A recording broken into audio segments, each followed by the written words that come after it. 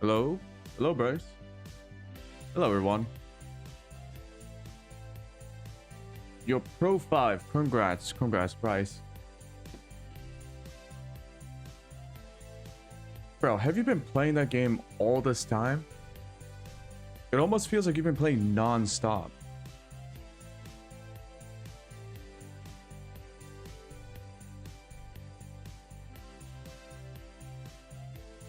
Wait, what did I just close? Oh. Well. You're playing right now. You're playing right now.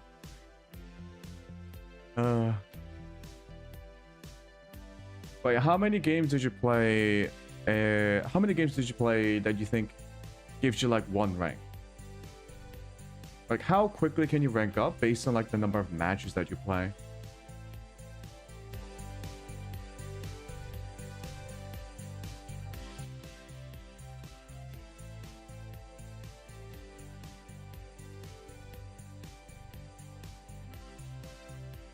Well, 3 matches at a minimum, I see. Well, I really can't blame you because I'll be playing Satisfactory all day today too.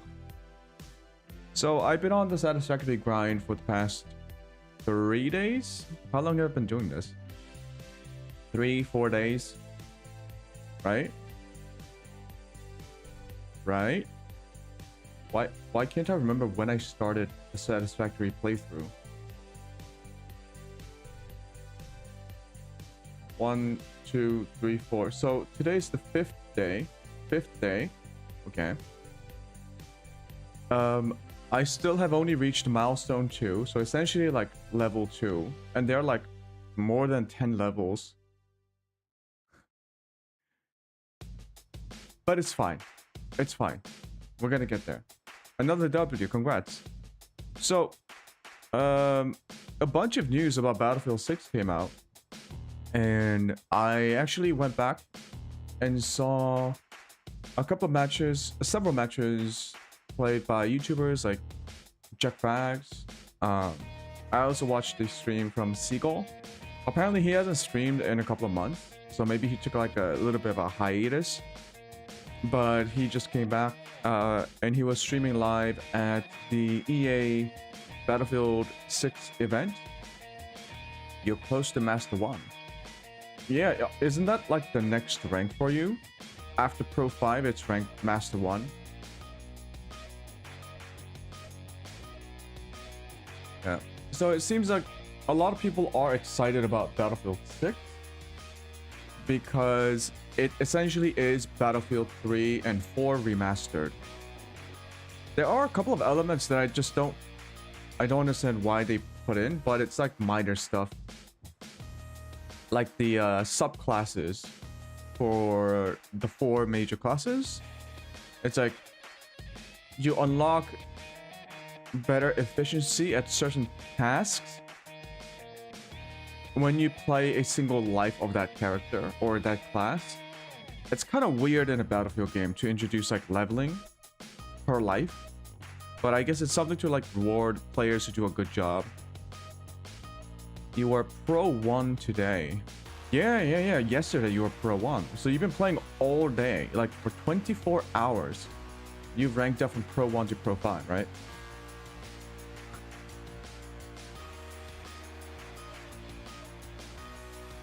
But before I turn on Satisfactory, check this out.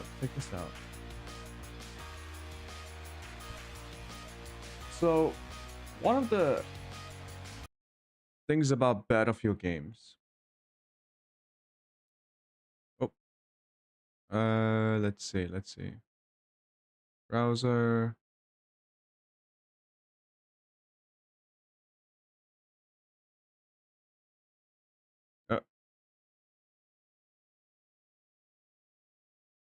How come that turns on both? What?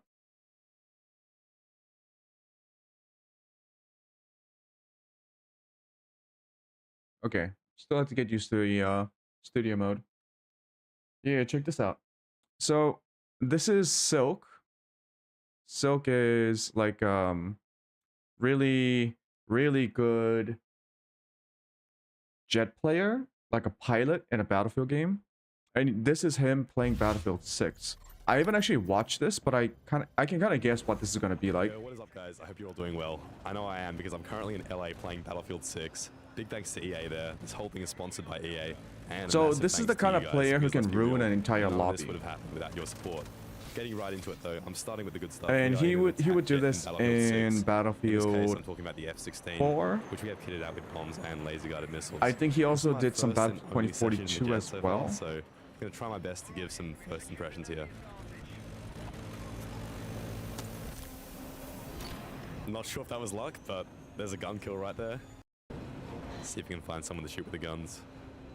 Yeah, so if you're a good jet player, you are almost unmatched. So it's not the... I don't know how they're going to balance it against really good jet players. I did see a lot of anti-air like vehicles and tools. Especially like the AA vehicles and AA gun placements, but... Laser guide on this guy? Okay, I don't know how that hit. My mouse was on the other side of the screen. Yeah, he just goes around getting like 60, 80, 100 kills in a server. He would do that constantly in Battlefield 4. See if I can gun down this guy. It's crazy. Nah, 0 damage. He would... I think also it's because he doesn't have the proper loadout. So this game probably has loadouts for the planes as well. Oh, a dogfight here. I think it works like 2042, so you have limited afterburner, and faster seems better. Again, first impressions, guys, but so this guy just bailed. People are still bailing in 2025. I'll leave the jet. No point.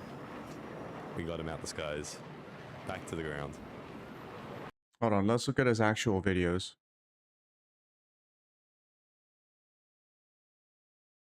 Oh, he did Armor 3? Oh, that's interesting.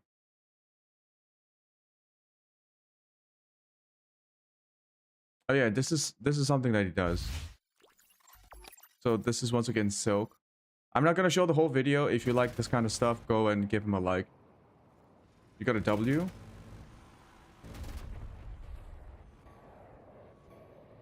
This guy just goes around killing the entire server. Much. And I was just sitting there. And he doesn't die. Basically AFK. Wait, let's... In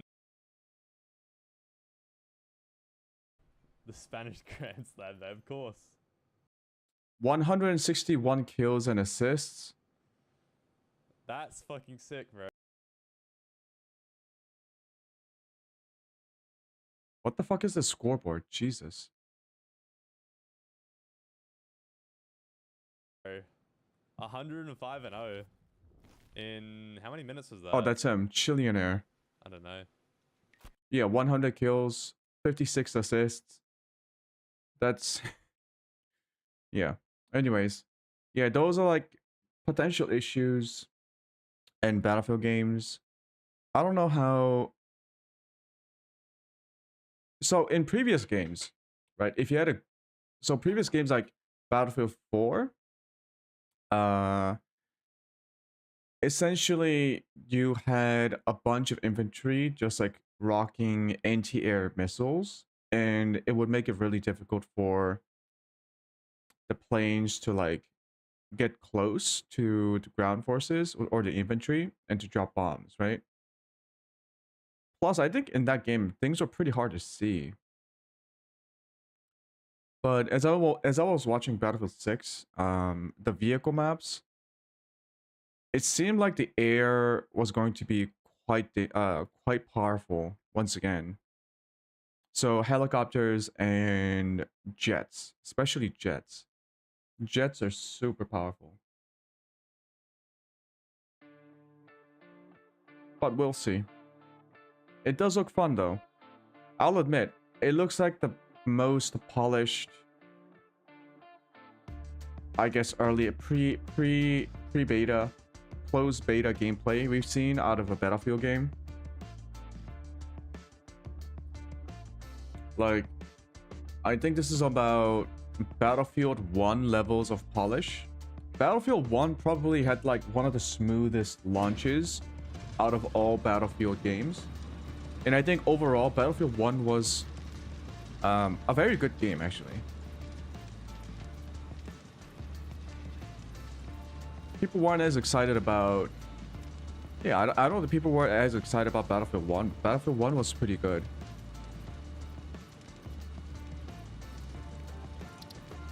It felt like an actual Battlefield game. That's for sure.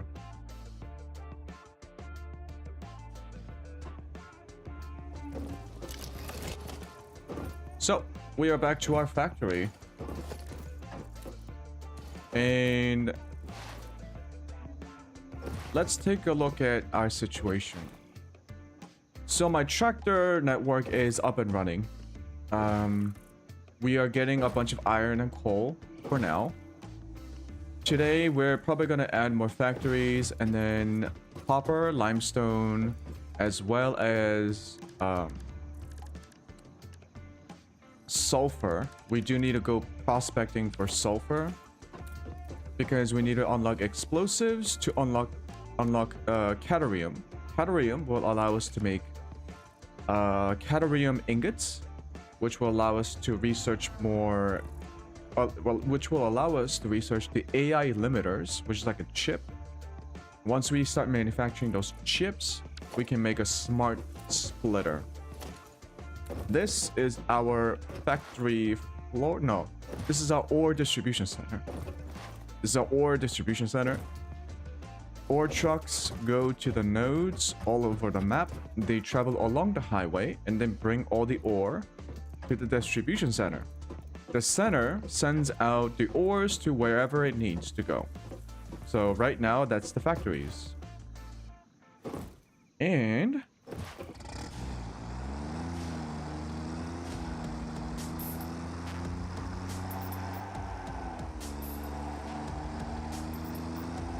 let's see.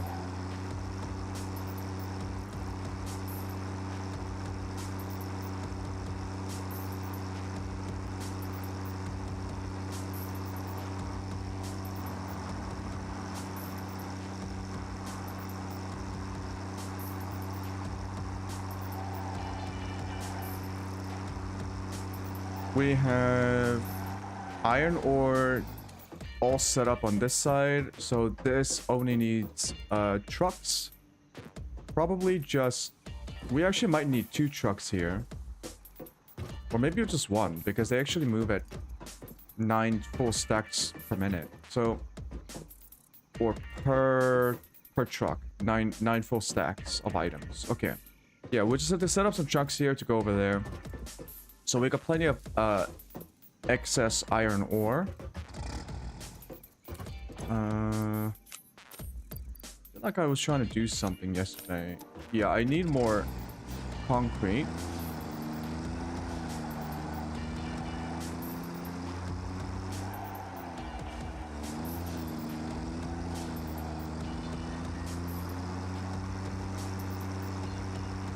So our roads right now, they look pretty ugly.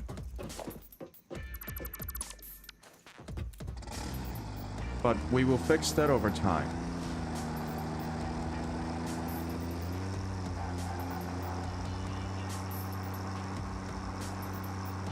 Why does it look good? What, the game? Did I watch a guide? No. I know generally this is possible. This looks horrifyingly ugly compared to other people. Like, so, I don't have that cosmetic unlocked where the roads don't look like factory floors and they look like asphalt. I don't have that yet. Plus, so one of the ways, there is a guide that I did watch years ago, and that's like how to make a curved road. So if you look at my roads, if you look at the road, it's literally a 90-degree angle, right? Like that. because I just use whatchamacallit. Essentially, I just like make a corner, right? There is a way to make roads that curve nicely, and that has to do with like setting one foundation, and then you just like fidgeting around on top of a whatchamacallit. Toggle build mode, zoop, vertical, default. There was a way to do this. But yeah, I don't do that. I don't have smooth roads.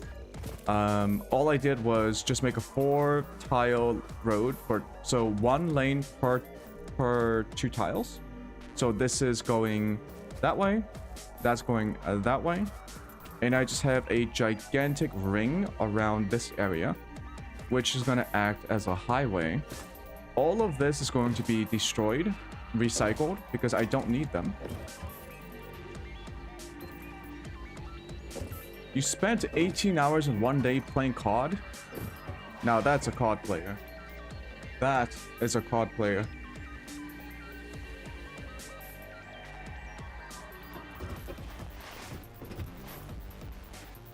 During a Thursday.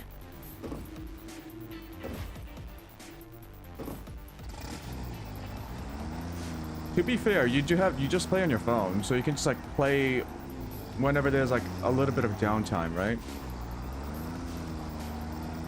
I need to go get concrete. How do I go get concrete? I haven't been down on the ground in a long time. Right, the concrete's over there. Your daily average is 3.5 hours. Wait, daily average is 3 hours? Jesus.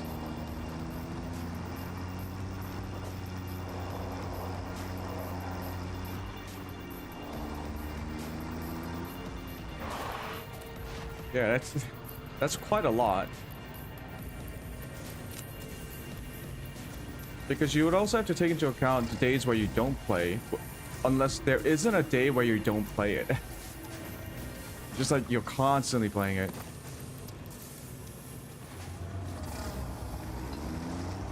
Okay, we also need a bunch of other items. We need more cables, we need rods. Yeah, COD players are built diff. I don't know how they do it. Especially on PC. Man, they've been playing the same game for the past 12 years. And, it's the same game.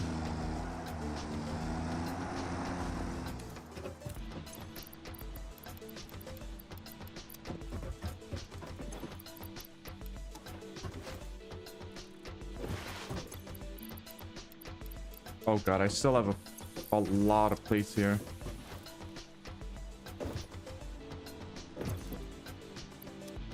For you, 4 years or 5?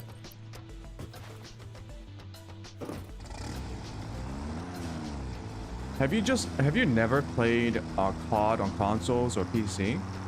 Have you only been playing it on mobile since the start?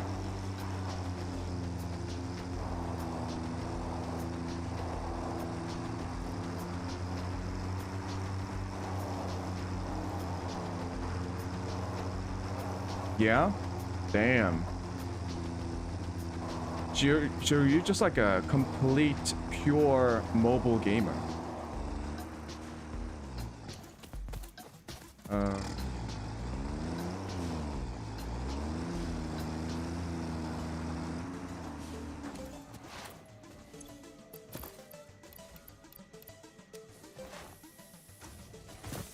Hot mobile on top of.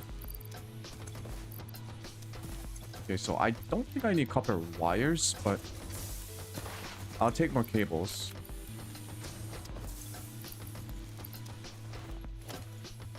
Okay. Just stocking up on items because I'm going to be building the factories. Oh, you use other platforms to play horror games. Right. It did seem like you enjoyed playing a lot of horror games. Oh, there was a new horror game that came out. It had to do with like, it's a It's a cinematic game. I saw Iron Mouse play it 2 days ago. It got all the voice actors and the video game voice actors in it. Seemed pretty creepy. Actually, what was it called? It's like Dead Take or something? Dead Take? No. Hold on.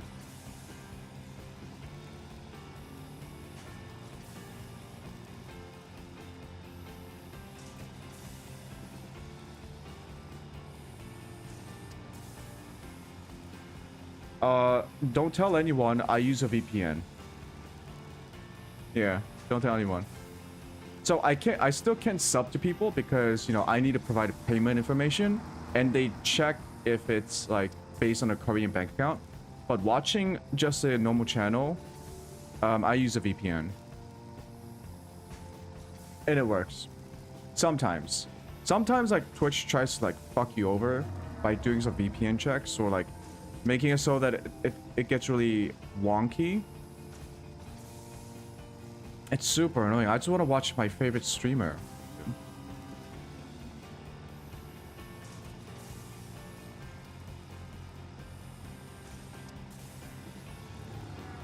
Yeah, what was it called? So I'm trying to see the title of this game. Dead Take. Dead Take.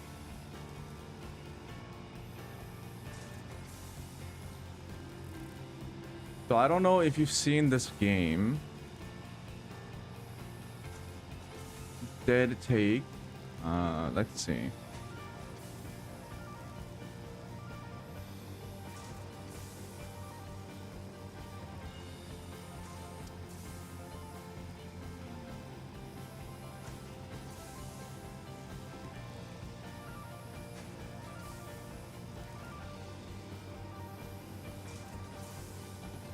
Yeah, so this is a game that just came out.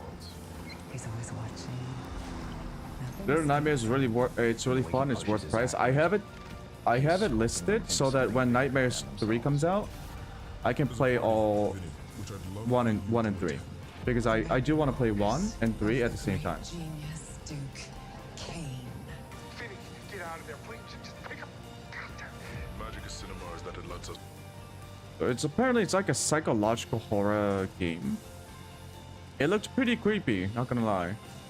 It had a tense psychological horror escape room. It's short psychological horror puzzle game. Yeah, I saw Iron Mouse play it. It looks pretty scary and fun. I know, I just thought play the first, it's only $20 for you. Yeah, I'm just kind of like just waiting until Little Nightmares 3 comes out.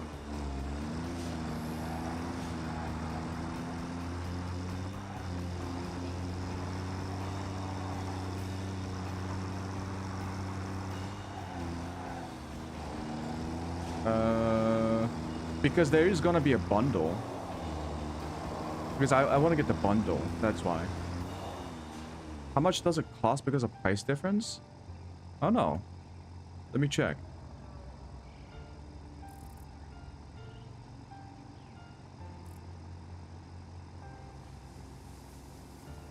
Little Nightmares.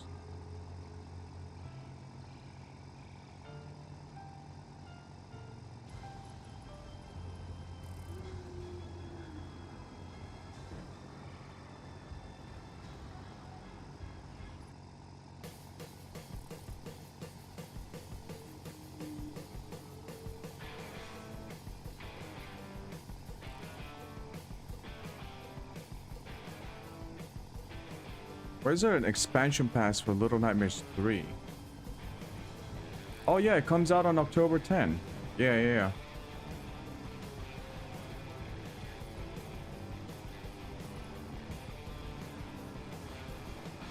So, pre-purchase, pre-order bundle. Let me show you.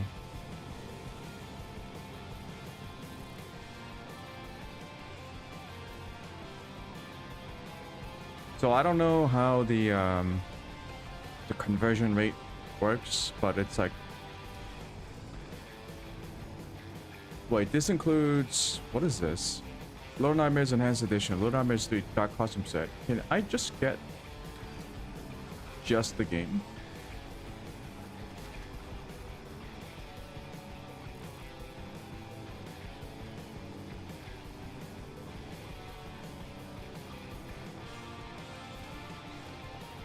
Playing with someone in that game? Me? With other people? I don't have friends. Not in this economy, no.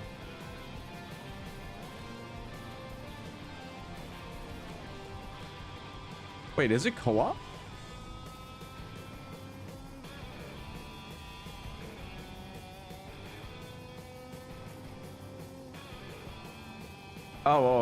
Oh. In Satisfactory. Oh. No. Ah, you see. Wait, let me show you. It's automated. So that's the key part of my factory design. Oh, why is it still on? What the fuck? So, wait. Did I get concrete? Yes, I did get concrete. Yeah, so the truck you just saw that drove by, that is automated. And that is the key part of my overall factory. Let me show you. The whole reason why I built this road network is to have these automated trucks move around more easily and more reliably. Because trucks can go on the floor, but having a road makes it a lot more tidier and reduces... Like, I get less confused. Honestly, oh, that's not a way to go up. Yeah, I gotta fix this part. This is a leftover from the previous factory.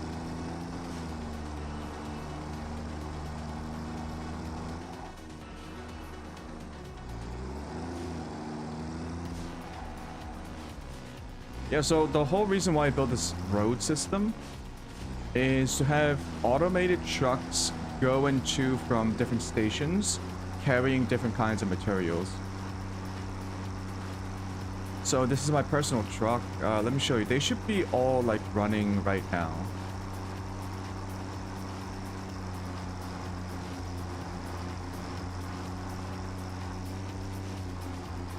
So yeah, these are all truck stations. That's an automated truck. To make an automated truck in this game, what you gotta do is you gotta make a truck. You gotta make a new truck. And oh, this needs coal. That's fine.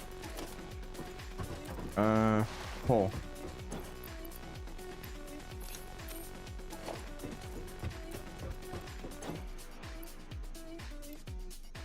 Alright. So they take coal, and I think they can take other kinds of fuel later. Right, so I make a new truck. This is a tractor station. So you can have it load or unload cargo.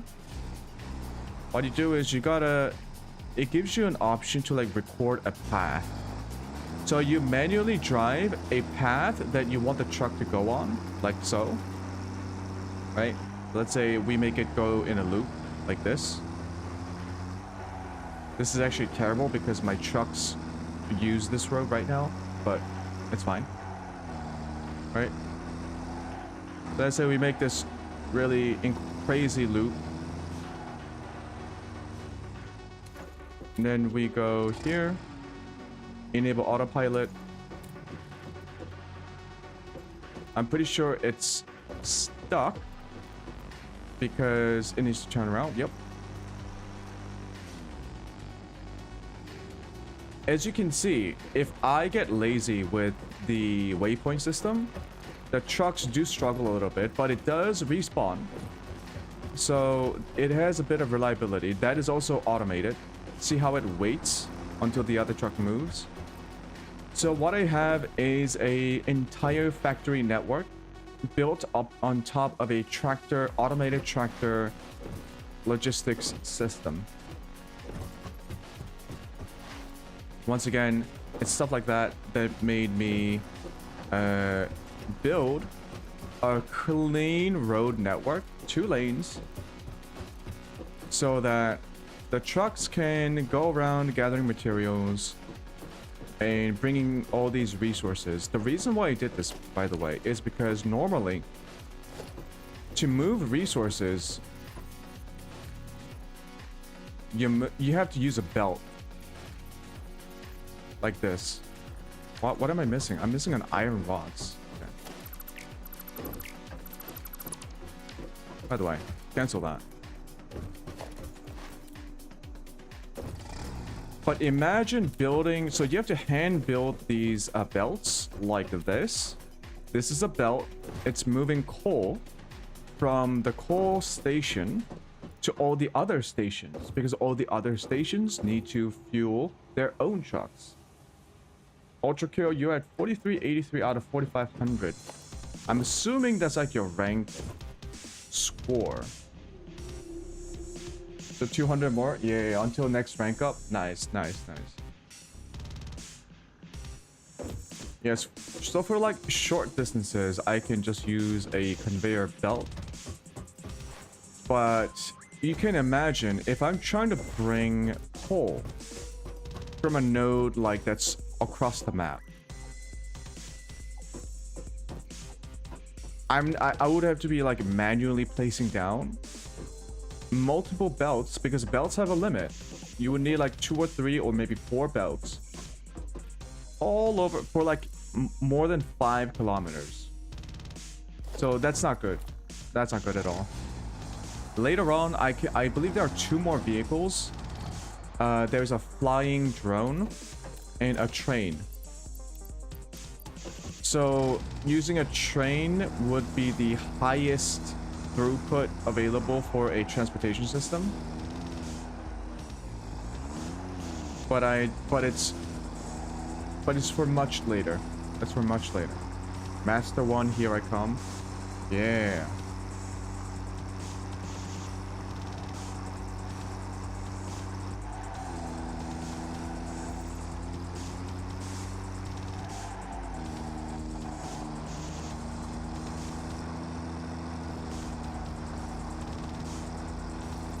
To my knowledge, not a lot of people build factories like I do right now, because it's not the most efficient, for sure. It's not. Why is this freaking out?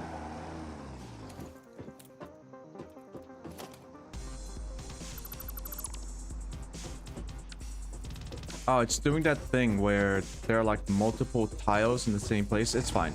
It's a pretty big and complex game. It's got that. That's like the only visual glitch that I've seen so far.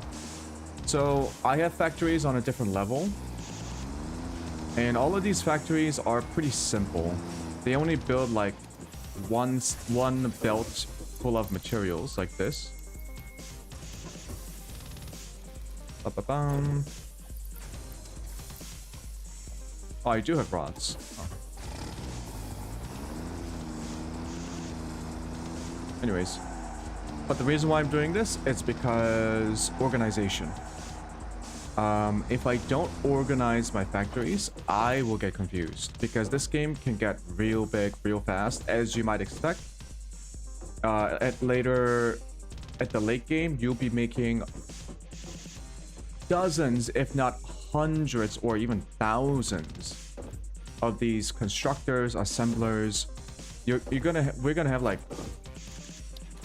okay, how many ores do I have right now? You need a production line for all of these ores.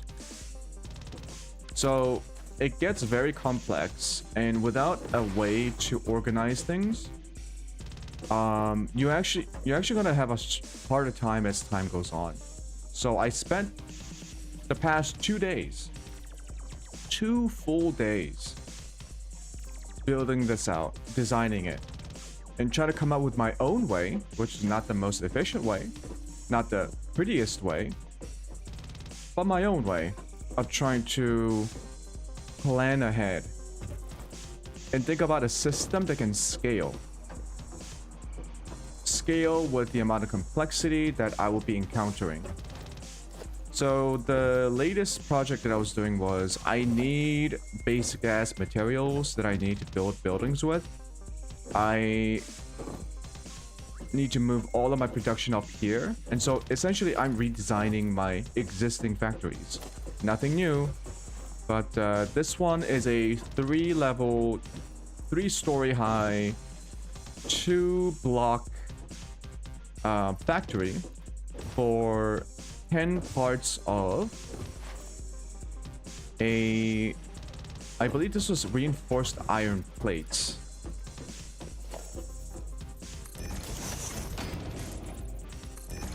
Yeah, this game gets pretty complex. I'm also really slow in terms of progression, but that's fine. So these produce the reinforced iron plates, but 2 of them only makes 5 per minute. I'm trying to get like 60 PM, so parts, ppm, parts per minute.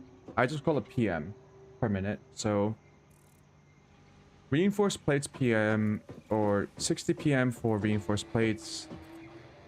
But this single factory, so this is actually a single factory divided by a road, which I'm building over. And this is gonna make 10. So to make one single belt of a reinforced plate, like the most basic ass belt, so the minimum amount that I can transfer with a belt, I need to build these 2 buildings 6 times. 6 times.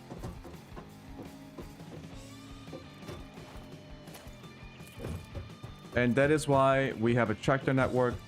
That is why we built on top above the ground, because we need clean, organized way of making hundreds of these buildings. But yeah, I'm really hoping I could just unlock the blueprint. So there is a thing called a blueprint where you can make a factory, copy it, and then just paste it. That'll be really nice, because I have already standardized my factory layouts with the same grid size. So I hopefully the blueprint can encompass all of it, so I can literally copy and paste my entire factories this way. So that's a different factory that makes a different thing, and the one behind it also makes a different thing. Behind it, if I want to expand, I can stack it above or expand it. I believe that's like west. Yeah, sort of eastward. I can expand eastward. Yeah. This factory has to be finished. We already have this one. I just need to copy the factory over there. So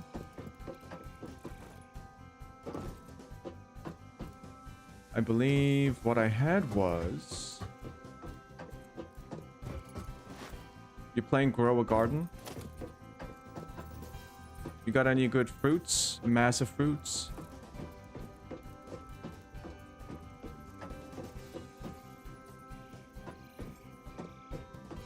I can...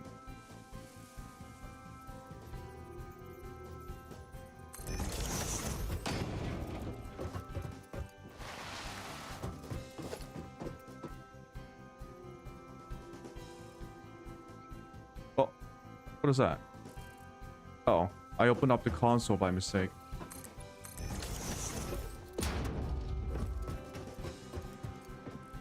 Yeah, so I got one tile left. We put 2 constructors here, which makes rods.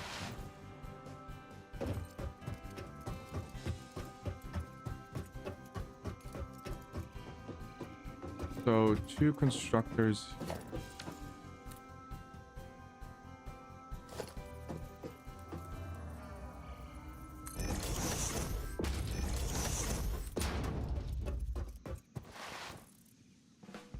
Just a 75-meter one with only 8 mutations.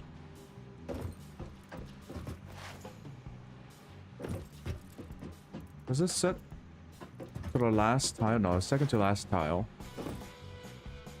I kind of wish the game actually had blueprinting unlocked by default, so that even starting players can just think about using a blueprint from the beginning, but... Yep, okay.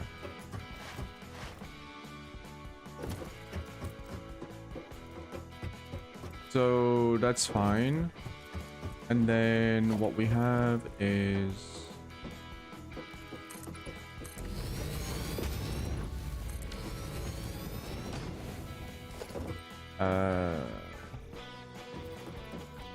Constructors again. We leave one.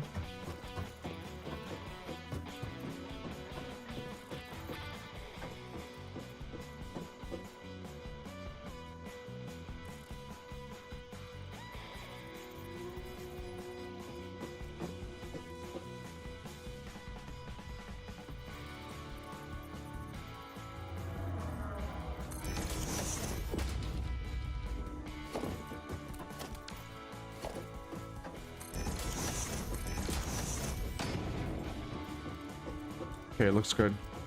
So, iron ingots here, rods here, and then these are screws.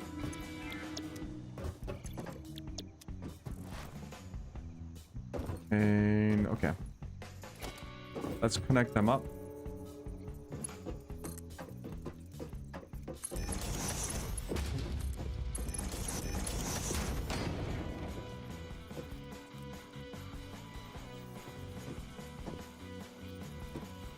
I'll use a splitter.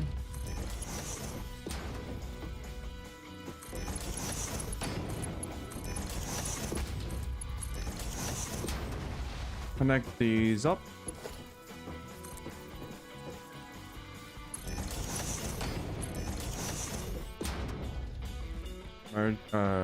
Merger.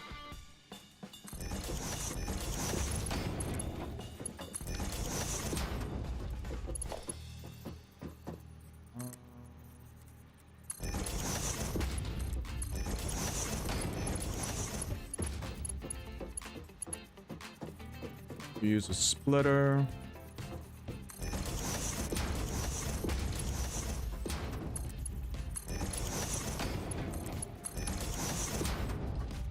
I believe these have to be Mark IIs. So this one produces... No, not Mark IIs. Nope. Mark 1s.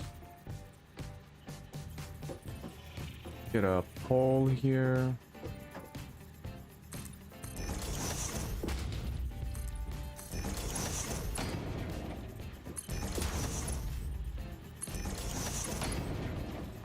That's completely unnecessary.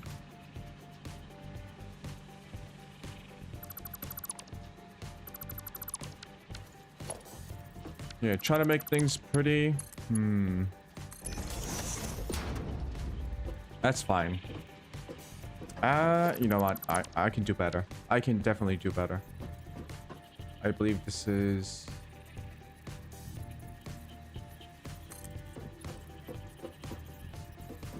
That's not... Okay.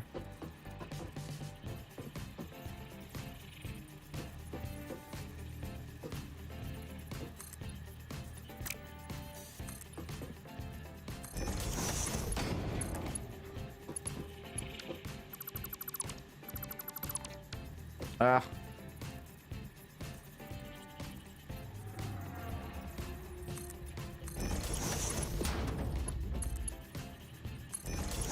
There we go. Jesus. Yeah, aligning stuff so that it kind of looks neat. It's kind of tough. Kind of tough. Okie doke. We got 3 outputs here. This needs a level 2. So we need mergers.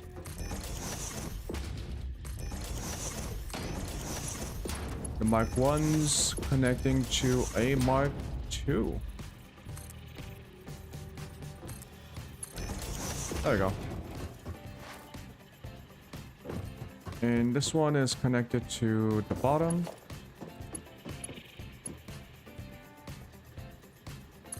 Go mark.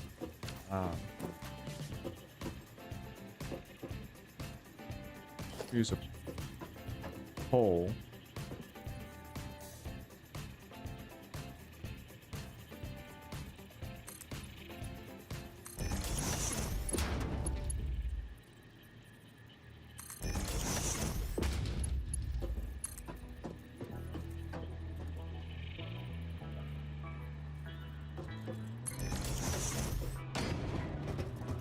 I think that connects.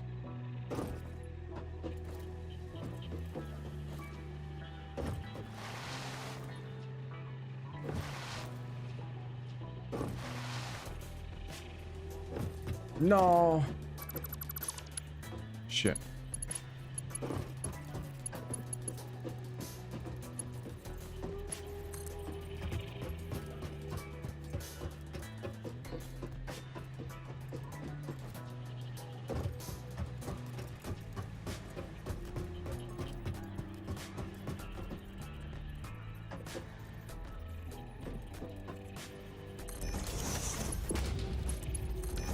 There we go. There we go.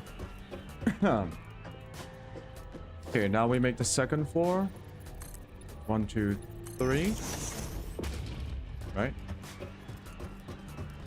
It's 3 tiles high.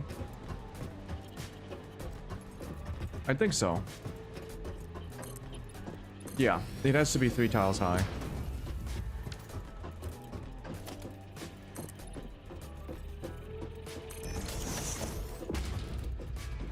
Also, I need to unlock lights. I'm pretty sure those are unlockable as I progress.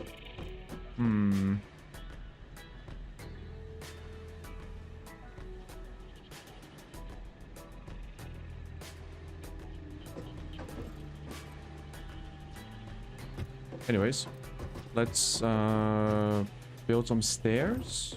No, not stairs. I need to unlock ladders too. Also, elevators, because elevators have been added to the game in version 1.1. Cool.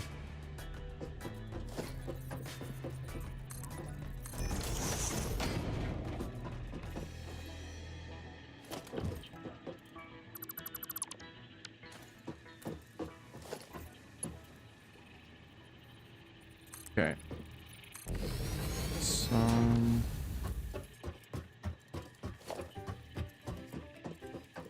Like, there we go.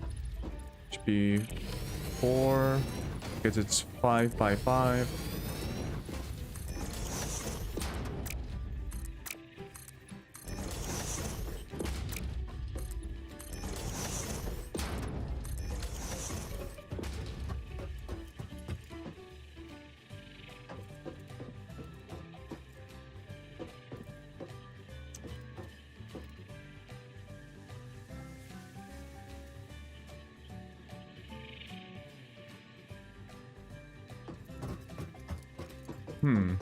Okay.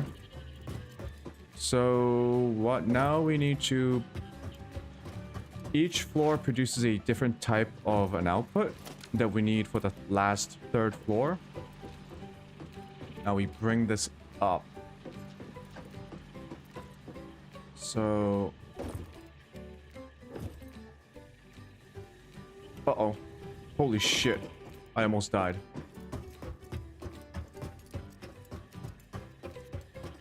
I think that's the first time I fell off by accident.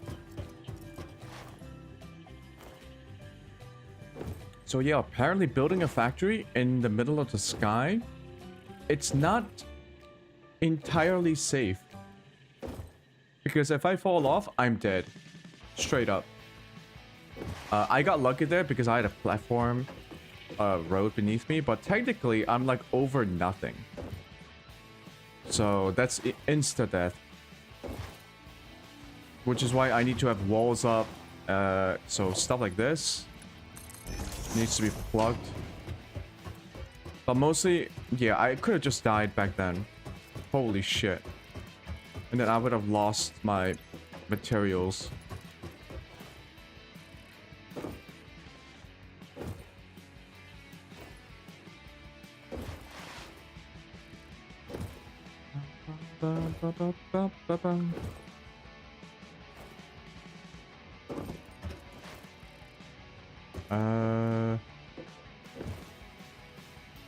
Where did I fall off? Oh, right there. Yeah, this is dangerous. Let's just...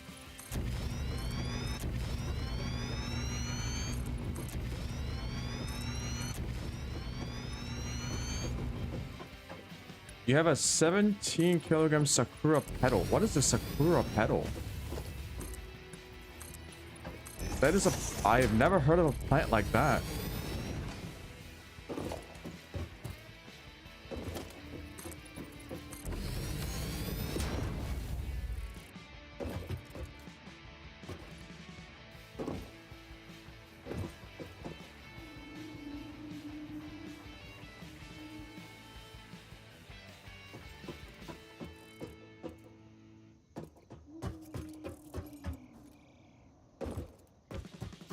Oh, okay.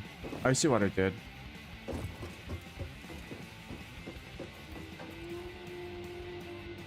Sakura bush? Is it a real plant? Sakura bush?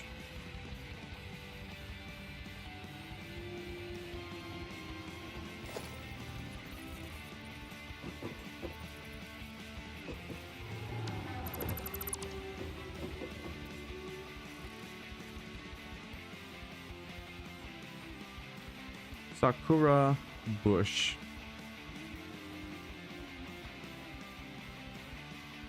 It's a cherry blossom. Huh?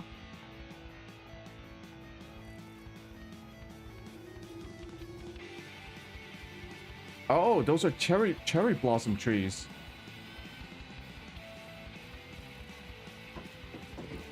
Oh, that's pretty. Do they have like pink like do they actually have the cherry blossoms as well?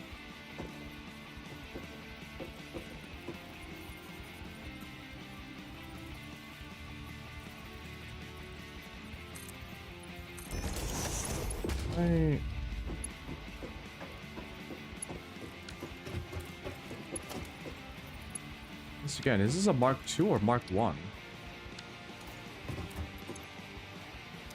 It's a Mark I.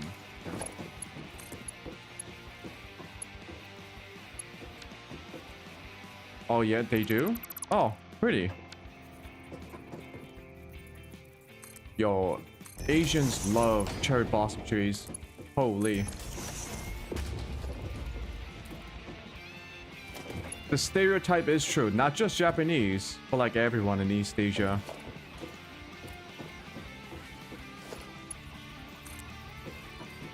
I mean, to be fair, they are pretty. They are pretty. Yeah.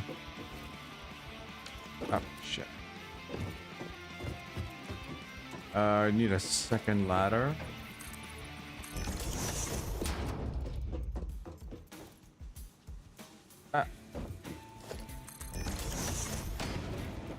This one just goes up here.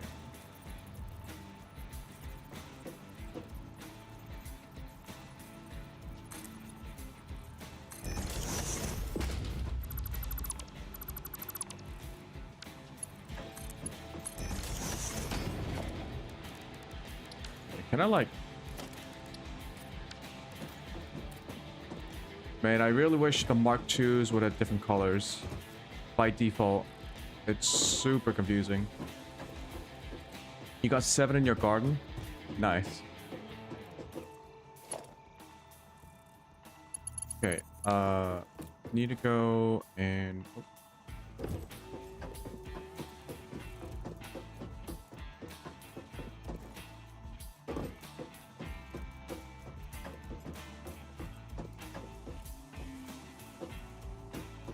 Get the 2 inputs.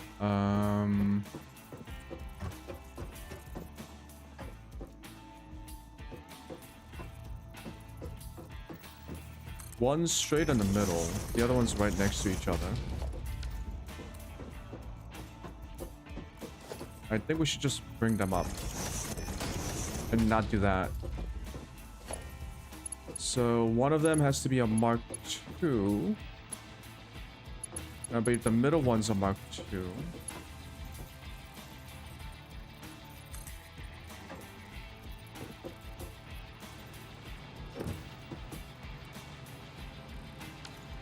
Oh, I have to attach it to... Okay, well, fine.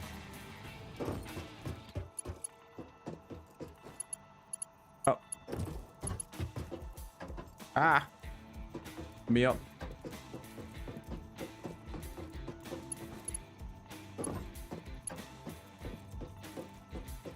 That's good.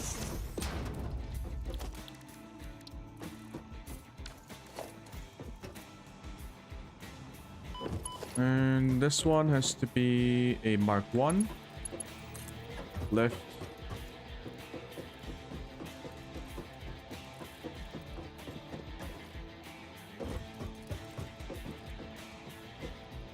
Shitballs.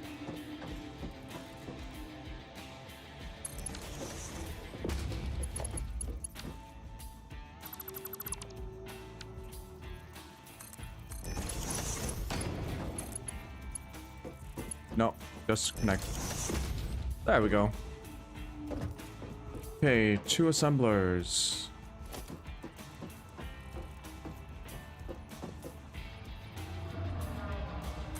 Two.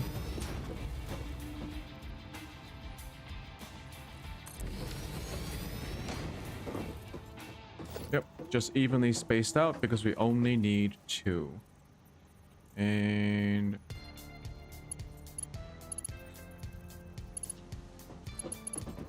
how do we do this again? 1, 2. 1, 2. 2. There we go. Splitter. Yeah.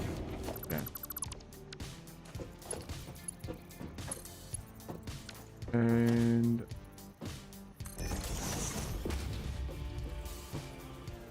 splitter.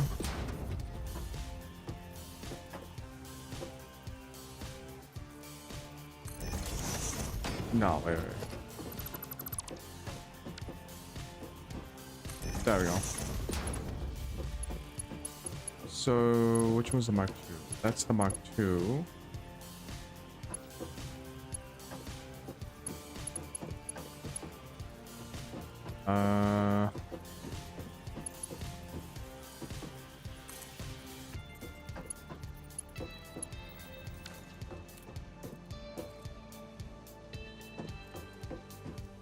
That's kind of weird.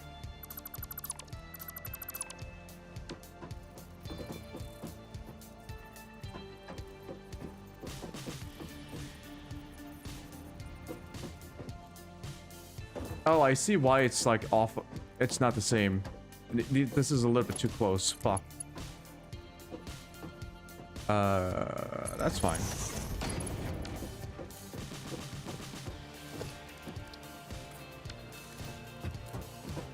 And Mark 1. You made 42 million when I sold it. Didn't make a difference in your trillions.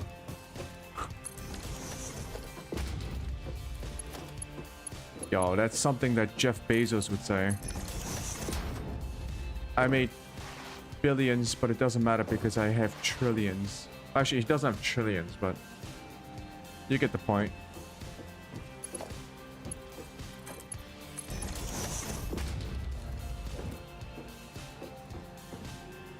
Actually, I'm gonna search this up.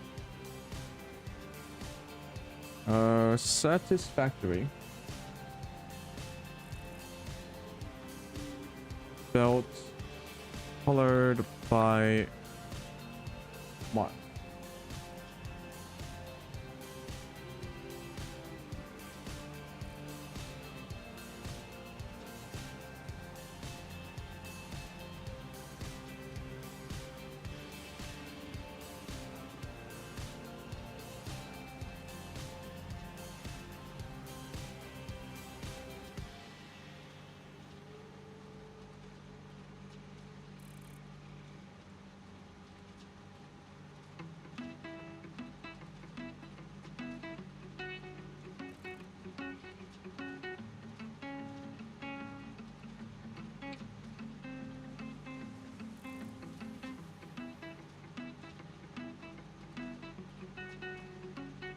Yeah, I want to see if I can have the Satisfactory conveyor belts.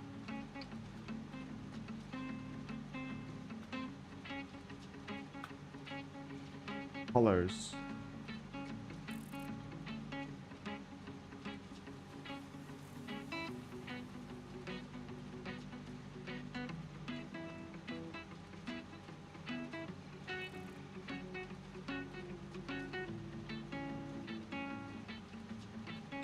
And this won't be an issue if I just have one type of a belt. Because right now I'm mixing and matching Mark II and Mark I belts. So a Mark I belt have a limit of 60 parts per minute. So this can carry 60 parts of anything, right? A Mark II belt has 120. They are very... Hold on a minute. Oh, there is a difference. Okay, they look almost identical, except this is a single dot and this has 3 dots. Ah, okay. I actually haven't noticed that before.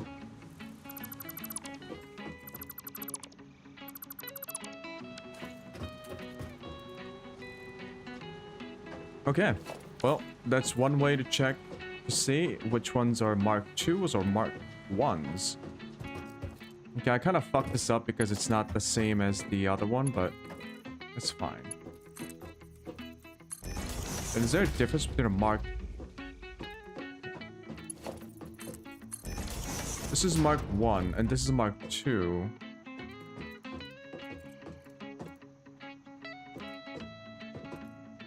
The lift doesn't really...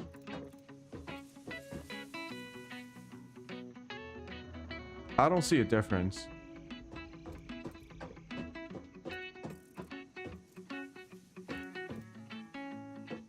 Nope, I don't see a difference.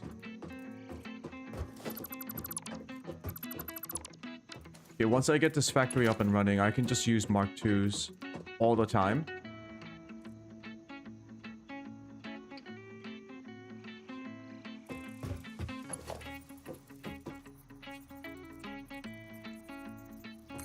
For now, let's just move on ahead. Merge, merge.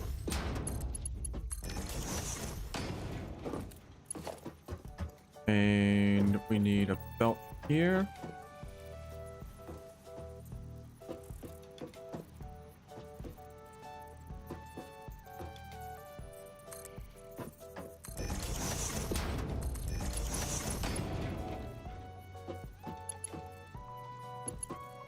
Why does it do that? Fuck.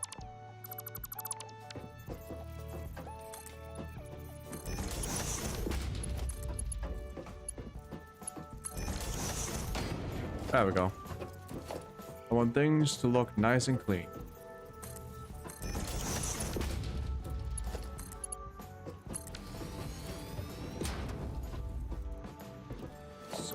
Oops.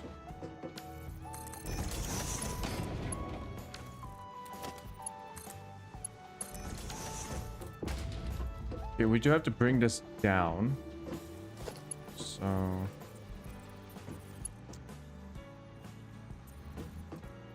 pull middle.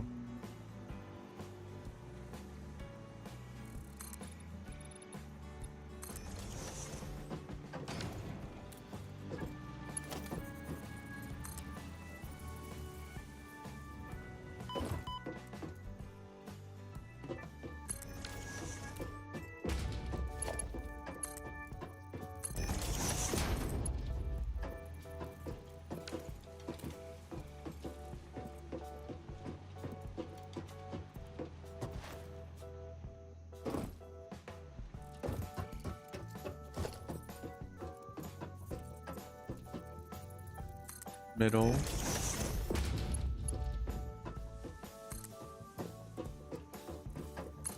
That down and connect it here.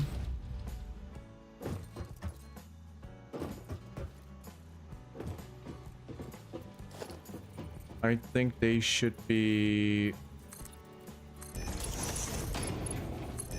Yep, they need to be merged. Here.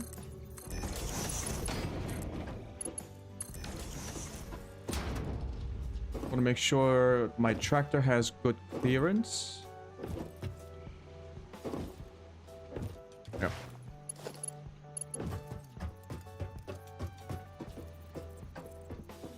And then this one comes over here.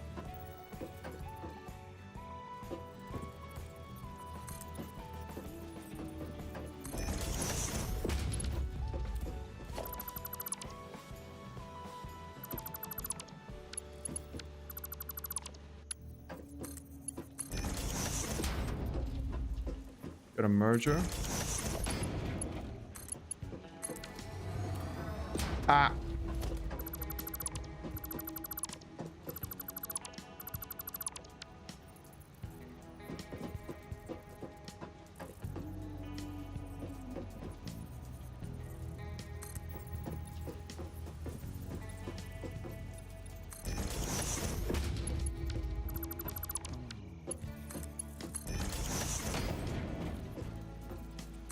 Merger.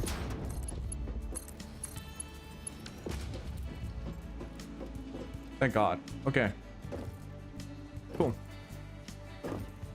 And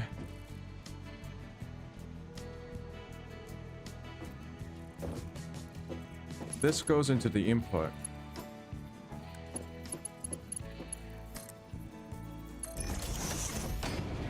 Which get a merger going and this connected.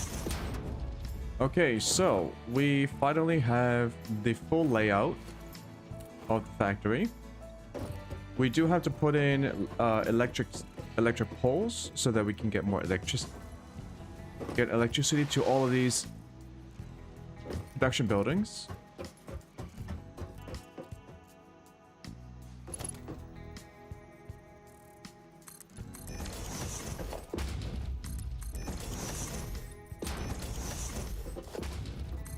I think I'll just get a basic ass wall here.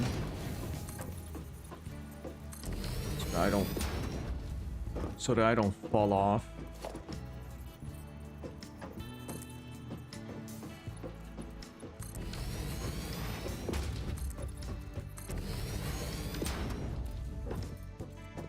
Yeah, it does stop me.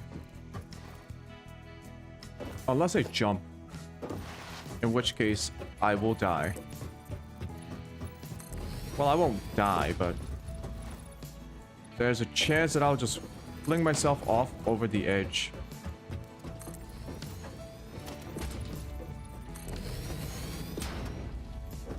Cool. This is an actual factory. Honest to God.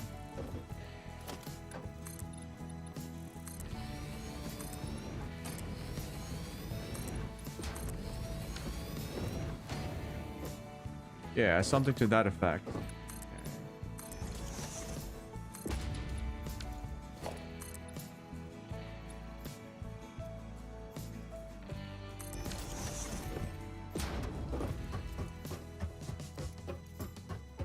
Once I get elevators, I can just put them somewhere. Somewhere like here.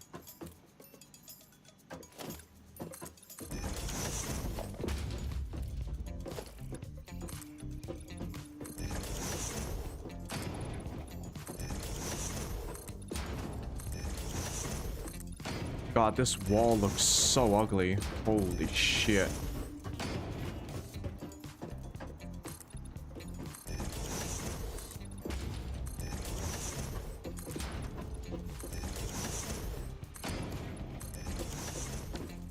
Can I at least change up the color?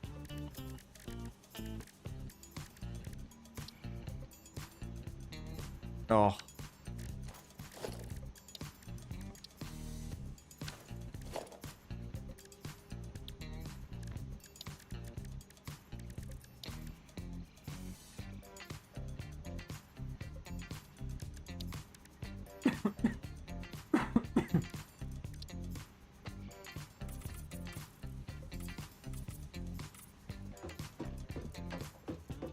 Oh god, no.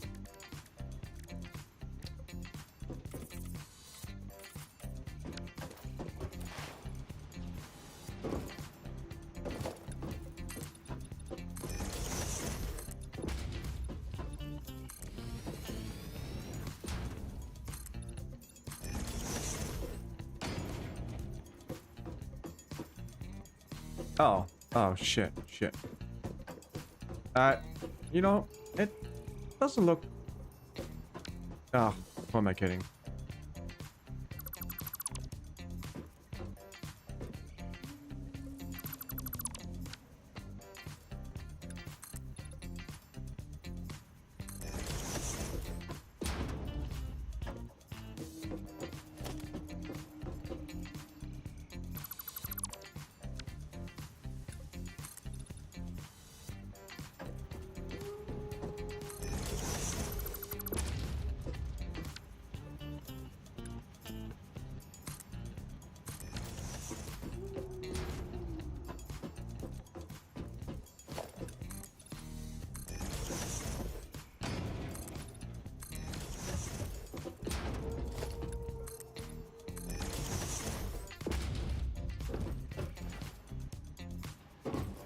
Man, I need lights.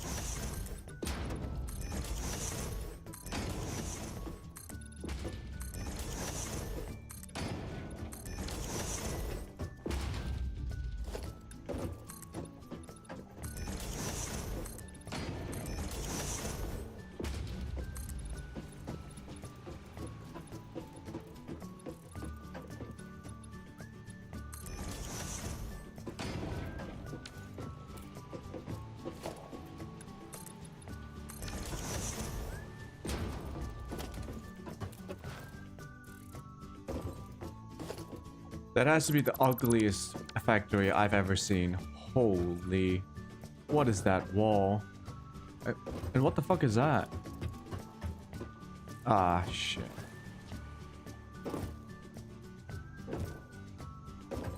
There's a tiny bit of the constructor, I believe, sticking out. Eh.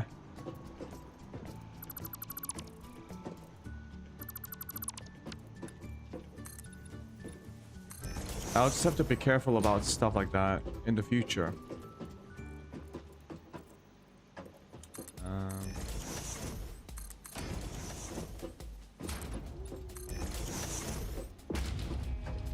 Ooh, nope.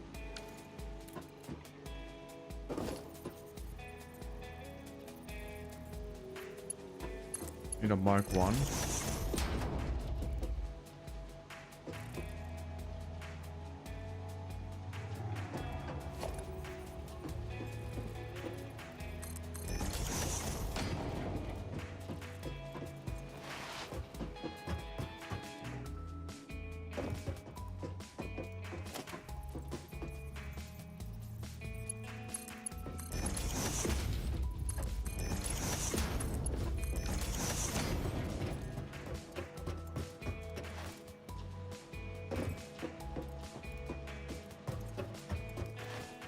Okay, time to review our factory one more time.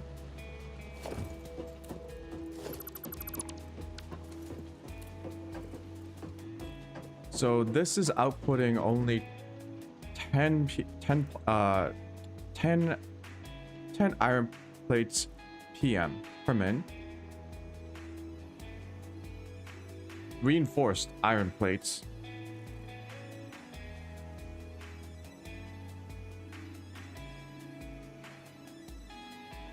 And in total, we are using, I believe, only 120 iron ores per minute. So we can copy these two buildings to make another, an additional 10.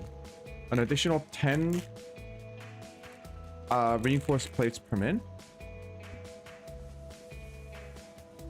After that, we will be limited by the input. The amount of ore that we can get from the station.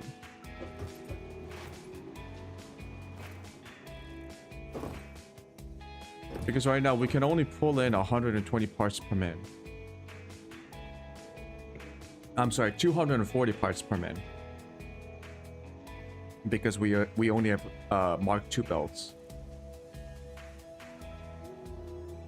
So if I want to expand upon it, which I don't, I think I'll only expand when I unlock additional belts. Because I really don't feel like building another truck station. Right now, at least. Yeah, I would have to... If I want to make like 60 reinforced plates per min, I would have to make these two buildings 6 times. Or, sorry. Yeah, 6 times. 6 times. Because these two make 10.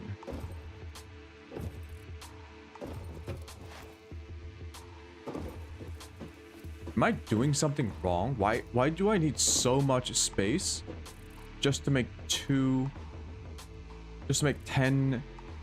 reinforced plates per minute?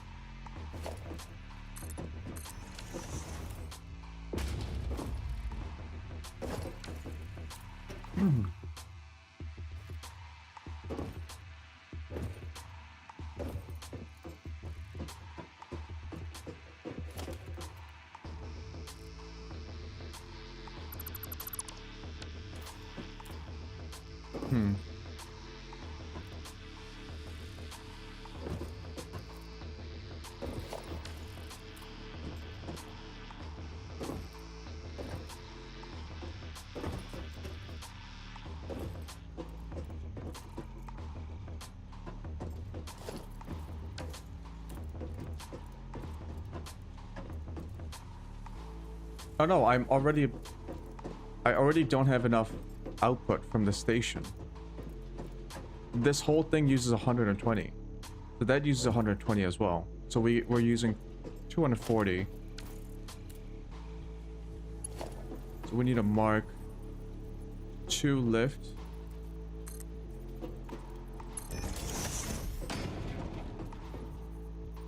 Goes...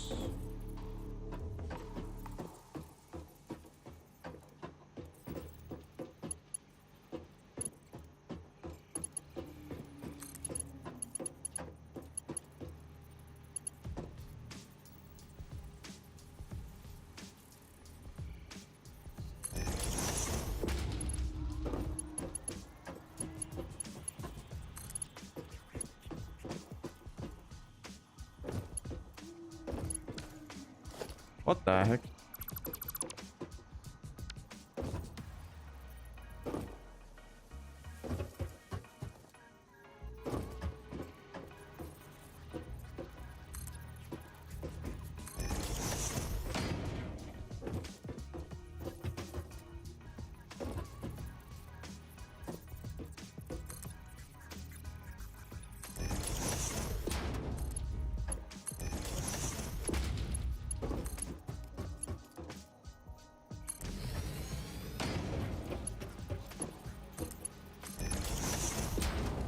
There we go. Okay.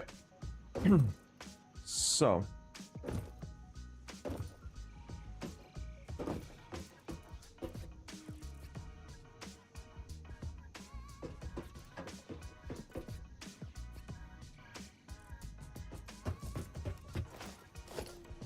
let's work on the power.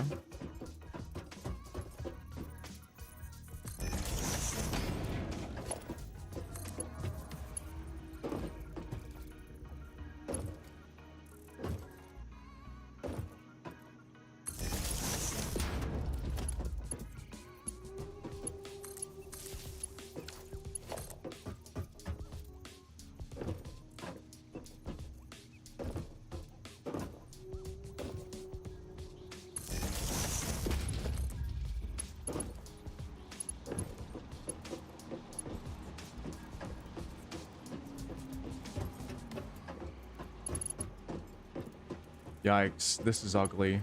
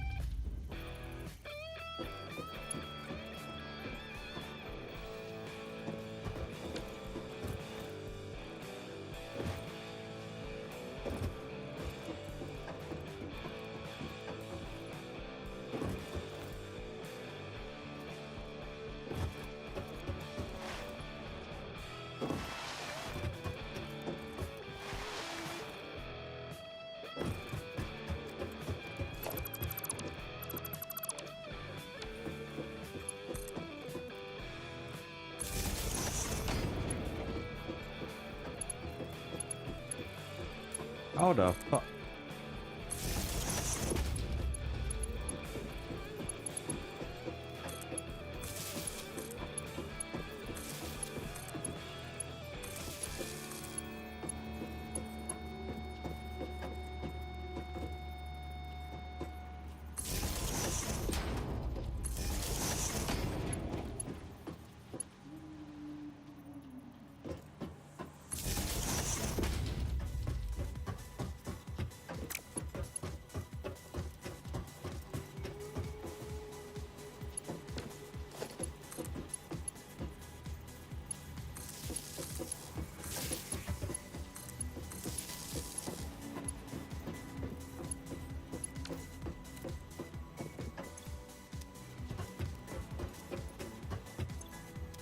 Okay, so they're all set. Third floor.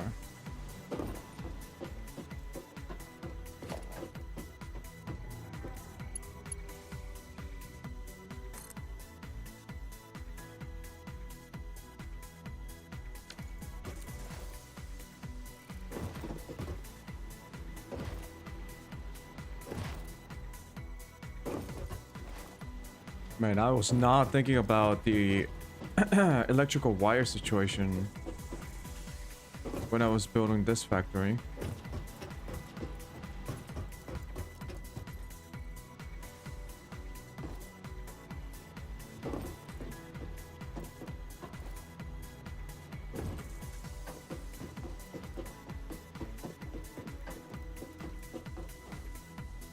Okay.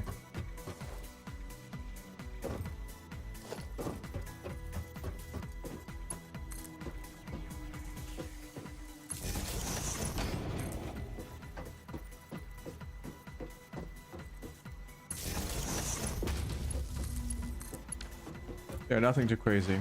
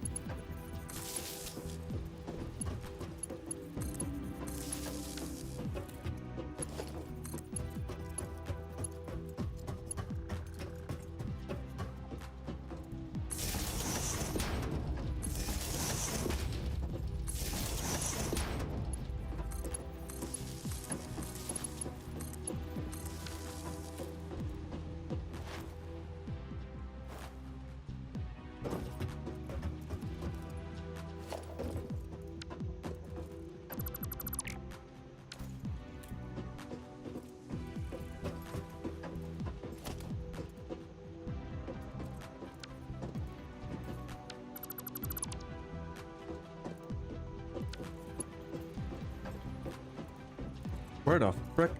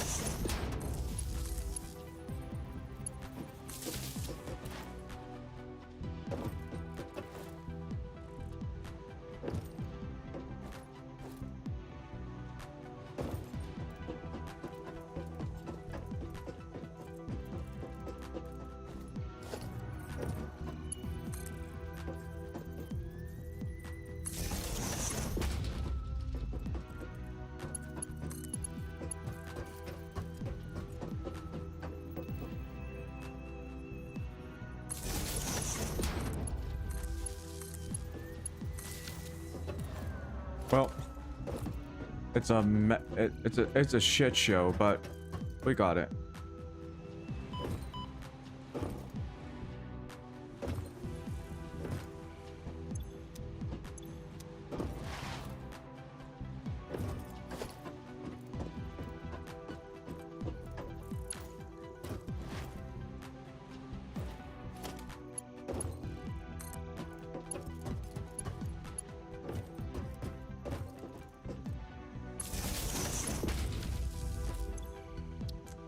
Load.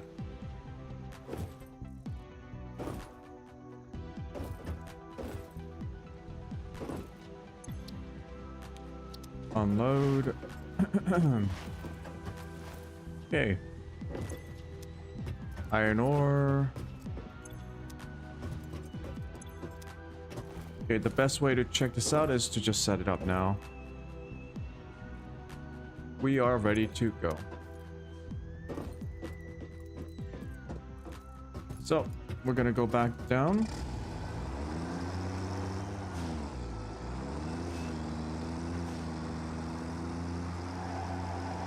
get a tractor going.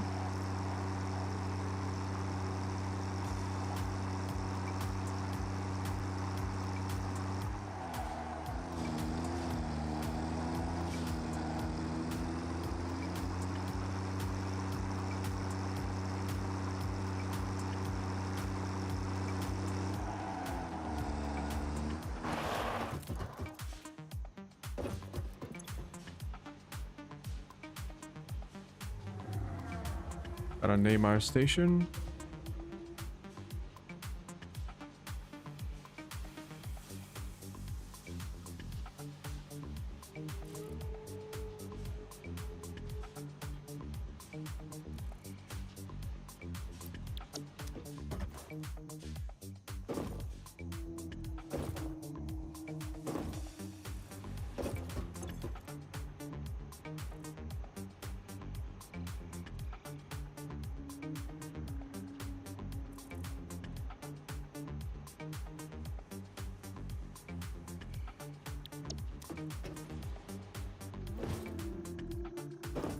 Okay, now we are ready to go set up our iron ore transport.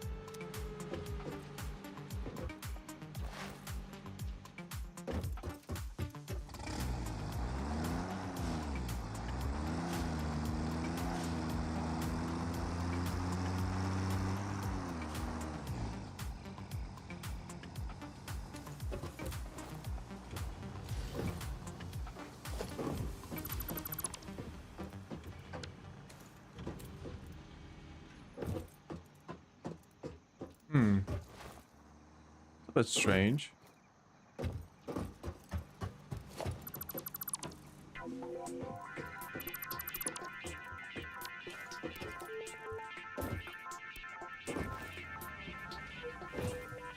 Why does it keep making multiples?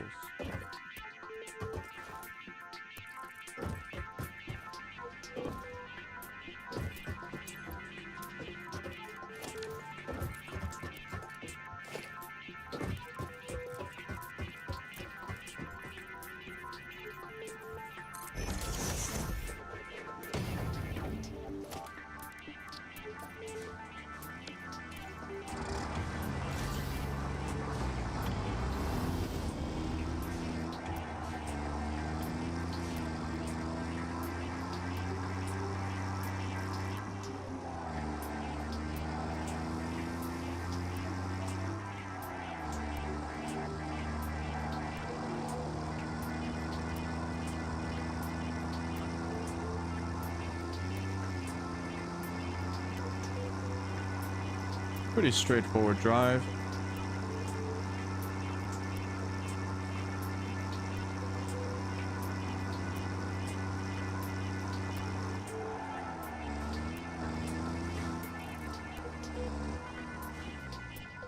One second.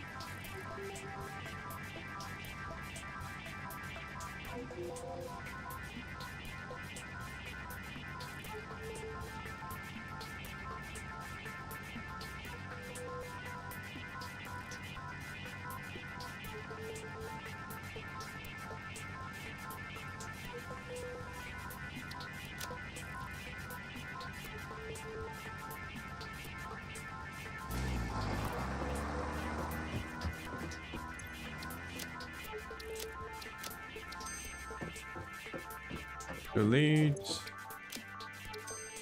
Delete this one and this one as well.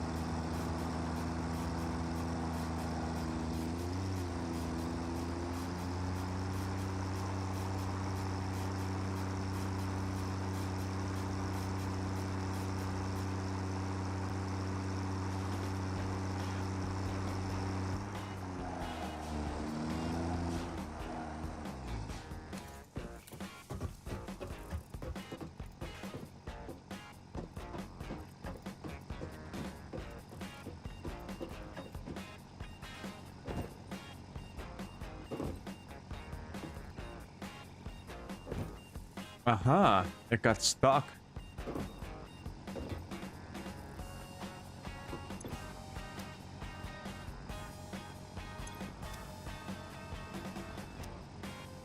Oh shit, no power.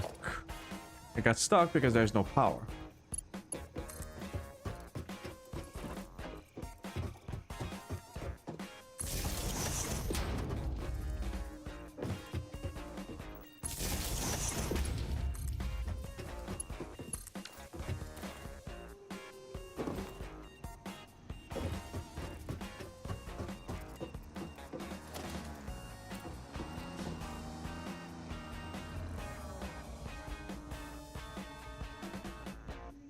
What?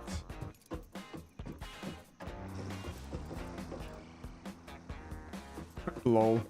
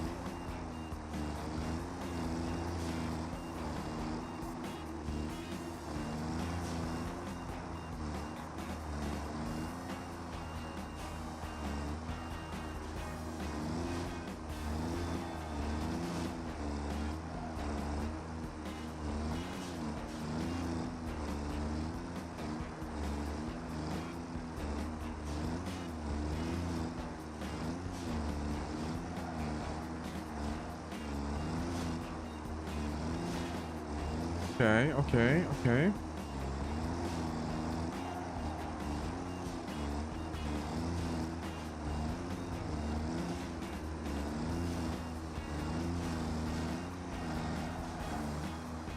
It's a little slow on the turn.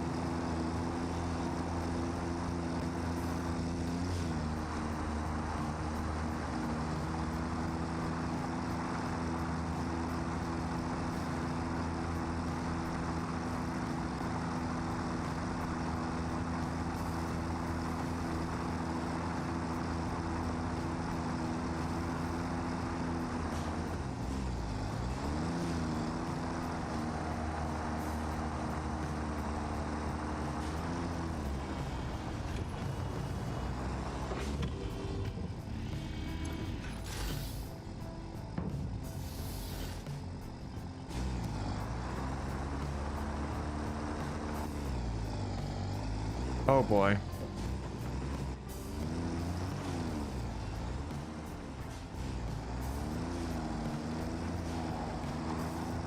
We're gonna have to redo it.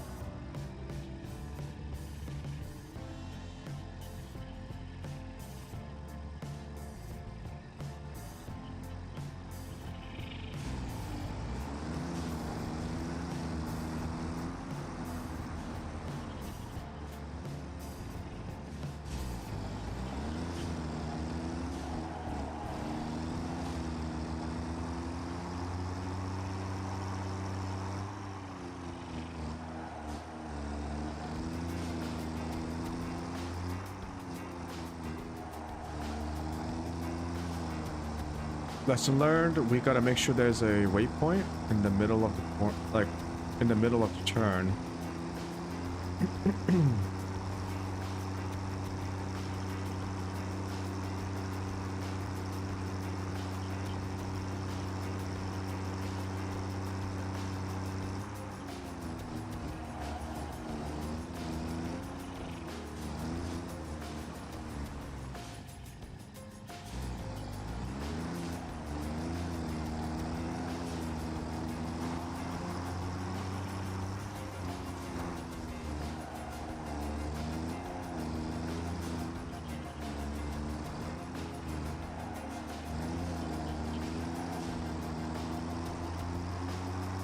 Yeah, better safe than sorry, right?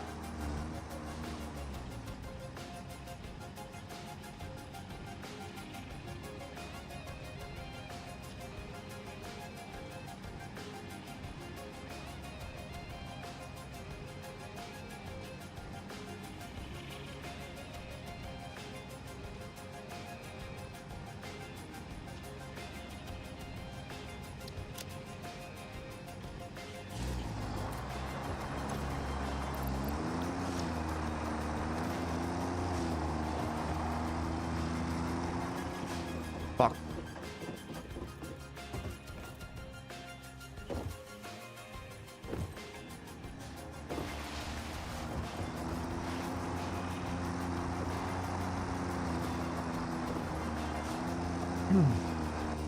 I might have to delete that one.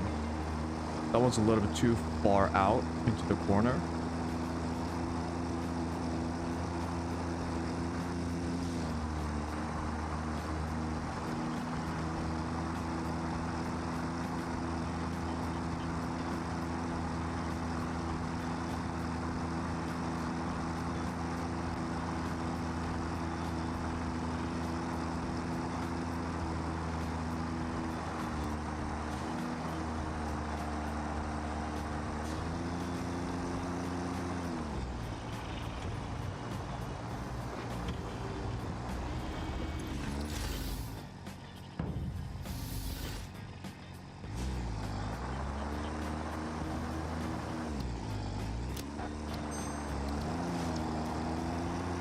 God, it's hitting that place again.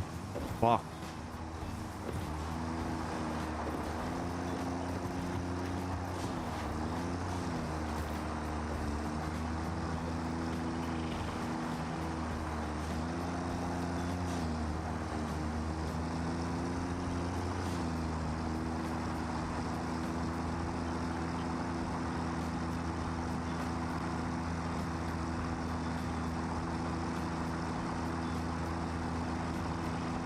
I wish there was an ability to place a node when you're on foot.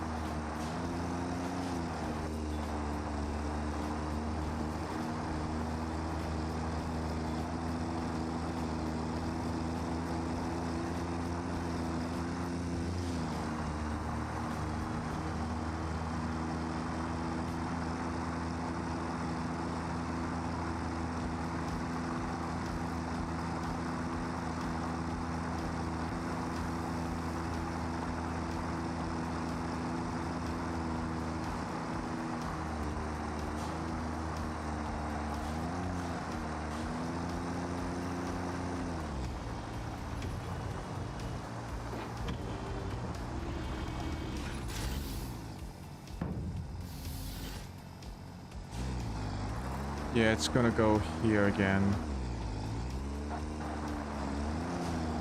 I mean, it's not an issue, but holy.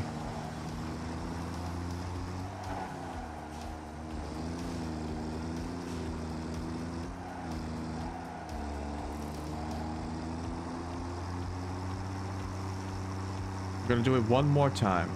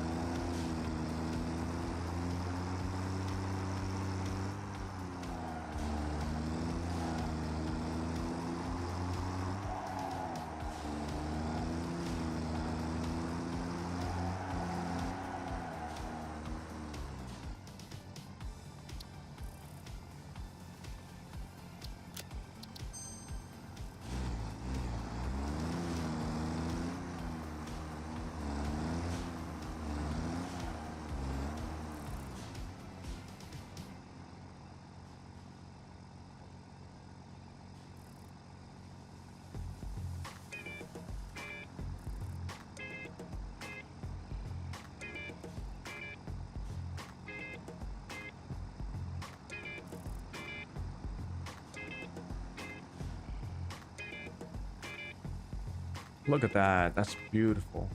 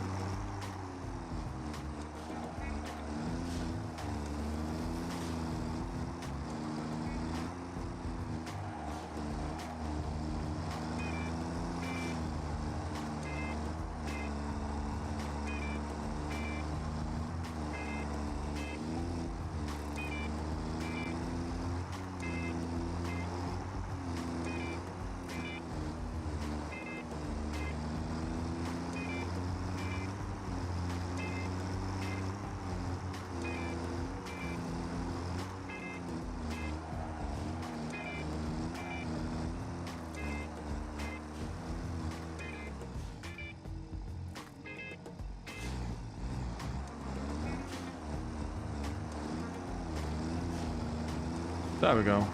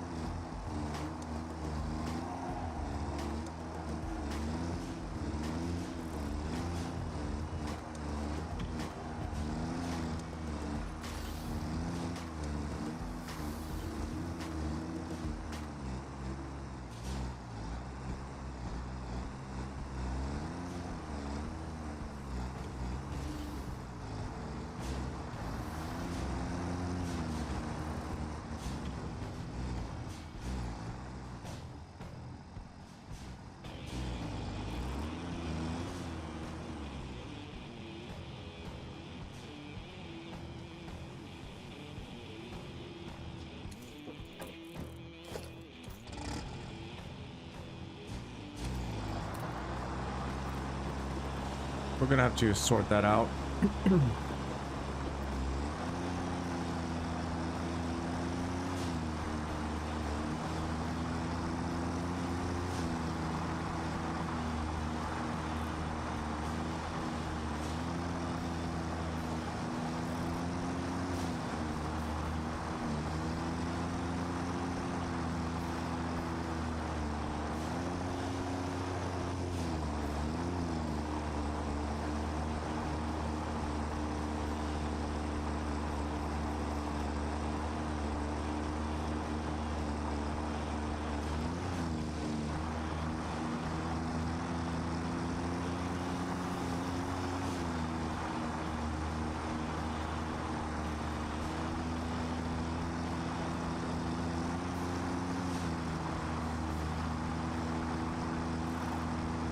So this part should be fine.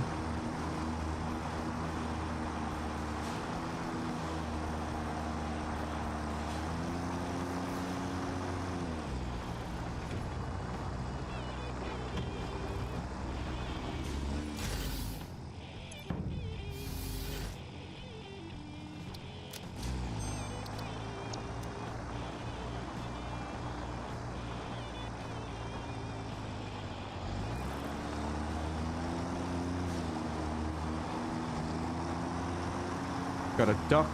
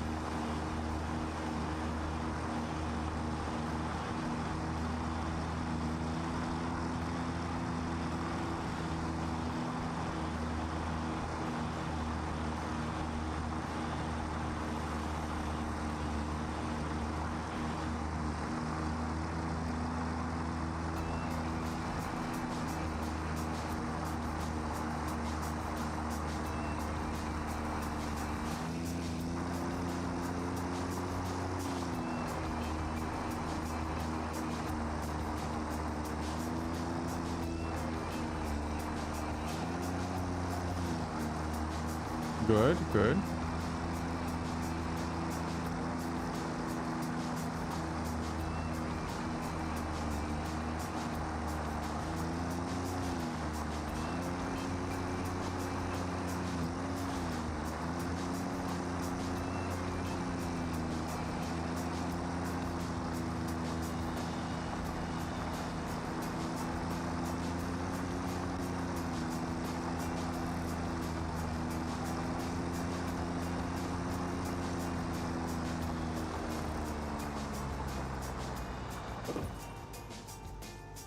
So this one goes there, get that one.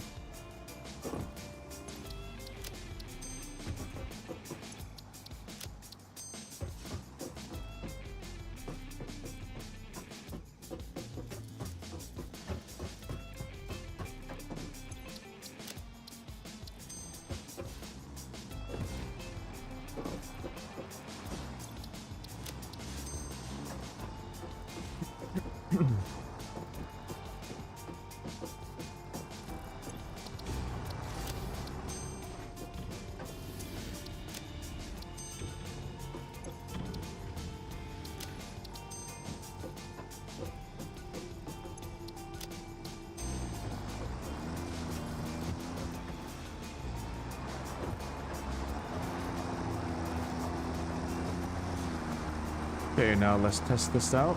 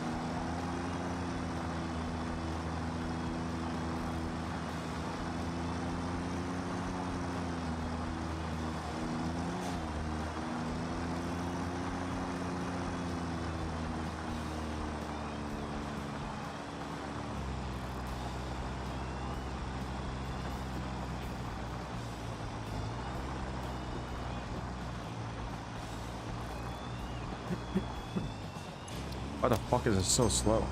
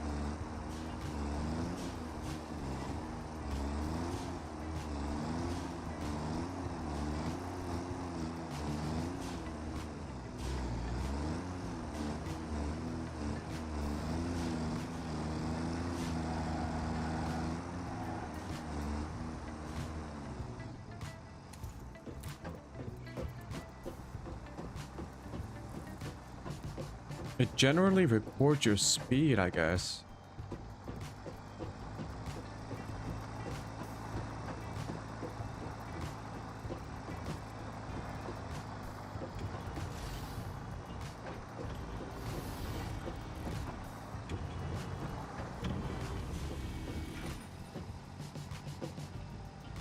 You know what?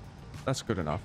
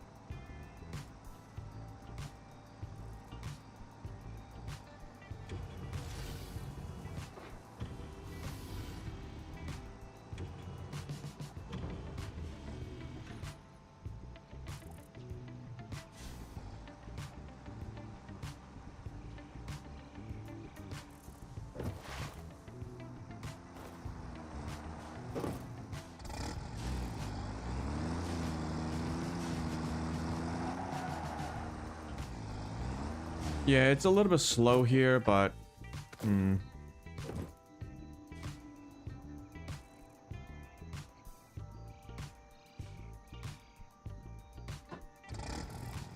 I think it's because we got multiple trucks on the road now.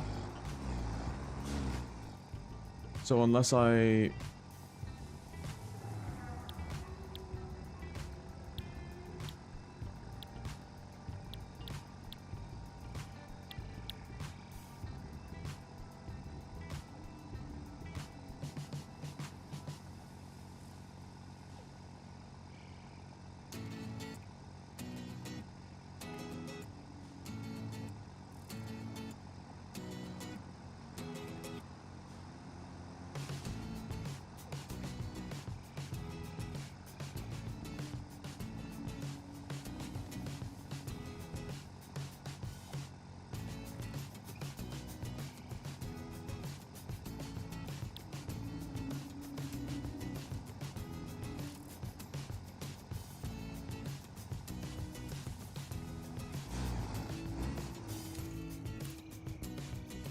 Maybe I can look for like a mod.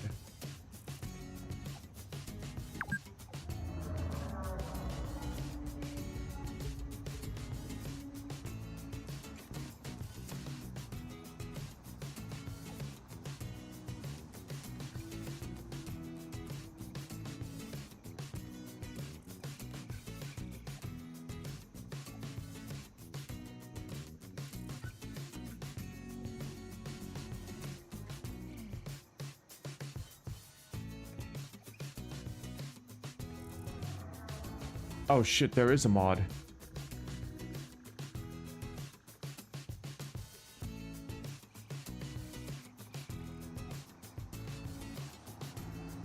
Move, rotate, or resize items in your factory. What the fuck?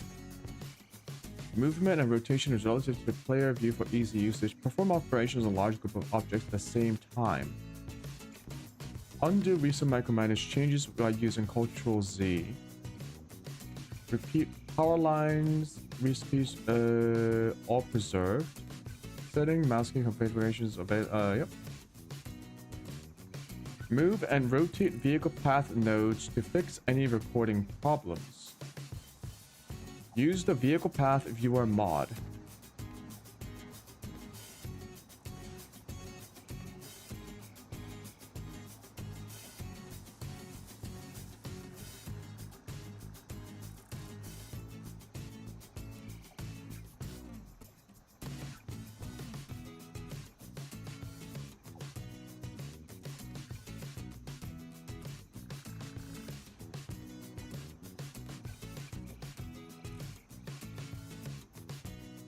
Rotate your pumps.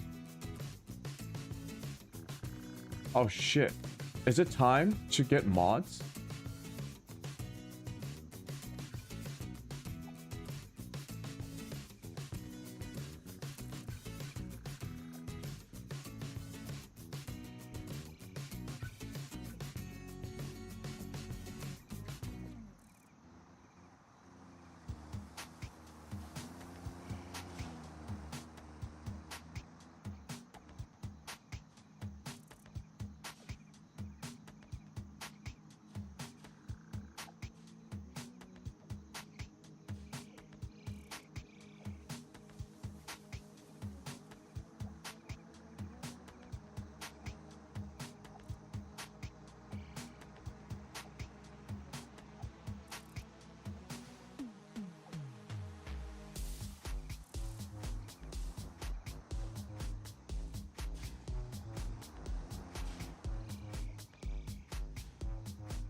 Broken by update 8. Shit.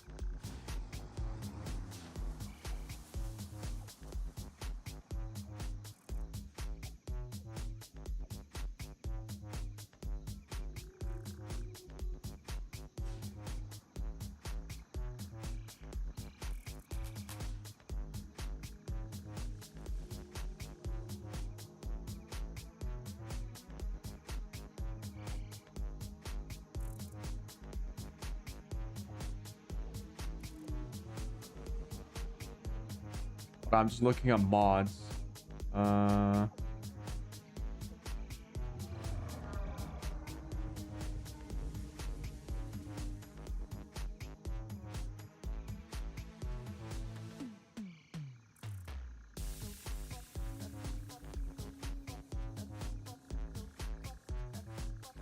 Automated vehicle paths? What?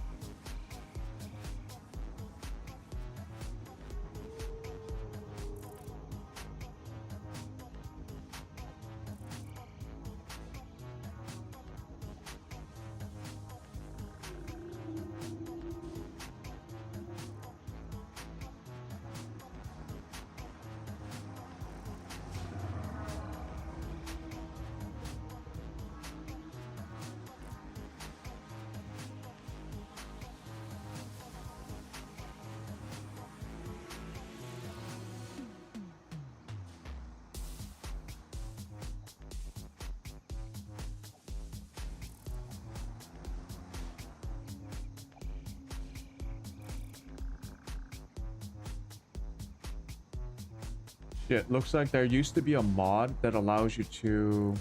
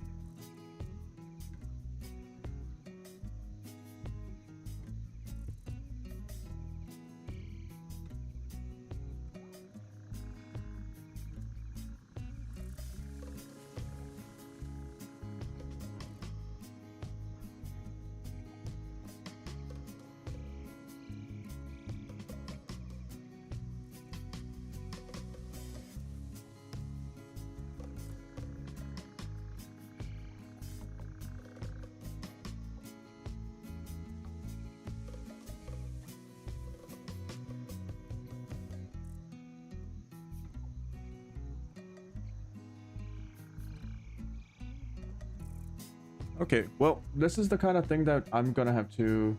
Yeah, there used to be a mod. The mod no longer works. We just have to live with it. All in all, it's not a bad thing.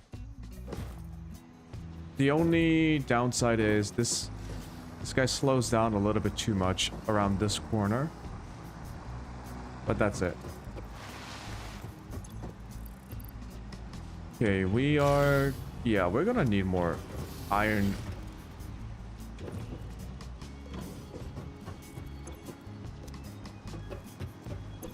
The problem isn't in...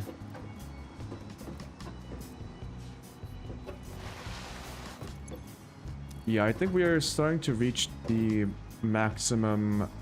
Wait.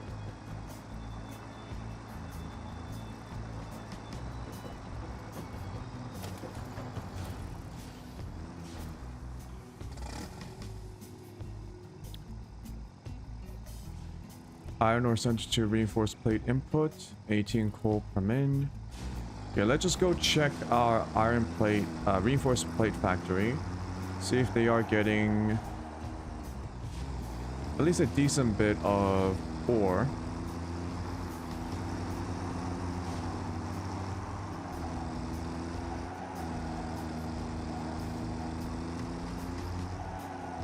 It's not the end of the world if the truck is a little bit slower than the rest, as long as we have enough input.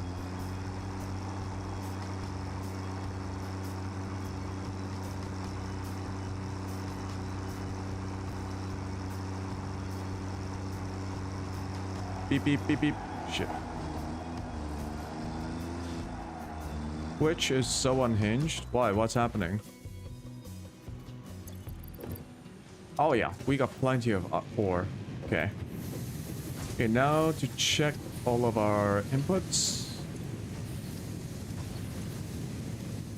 Everything seems to be fine here. What happened with Twitch?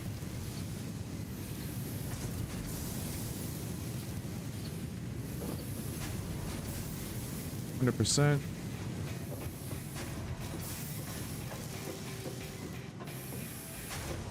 Oh, no. I can't stream on Twitch. I only watch people on Twitch. I cannot stream on Twitch. Yeah, I'm not on it.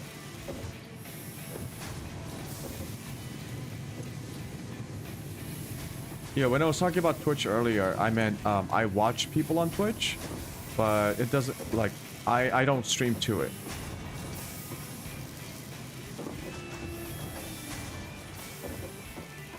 Sorry if that was confusing.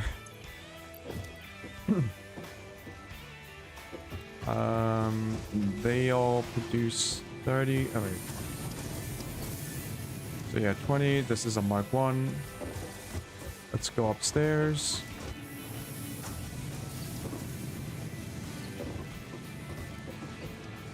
Why is this one blocked? What's going on?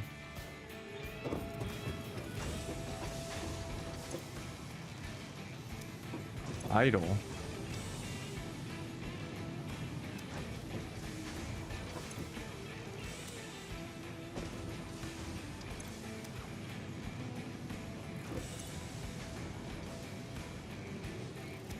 You popped in a chat with Megalodon for like 5 seconds, then you heard a messed up joke.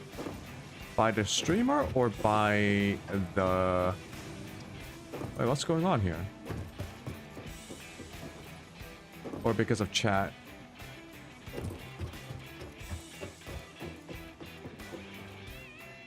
Oh. Yeah, why is this one not producing?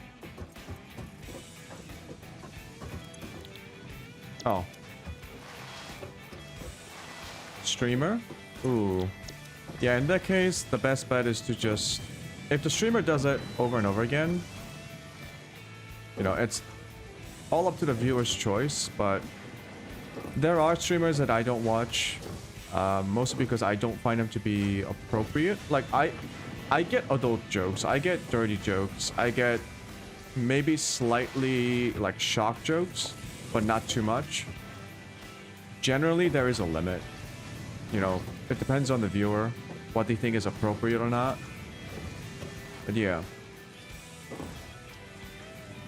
Like, I say swear words on stream. I think that's fine. But nothing too serious. Queso's chat is so unhinged. So I haven't seen a Queso stream before. What kind of content does Queso do? Games? Chatting?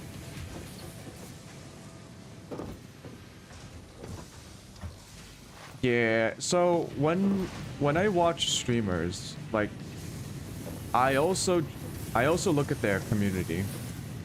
Some streamers, like, it's the thing with like a person's personality. It tends to draw certain types of people.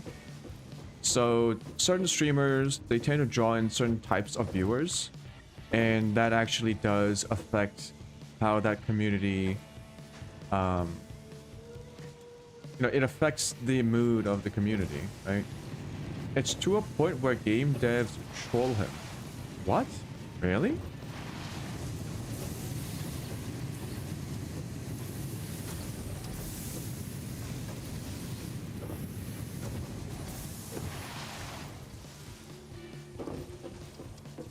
Is it like in a obnoxious way, or is it like, you know, it's kind of funny, but they do it too much?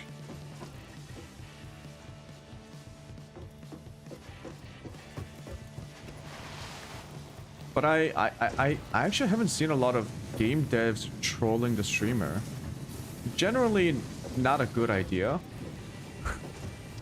Because, like, if you're a game dev, you just want to be polite. You just want streamers to have fun, you know, showcase the game.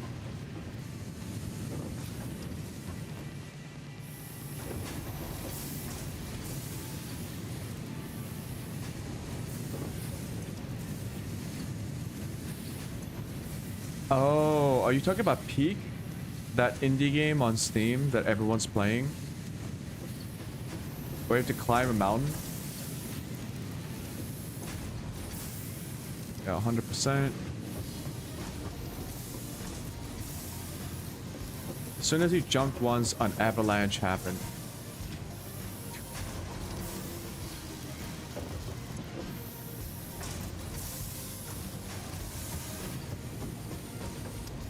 No. I guess it's not too bad. It's not too bad. Depends if it's like obnoxious.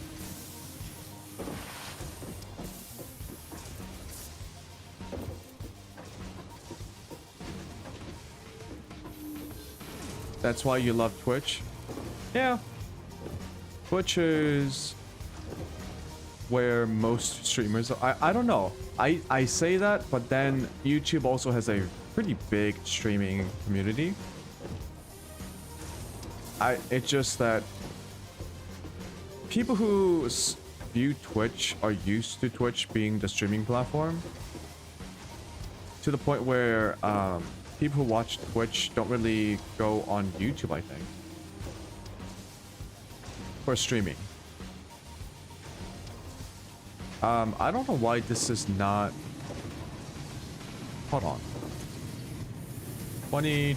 Yeah, this should be 60.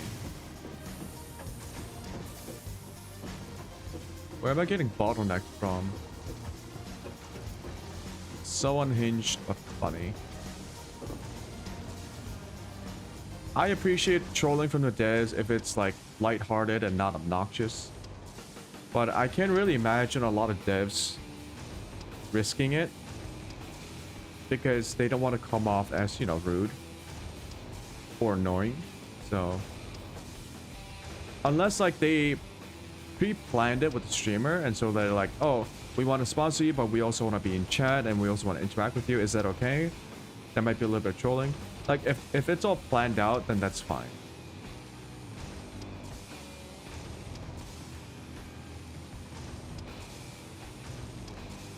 Everyone is on it. Okay, in that case, that's fine, right?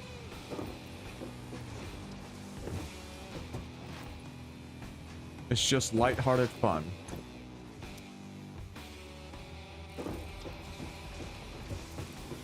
Yeah, I gotta check the second floor of this factory.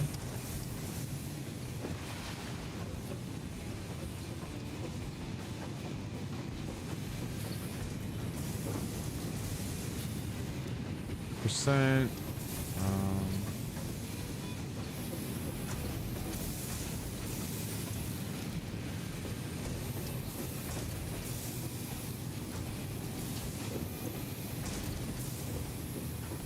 You wouldn't say harmless?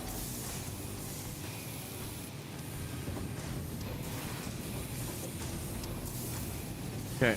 Okay, this factory is... It's technically optimal. Technically. Every constructor has the exact amount of materials that it needs.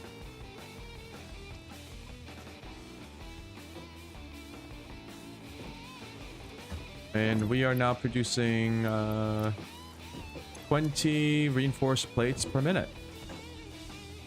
Wow.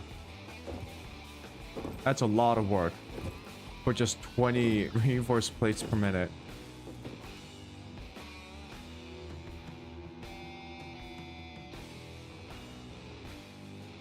Also, it's ugly as shit. Jesus.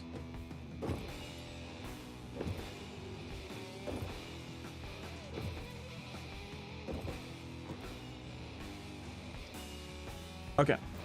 Time to move on to a different factory. I'll just let this one run. I don't think I want to create a second one just yet. I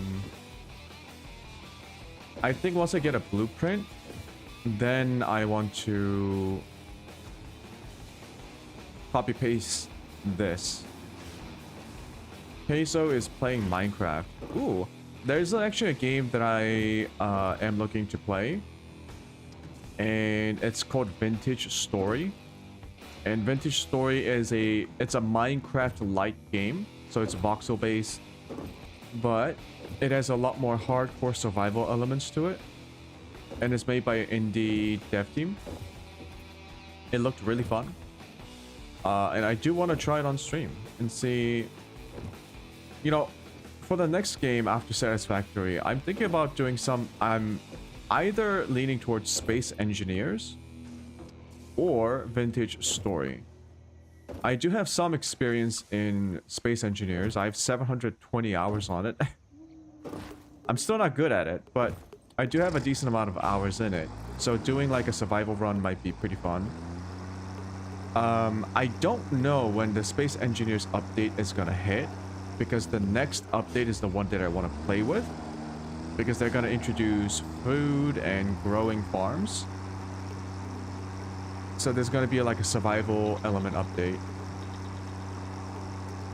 So if the update doesn't come out soon for Space Engineers, I'm gonna try out Vintage Story.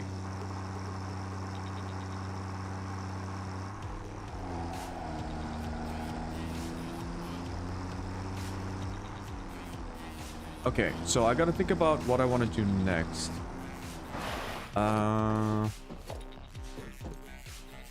We still have... We're making reinforced iron plates. I want to start making rotors.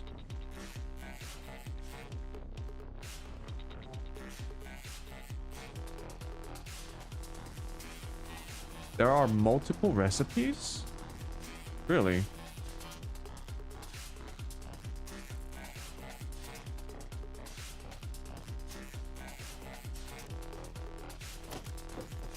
Okay, let's make another factory.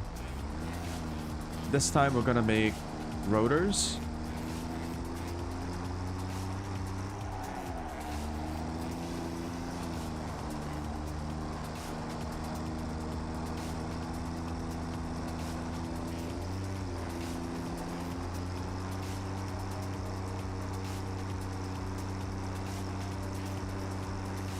So where do I want to build this factory?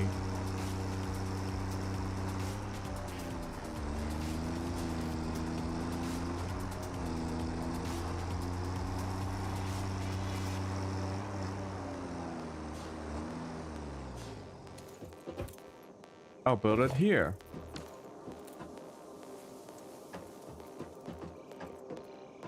At this point, it might be more efficient to build a second road.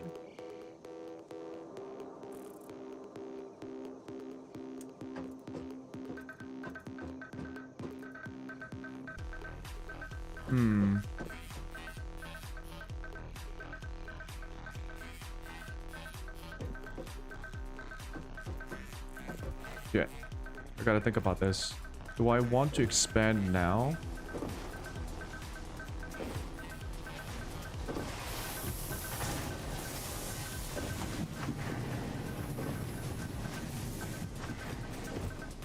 What have we got here? We're still good, right? 8 stacks per minute. So 219 items per minute. Which is strange because that means we are consuming more than we need. Consuming more than we have at the station, but the stacks aren't going down.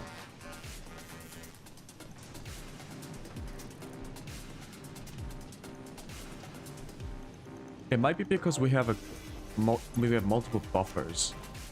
So the inputs are being buffered here at the center as or distribution center as well.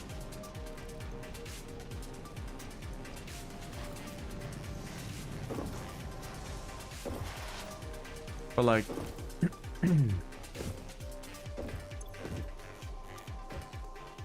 fruit.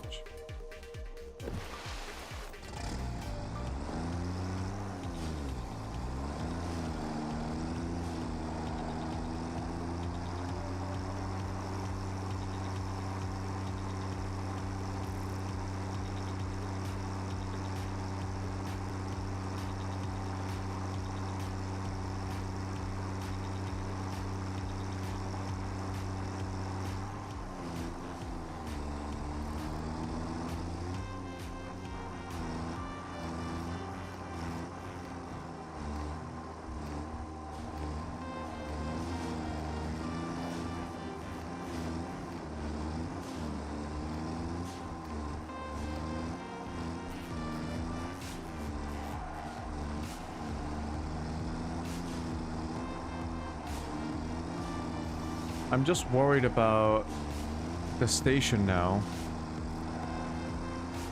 The ore distribution center is, I think, almost at its limit in terms of how much ore that it can take in and push out.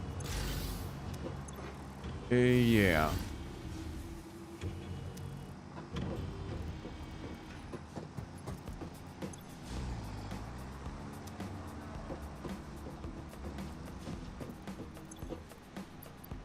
It's not being charged up fast enough. So we gotta have a better belt system, which we will have to unlock later. Or we build... or we build another ore distribution center.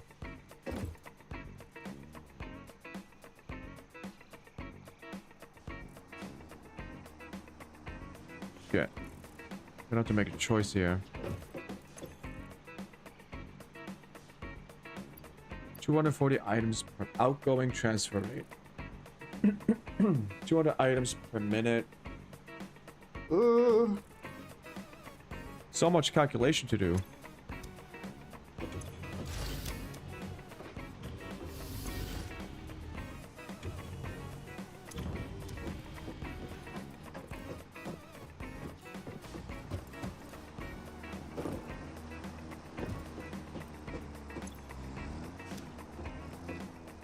Those guys are full, so essentially they also act as buffers.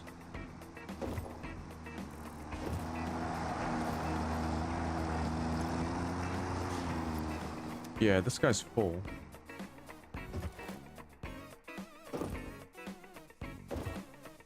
Another benefit of this system, I guess.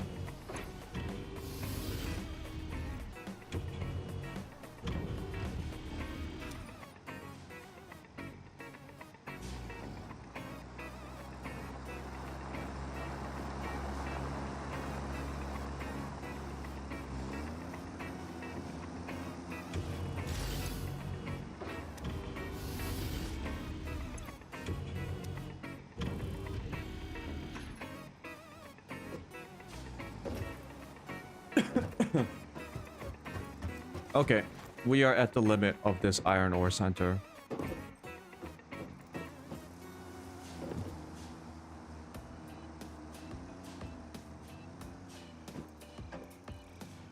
Oh, we still have copper. So I guess we could get started on copper products.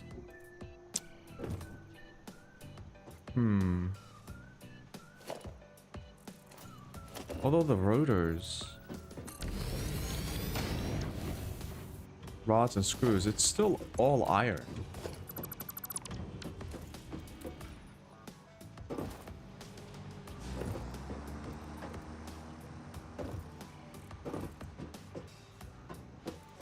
We can build a second one right here. No, it's the input and output that's the problem. Just building a second one's not going to solve the issue because we only have 2 outputs here.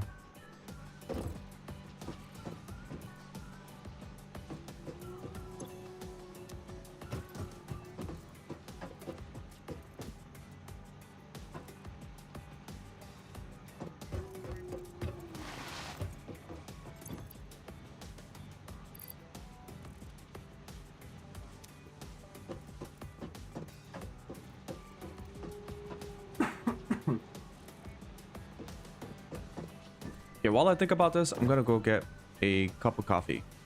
I'll be right back.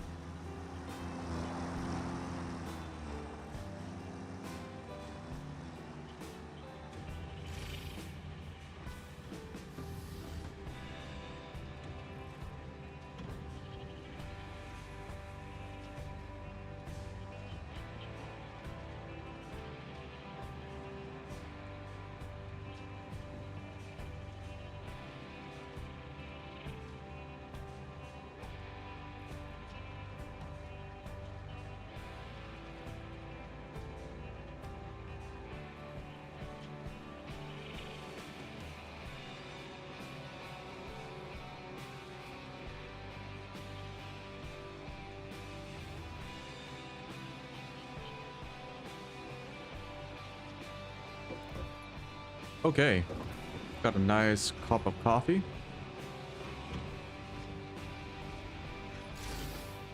Okay. Okay.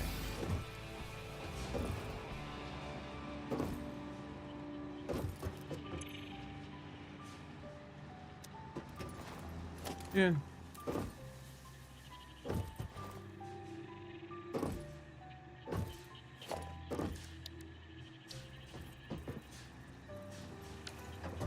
Oh, I need 20 iron ore.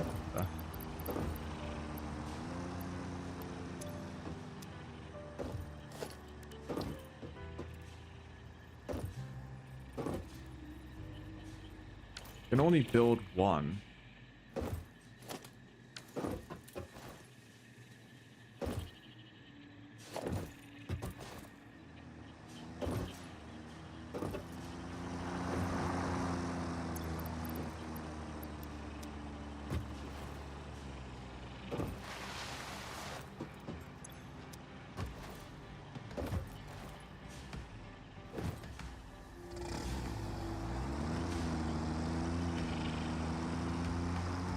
Why don't I just go upgrade?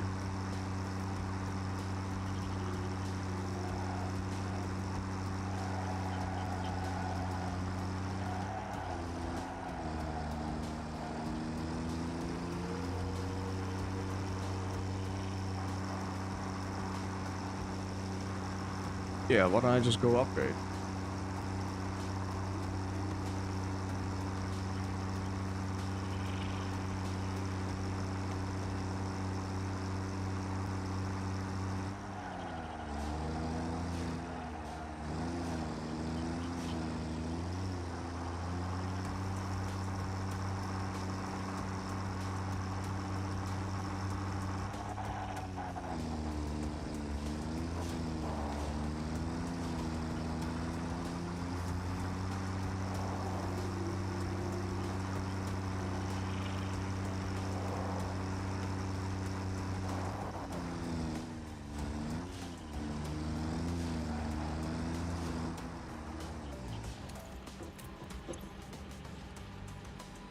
Consumption is 1,133.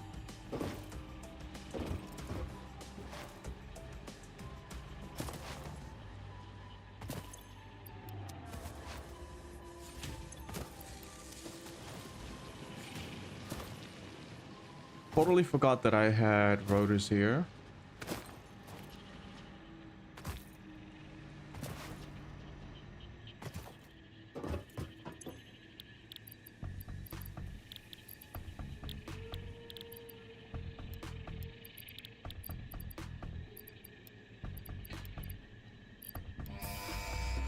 Not even worried. Milestone reached. Coal and iron can be combined in the foundry to start steel production. Project part number 2, the versatile framework, can only be created via automation, not at a crafting bench. Delivering these to the space elevator is essential if we are going to complete phase 2 of project assembly and save the day. Fix it, and humanity is relying on you. Oh shit, the human race. It's relying on me.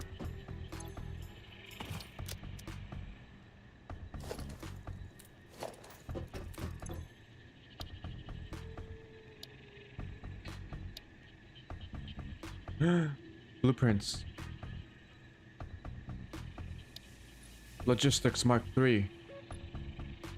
Industrial storage container. 2 conveyor belt inputs and 2 outputs. It's just stacked on top of each other.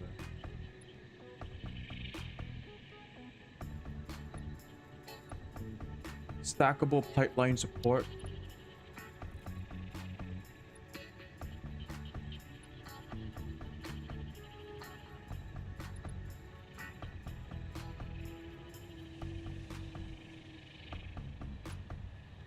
Miner Mark II.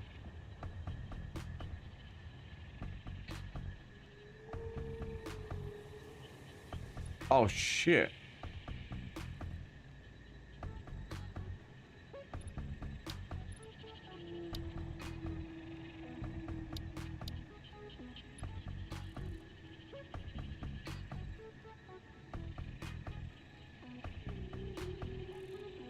15 per minute.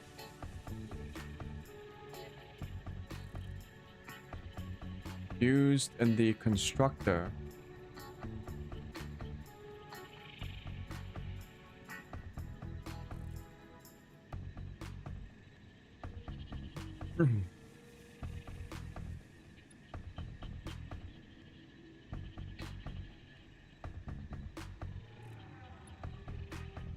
The blueprint designer is used to create custom factory designs, save them as blueprints.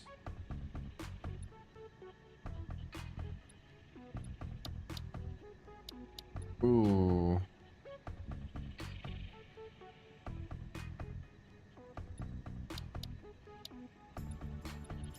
We really don't need this one, but we need a tier 4.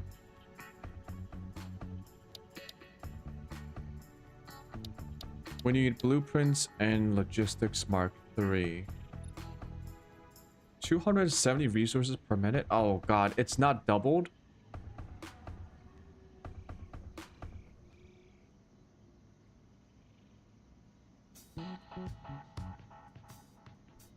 Wait, it went from 60 to 100, 120 to 270. Wait, 270 resources per minute?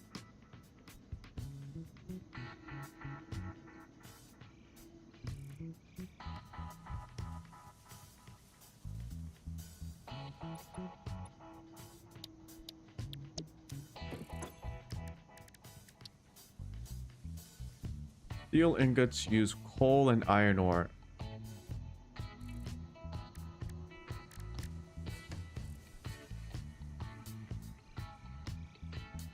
Produced in the foundry. Smelts 2 resources into alloy ingots.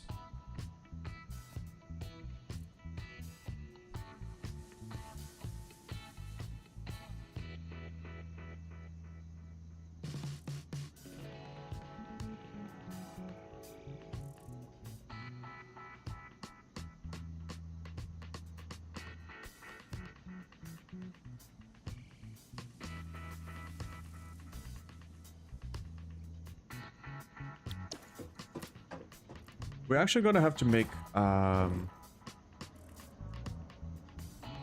okay, we need rotors and modular frames. We need those factories up and running.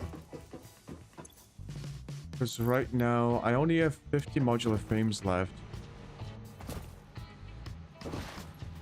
Rotors, I am kind of temporarily producing it here.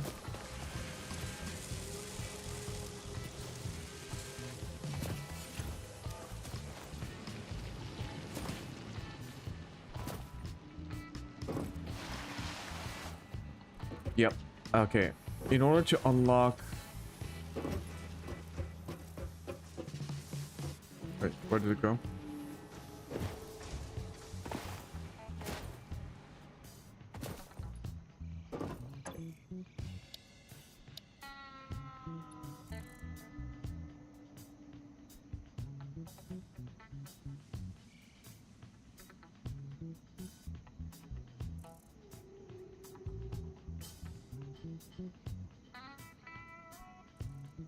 Dimensions 32 by 32 by 32. Oh shit, that's huge. My factory floors are only 5 by 5.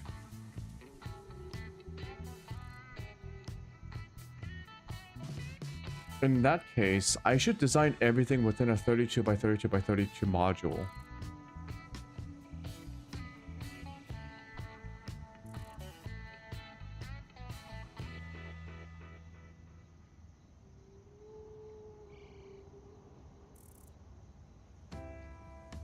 We're gonna need steel.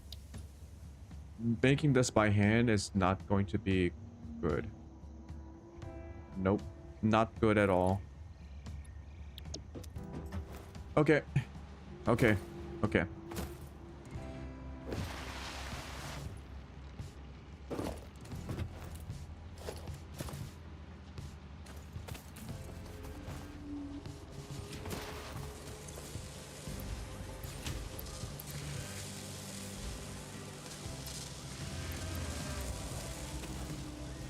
First things first, we're gonna need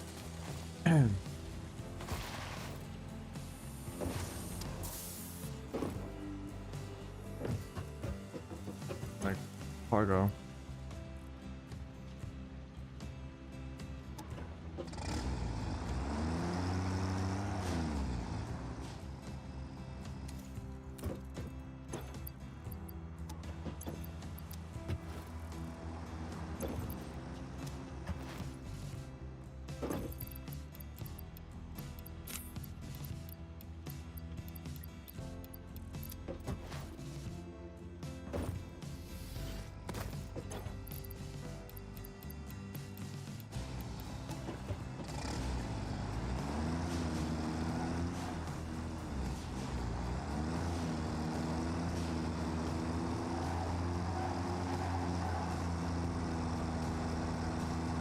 We're just going to create a second station.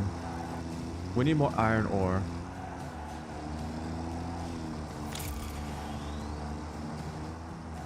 This is not the way to go up.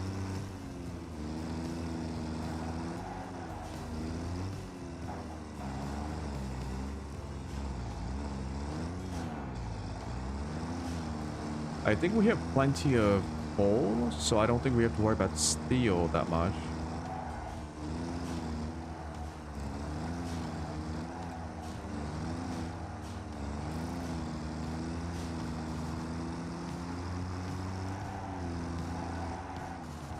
Yeah, what's in my what's in over here?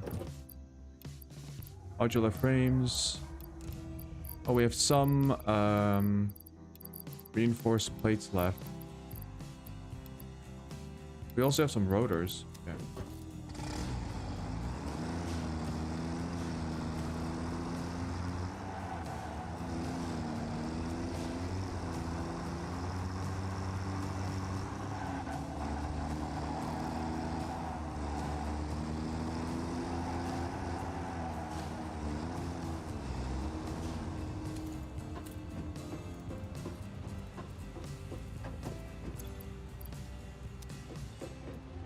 I believe these are all tier 2s, yep, so we're getting maximum inputs here.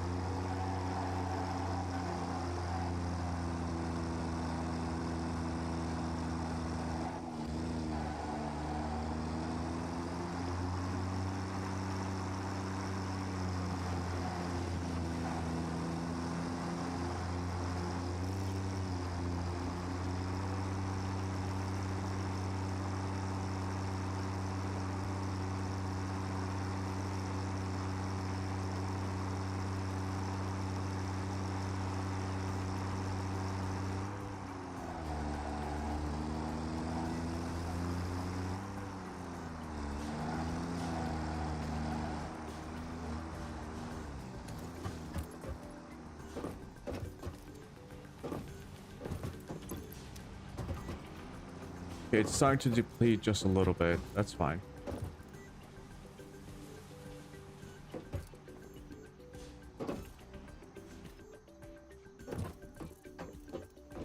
Yeah, we make an iron ore center input station 2.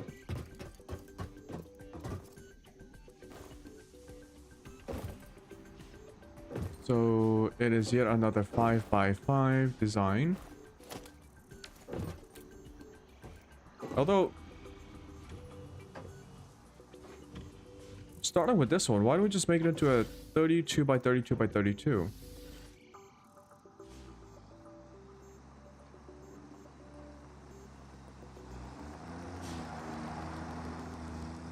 Yeah, so we can copy the whole thing if we need to.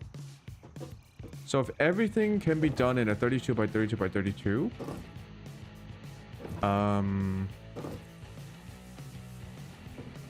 I think everything excluding the road. The road itself can be something else. Yeah, excluding the road, we can do 32x32x32. This is 5x5.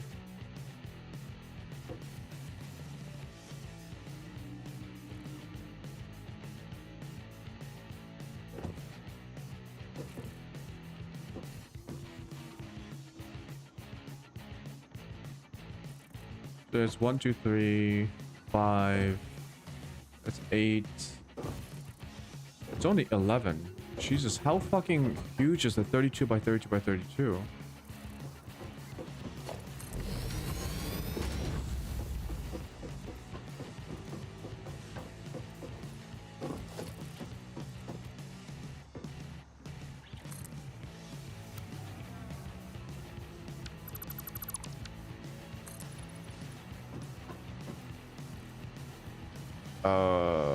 Okay.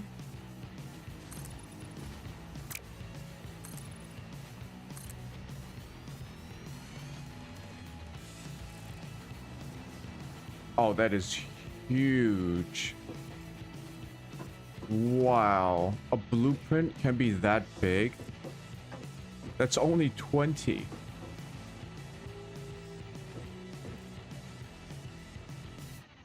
Wait a minute. 1, 2, 3, 4, 5, 6, 7, 8, 9, 10, 11, 12, 13, 14, 15.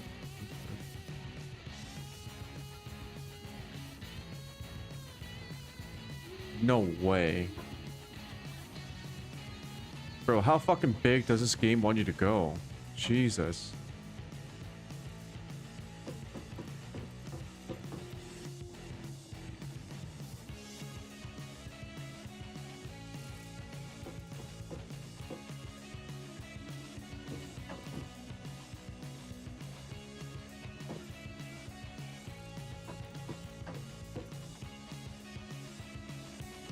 But we definitely don't need it to be that big for the distribution center.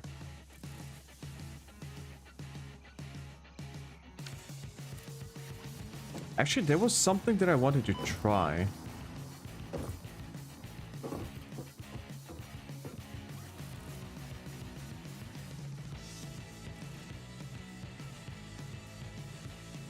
Does a truck need to stop in order to load and unload? Or does it just have to be like slow enough? Let's...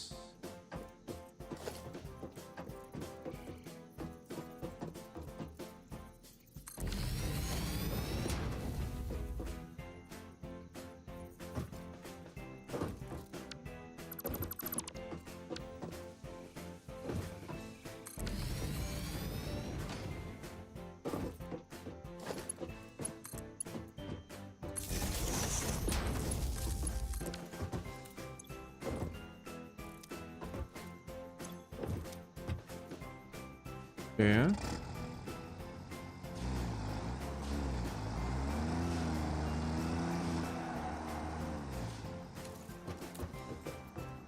And then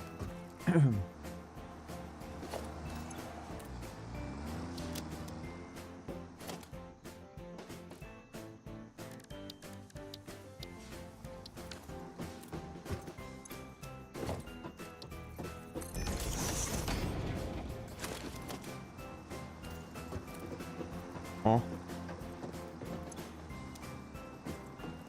What?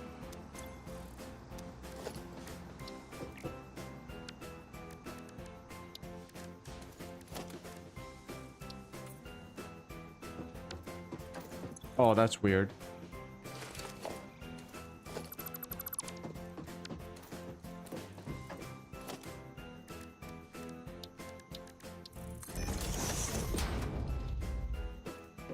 Oh.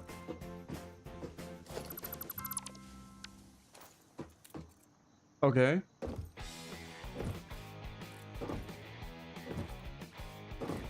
Never mind. Never mind. I'll just put...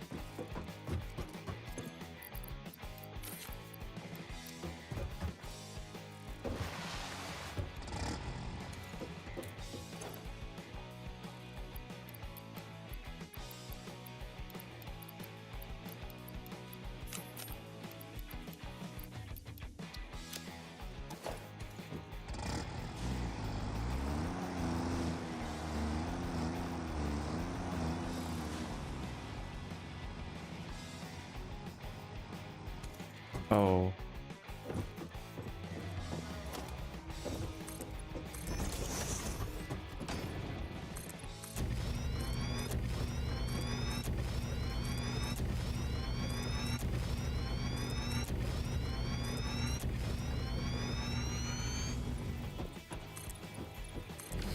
Let's not fall off the edge here.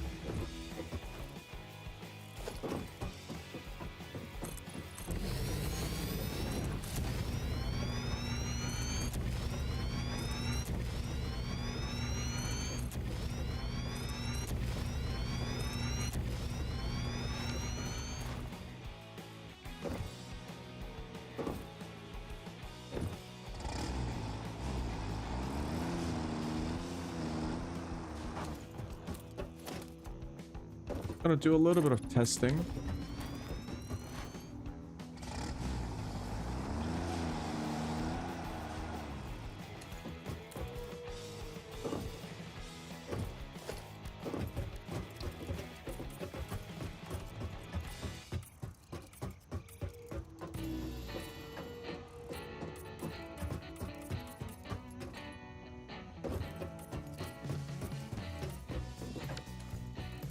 A little circuit.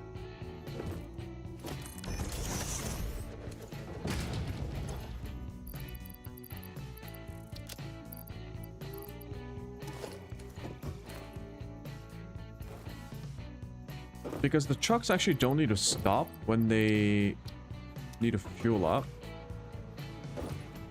I'm wondering if they also don't need to stop when loading or unloading materials, because the animations start playing before the trucks stop.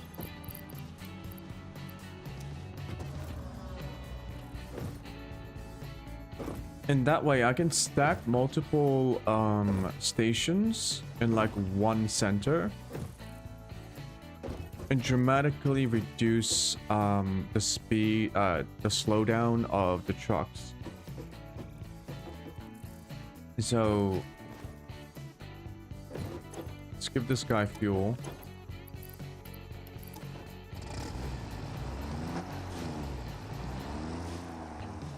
So instead of starting from there, what we'll do is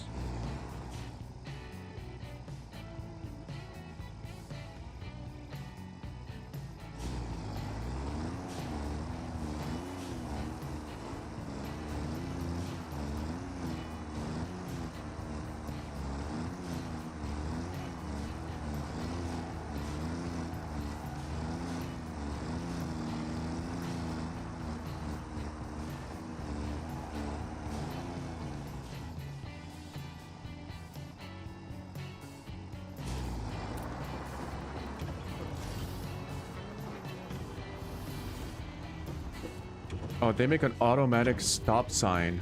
Okay.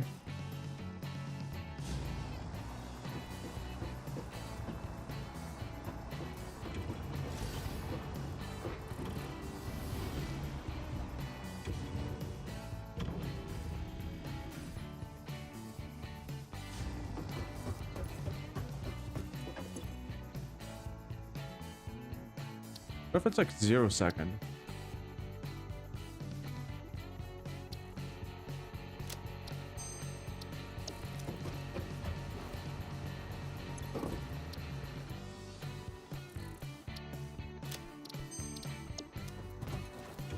Do they only work in multiples of... Do they only work with integers and not decimals? Yep. Okay, so it automatically stops. Never mind.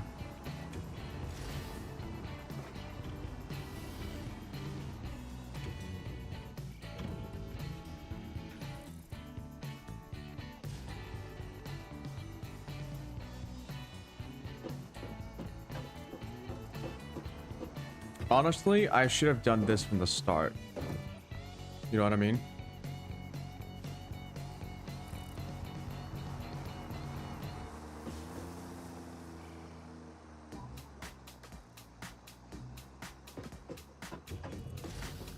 That way we have 4 outputs and inputs per station. Even if they have to wait a little bit.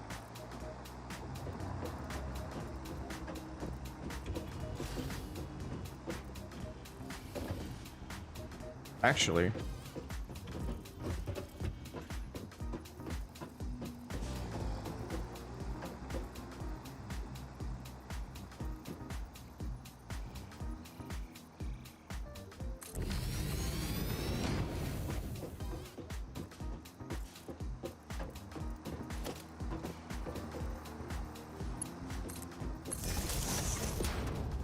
If I do something cheesy like this. No fucking way it works.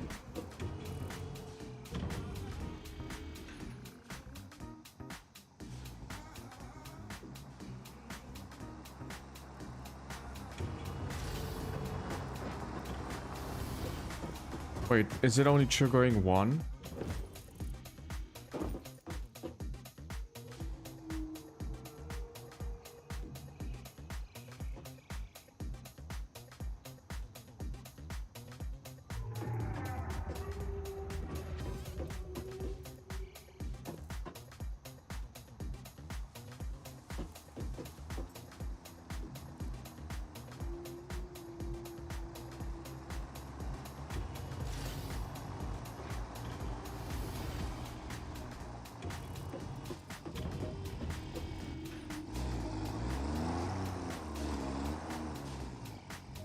Delete path.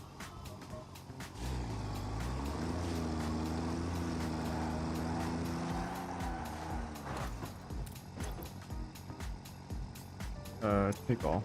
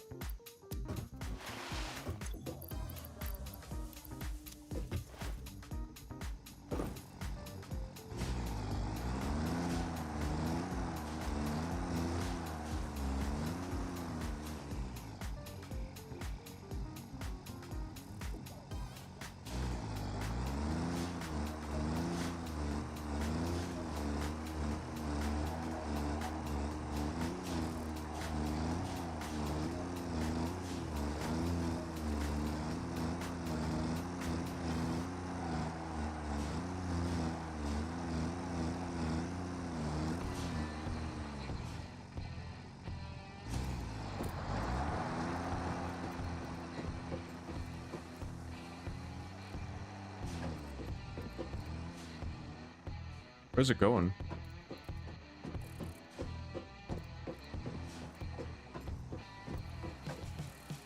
There we go.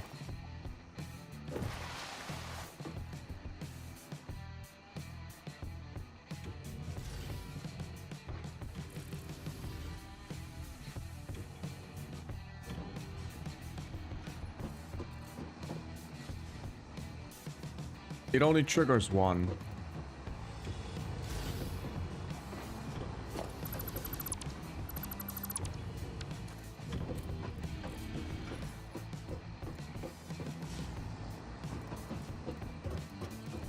So why is this not highlighted now?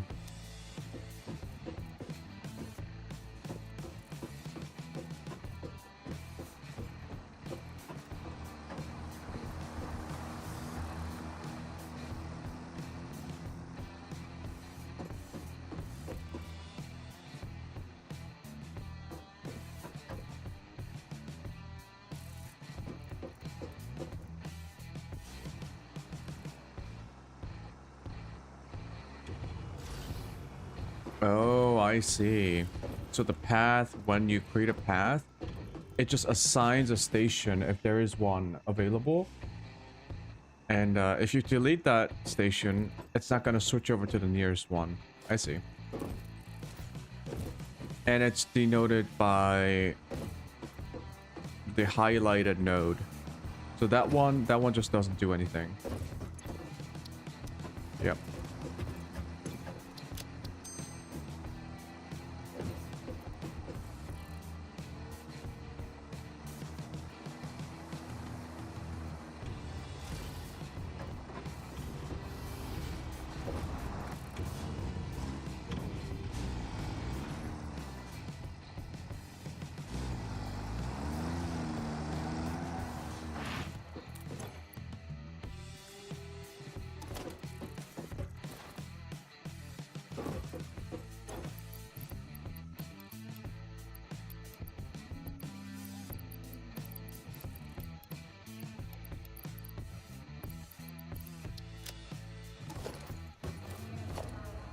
Oh, don't delete it.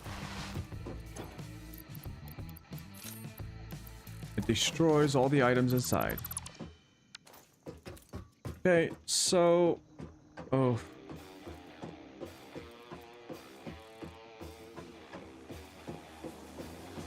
Considering how much shit that I'm gonna need.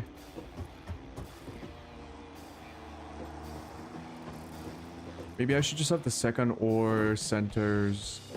The second set of ore centers. So this one was pretty much like this one was a test. We're figuring stuff out. We are figuring stuff out.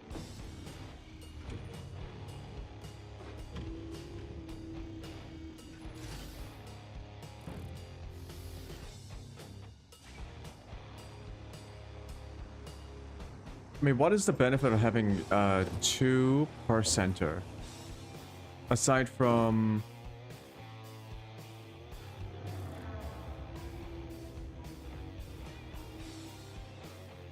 I guess the benefit of having 2 is...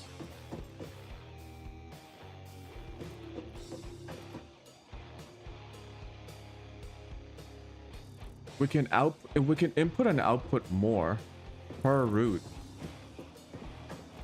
Because once again, the most time consuming part of this, or I guess the most annoying part would be, is when we have to set up new trucks.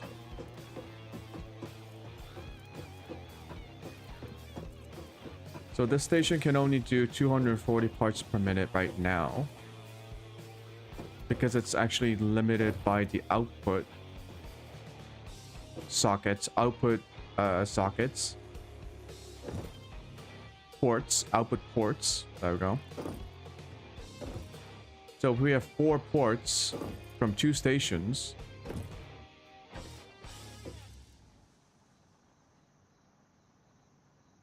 we can have a lot more input and output per station.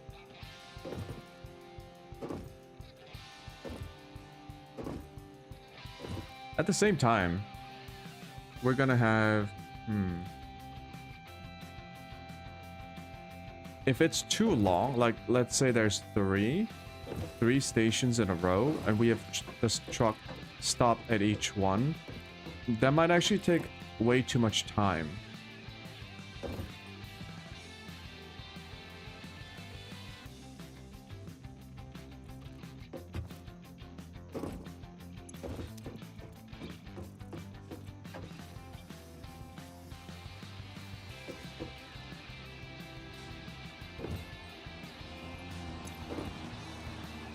So it might be just better to have trucks per stop.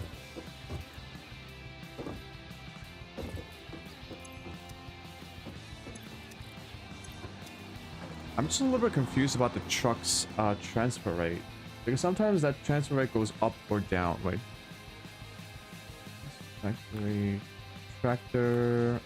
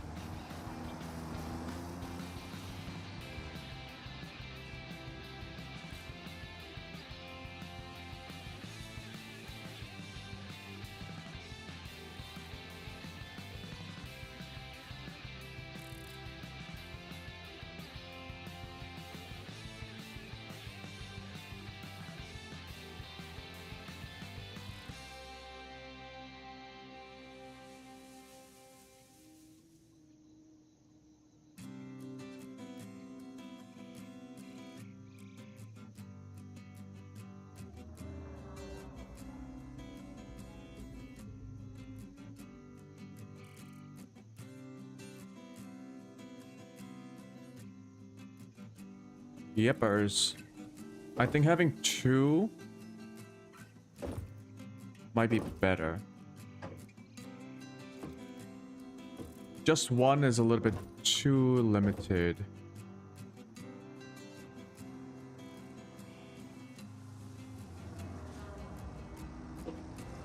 So the next ore station will just put 2 inputs and 2 outputs for a combined let's say a throughput. The minimum throughput would be 120 belts for each, so that's 480 parts per minute.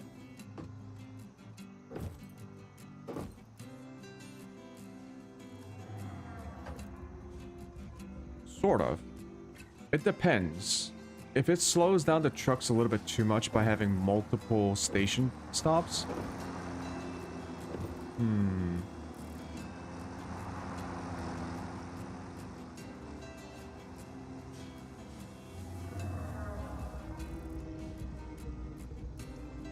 That's so funny. Why don't they stop? They used to stop.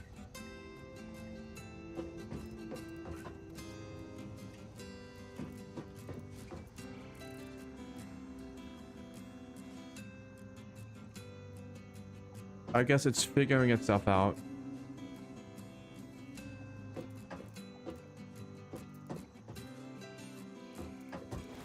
It's not a big deal. It doesn't break the tractors or anything.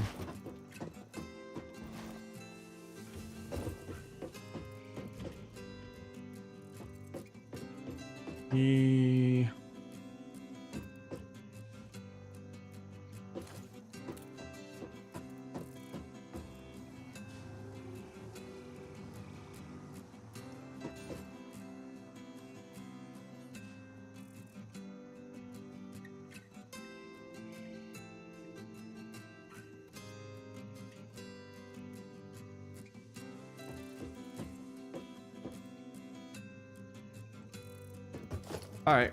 Two it is. Let's just try it.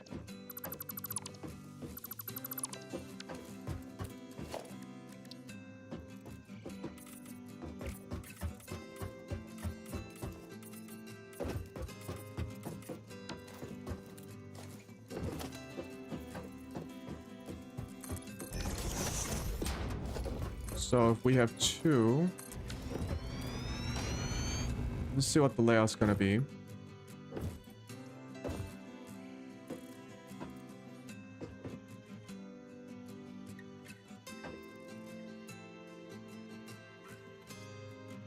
Two inputs, two outputs. Why don't we just go for three?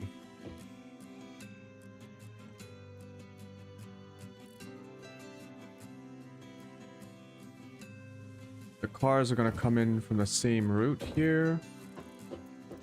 And then they're gonna have to turn in. I also think I don't need to like fully be in the first tile.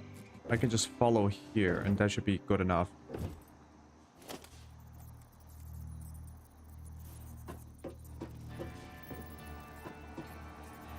No, I gotta be on the first tile. Huh. Okay.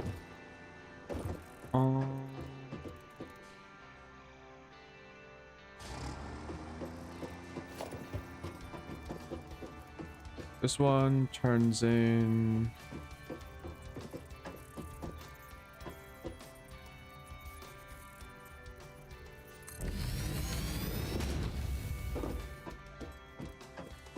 I don't want to clog up this road.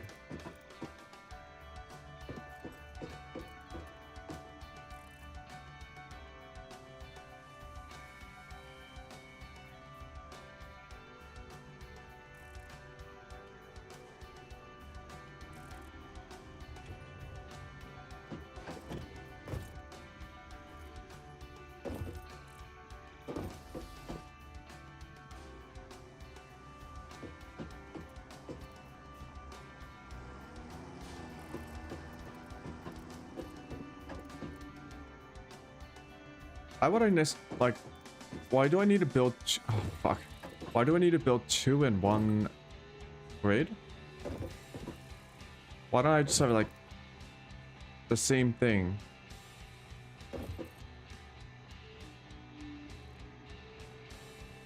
Since the first one, like, if I always stop at the first, like, at 2... Like, if I do this... It stops here, it stops here. So if that one's full, this one gets fed. So it's like a truck overflow.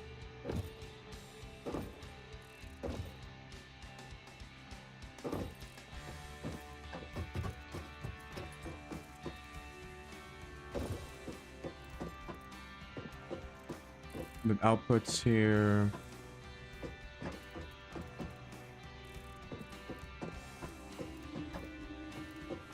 Gotta get the fuel belts again.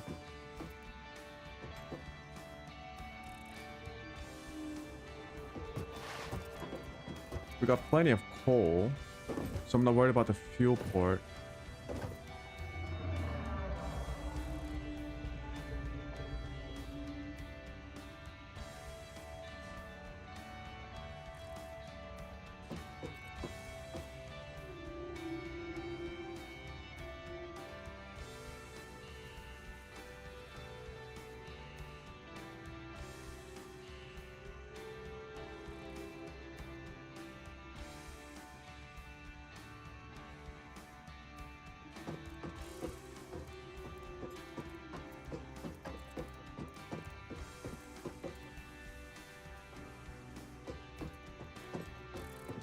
I also don't think we need that buffer.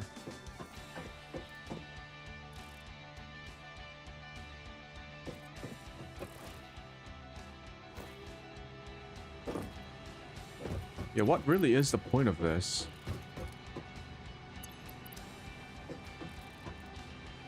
It buys us extra time just in case, like, we have an issue with production or like we're messing around with a node, right? Like a resource node. All this does is buy us time when that happens.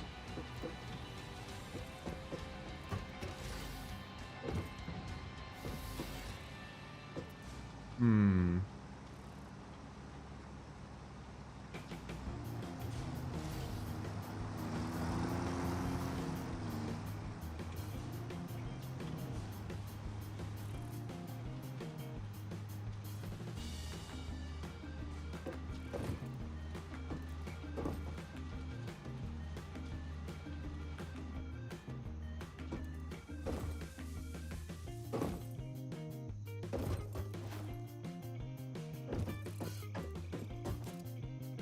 One, two, three, four, five.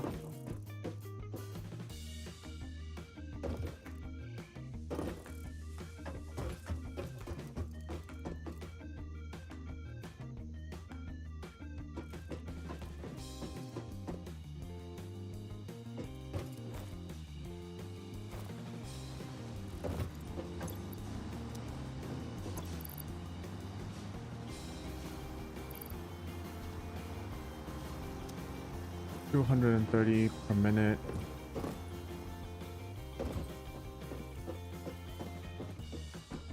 Yeah, it's just a single station. Takes one node. Like a one ore station. Like an ore station. Mine is at 240s. It's always 240. What am I talking about? The bottleneck is the belts. 240.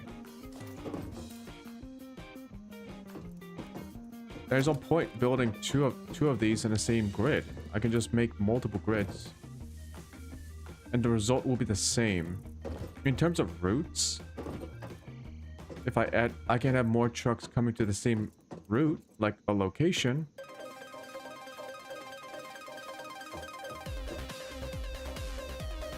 Oh shit.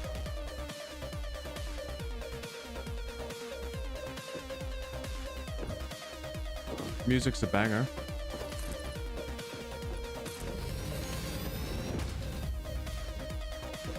Yeah.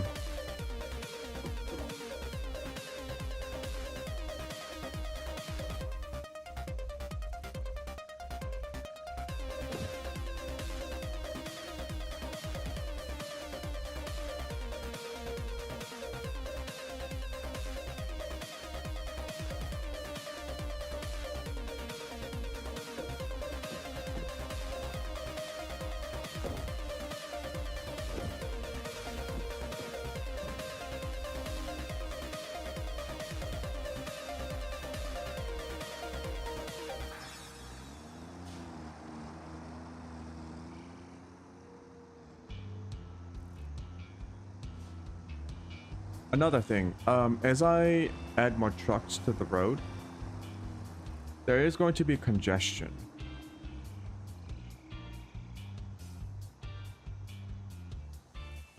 Hmm.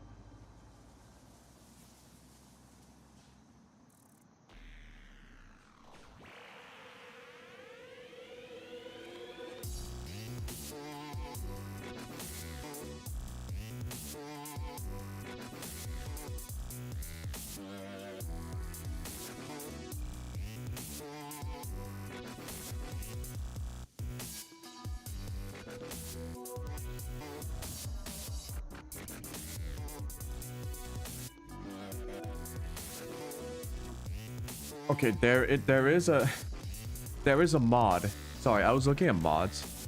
There is a Hold on, let me put this on the screen.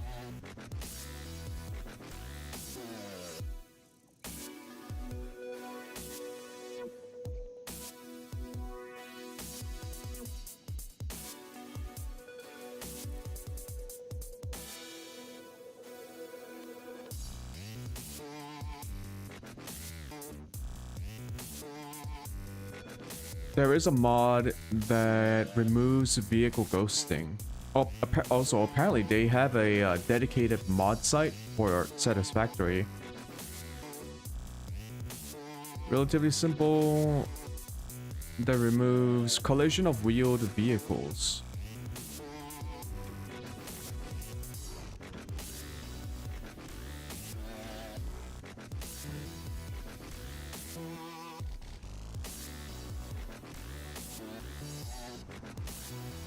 Okay, that one stops. They don't.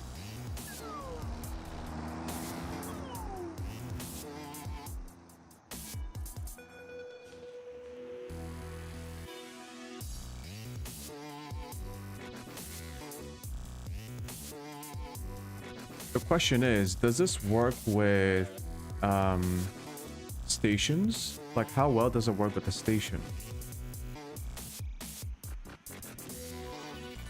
As of version 1.1, trains no longer collide with other trains by default as well. But this feature can be disabled from session settings. Yeah, I think that just breaks the game. The reason why I'm looking at mods for this is because there is a limitation with the tractor's AI, or how the wheeled track systems work. Trains, you're supposed to build it so that it doesn't collide. But this one, it's just like, in my mind, the fantasy, right? The fantasy is we are making a station supported by the tractor logistics. And if we had the tools, if I had the tools, better tools to like modify the waypoints, I would, but I don't. And I think that's just like a limitation of the game. And so getting a mod like this, I don't feel like it's cheating too much. It only modifies the wheeled vehicles so that it can overcome an inherent limitation of the game, which prevents players like me from enacting out our fantasy build of our factory.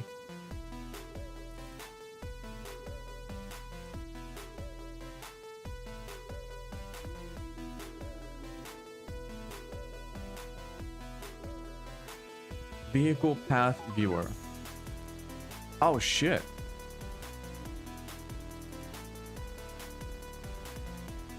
Oh, that's very useful.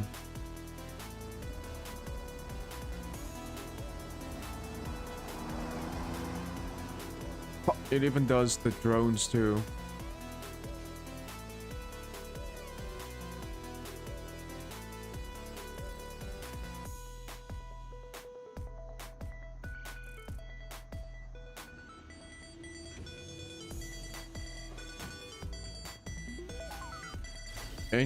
allows any vehicle to load any route, no matter which vehicle the route was made and saved on. Adds versions of vanilla vehicles with improved physics.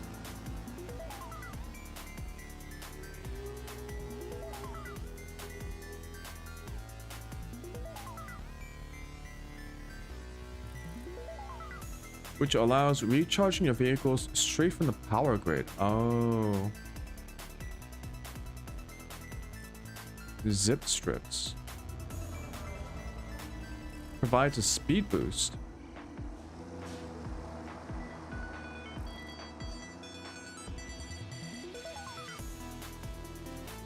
That's kind of funny.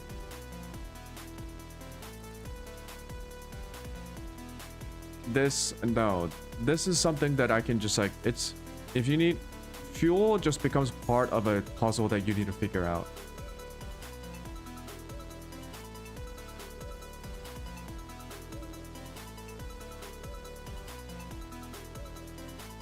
No.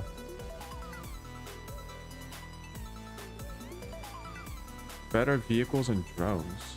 Broken.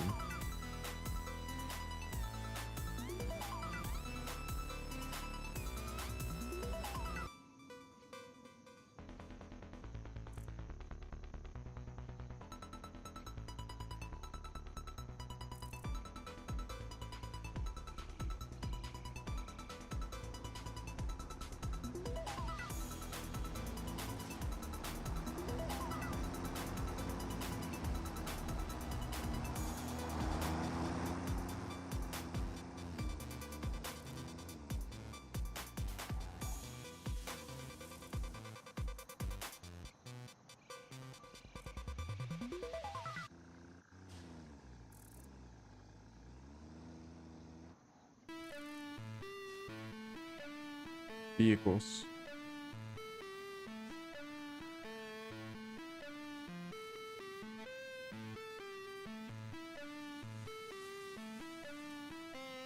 Oh, wait a minute.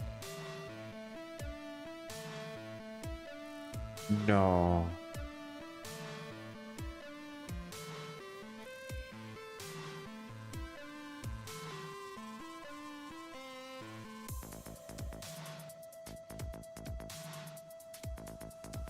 Of course someone made something like this. Of course they did.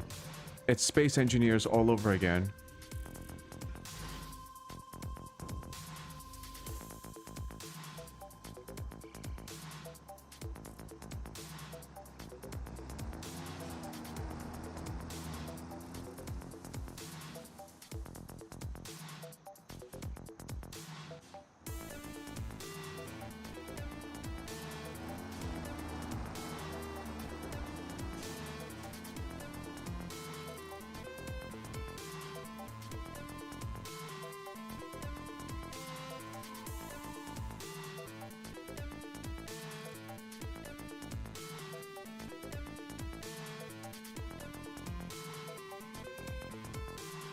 Wait.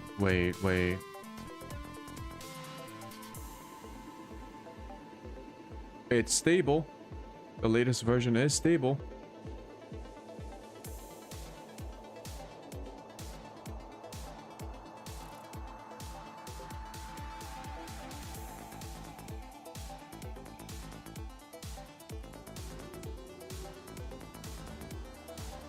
Can I do this myself with the Lua scripting?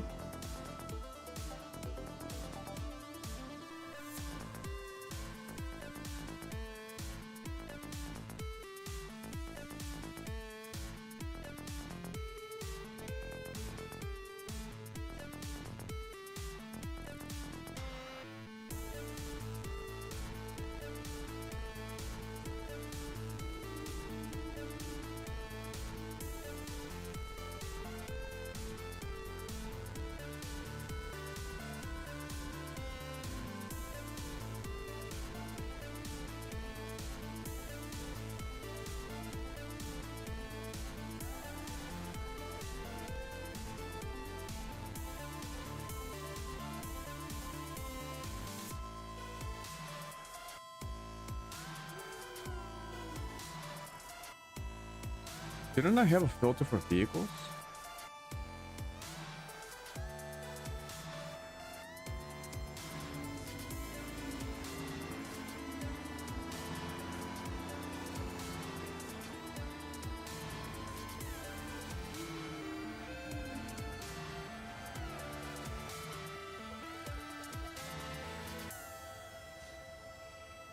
Can I...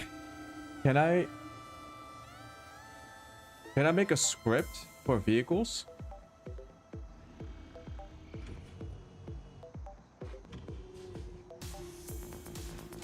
Industrial evolution.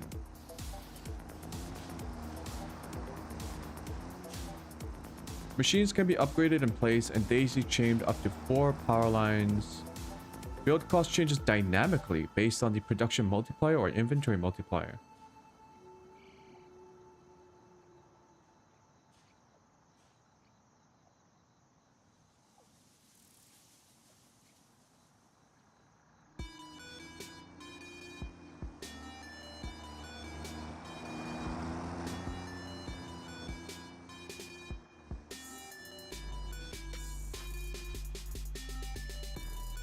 Simple teleporter. Dynamic train routes. Huh.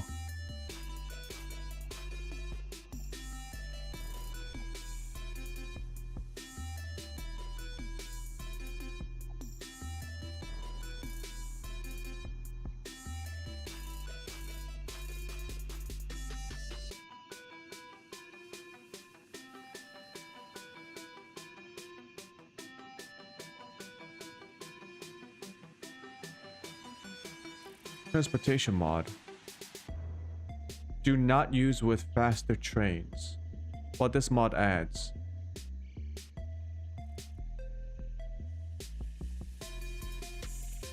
Oh, it has trains. Okay.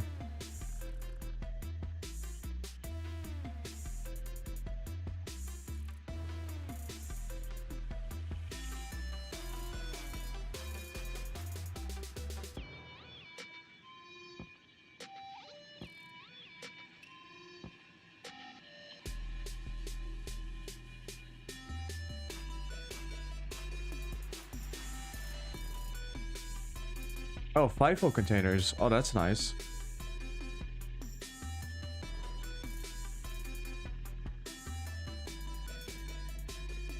Don't do... Maybe road.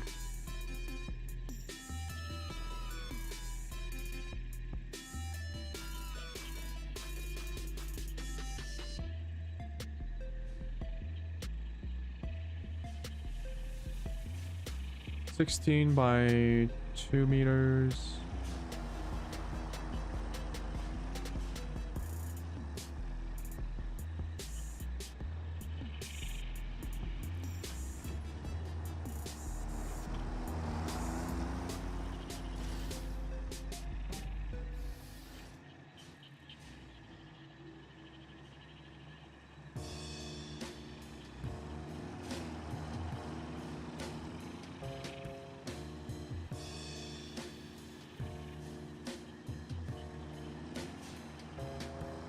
Road 11 will spawn vanilla foundations.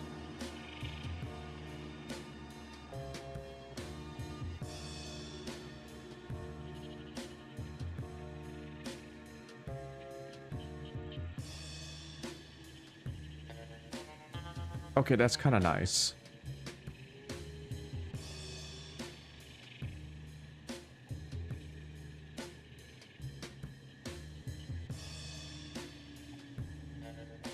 Oh, that's a truck.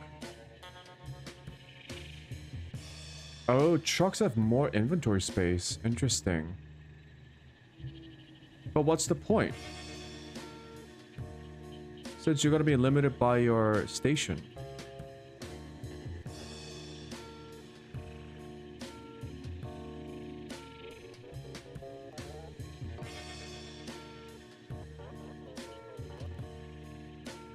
Honestly, I might download the ghosting vehicles ghost, like always, when they're on auto. That might be a very nice quality of life change for my particular factory. Like, none of this matters if you use belts, but...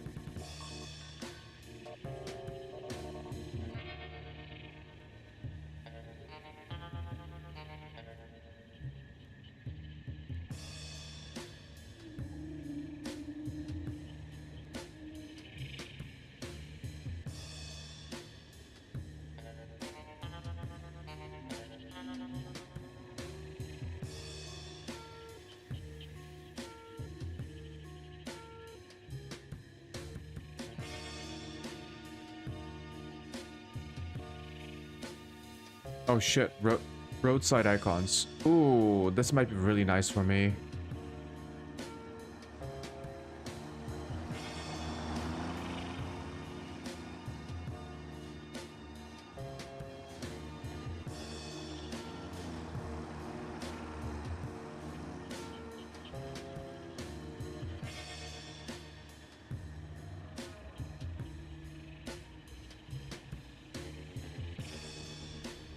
Broken. Okay. Road, path.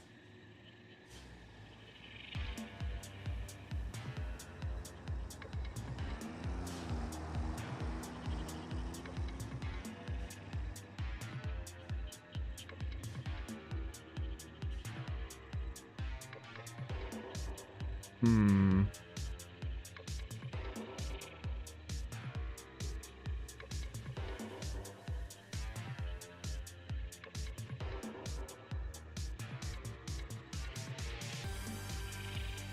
What the fuck is this? It only works with solar tractors. What are solar tractors?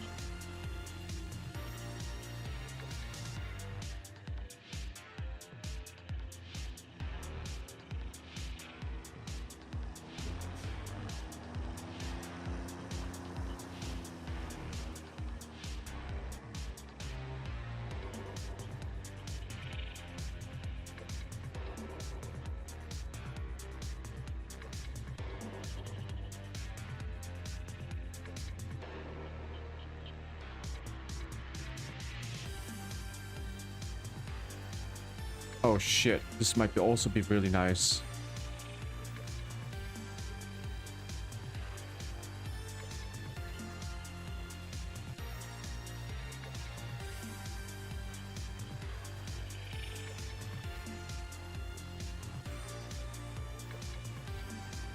But that's not really use. Wait a minute, race tools.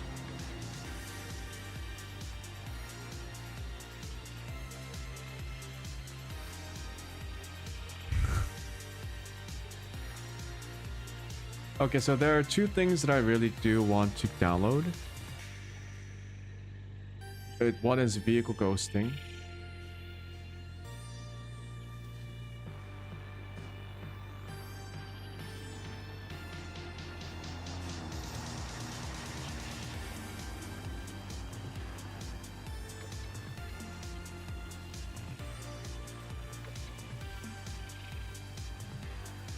This will also help me when I'm doing the routes. Assuming that's how it works. Like the tractors on the road itself will be ghosted, so I can just move through them when I'm recording a path.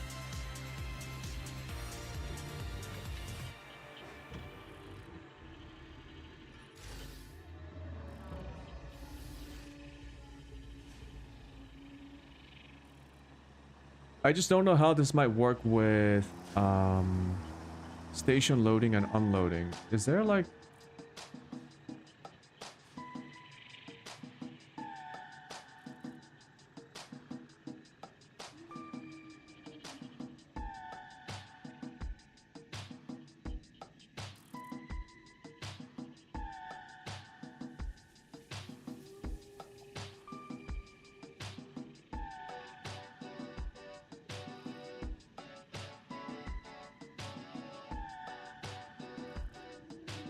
Satisfactory mod loader.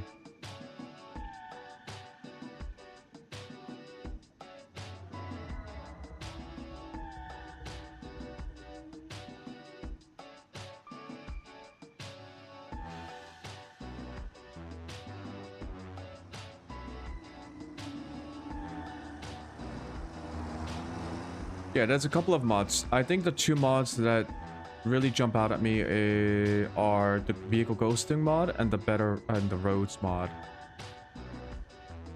Oh.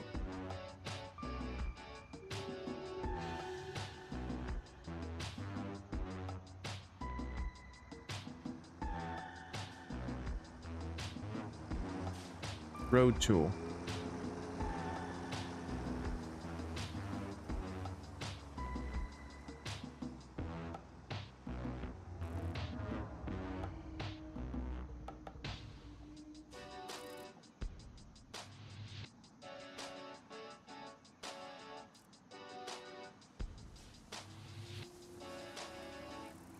Let's look at popularity. Difficulty tuner, refined power, circuitry, logic gates, and more. So, the game did add logic gates natively. If I check... It's actually... I think it came with version 1.1.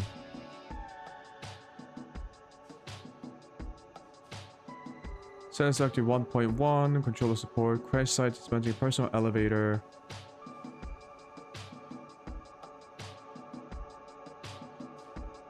Oh, the game also natively added... So Satisfactory natively added no fuel setting for the game. So vehicles do not need fuel. I guess people really hated the idea of just like having a separate line for like fuels.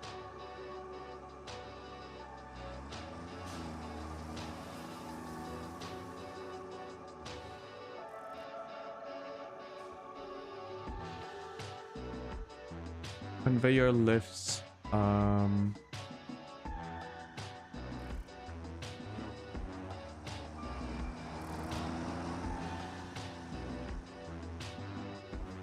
Oh wait, splitters and mergers can attach at any point along the lift itself.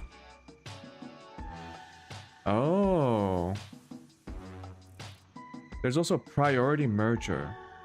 A new type of merger. Yep, this is where you don't have to really like do load balancing.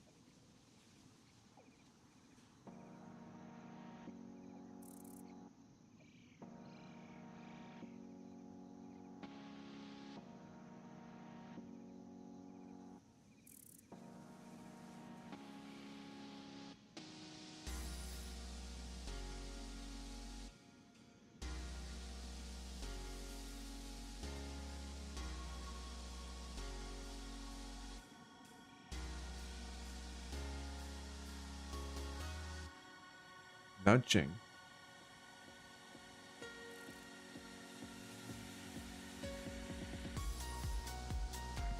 I'm pretty sure I saw logic gates somewhere.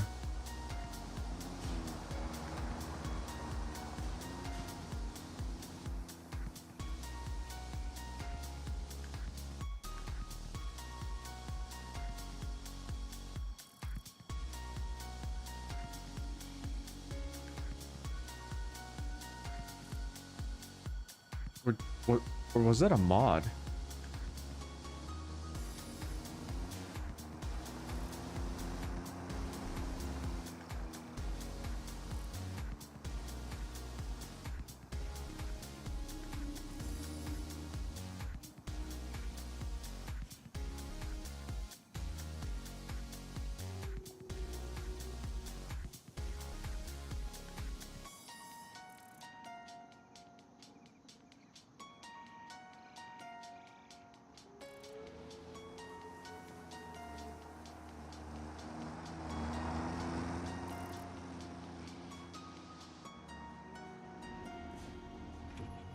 I guess it's just a mod.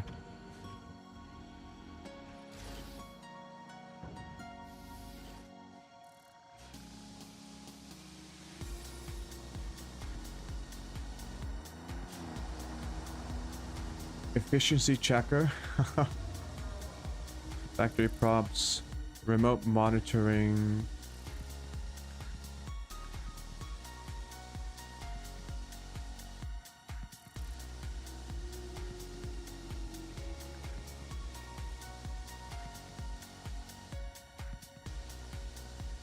Remote factory, persistent paintables.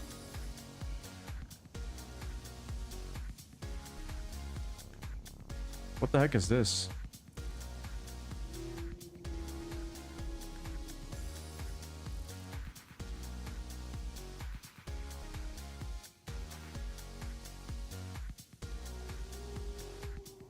Oh, this might be nice. Attach splitters, mergers, and pipe junctions directly to factory inputs and outputs. Yeah, I wish the game had this natively too. Because right now you can't just put a splitter or merger on an input or output port. On a constructor or an assembler, smelter.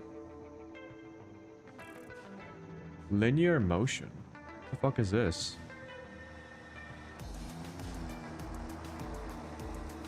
Vehicle elevators. Wait.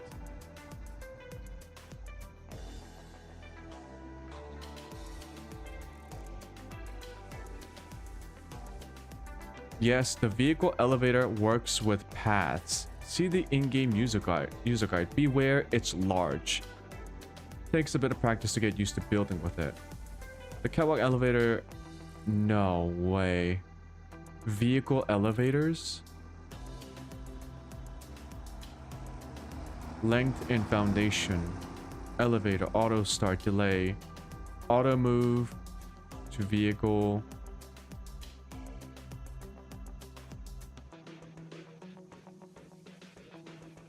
Wow.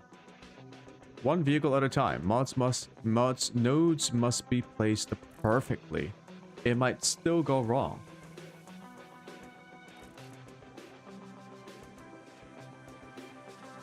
Wait for the lift to place a pause node. Get on the lift.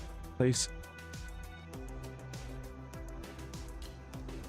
Go at least 200 meters away to let it reset. Not our fault. I guess this is gonna be a way. It's gonna be way too complicated.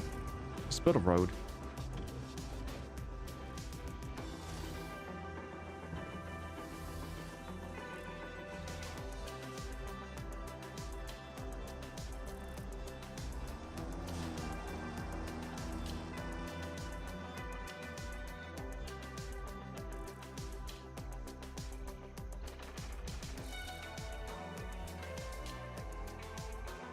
Oh, wow. VR support.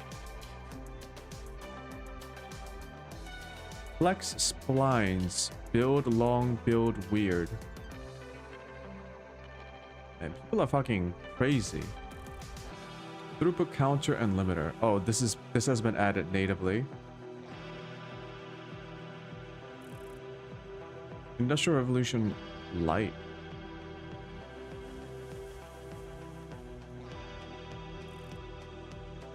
Floor, hole, ceiling, logistics. Past conveyors, pipes, and through foundations and ceiling.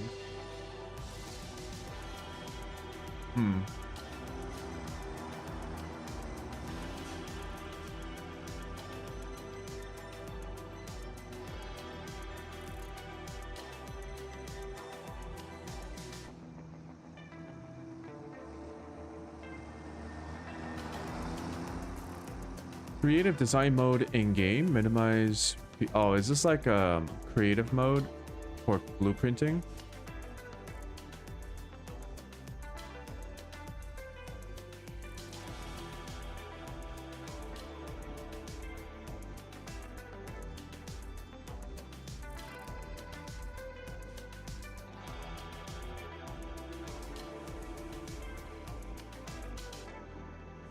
Yeah, I think this is literally Space Engineers creative mode. So what people do in Space Engineers, it'll be a lot easier if I show it to you, but in Space Engineers, you design ships, and that takes a lot of time, especially if you do it in survival, where you have limited like jet fuel for your jetpack.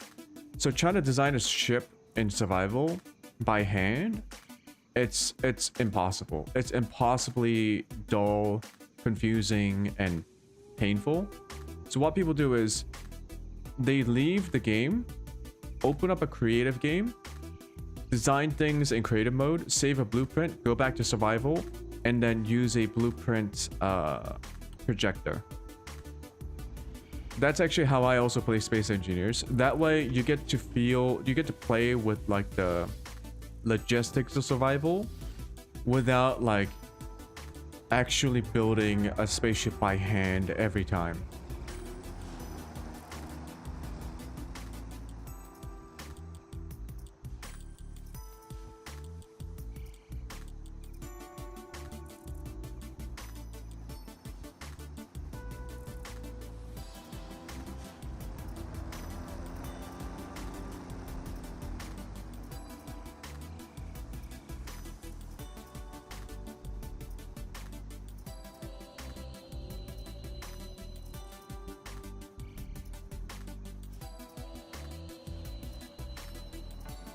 Auto link. Huh.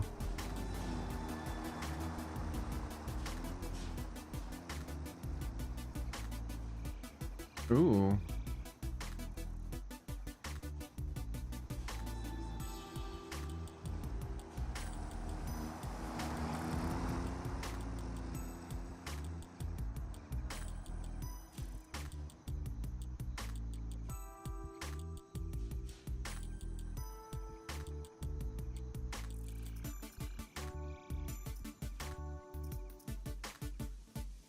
Yeah, Minimap might actually be really nice. Multi-splitter merge balancer.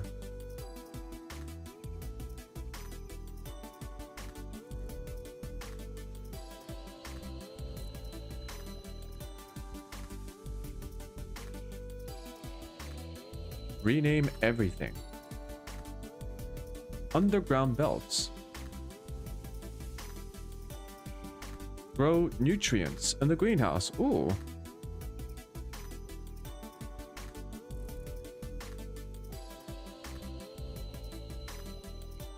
Oh, that's cute. I might actually download this. So you can just like make grow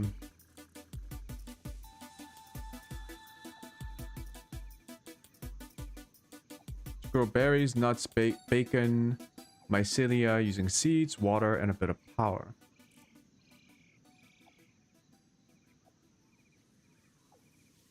Stuff like this I think is perfectly fine because you it gives you more stuff to build.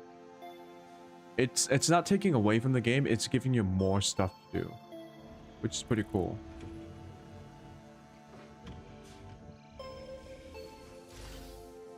More lights, that might be good. Logistics drones. Oh, that's cute.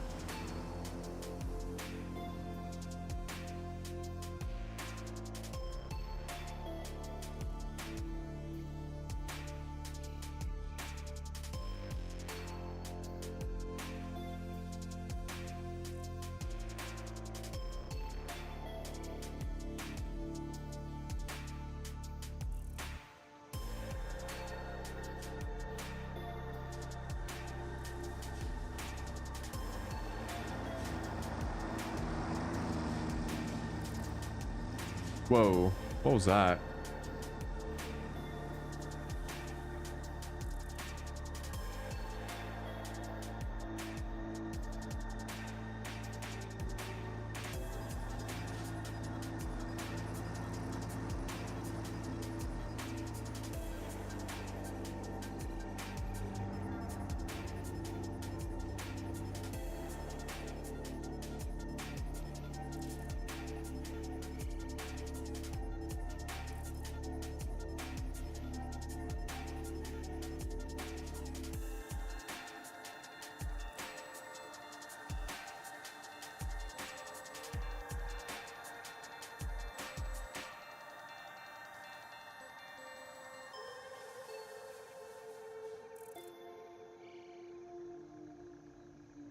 Huh.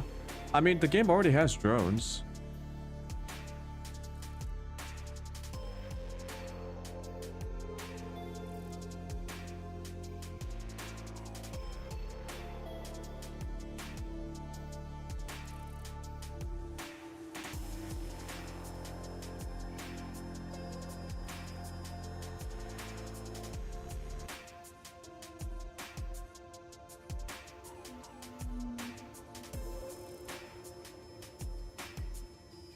Smart wireless lighting.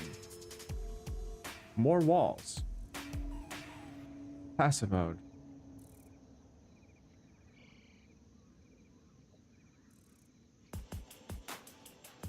So apparently micro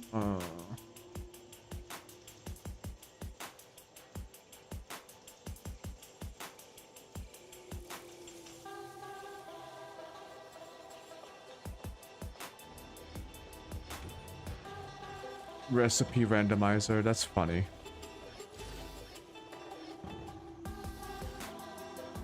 Curve builder, that might be nice. Vertical splitters and mergers. That's also very nice.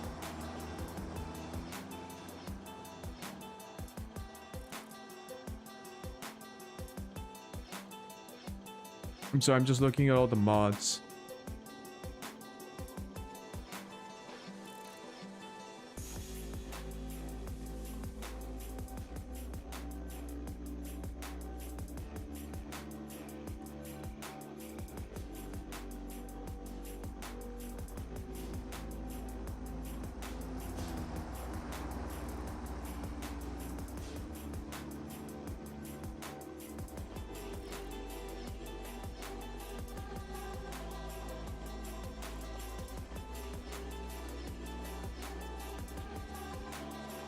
Loader, unloader.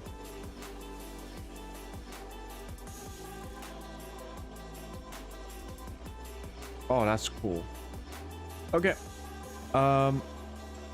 Here's what's gonna happen. I want to try out these two mods on stream. First, we need to download the SML.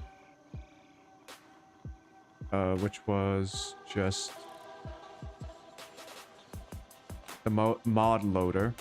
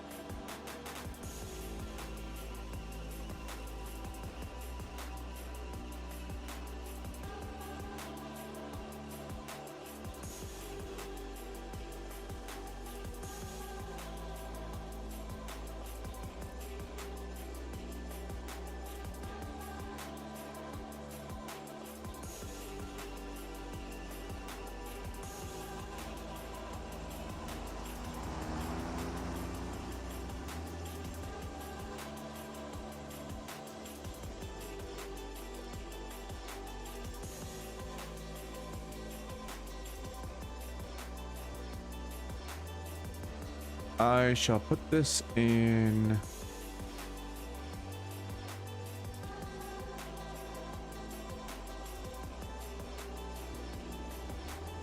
Yeah, I'll put him in the NVMe.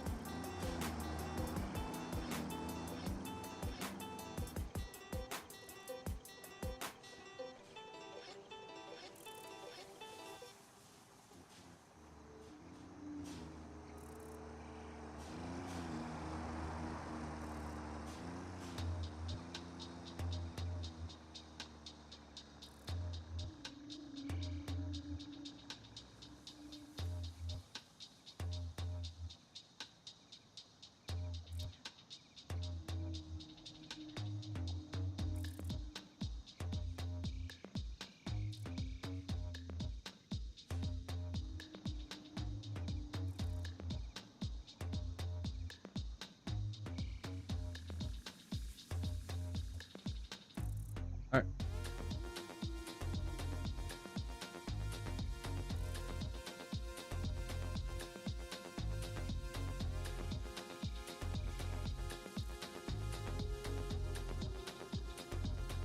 Okay, I got the mod manager and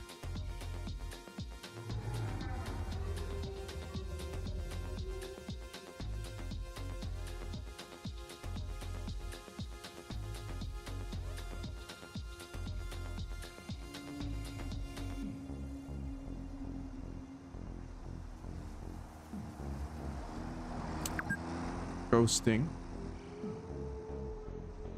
So vehicle ghosting.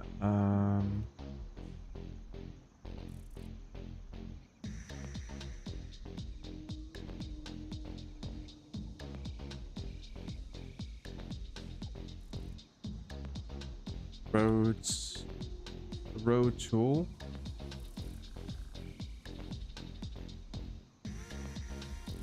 And what I'm gonna do is I'm gonna make a save.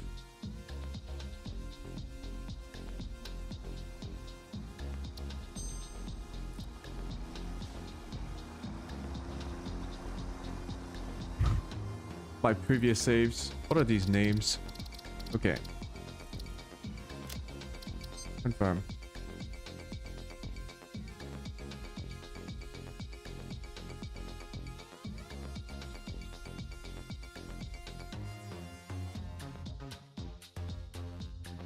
The road tool.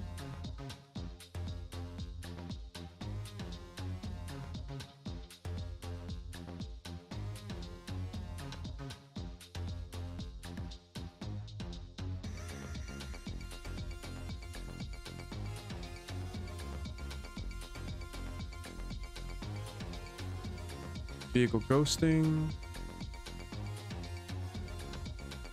Mods on. Profile default.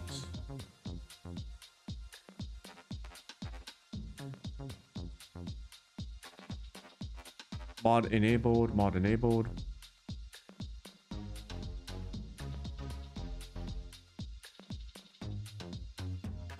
Get ready to rumble. The mod manager has already finished installing the mods for you. You can launch the game using your game launcher. Okay, launch game.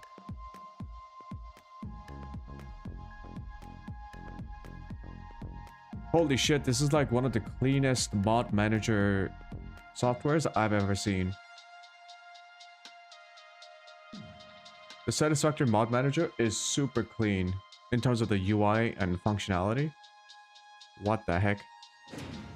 It's so much better than Nexus mods. Okay, let's hope that this doesn't break my game. It's always a possibility, and I don't blame mod authors for that. Like, they're already making really cool shit for free.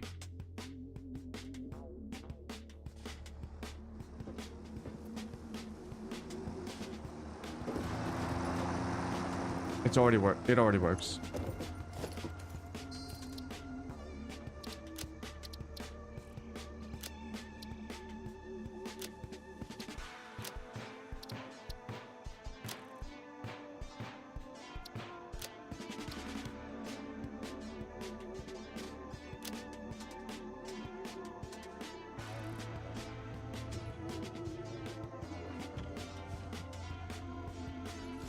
Okay. Road tool is gonna take some time getting used to.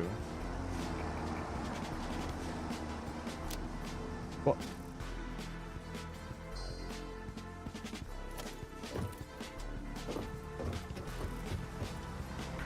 So these vehicles are ghosted, which means I can pass through them. And they can pass through each other. I just want to see what happens when multiple vehicles come to the same station. Do they both get fueled up?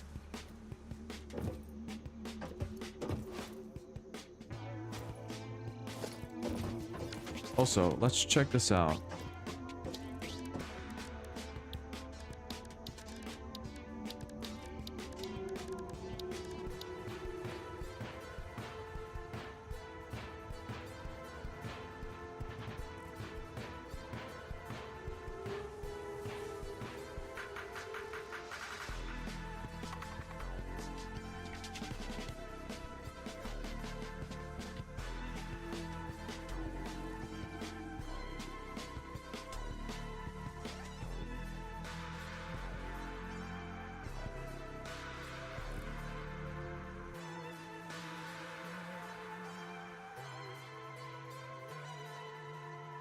They're under transportation. Oh, I need to unlock them?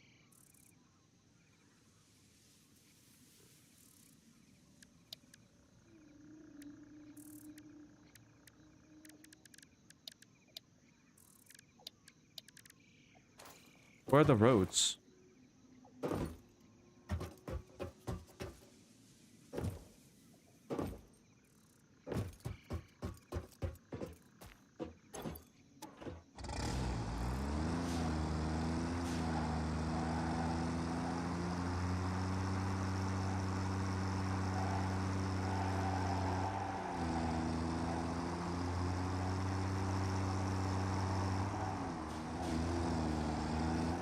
But they're not gonna stop now, right?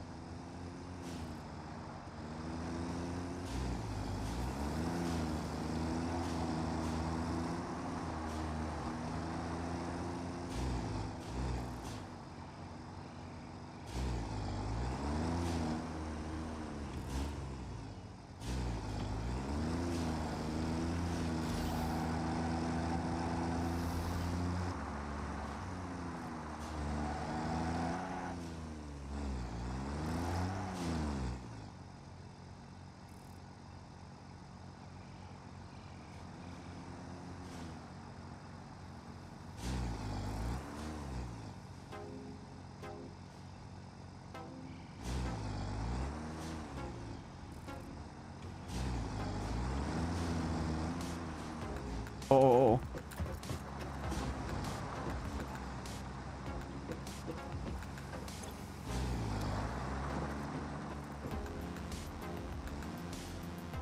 I think it just skipped.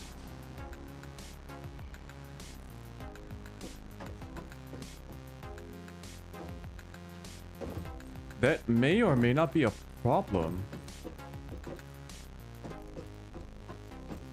Then again, that vehicle had no free room.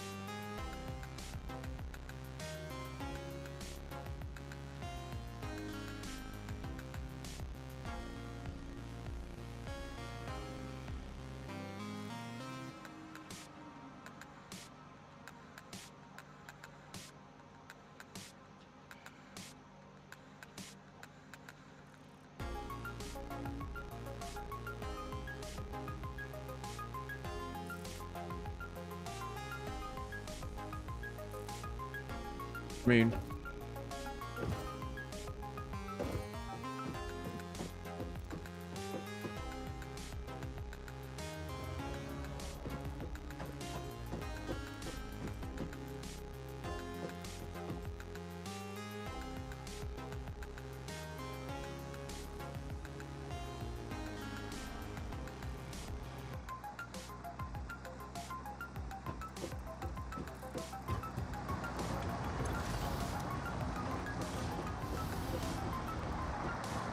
yeah, I have no idea if these are both getting loaded up.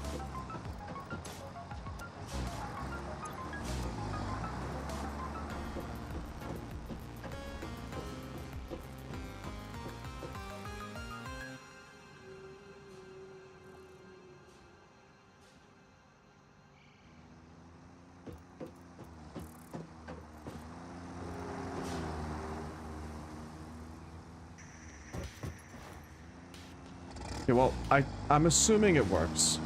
If it doesn't work, we'll figure it out later. But yes, this is a very nice quality of life feature.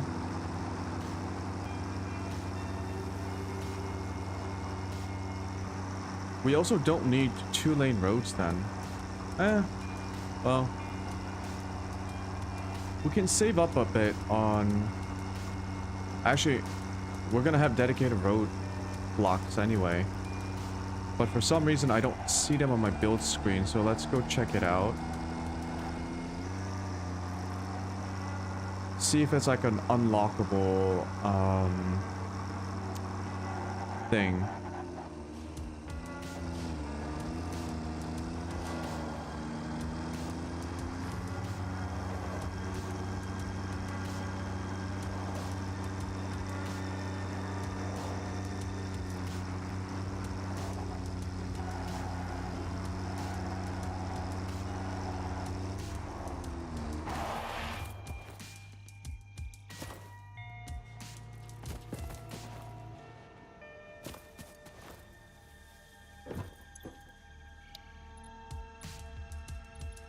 Yeah, it's an unlockable, free unlockable.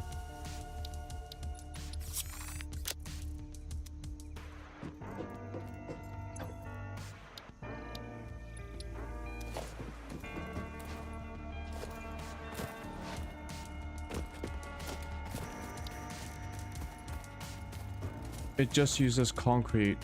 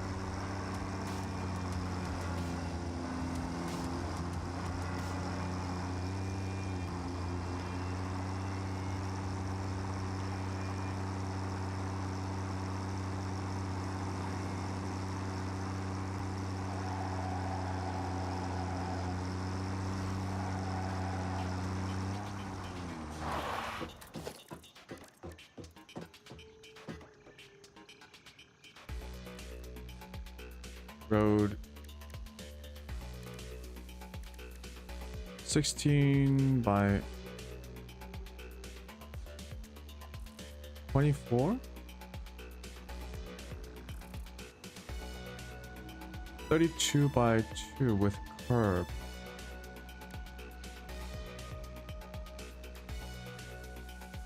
Foundation spawner. Spawns foundations with 4-meter distance from one another, good for straight lines. For more configurations, use the mod auto foundations on the railways with the other roads. Spawns half foundations with 2 meters distance from one to another, good for curves.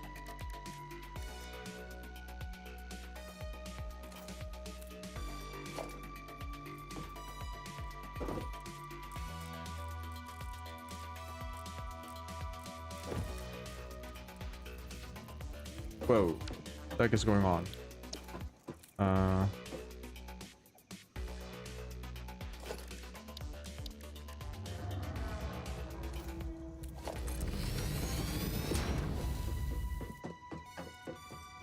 Let's take a look at these roads.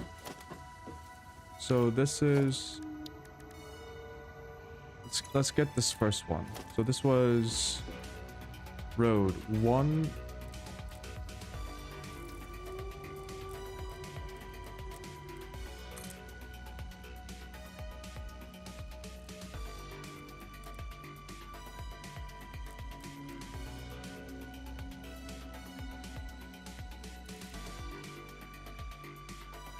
Ooh, yeah, snapping doesn't really... Oh, the game thinks it's a rail track.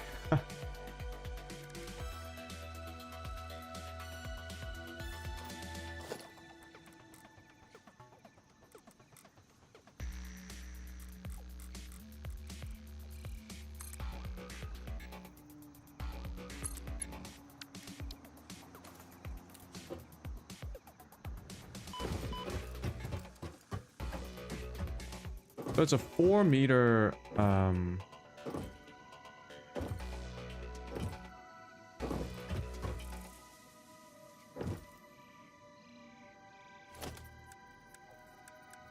it's a 2-meter foundation.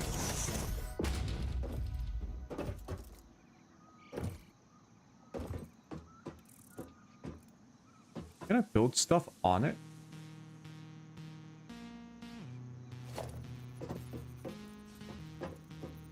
No, you cannot.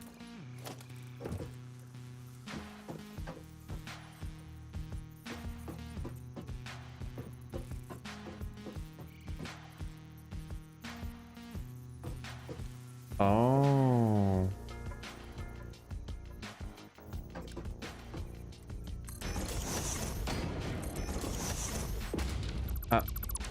Excuse me.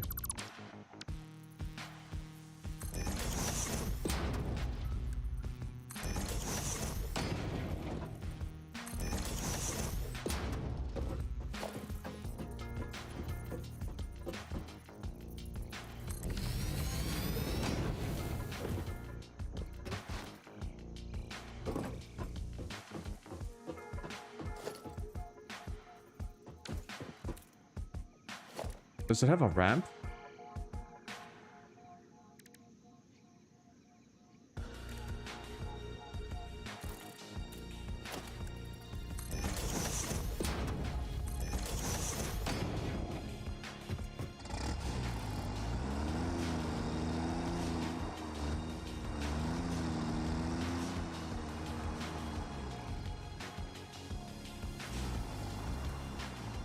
You can sort of do it.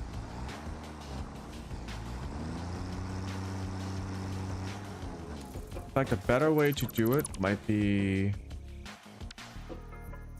go from the opposite side. No, the actually.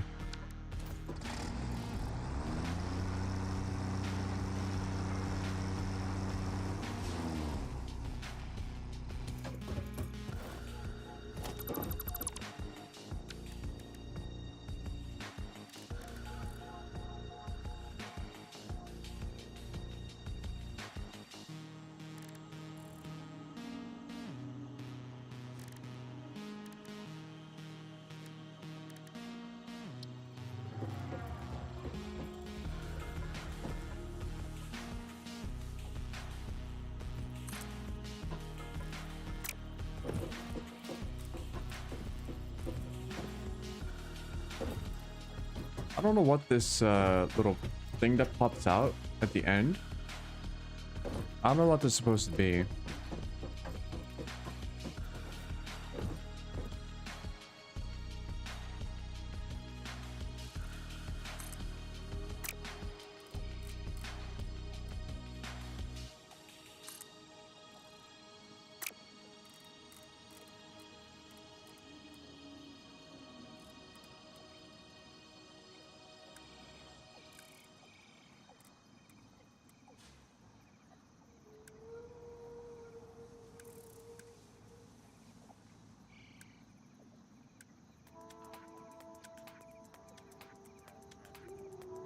With a curb.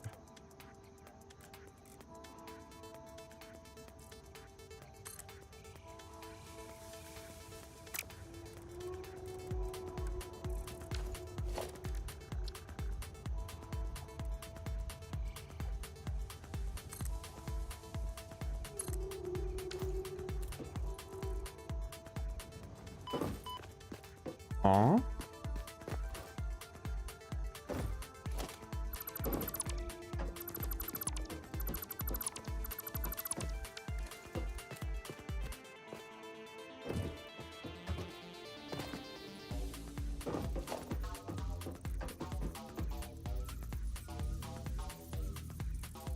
Oh, I see. That's why you need the foundation spawner. Okay.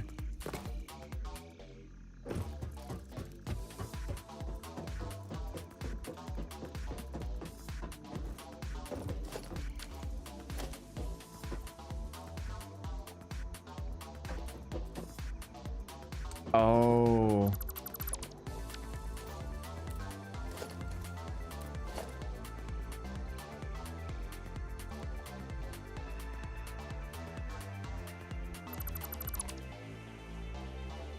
Huh.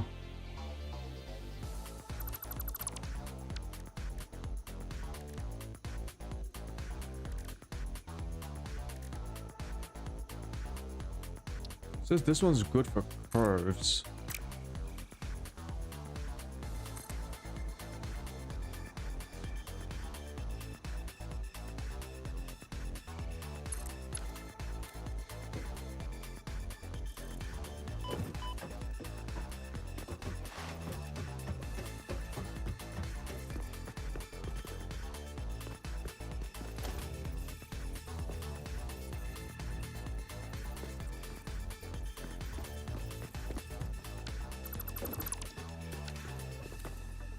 Oh, I know what this is, because I think there were people who said with previous mods that used that brought in custom roads, if you remove the mod, it deletes the road. Like the asset is not part of the native game. So I think what the solution here for the modders was to automatically stack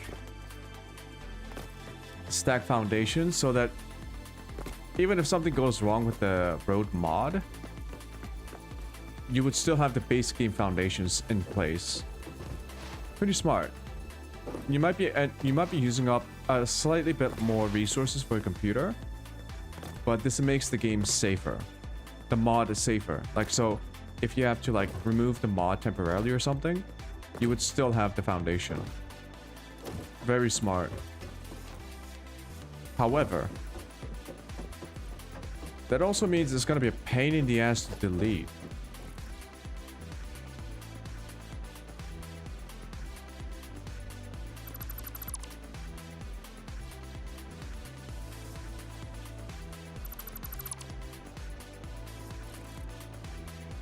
It's not that bad. Okay.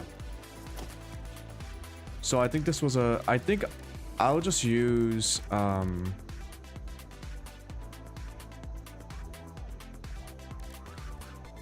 I'll use the foundation spawners.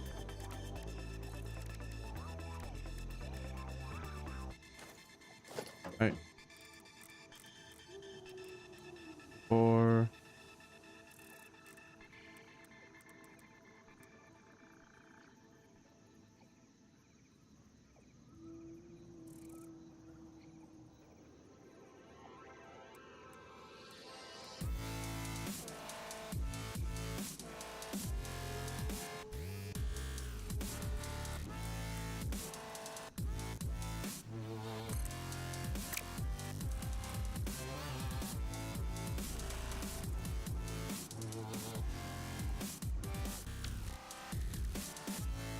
I'm just a little bit confused about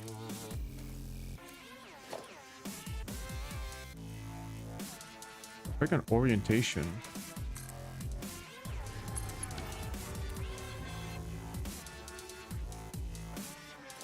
So we said, all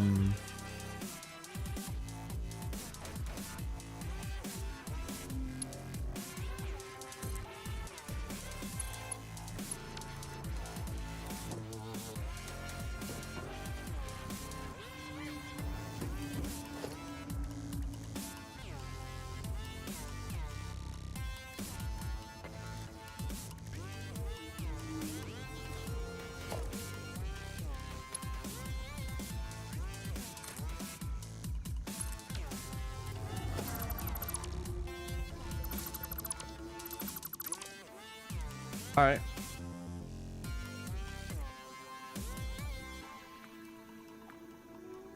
I'll use the foundation spawner.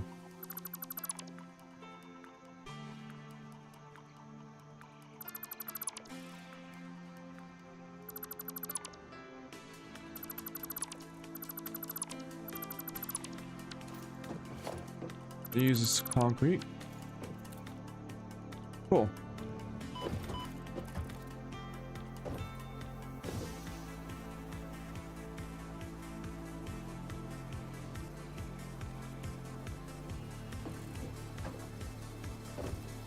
Okay. Okay. The mods are working.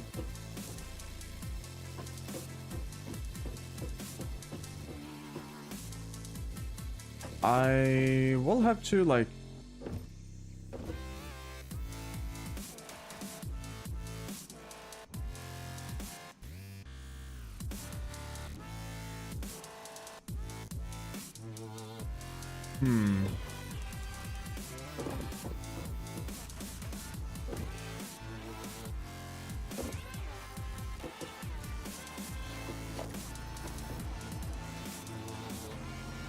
I will have to update the roads one day.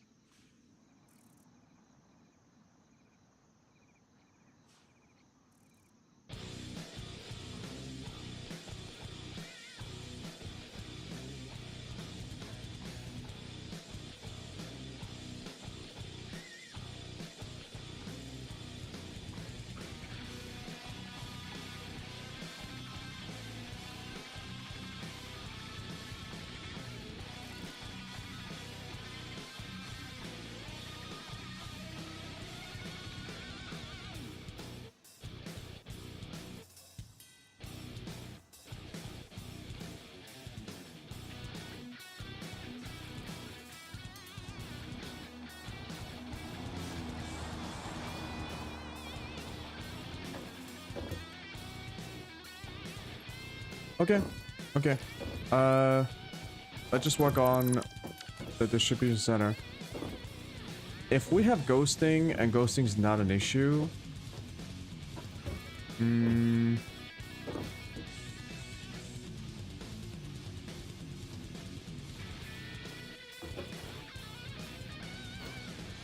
know, I'm getting the feeling that this, when there are multiple trucks at one station,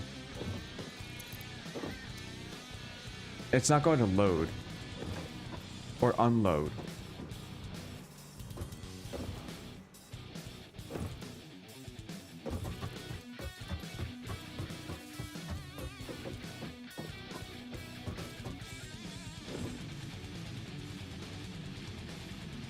We can try and test it. We can make let's test it out. I do want to see this.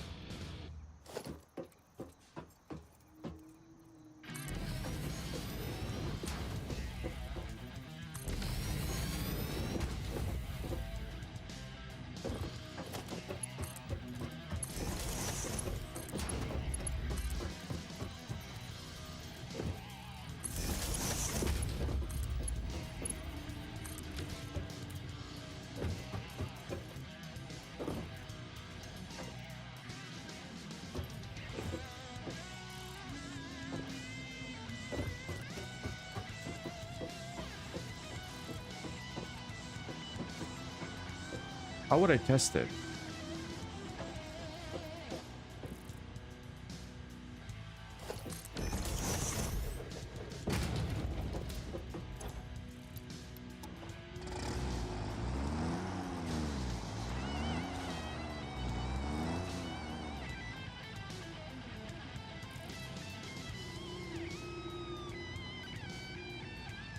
Oh, we don't even need two.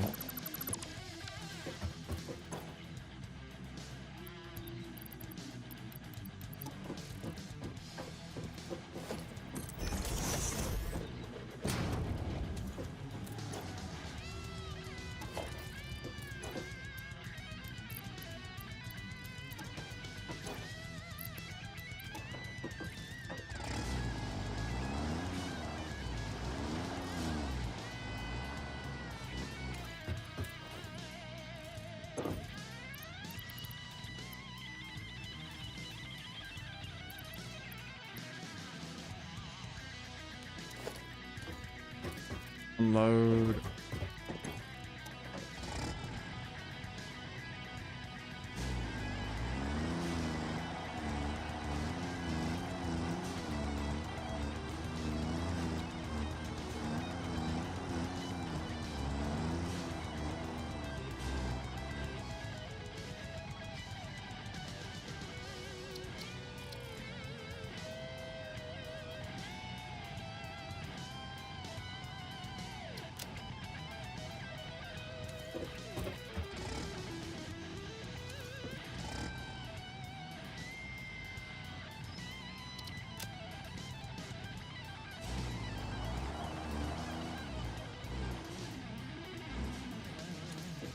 So these two will...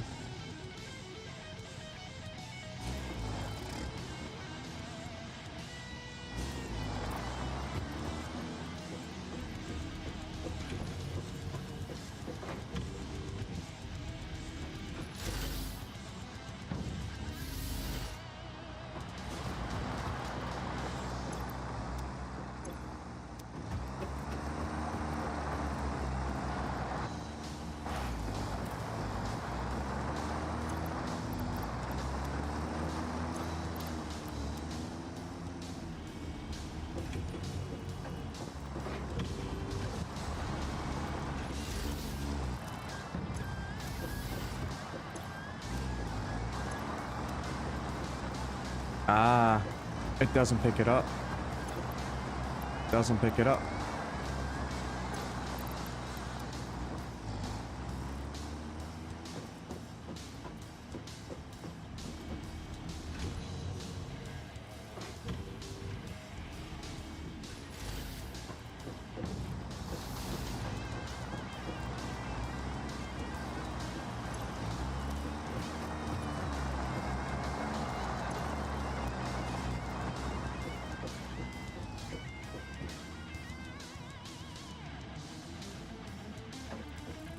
So we will have a problem when they do stack at the loading station.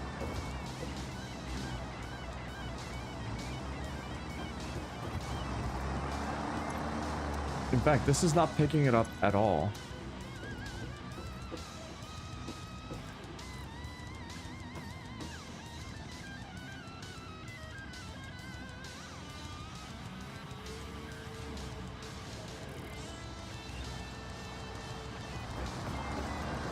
Like, not at all?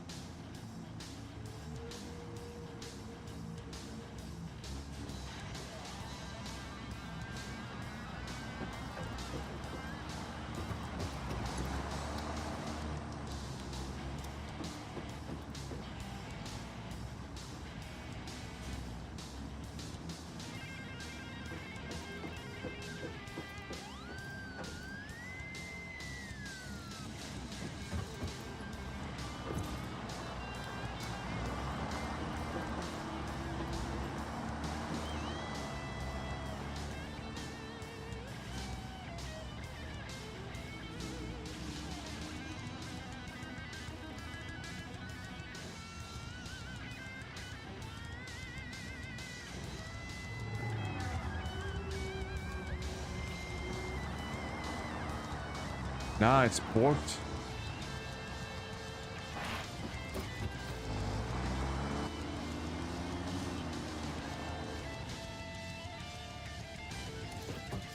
Doesn't work at all.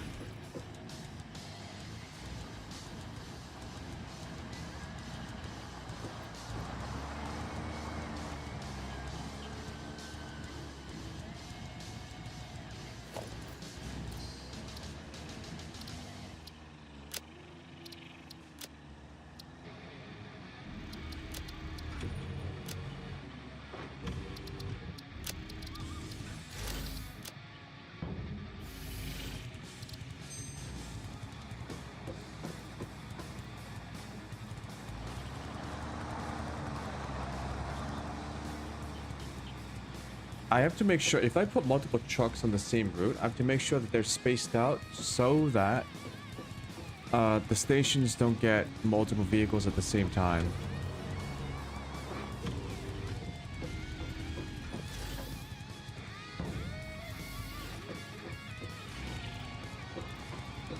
Although at this point, I don't feel the need to have multiple vehicles.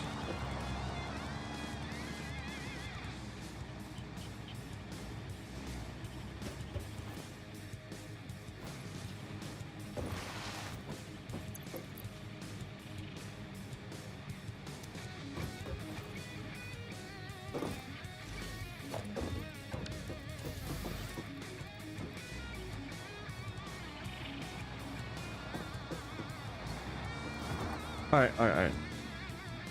Disable,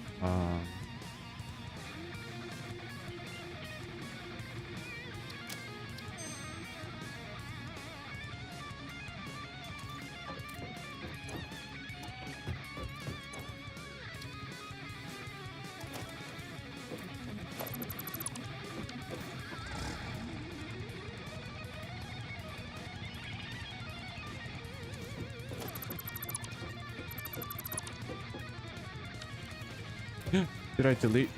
Wait. Oh, I think I got it. Okay.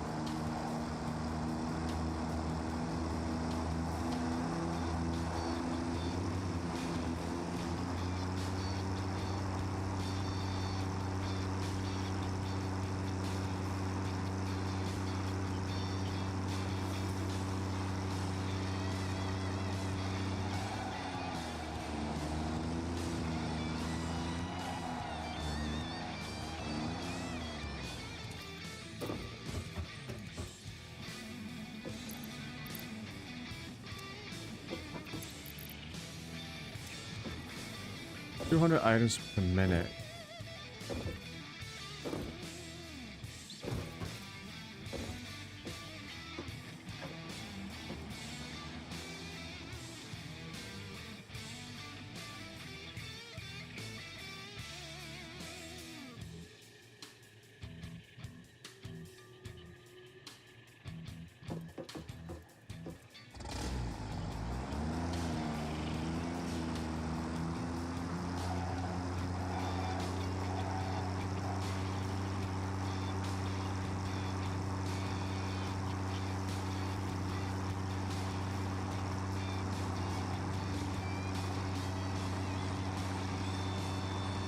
I'm a little bit confused.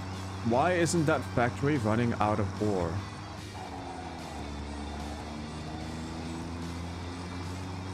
It's using up 240 items per minute. So it should be running out.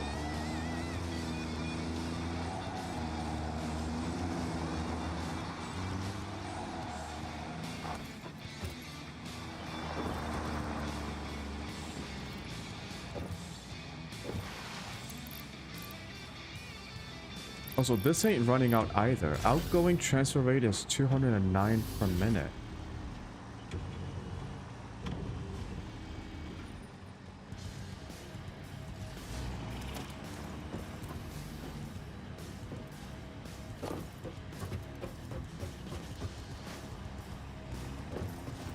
Let's hold off on making another station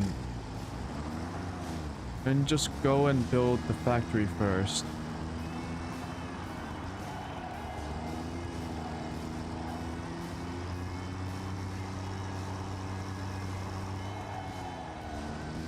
I think we'll only run into a problem once we have, if the factories are all running at the same time.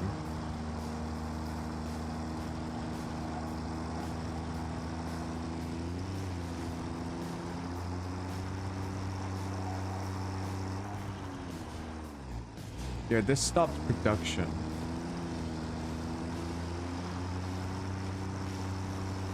This also stopped production.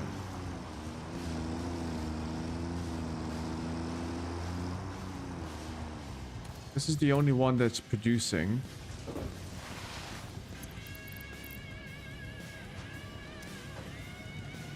For some reason, this is stuttering.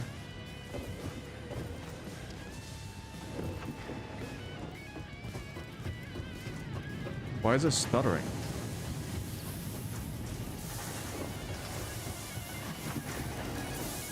First floor's fine.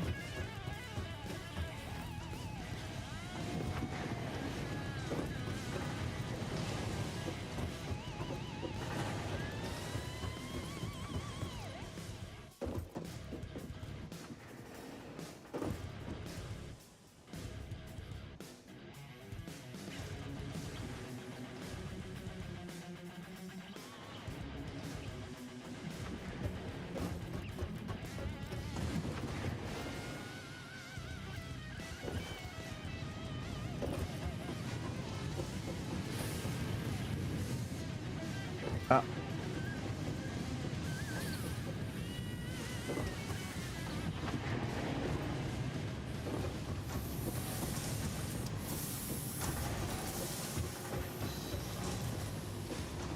Oh.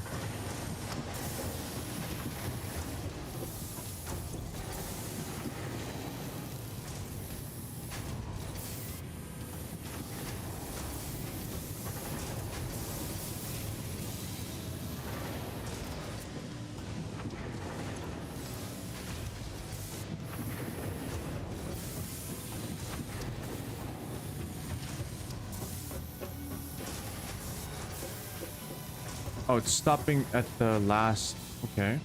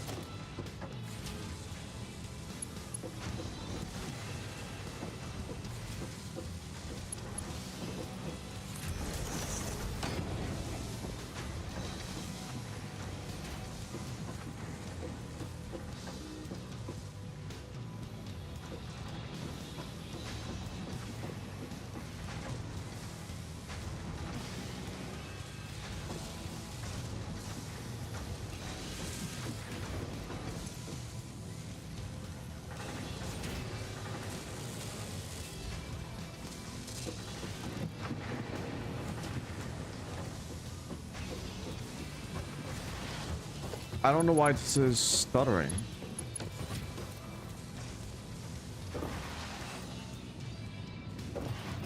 This one doesn't stutter.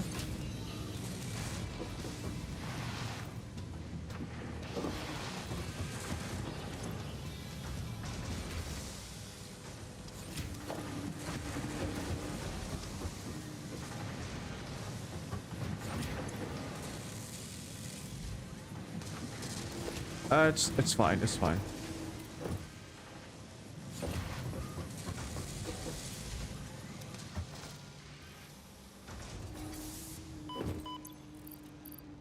Okay, we got plenty of reinforced plates again.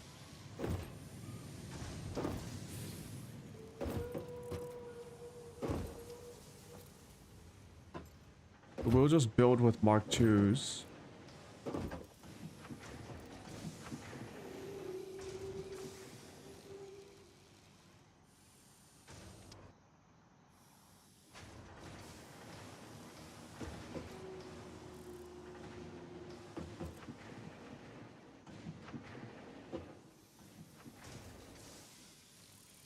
Yeah, it's a bit strange.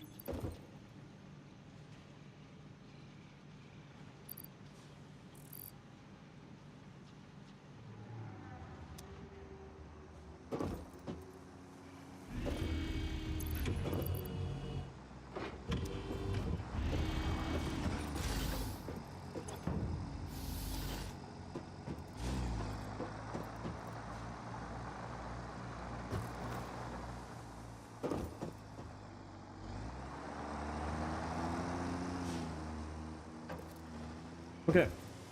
I'm just gonna build a rotor factory.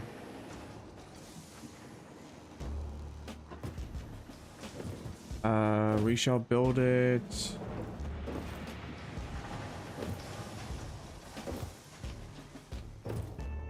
over here. And starting from here, we're actually gonna build a road.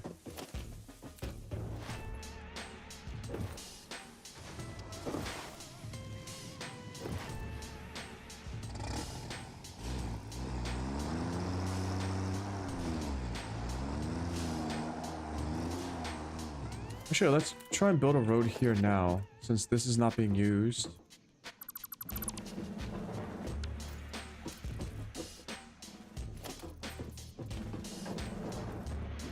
Road, foundation spawner.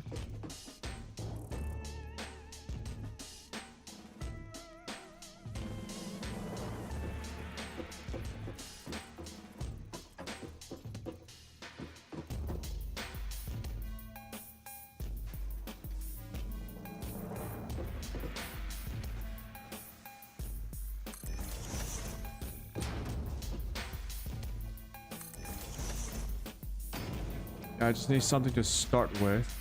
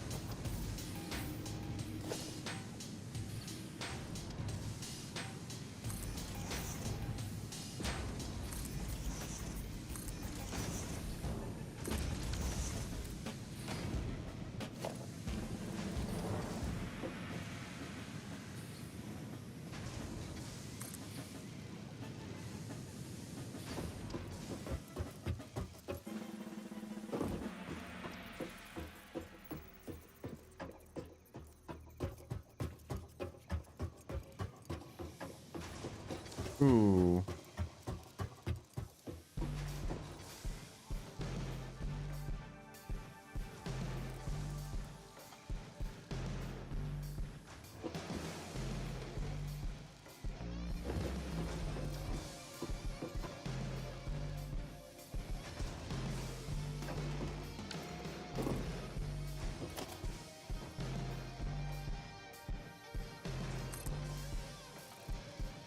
This is kind of weird.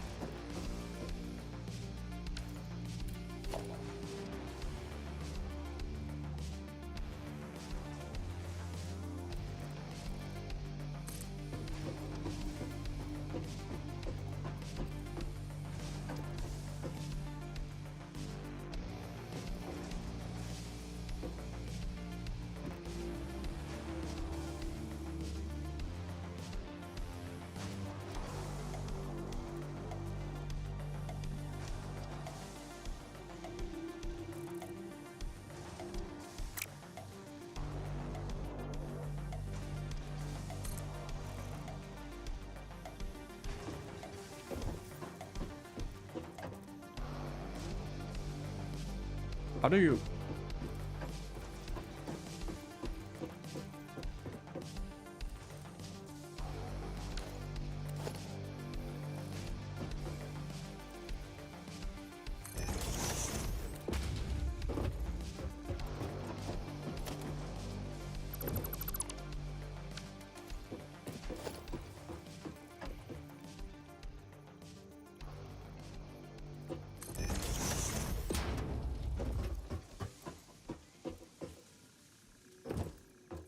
Well, it's fortunate that I made this with two tiles in the first place. So apparently, that's what you need.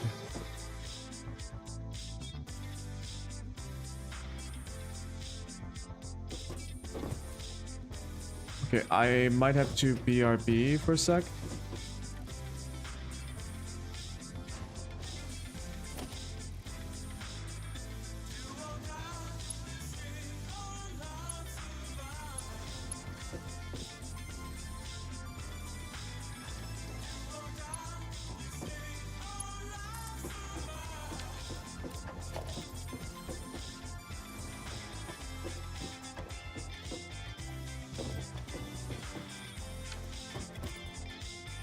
Yeah, building this in the sky is a little bit challenging. Okay, I got a BRB. I'll be back in like 10 minutes.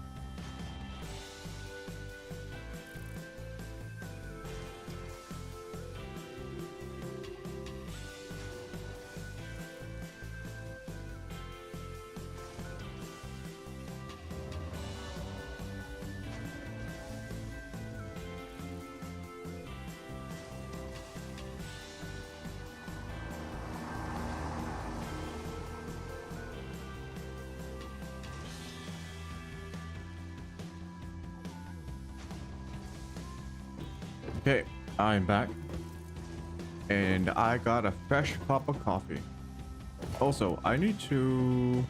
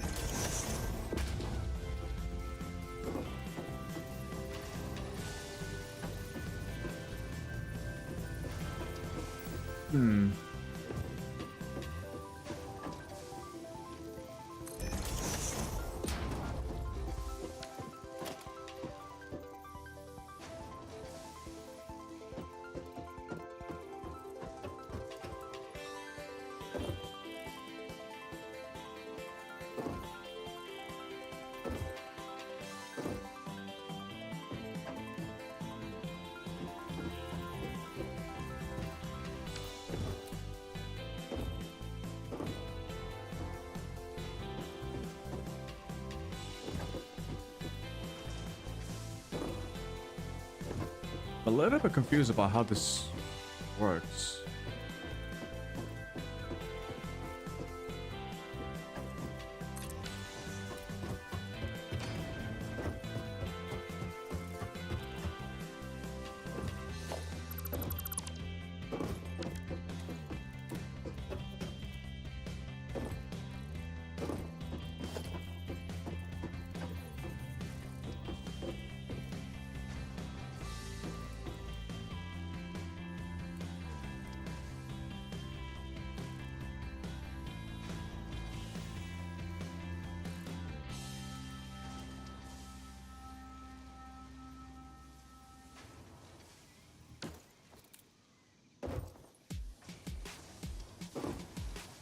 Do I have to like clip it?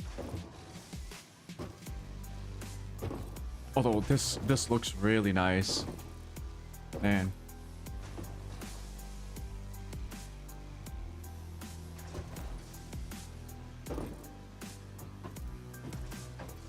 Okay, what I think I'll do is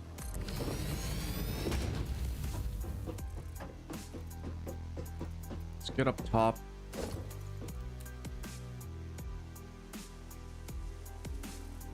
Won't have to worry about that.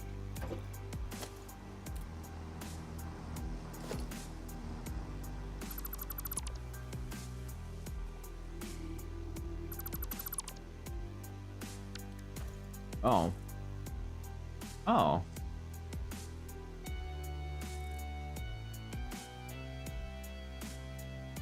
I'll put the roads in here.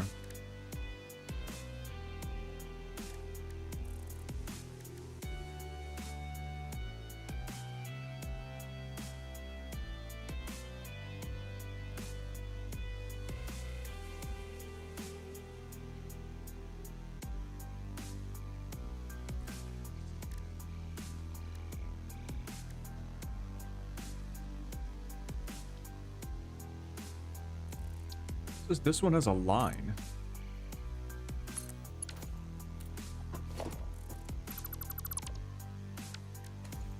Counts as one.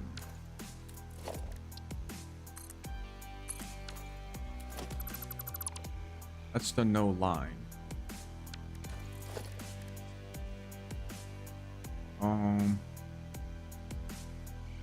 Oh, maybe I should have it here. Yeah.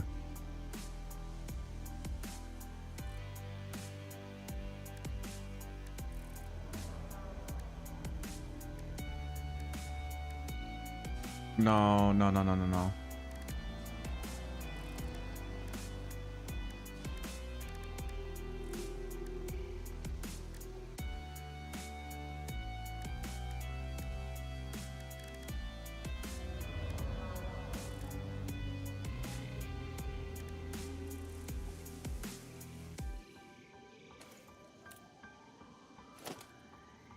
Oh, why is the water extractor here?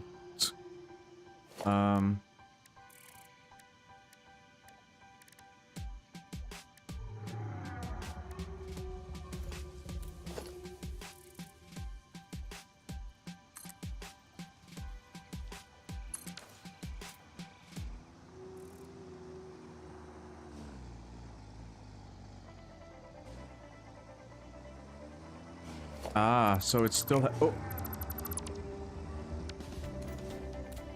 The cars do get blocked by roads. Cool, cool. That's actually fine. Yeah. I'm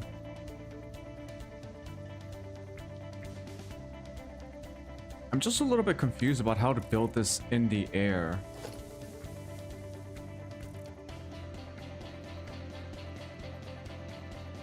Oh shit.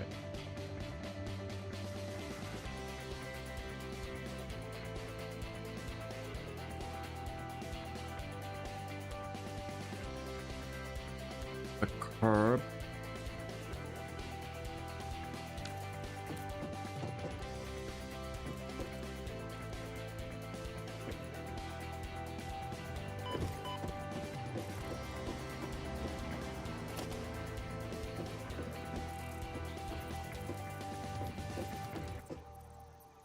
Like, I can build on top of...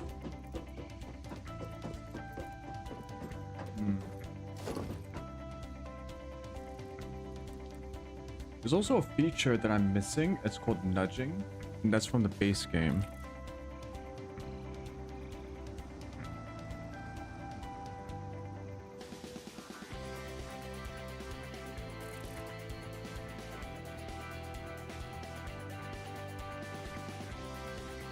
Okay, so hold, nudge.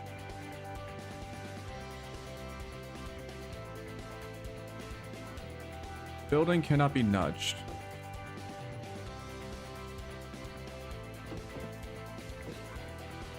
Fuck.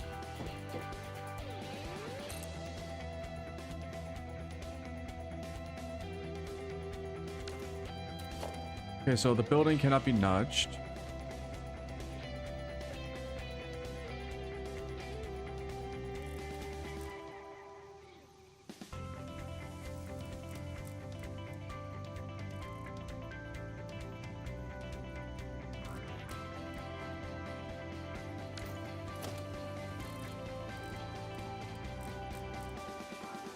An 8x4.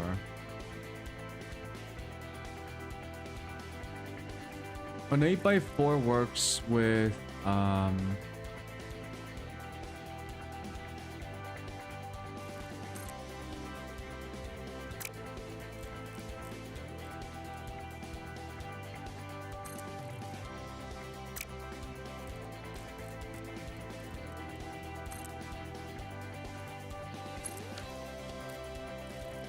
oh shit. No, no, no, no, no.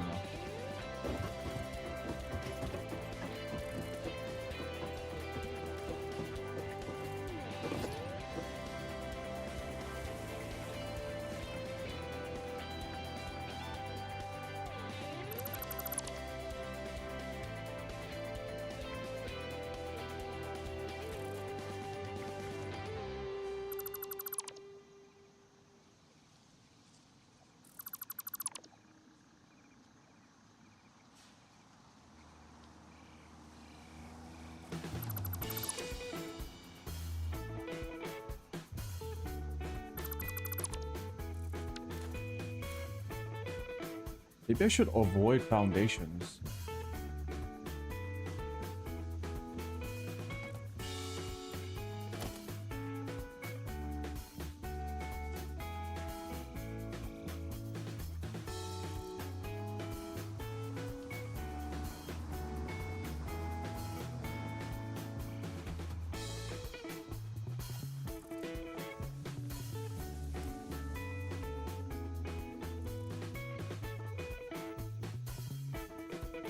Oh, oh, oh. Ah.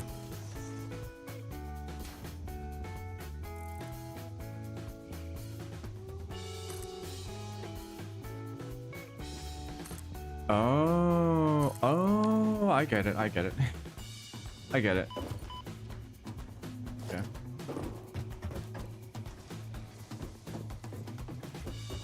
The snap-on works when you aim it at the center of the road. Because I don't know how the modders did this, the foundation is like in the middle. Like a pseudo foundation.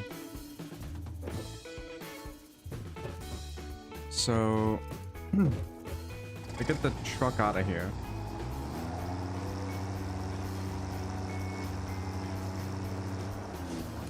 As to the multiple trucks stopping at a truck station, I think overall we just don't care about it. Just don't care about it. Don't care about it. We should be fine. Yeah, see the foundations. It's in a weird spot. So we want to build a straight road for 32.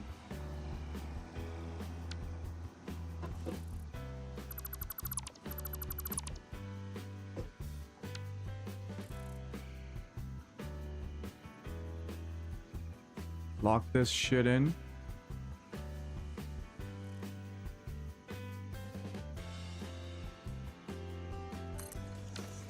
Boom. Then we should get like a boom. That. Clean.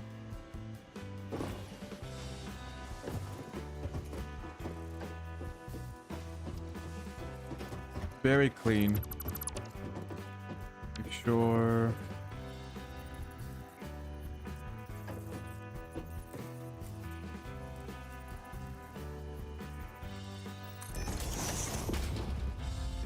Oh, I guess the only downside is we have to...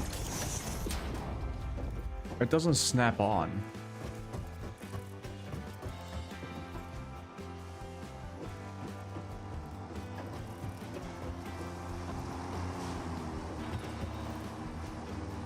Nice, we can just... Okay. So yeah, we can definitely just replace the roads as we go along. And I'm pretty sure if you have roads, the spawn system should work. For the vehicles.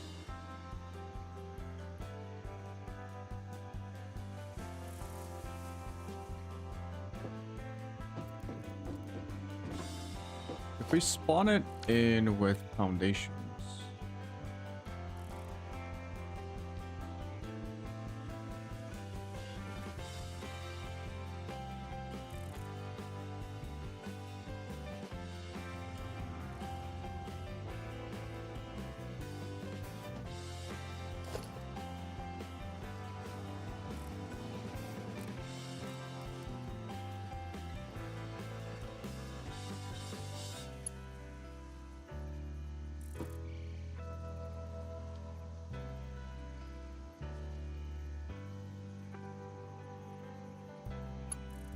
I mean, a curb might be nice.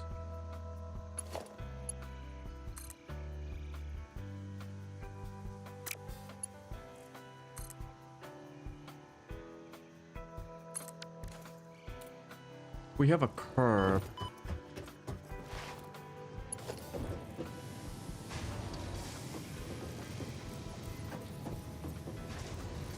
It doesn't snap on, actually. So building a road wall might also be a different challenge.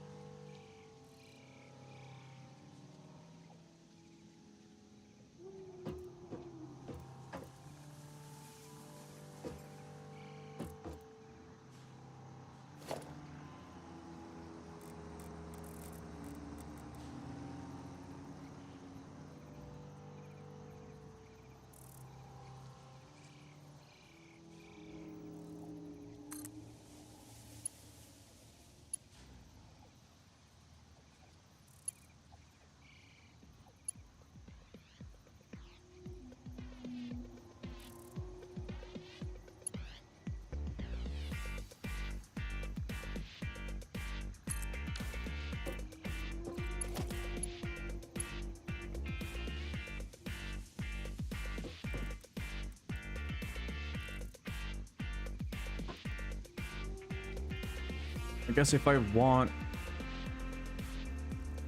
walls,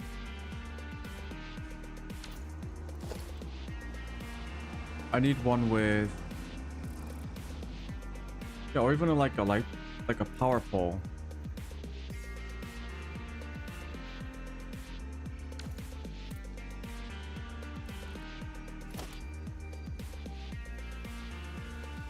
Wait, I can just kind of build on top of.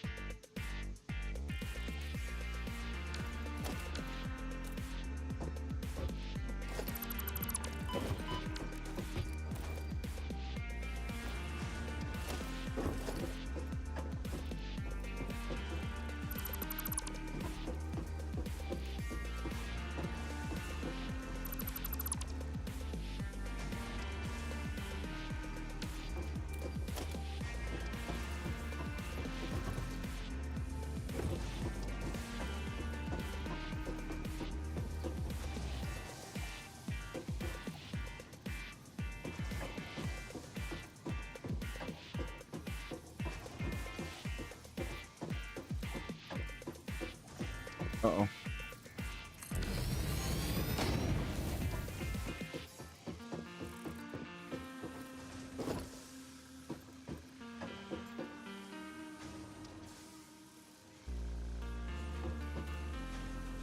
Why isn't it snapping on?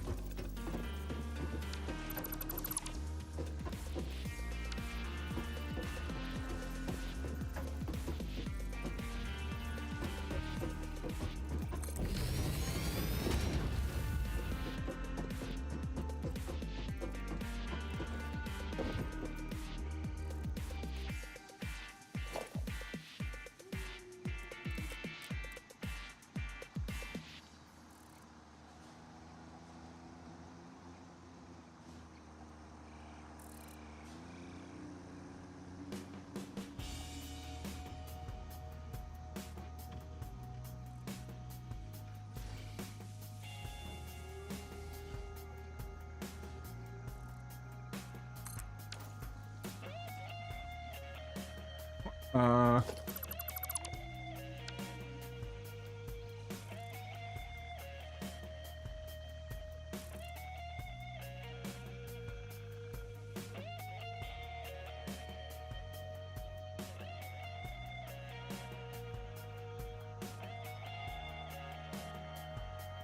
That's gonna fall off. Yep.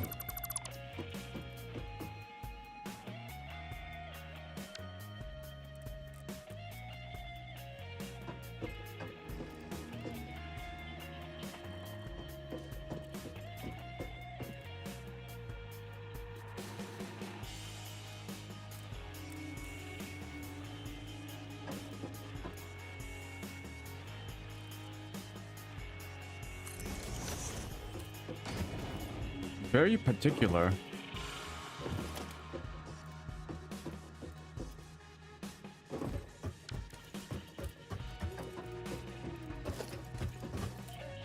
We really can't build anything on top of it. We can build other roads on it. We can build a foundation on it too.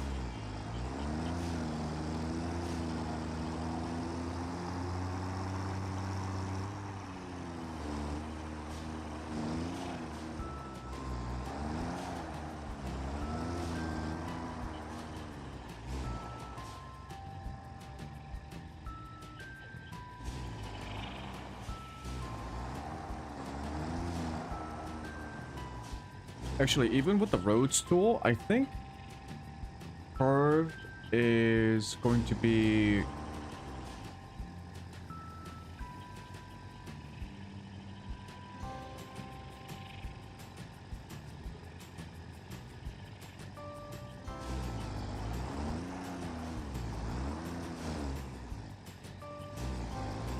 Even a curved road is going to be a bit of a hassle.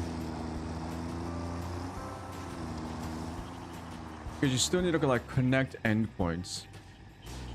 You know what I mean?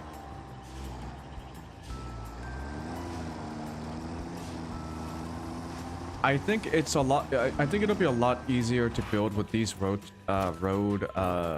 assets if I have a jetpack. Like if I was in the air, it would be easier for me to connect stuff and build things.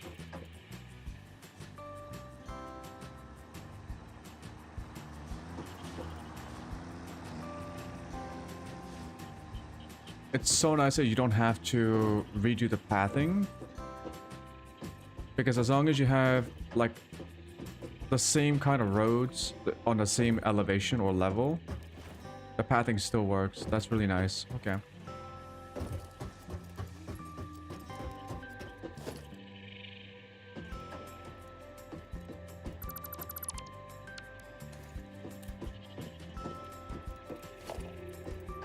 There has to be an easier way to like...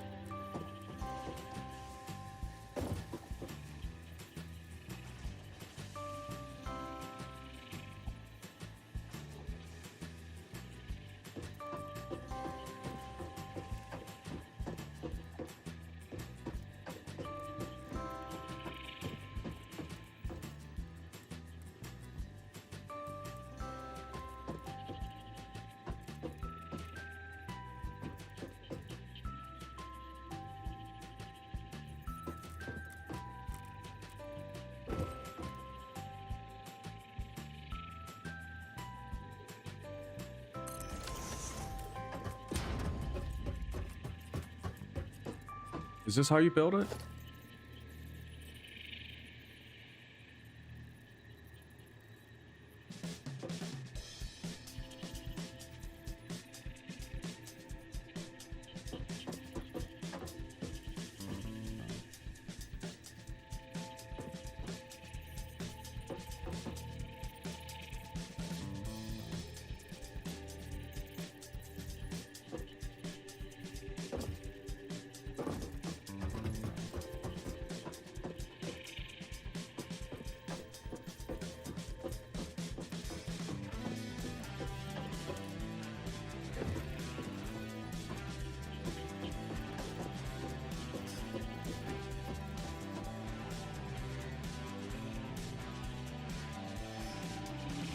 Oh.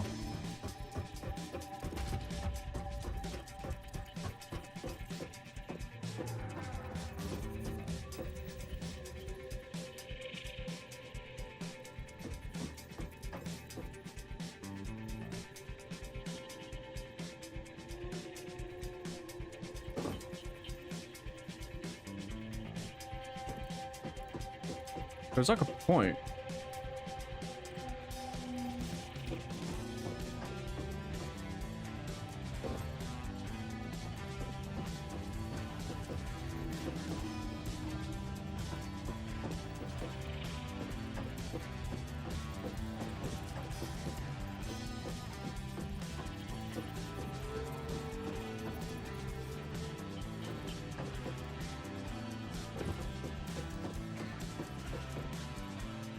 Oh.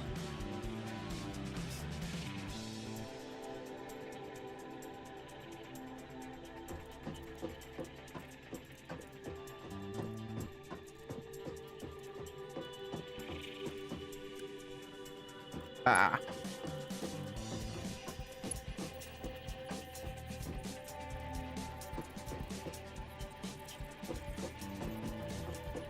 Ooh, this would be really nice if this was a bit easier to manage. Right now, extending a road is super weird.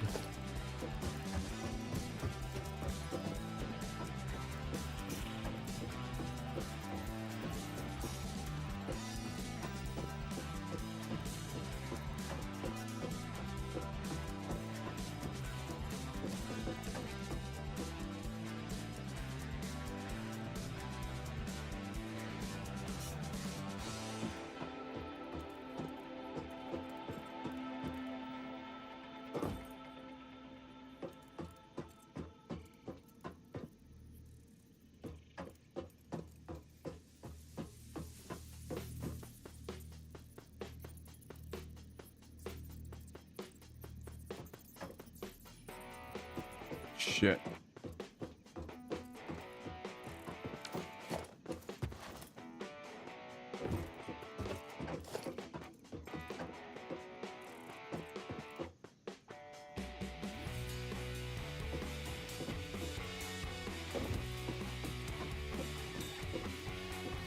It has to be like a trick.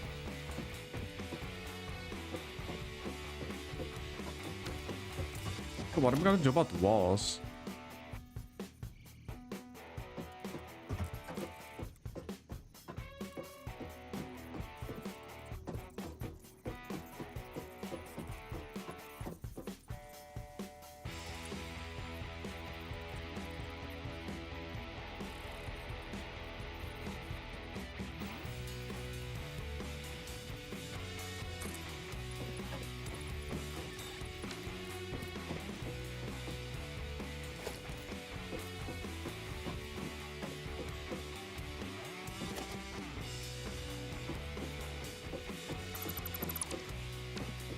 Maybe I should do road with curves.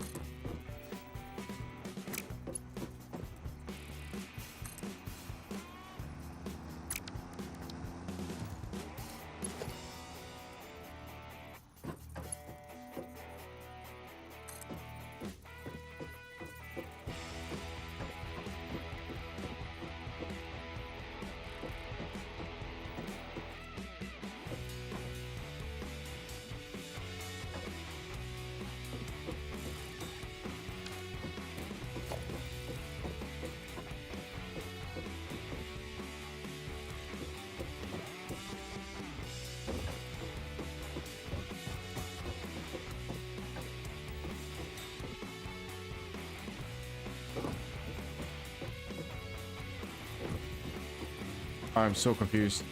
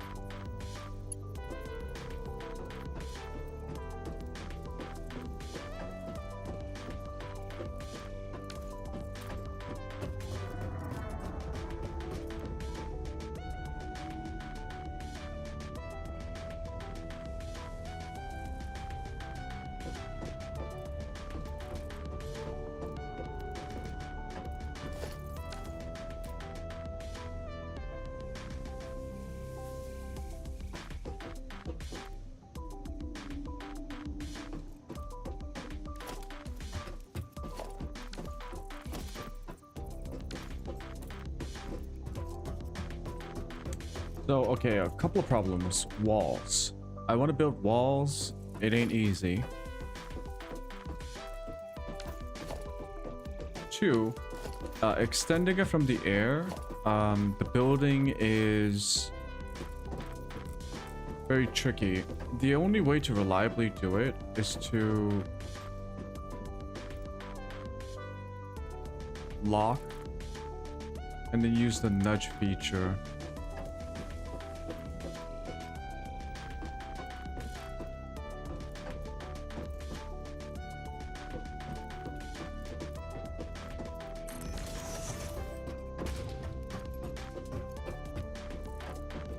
The other way I could do it is to build this in a foundation.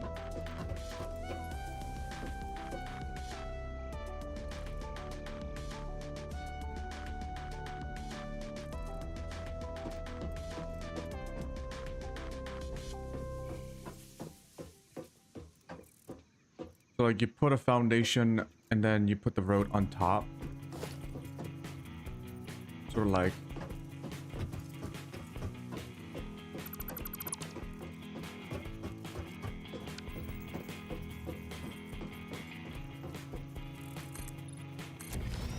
you do this, and then actually.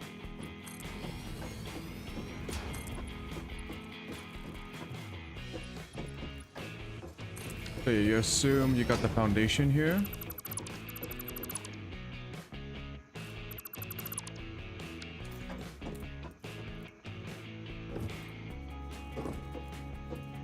Then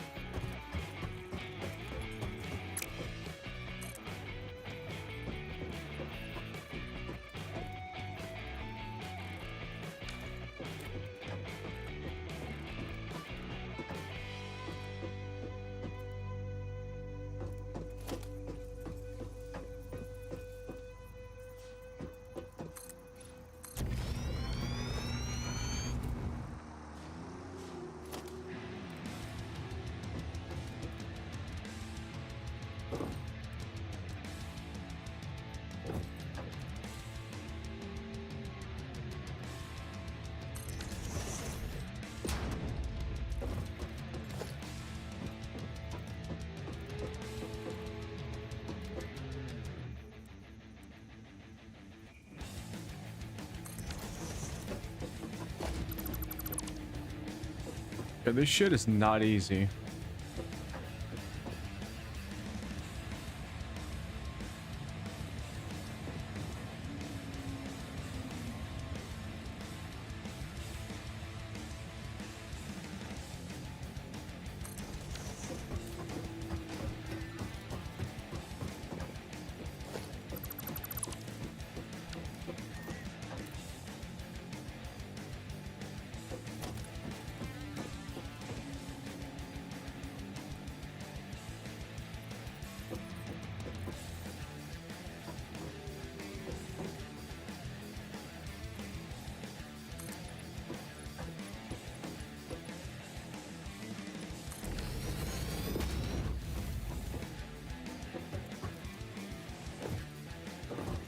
Okay, so there are like different building techniques to this. This...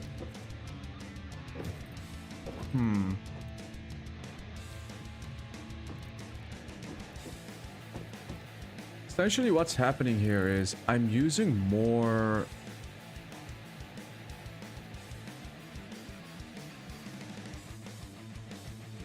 It's almost like I'm using more resources.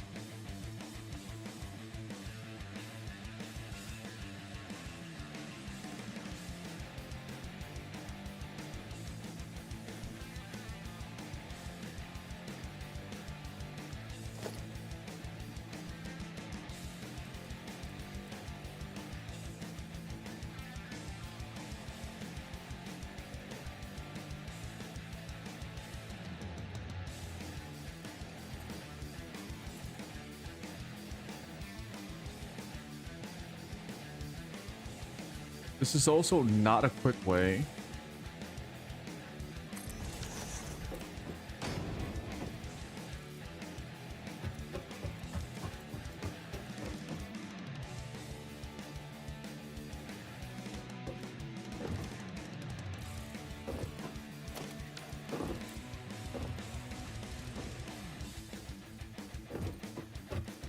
So even if I figure this out,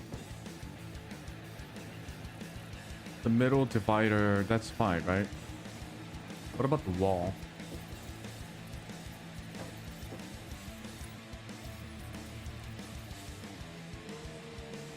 There's nothing for the wall to get aligned to.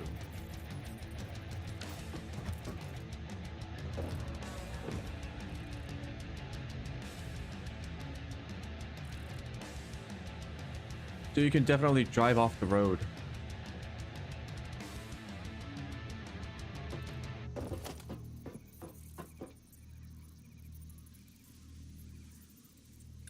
What you can do is manually place them.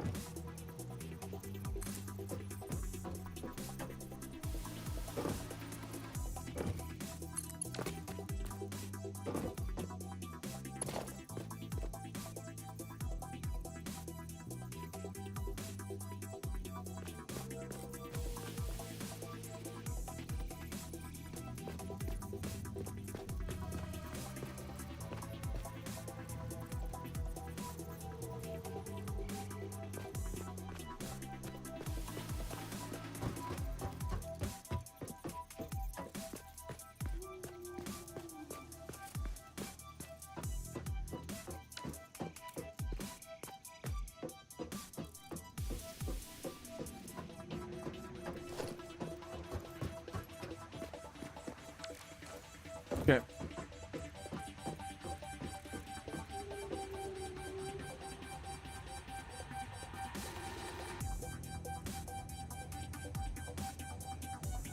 I'll use the roads when I do.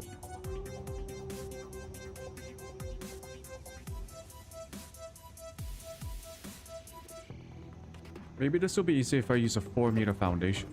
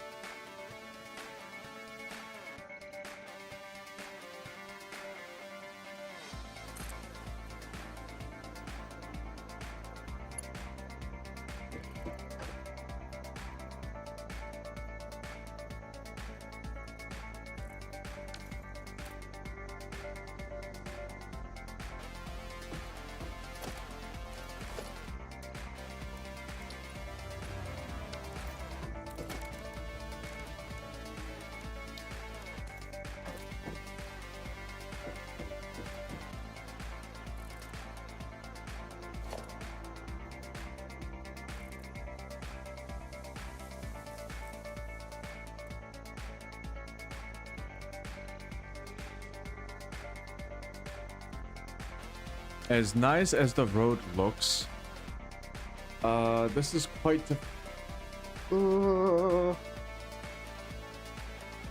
it's a problem. It's a problem. It is not quick to build with. Especially in the air like this, without a jetpack. Which I'm pretty sure there is later on. You can unlock a jetpack.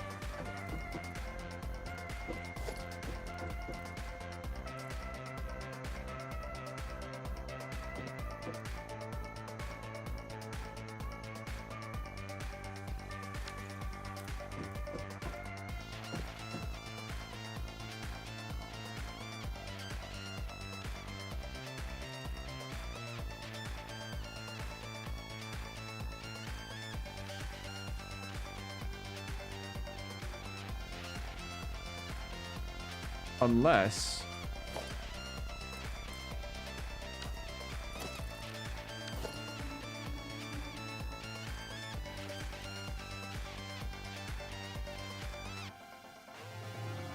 it's a 16-meter road.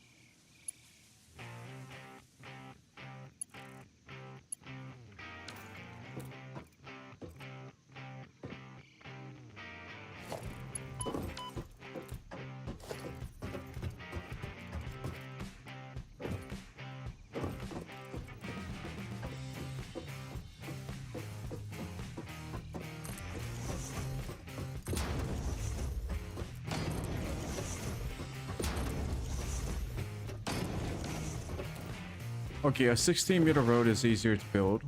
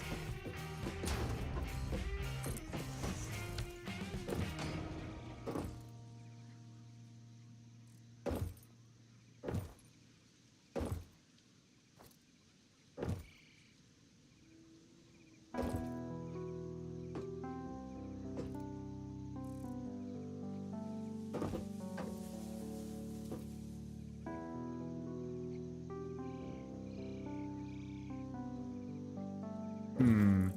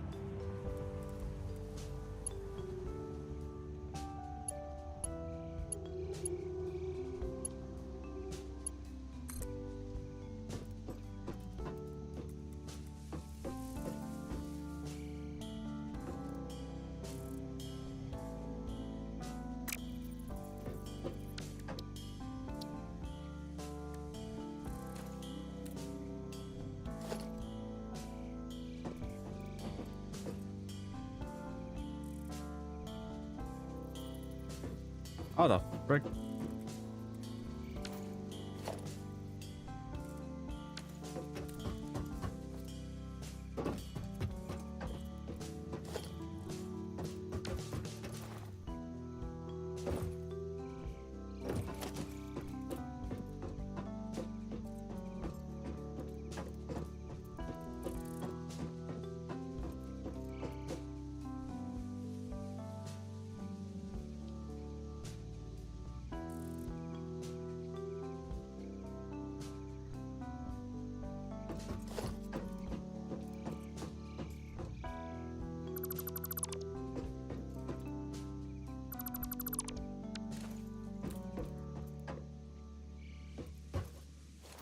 You know what?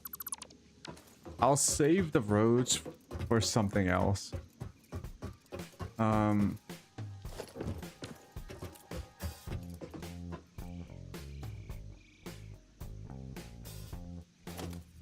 now, I gotta find a better way to...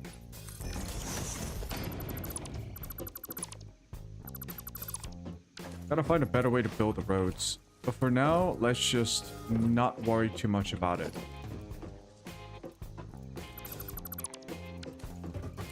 And get this rotor factory up and running.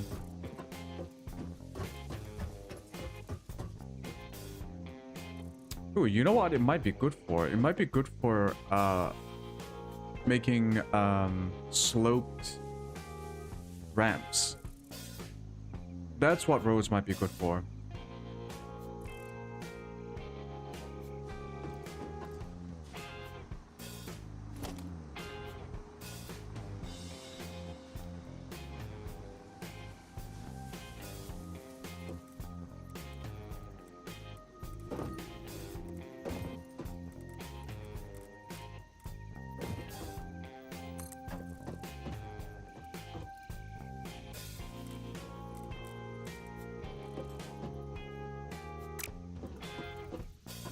Yeah, like let's say I wanted to go below like that. That would give me a relatively still kind of steep.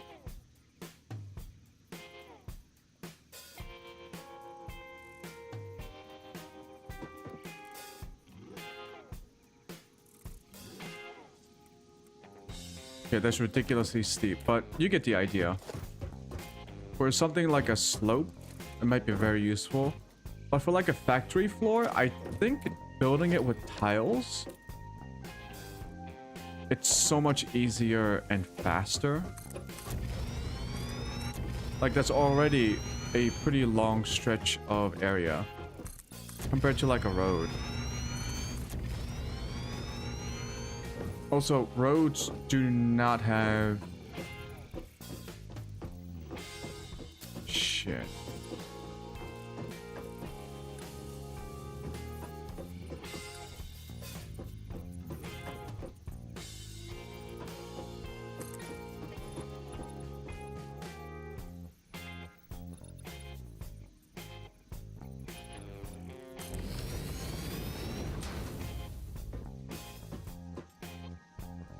Wait, this is how you do it?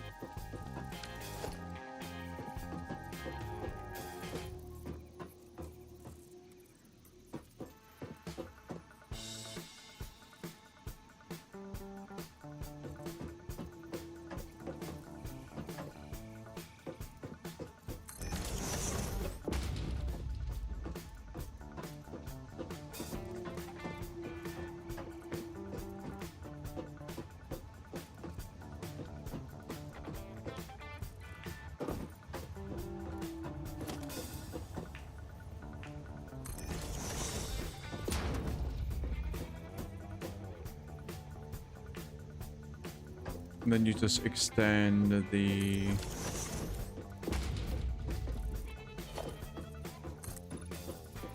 rail or a wall, whichever one works.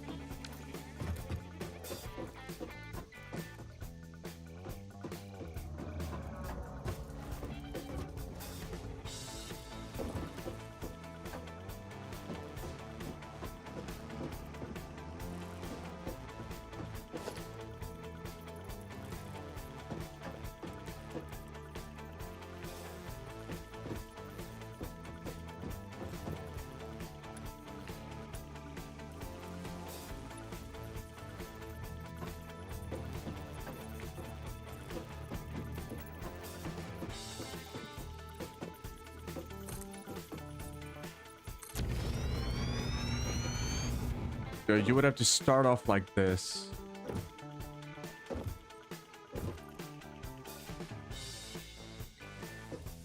Otherwise, you can just use the foundation now. Okay, what happens when I use the foundation?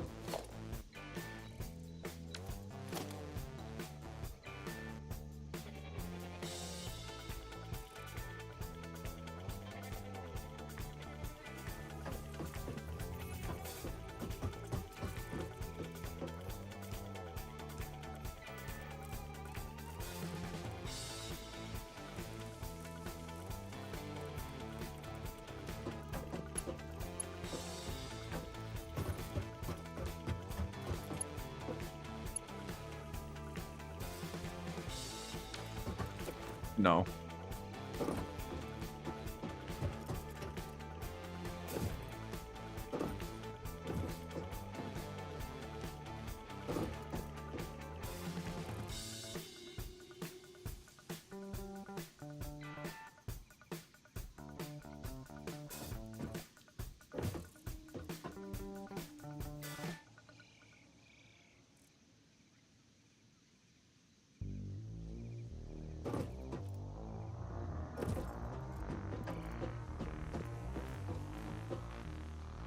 I mean, since I don't have clipping issues, I can just narrow the roads to just 2.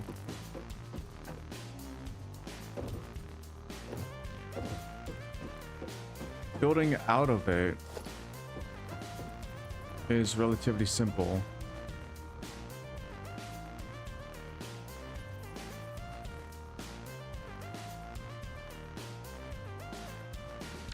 Yeah, this is how I would have to do it. So I would start off by making a foundation. Build a 1 meter wall. And then build a 16 meter... Build by 16 meter increments. That's the way I would have to do it. So what happens with an incline? Let's say I want to go up. How would I do that?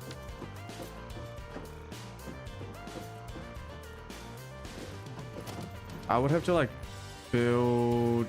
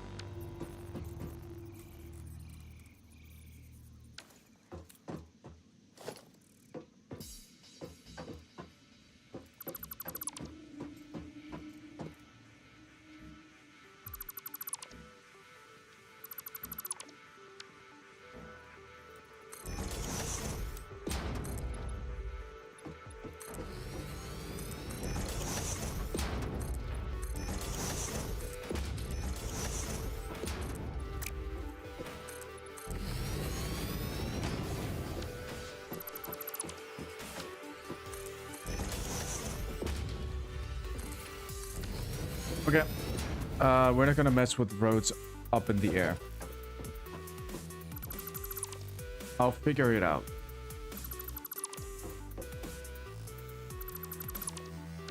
Roads might be very useful on the ground, where everything's uneven, but you still have a solid ground to like build stuff off.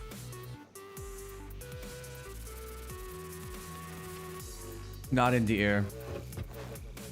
Not in the air. Unless I build on top of a foundation. Right, so you build a foundation like this, and then you build a road on top. In which case, you're just doubling the amount of work, and pretty much your resources too. Alright, so if I do this, yeah, sure, you can build it, but why? To make it look pretty?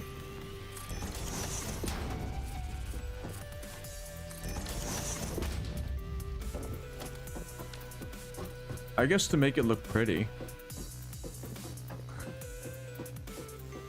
Yeah, that would have to be the only reason. To make things look pretty. Which...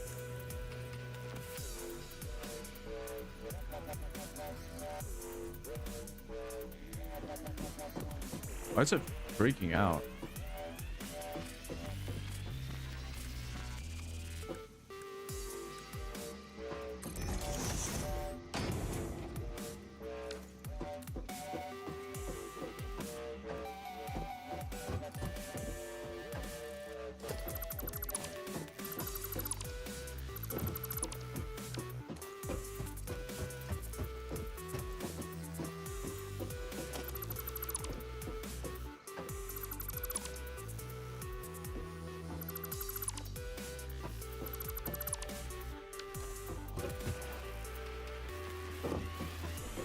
I'll have to think about this.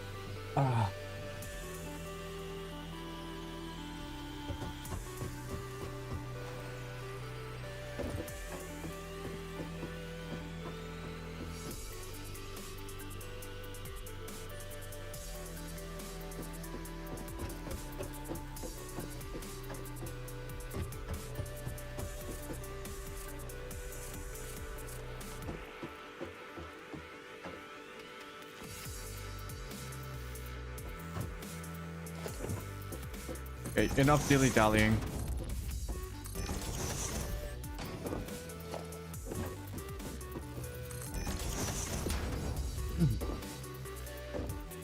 And make this an intersection.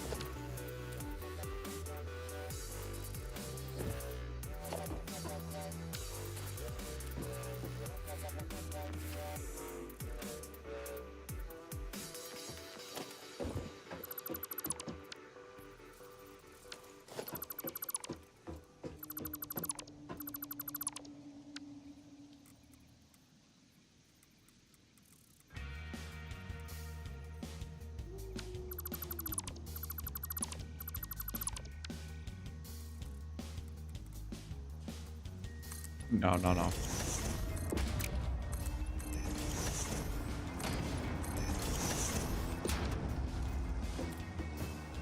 No, no, no, no, no.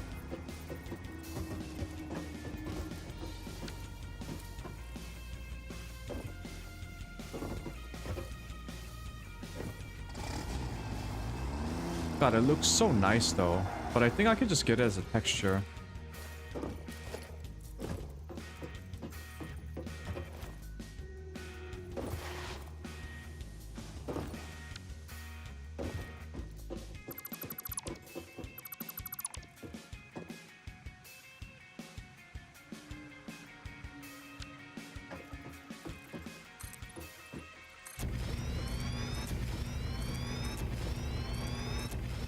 Look how quick that is.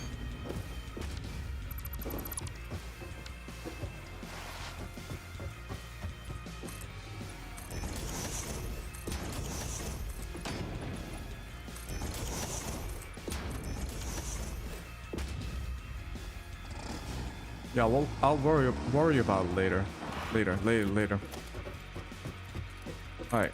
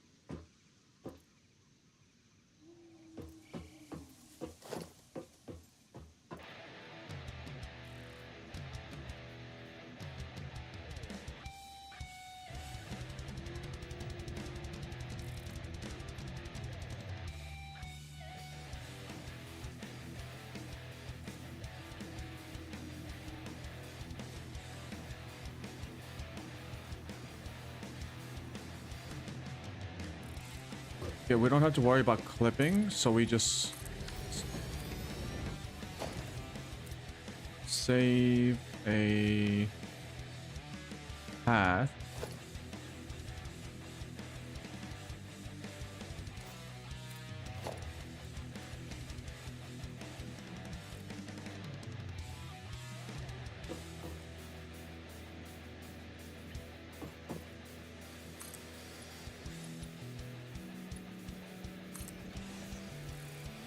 Two, three, four, five.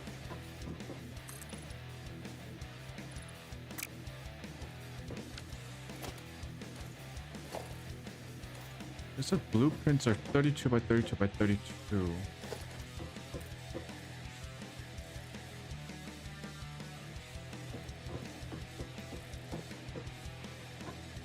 Hmm.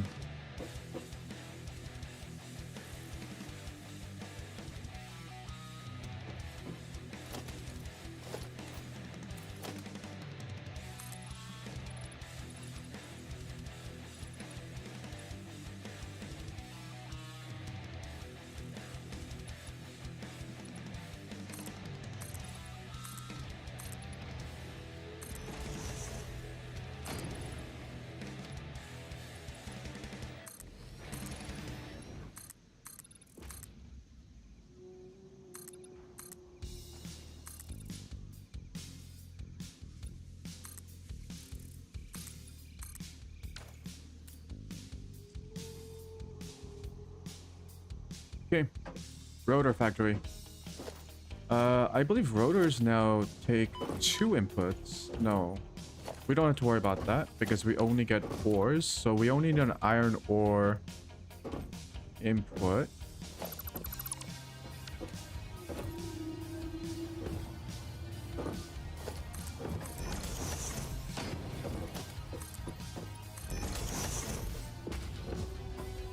Oh, we do want like decorative like stop signs and such. But we can also see the kind of stuff that we have.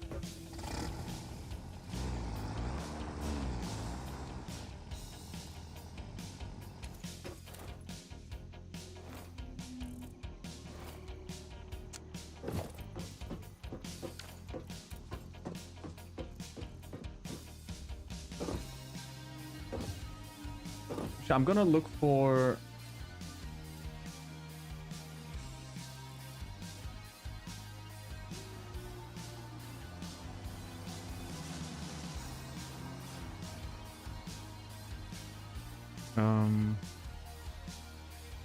texture.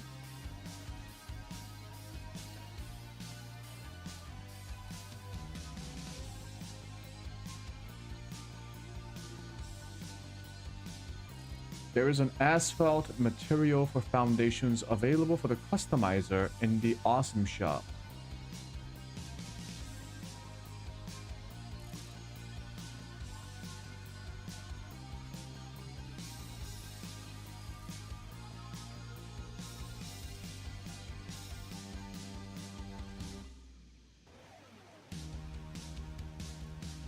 It's part of the actual game.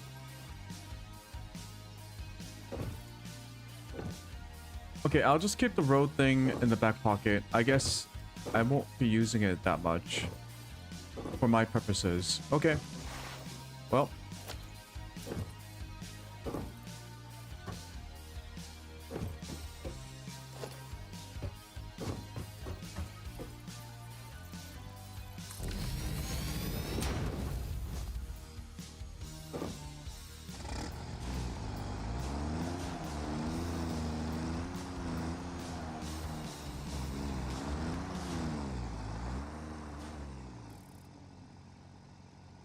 Huh.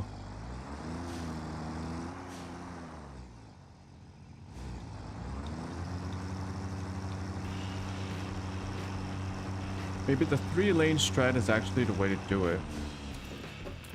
Because I don't want to accidentally trigger a stop. Yeah.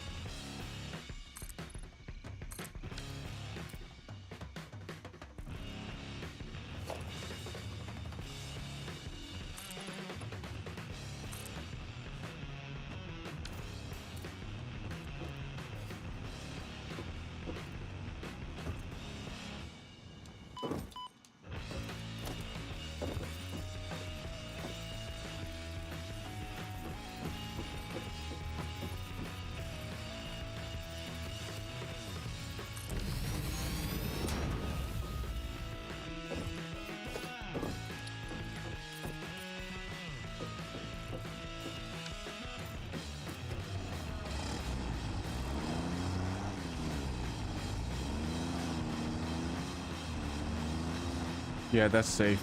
Okay.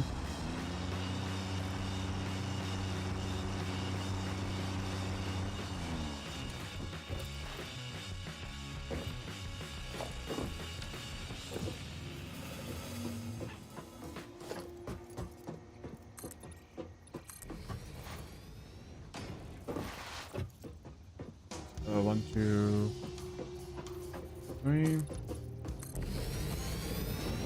And this is 1, 3, 4, 5. Yep.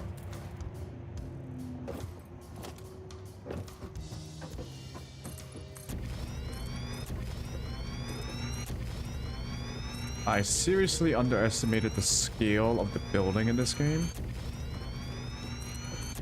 You build a lot.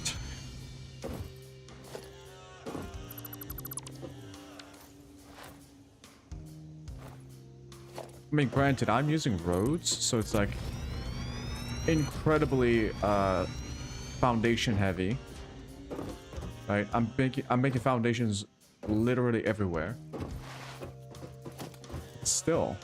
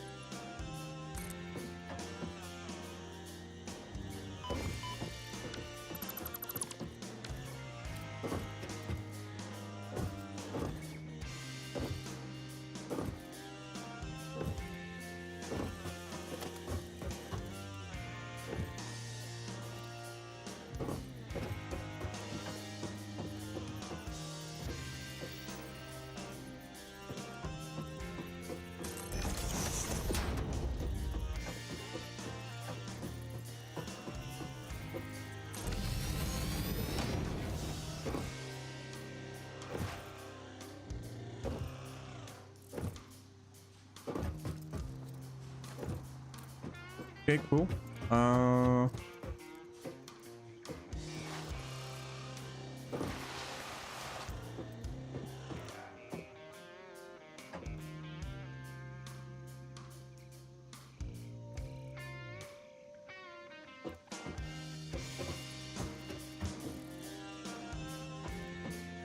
Right, time to build a factory.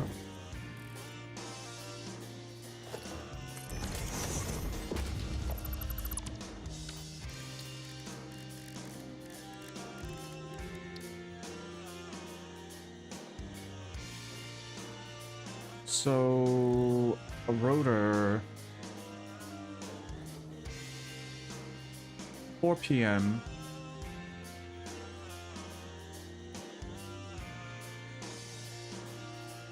Rod and screws.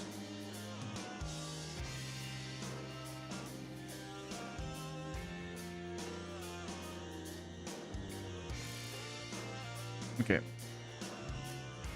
Give me like 10 minutes. Go to BRB for a sec.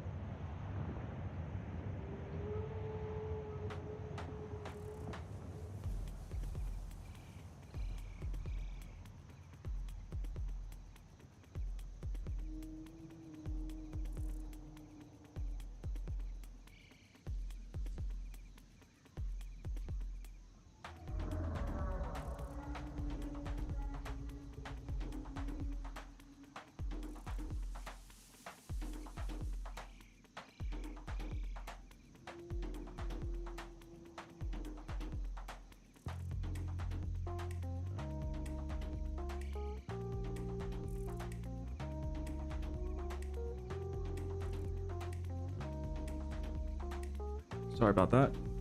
Okay.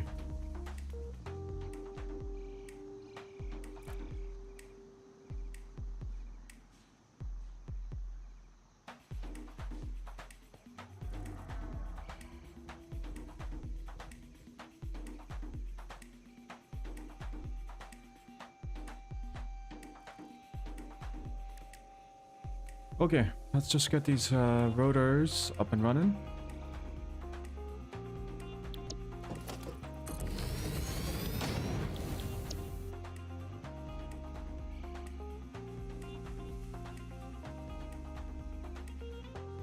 Eh?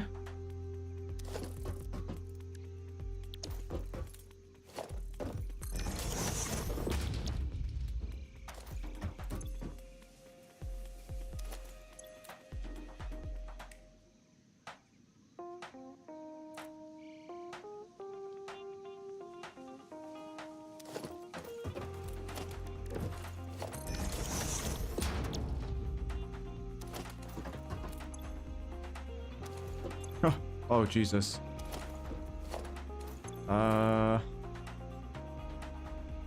What the hell is this?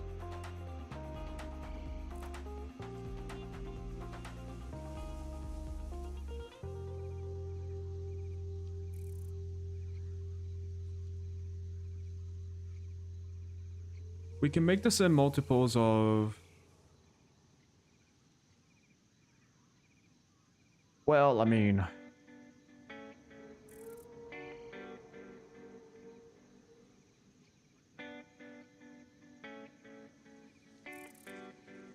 We are going to be limited by the screws. We cannot move more than 120 at a time. It's only one input. So until we get Mark III belts, we can sustain two. We can sustain two rotor assemblies, which means just 40 iron rods per minute. So we can make eight rotors per minute.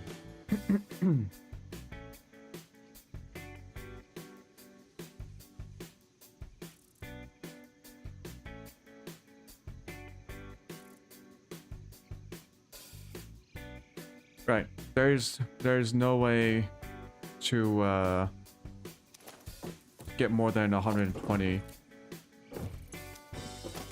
Move more than 120. Let's see. No, we can have multiple stacks of... Oh, never mind. We don't have to do that. So yeah, let's just do this multiples of 3. So if we have 3 iron rod construct... wait.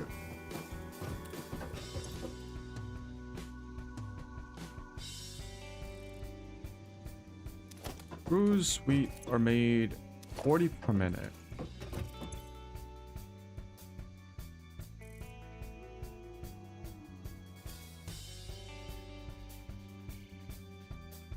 We can make 500 screws.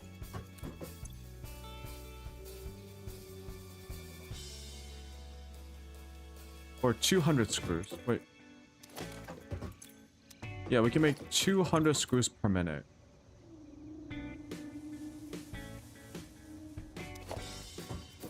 Yeah. So if we have 5 constructors...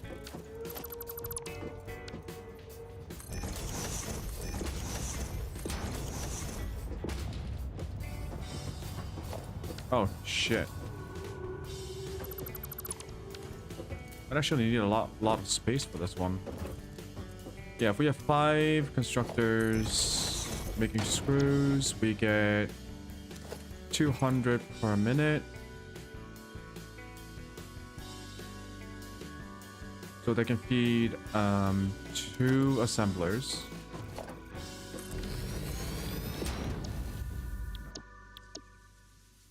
Need 2 assemblers, that would mean we need 40 iron rods per minute. A common multiple with these 2.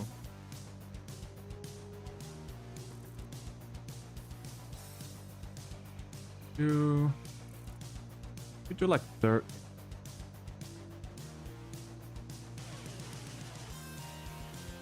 300.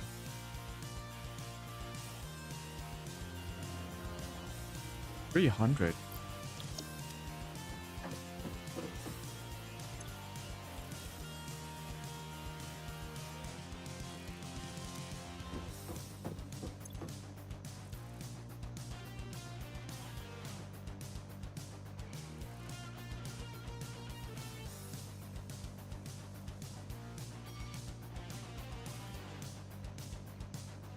We make 3. Wait. Hold on. We make 4 constructors with iron rods. We can have 1 full belt of 60 rods per minute. Which means we can support 3 assemblers.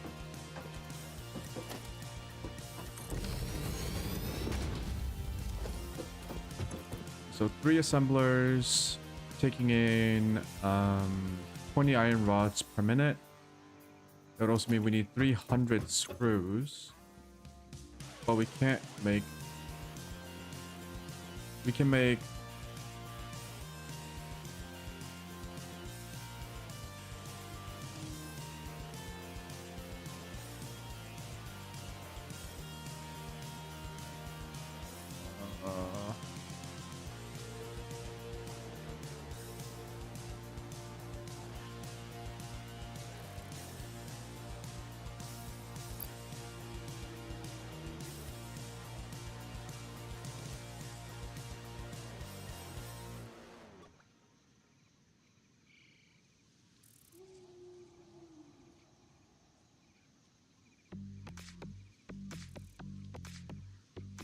Shit. 8 constructors can make 320 screws per minute. We can be slightly below it. So we can make 280. It's gonna fuck up our...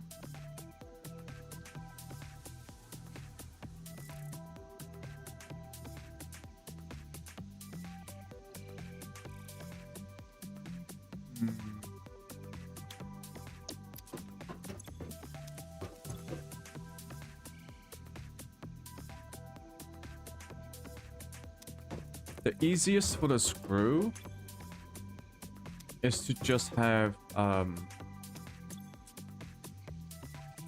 5. So 5 screws producing at 200 per minute. 5 constructors making 200 screws per minute to feed 2 assemblers, 100 each. I think that's like the simplest. So we don't go for the third one yet. And then we just have that will be 2 assemblers, so we need 40. We can have 3 iron rods. Right? So 5 screws, 3 iron rods. That will give us 45 iron rods per minute. And 200 screws per minute. So we just have a little bit of excess for the iron rods, and that should be... That will be 2 assemblers worth of rotors, producing 8 parts per minute. So this is going to be a bit of a challenge, because we need 5 screws. And each one takes an iron rod.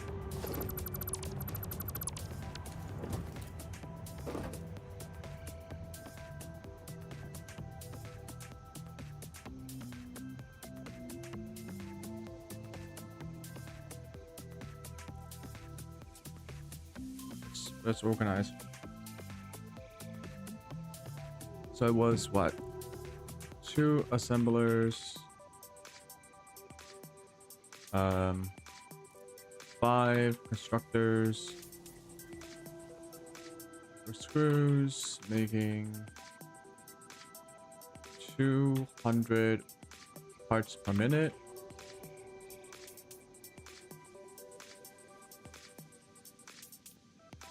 And 3 constructors, 4 iron rods, making 45 parts per minute.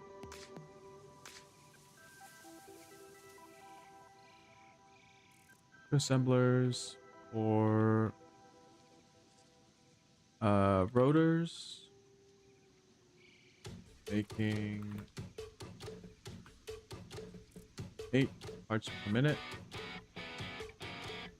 Requires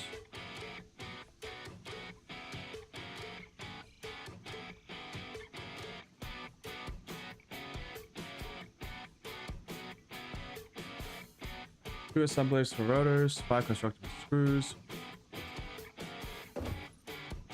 Now the screws take 10 iron per minute. So if we have 5 screws, we need 50 iron rods. So 50 iron rods. It's kind of a weird multiple. 50 iron rods. We can make 1, 3,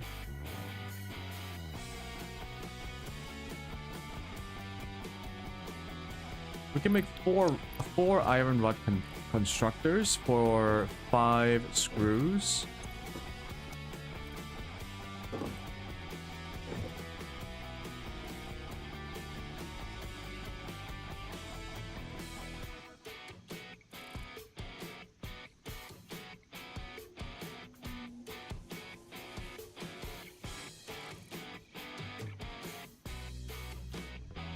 Four constructors for iron rods making 60 parts per minute. Or 60 iron rods per minute. Feeding 50. So total we will be producing 10 more than is needed. Wait a minute. 10 more than is needed.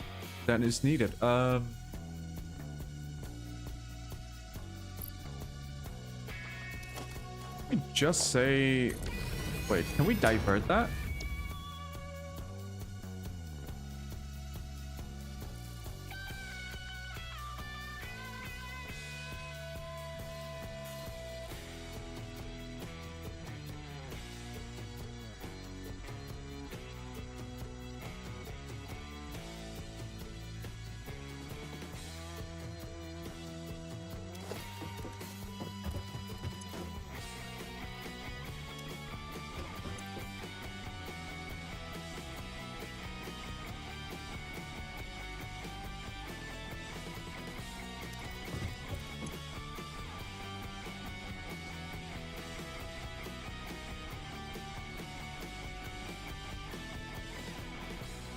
I think no matter what we do, we're gonna have an excess.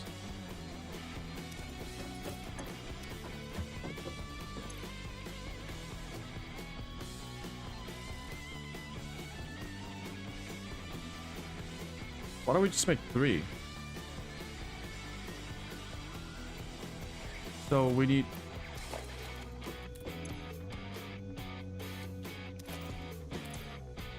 But that's 300 per minute.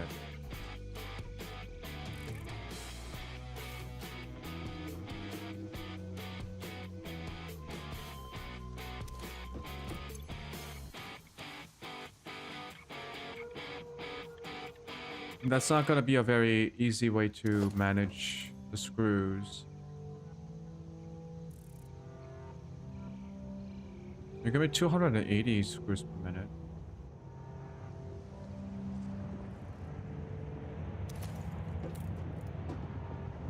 So we might actually not have enough energy for all of our machines.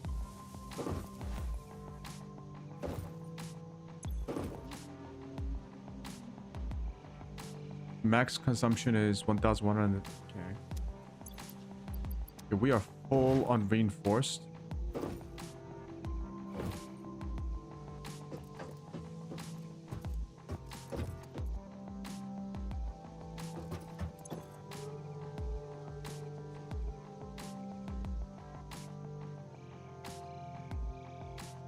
So 40 screws. Give me 400 screws. That's 200. Okay, if we make 400.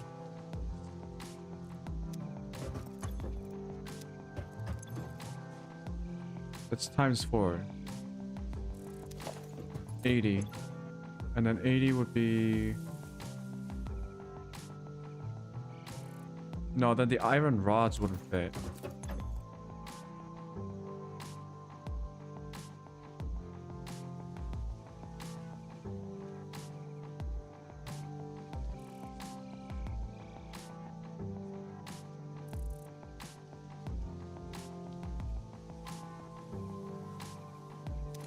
Iron rods need to be in multiples of 15 and 20. So that's 60, and then 120, 120, 600. Oh, 600. We can make 600. You gotta just, we have to make 12 screws. 12 constructors for screws.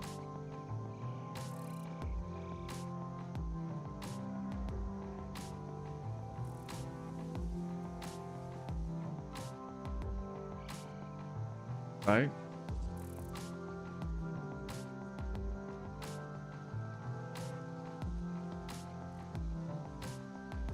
No, am I an idiot? That's 480 screws.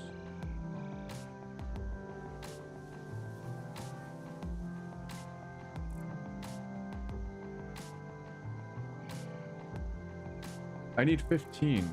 I need 15 screws. This is how we should. How we should. Oh, right.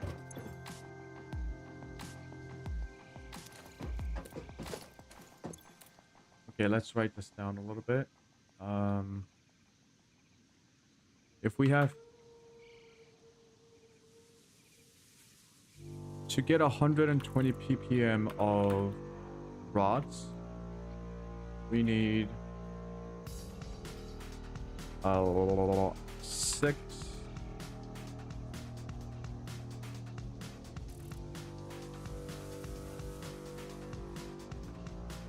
constructors.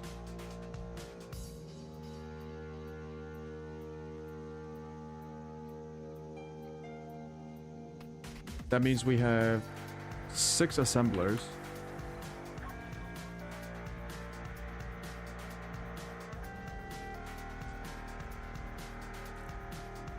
Which means we need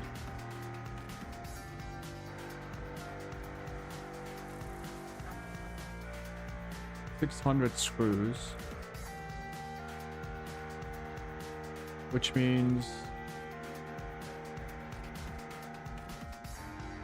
15 assemblers, constructors for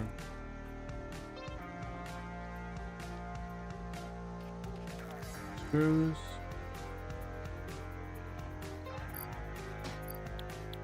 And if we have 15 constructors for screws,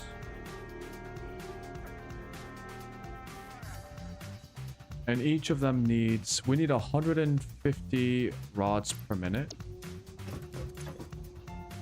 We need 10 rods. Oh, okay, so that works. That works. This is a really big factory. So let's walk this through again.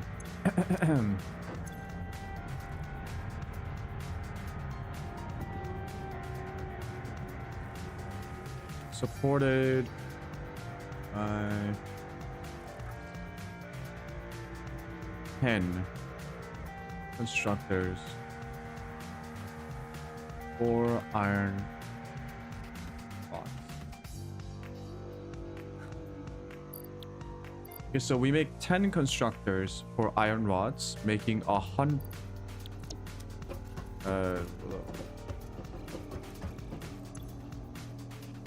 Right, an iron rod constructor makes 110 iron rod constructors make 150 rods per minute. 150 rods per minute can support 15 screws. 15 screws makes 600 screws. 600 screws supply 6 assemblers, and 6 assemblers require 6 constructors.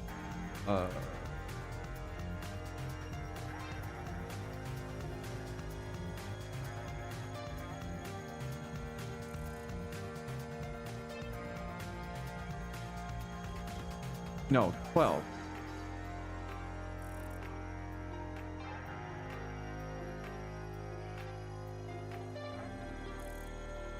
No. 2, 4, 6, 8. We need... Oh, we need 8 constructors. Whoops. Right. So in total we have...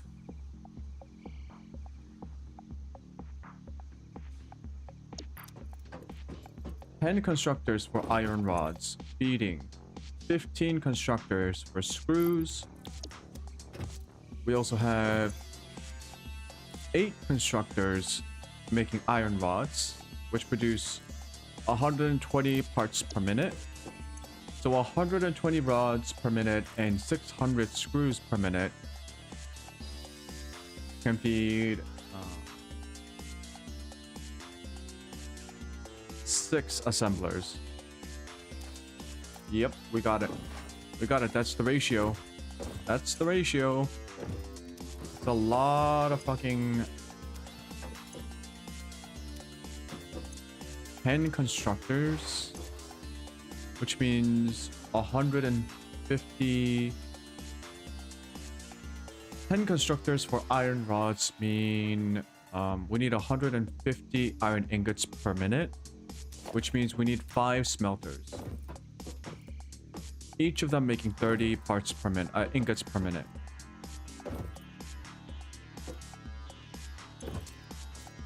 Holy moly.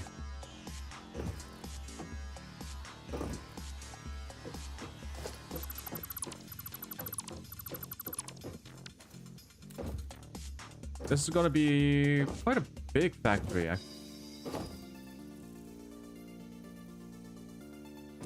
So we are going to acquire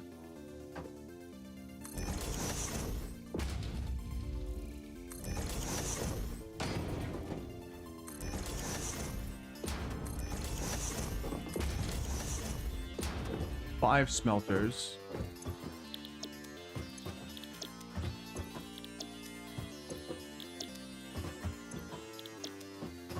Each of them making 30 ingots per minute. So in total, we have 150. So we will have to divide this into 2 streams. But 150 parts per minute, ingots per minute.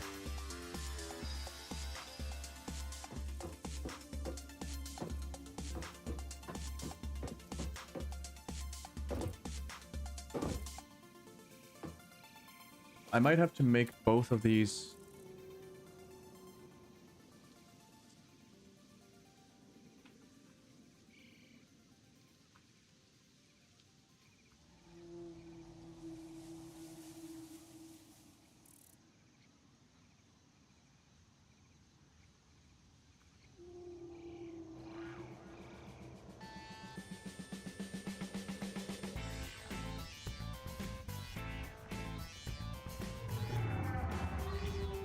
Yeah, we need 5 smelters making 150 ingots per minute for 10 constructors. We also need an additional 8 constructors making rods. So a constructor, 8 of them, 8, 40. 40,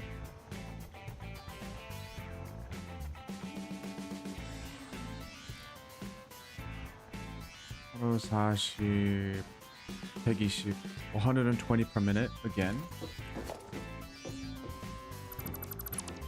So we also need an additional. We can actually fit this in.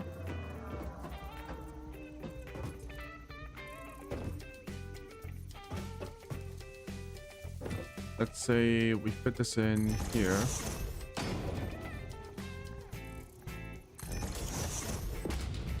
See, that's 90 and Yeah, we need... This is how much we need. We need these 5 go into the constructors that make iron rods or screws. This makes the ingots meant for the rods that go directly into the assembler. So in total we need 9 smelters. So I do want to separate this. This can be done on the first floor, so that's not an issue. I think...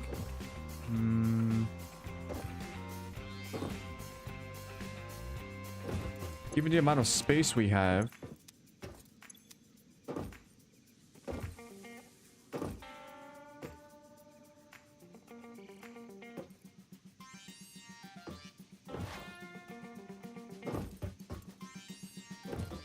These 4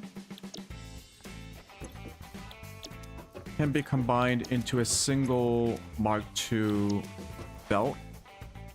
This one requires 2 belts. So I'll split this one, and what that would give us is 30, 60, 30 split again, so it'll be like 75 per stream.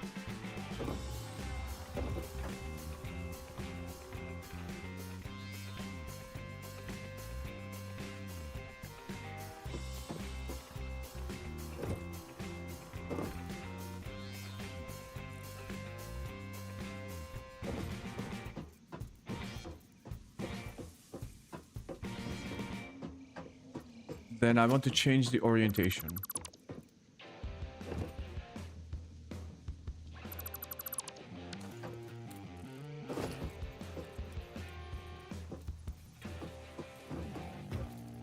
So we will have the 5 here.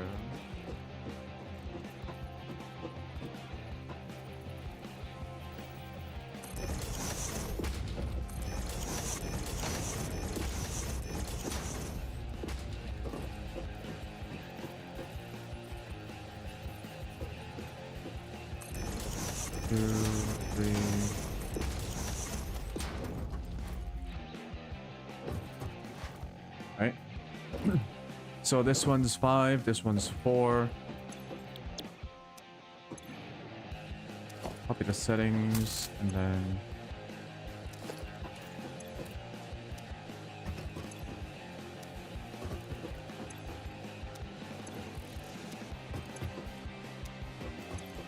I should have done this at the end, because I might have to move them.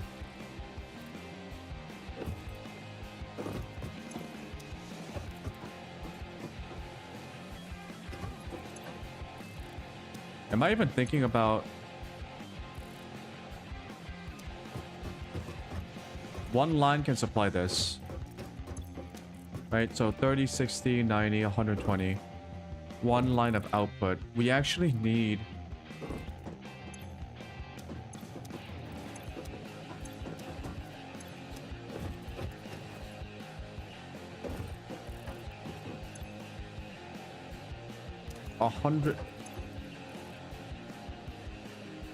We also need 150 ores per minute.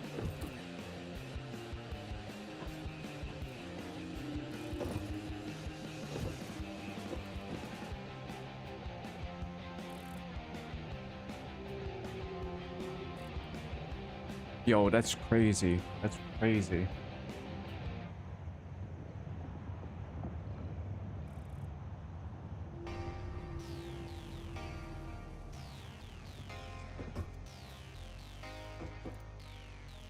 We actually might need a second input station just for the iron ore.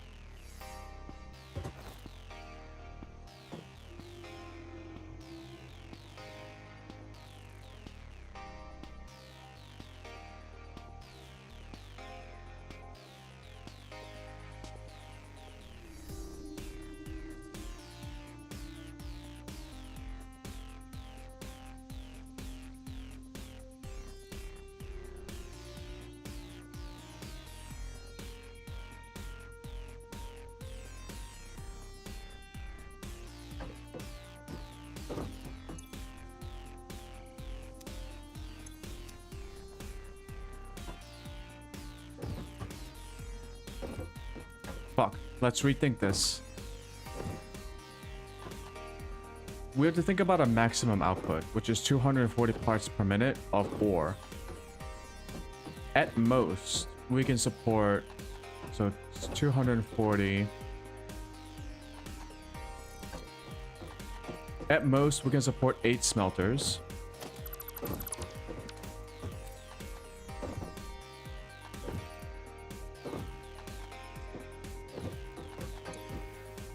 Which means we can produce two. It's 1-to-1. So yeah, we can make 240 ingots per minute. 240 ingots per minute.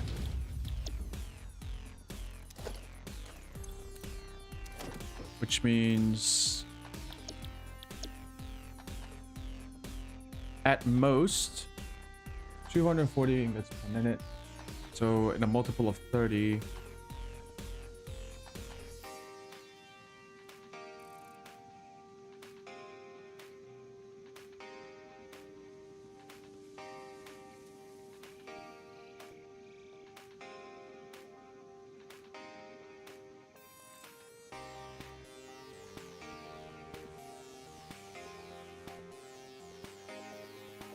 My fucking brain.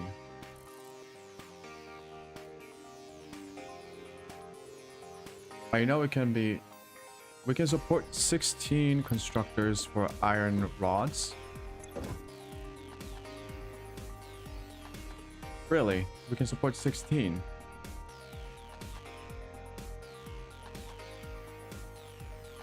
Yeah, we can support we can support 16 constructors making iron rods.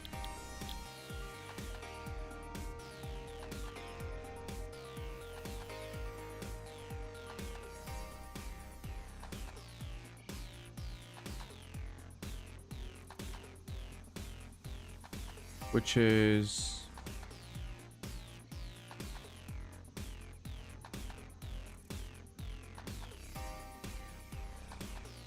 again 240 rods per minute. Because 15 times 16 is 240. We said we needed what? So we have 200 and oh shit.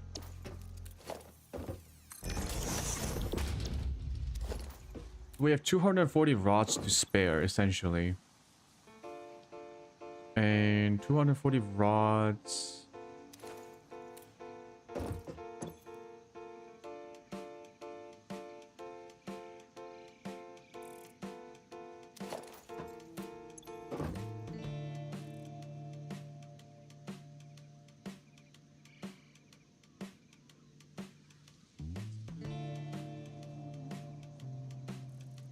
Under 40 rods.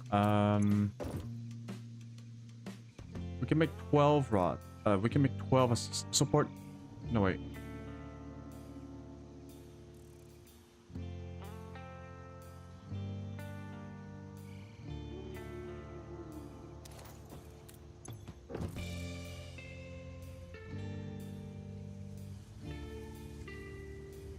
If we give 3, so 30 per min. Trying to find the right ratios, so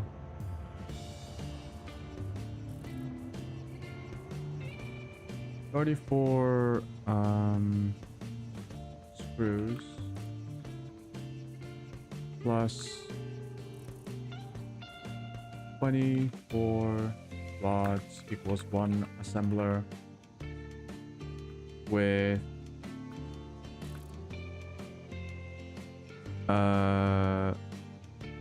20 screws left over. Right, because we wouldn't be using all of the screws. If we have 3 constructors, we'll be making 120 per minute. We only need 100.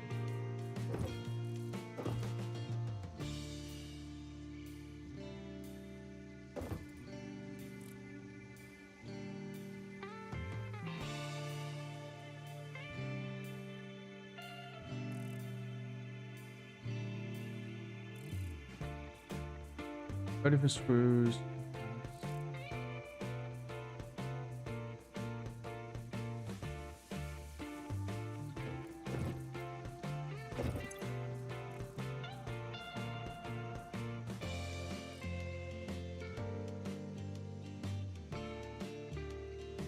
There is a calculator for this online. Let's actually check that out.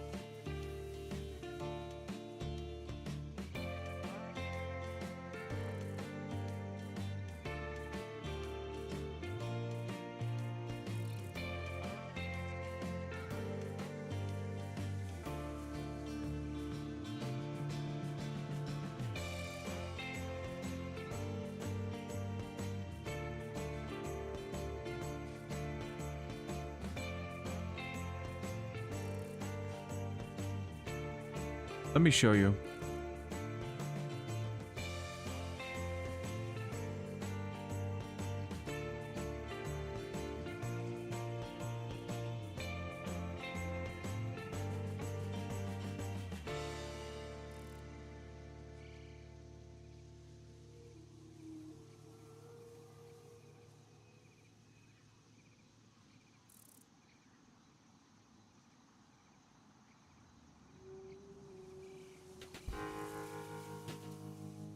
Check this out.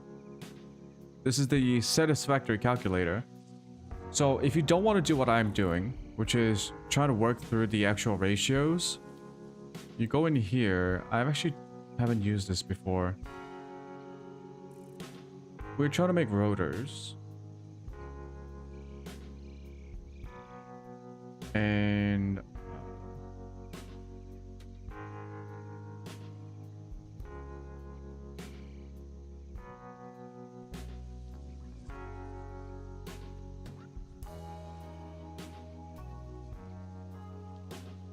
what is this?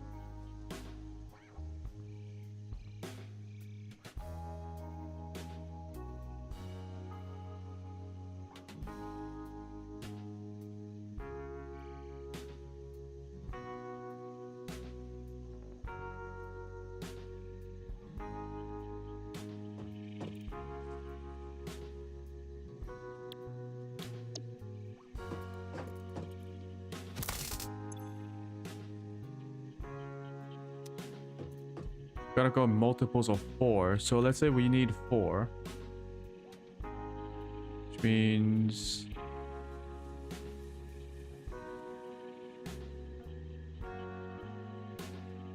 yeah.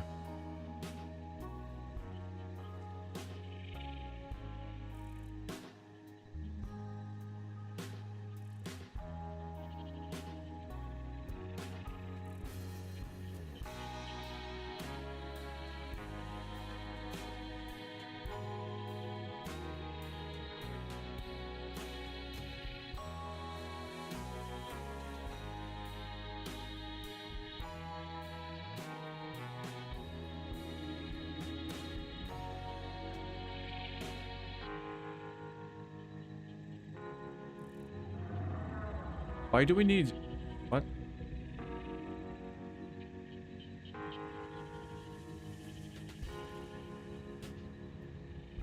Need 90 ore per minute. Wait, 90 ore per minute? 3 smelters making 90 per minute. 6 constructors at iron rods. 5 50 units per minute.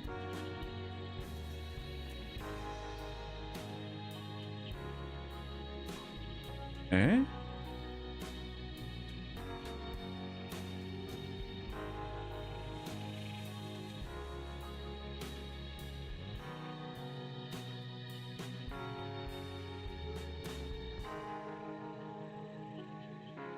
Is this right?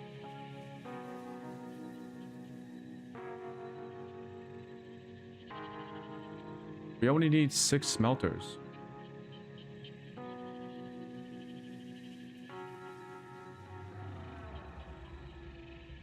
What's this saying?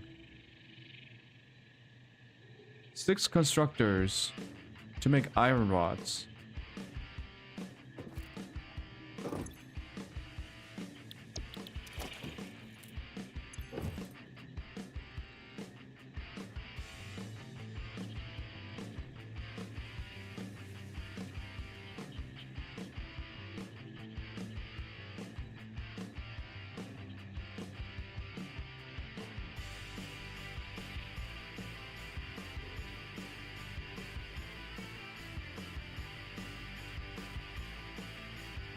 Huh? Oh, is it just not calculate? Wait.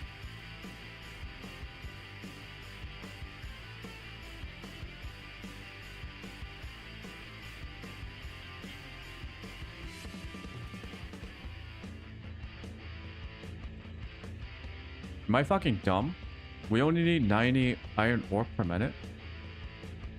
Have I been calculating things wrong this entire time? Why do we only need 6? 180 ore per minute. Goes into...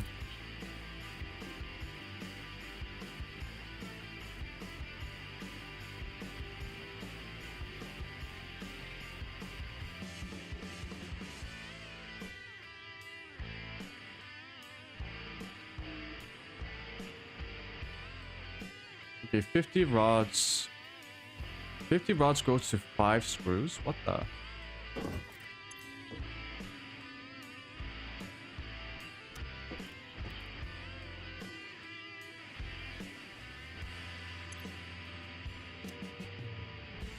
The 200.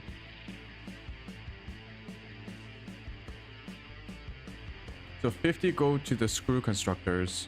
40 goes directly into the assembler. Well, I guess I miscalculated. Never mind. What? How did I... How were my calculations so catastrophically off?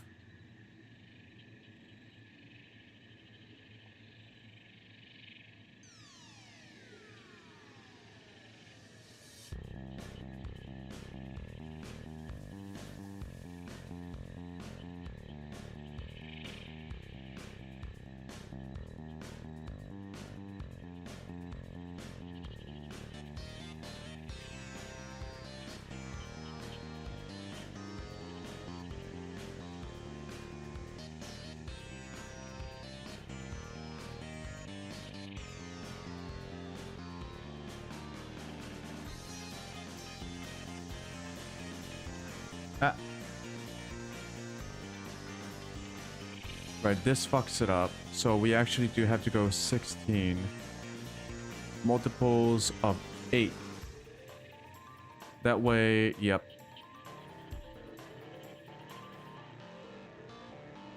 I think this is what I was trying to do, right? 6 smelters. No. No. Where did I get the idea that I needed 6 smelters?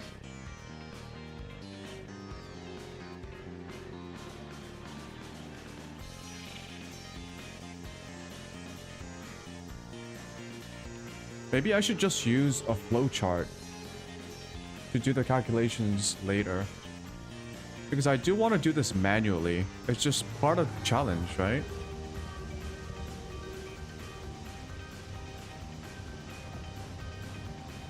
Ten constructors, 4 assemblers, making 16 rotors.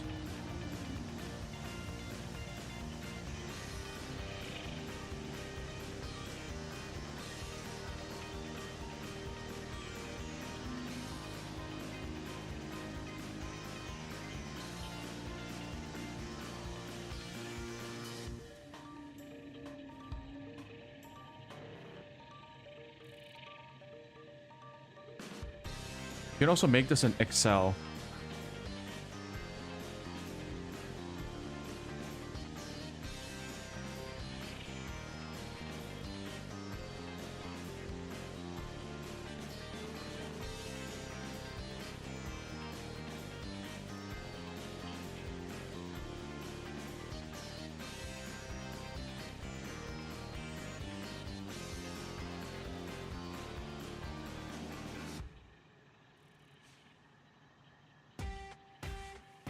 I mean, we would only be using 180 ores per minute, so we can definitely sustain this.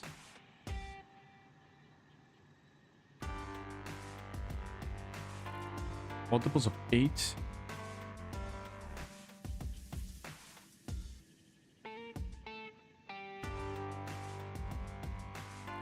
We can't sustain this one.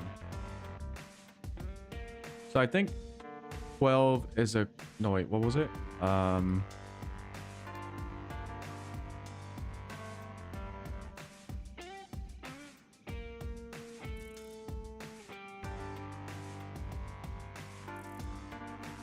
8 is doable with 2 assemblers.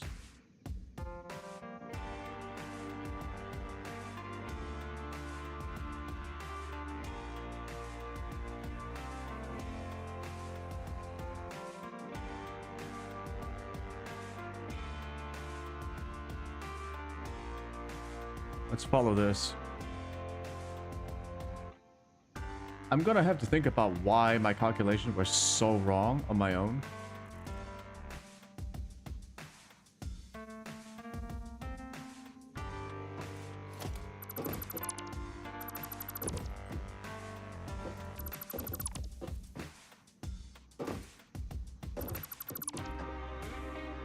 So we just need 3.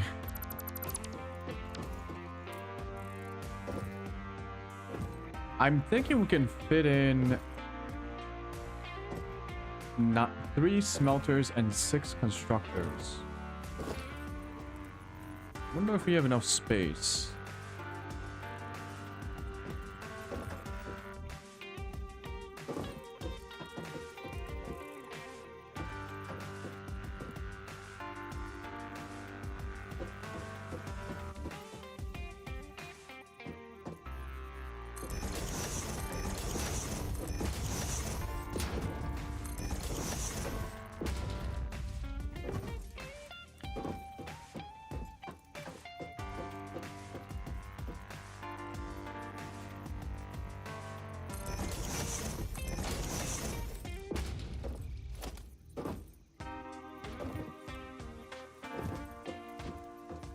Yeah, we can kind of fit in 3.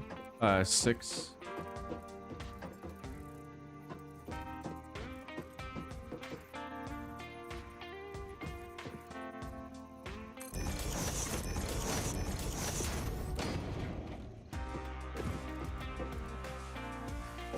So we got 3 smelters going to 6 constructors for screws.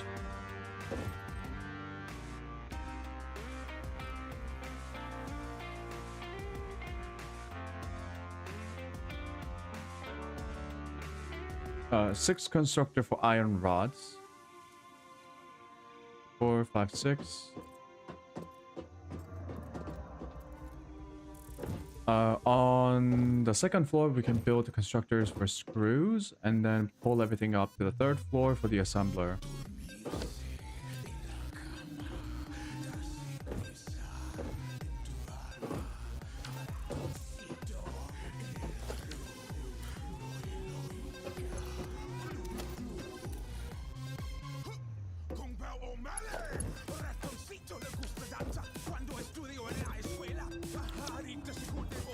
Gonna need a mark.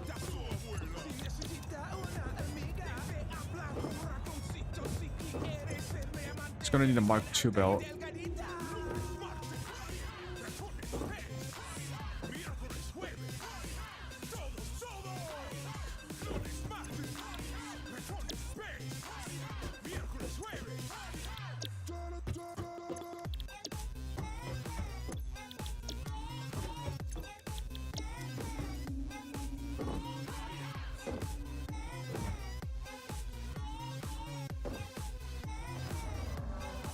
Five of them are going to go.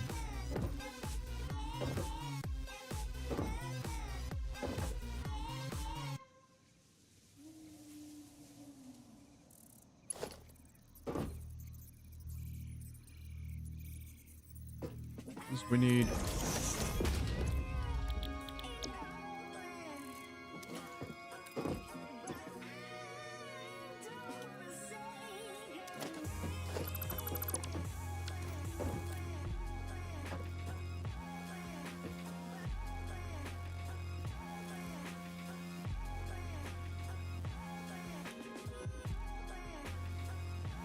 We need 50 of them to get into...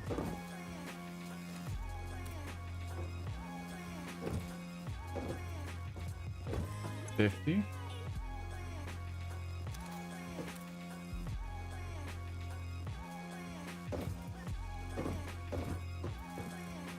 Nah, a single belt would do it.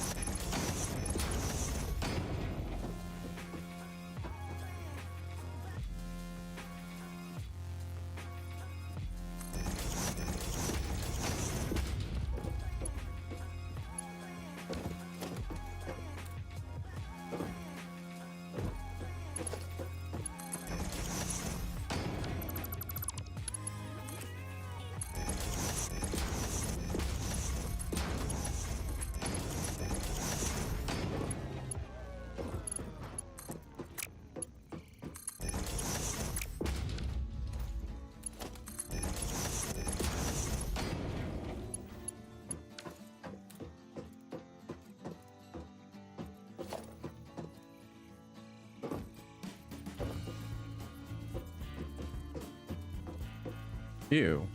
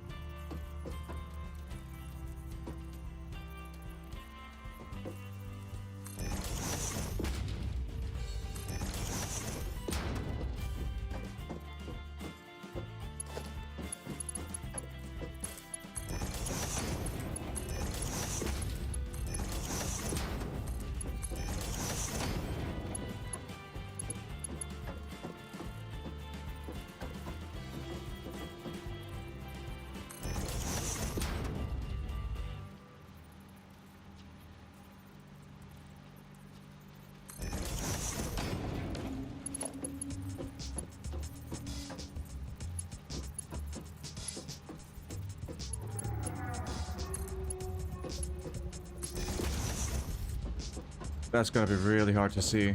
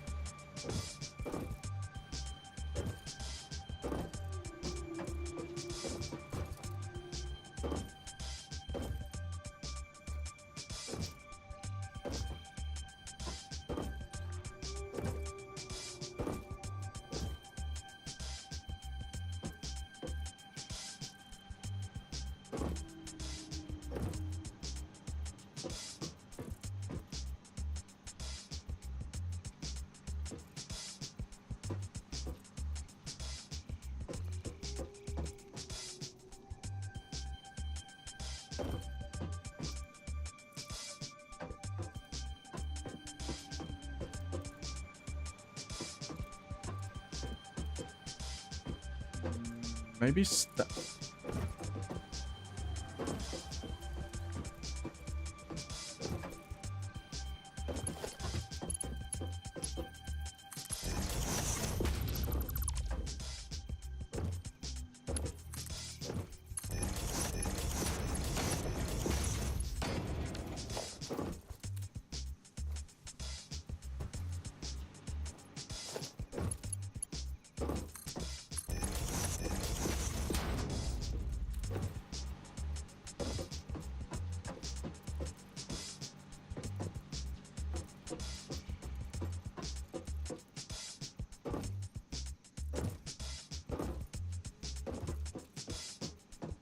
I would have to combine the outputs.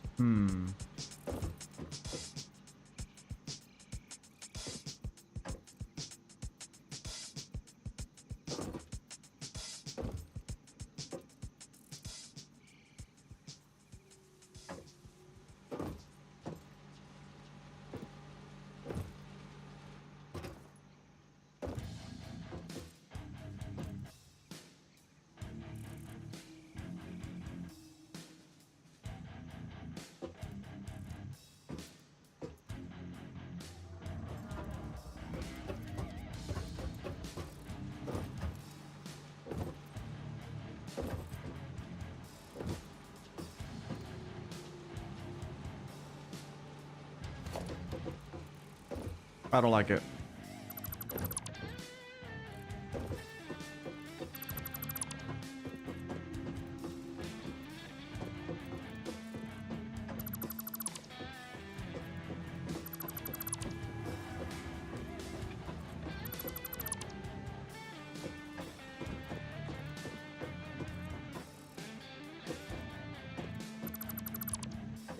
it's too compact.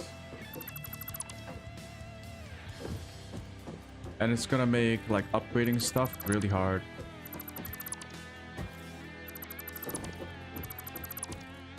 Even if I feel like it's a waste of space, we just put three smelters here.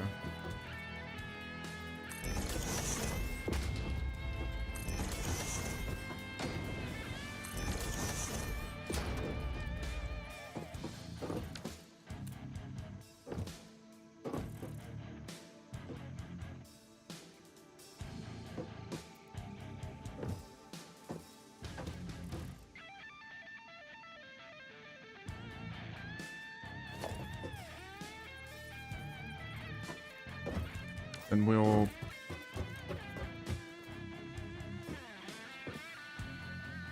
bring up the inputs here. We can do it inside the building.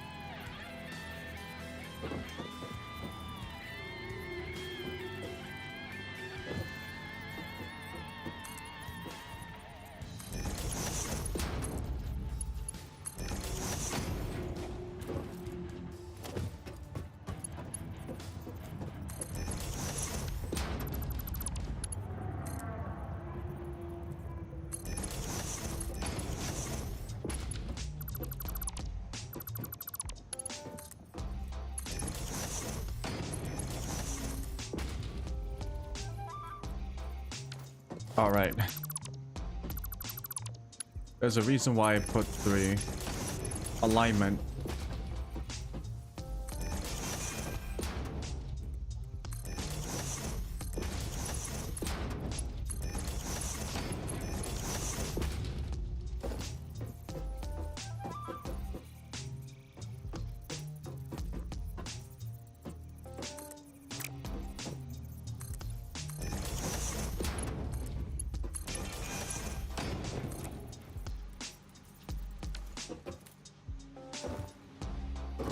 Clean. Okay.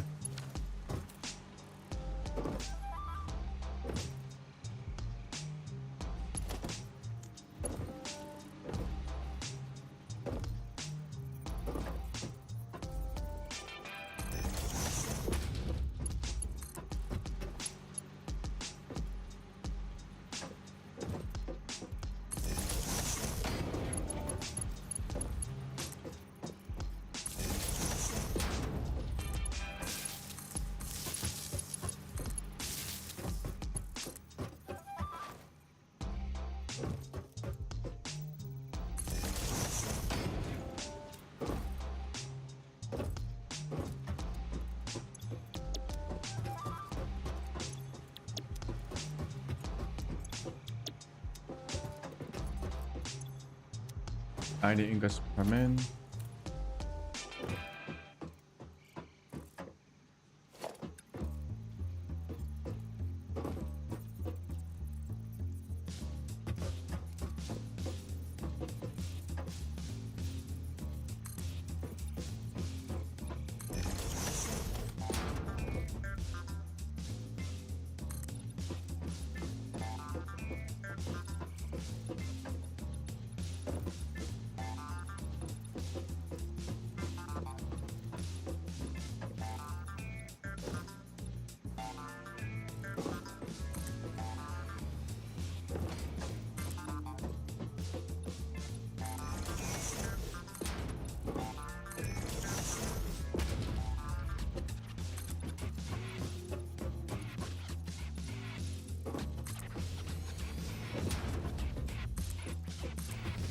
That over there.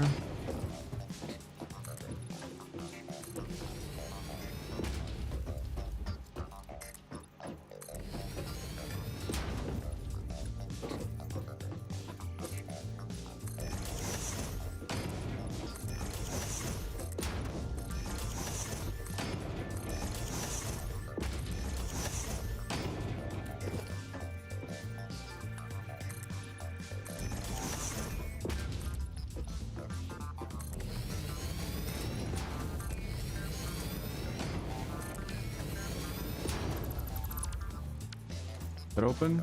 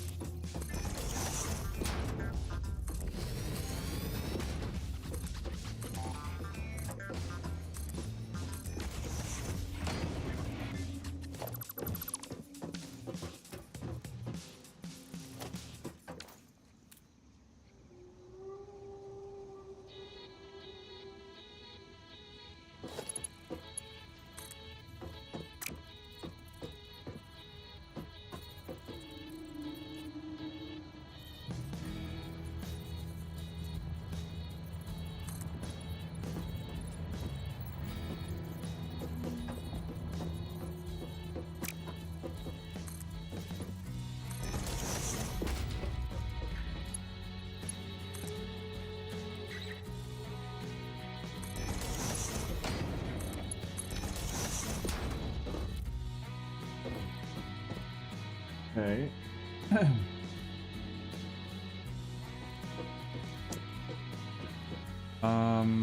We are now making 90 rods.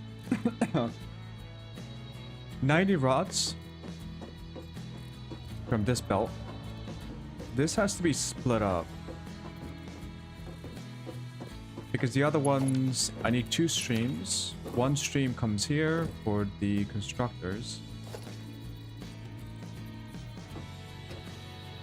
I need 5 constructors here.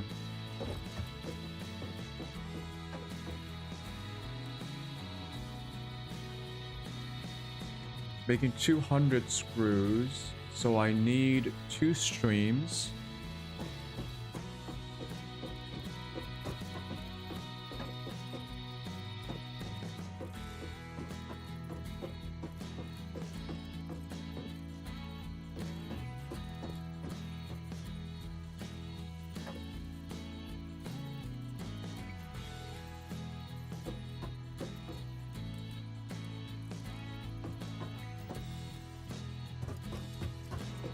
Kind of 5 here, right?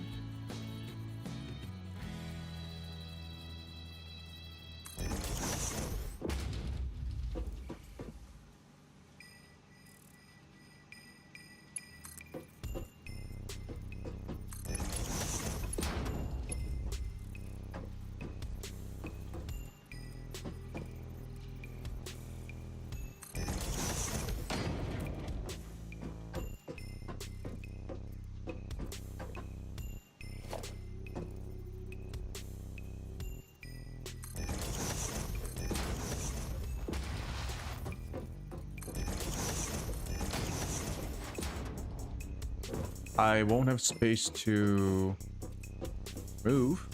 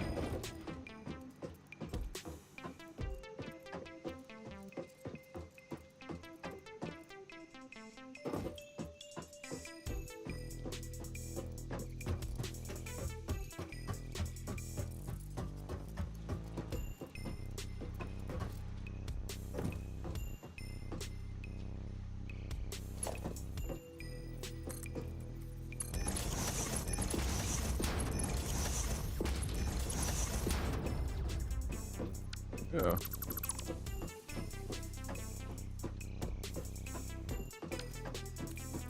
Oh.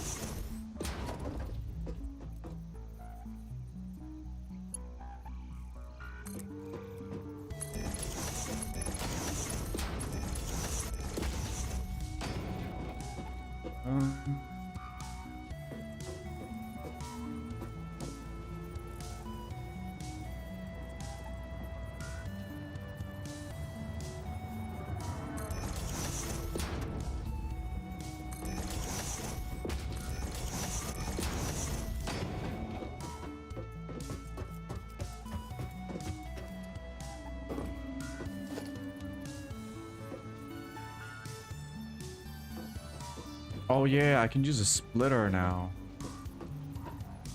Like anywhere I want.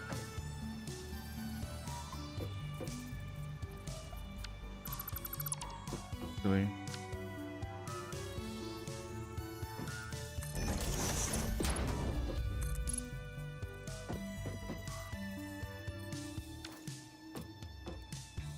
Oh shit.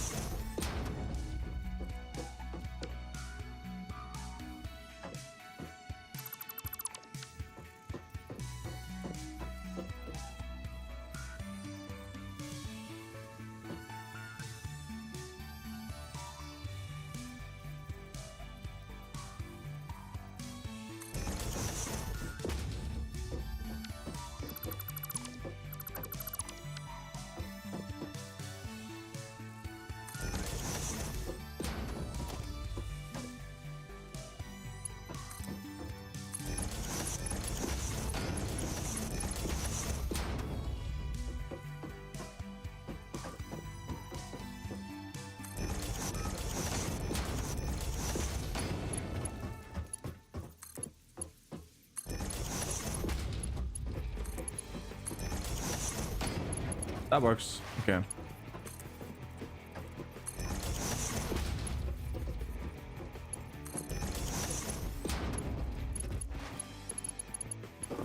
That also works. And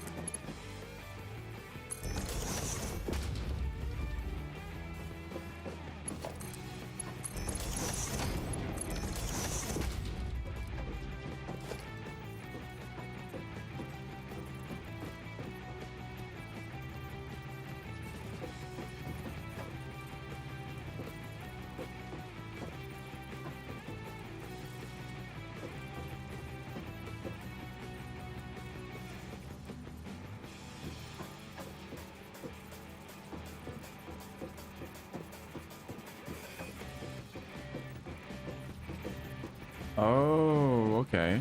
It only has 2 openings.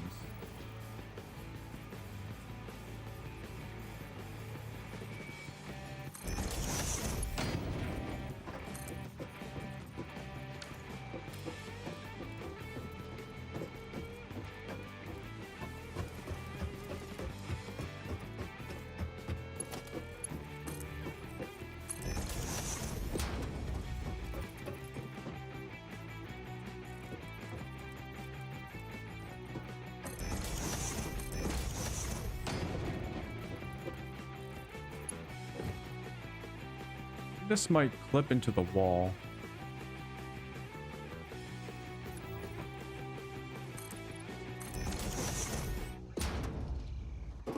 No, I'm fine.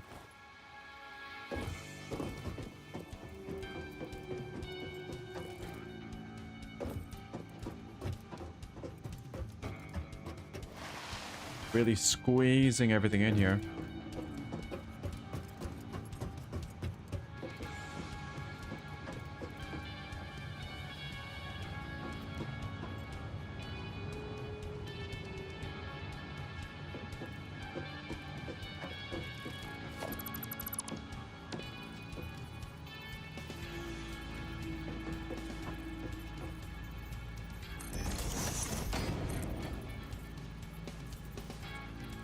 Oh, ew.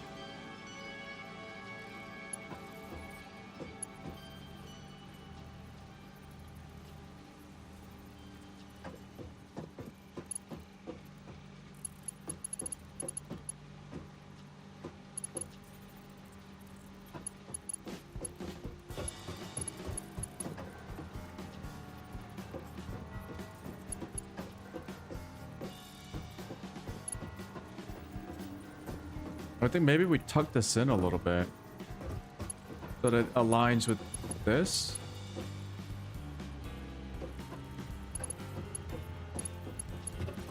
And just use one output instead of two.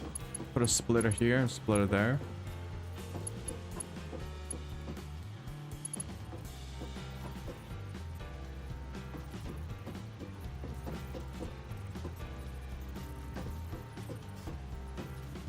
That way we can have, I mean, preferably I would like to, I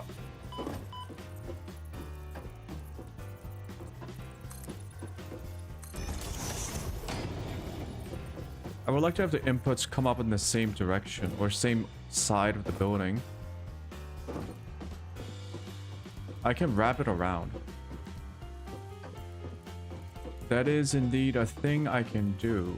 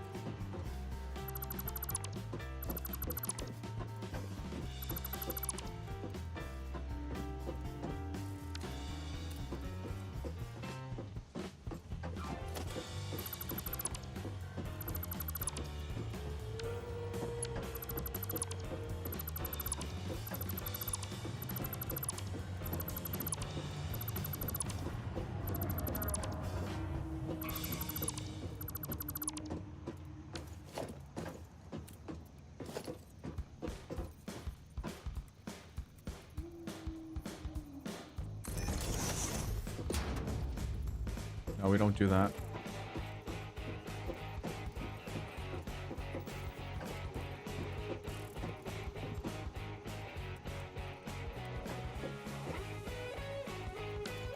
We do this.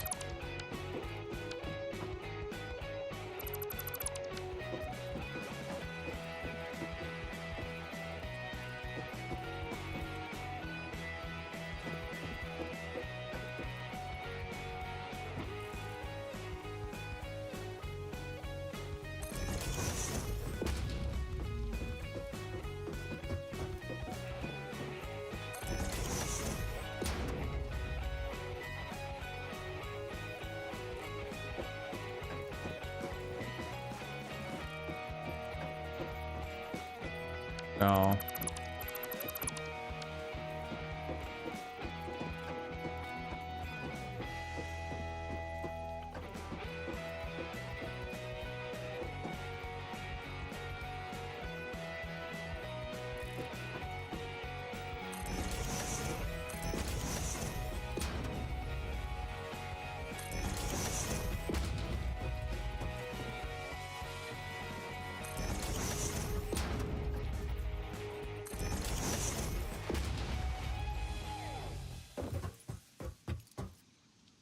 And have it wrap around.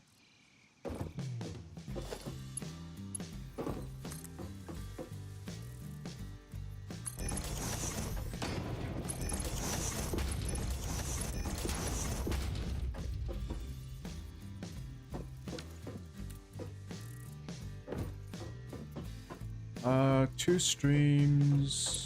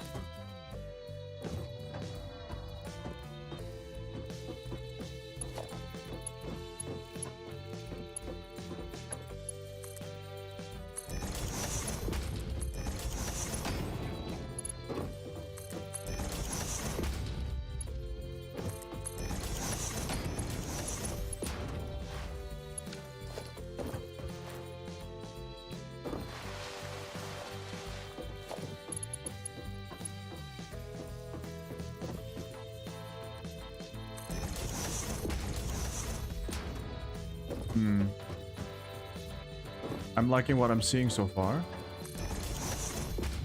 No, wrong way.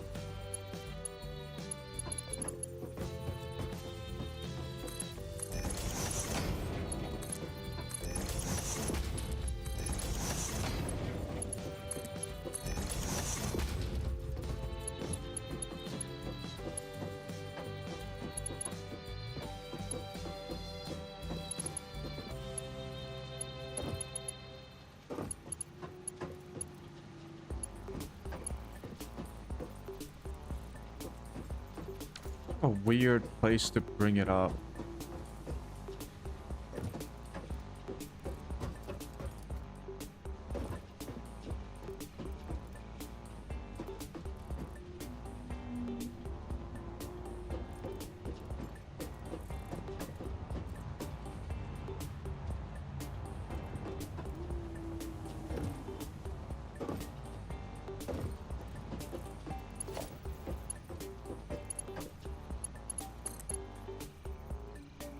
Going to clip, isn't it?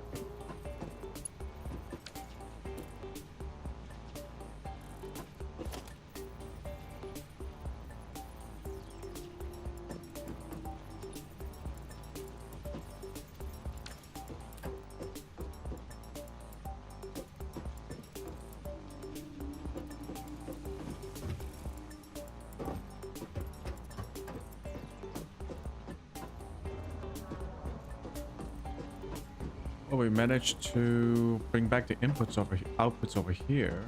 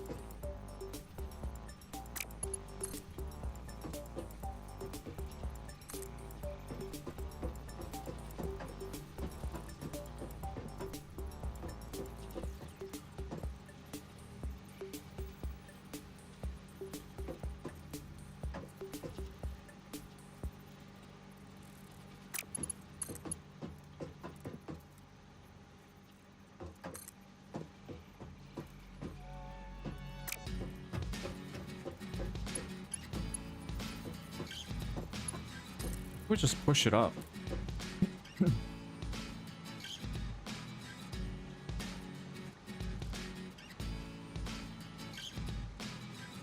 Yeah, we just push it up.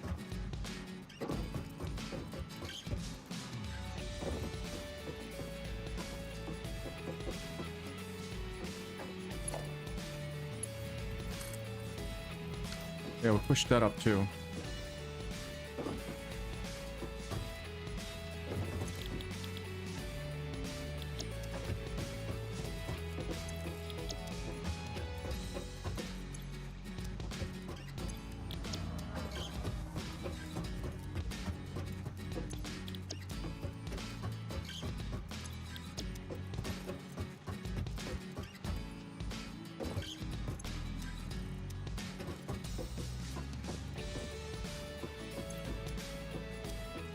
Okay. Let's think about power.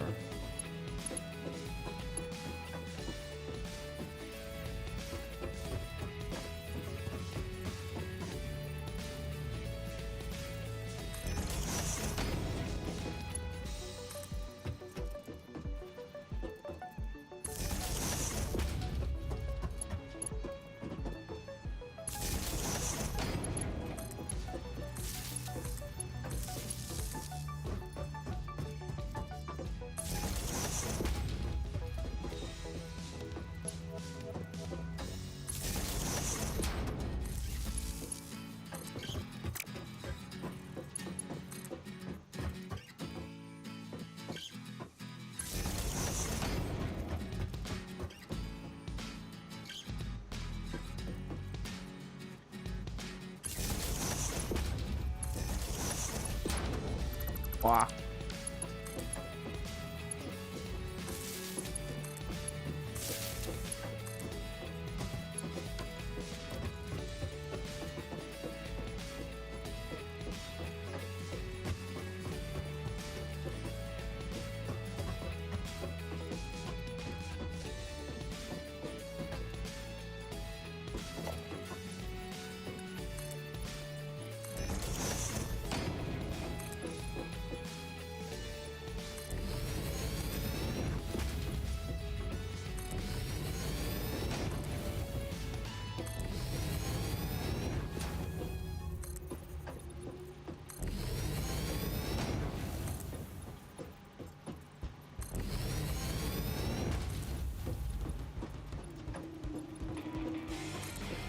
Man, we really need some lights in here.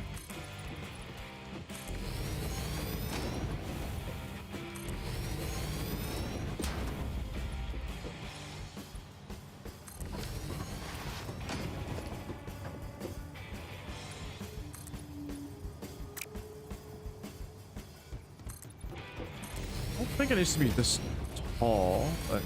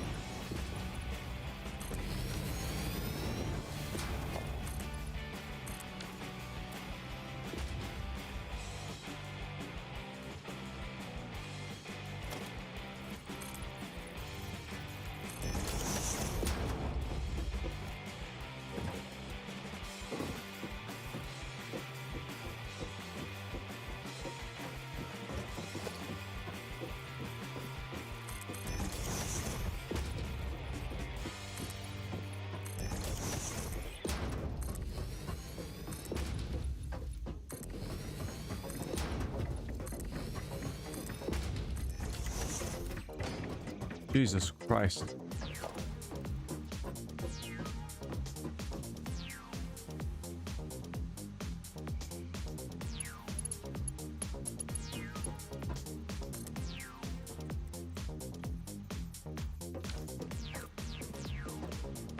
Well, that's unfortunate, isn't it? I could push it back a little bit.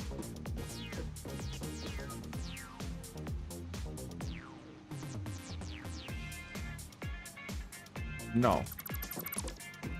We only have 2 outputs here.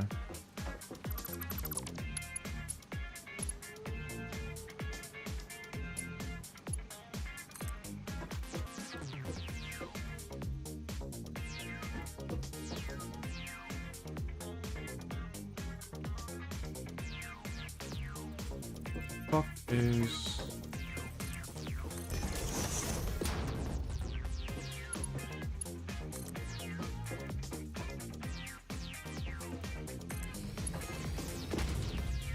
Ah.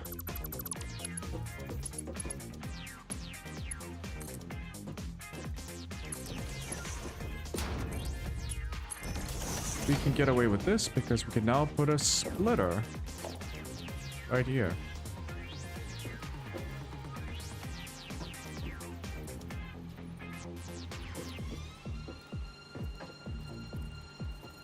Wait.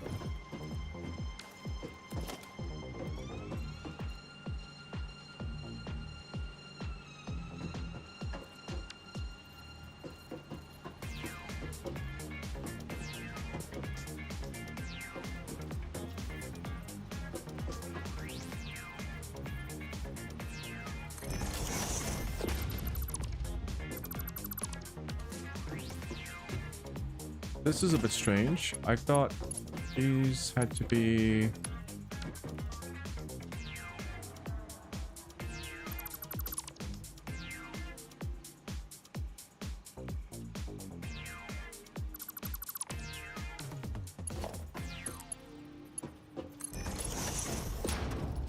Why were they the opposite?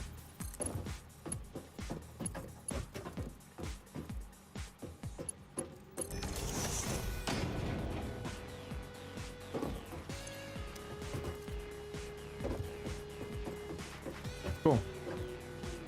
And now we need to bring these 2 up. Somehow.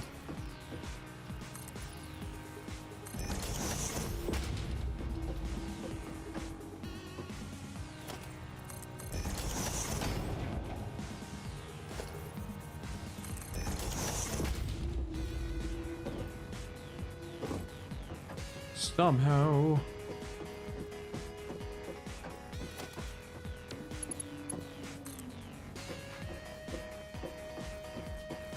Yucky.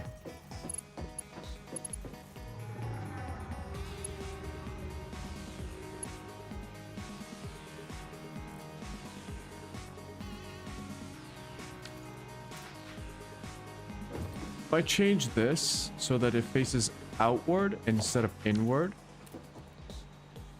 it will fit. I believe. Also, holy shit, no lights.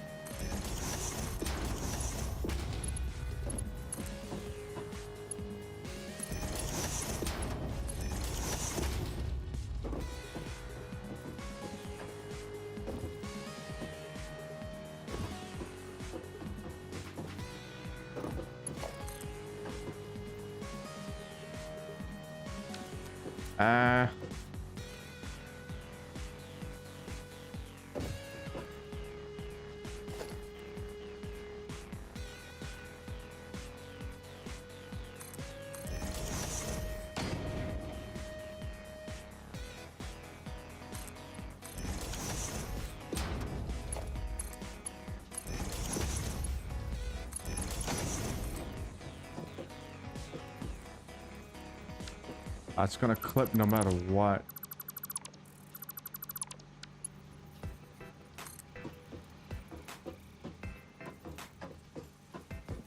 Bro, oh, it's So close.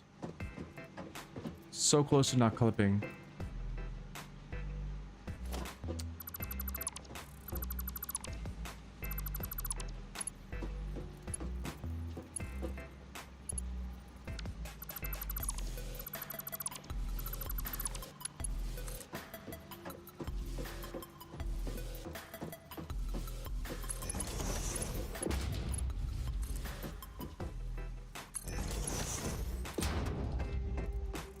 Nice.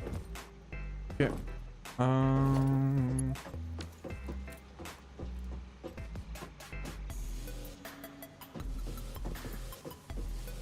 We could raise. We raise this up a little bit. Push it out. No.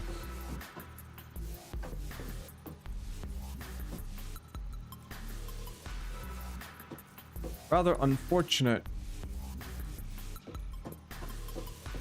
Isn't it?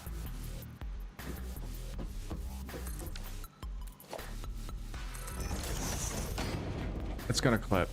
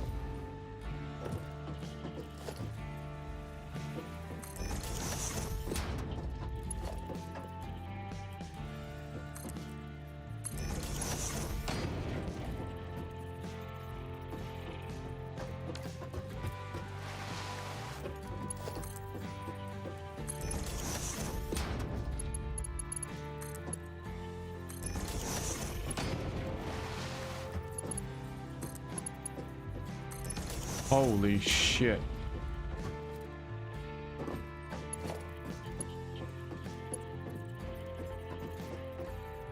We don't need a Mark II, but fuck it. Why not?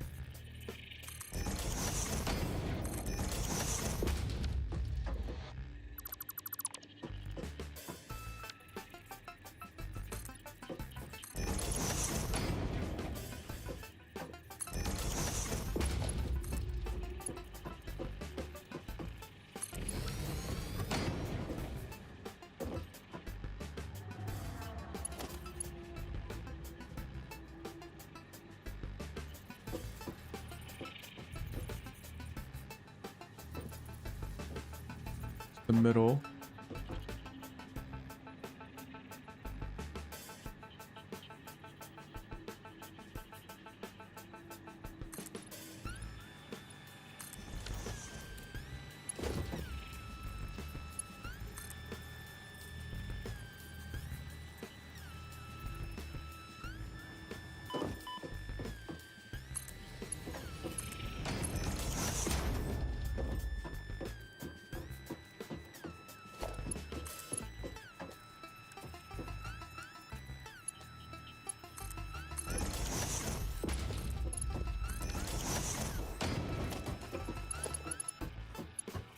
Jesus.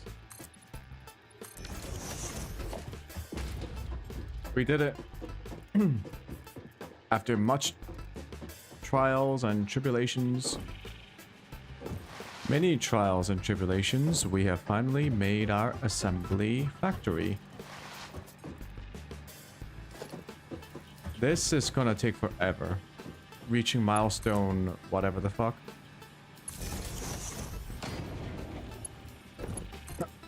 Unlocking all the milestones? Who am I kidding? I don't think I'll be able to. Oh boy. What have I done?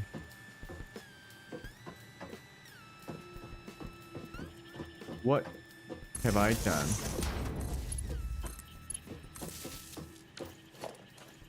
Also, what the fuck?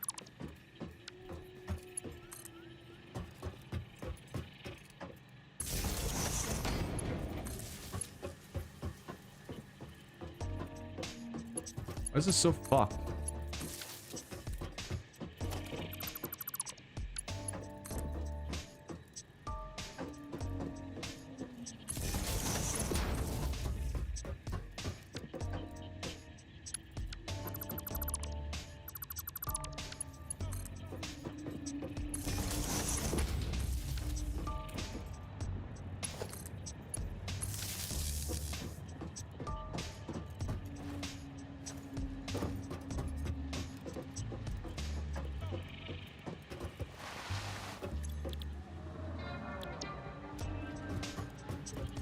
Eight rotors per minute. 8?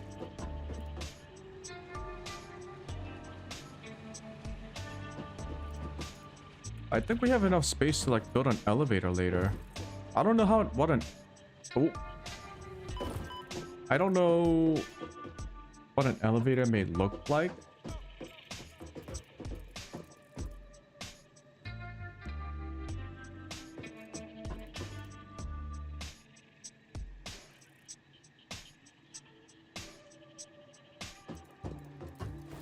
I'm thinking weeks. Okay, no, 5x5 is okay.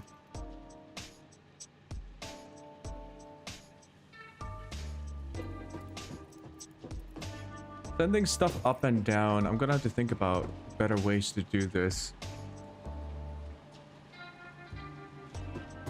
A lot of my problems actually will be solved with a smart splitter. A lot of my problems actually, but that's for later.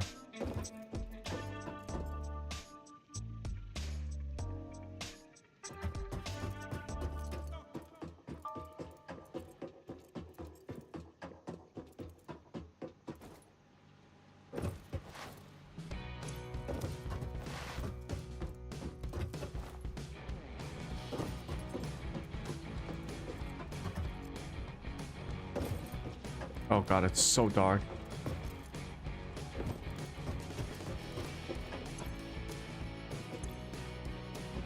Five screws.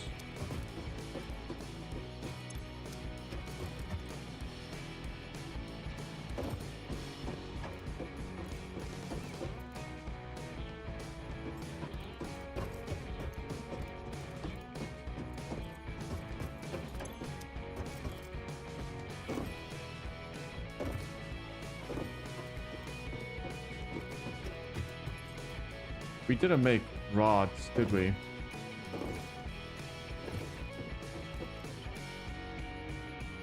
Fuck. Wait a minute. What have I done?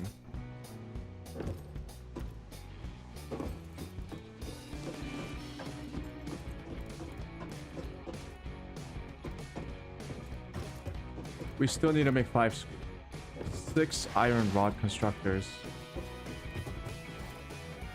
I linked up the iron ingots, for fuck's sake.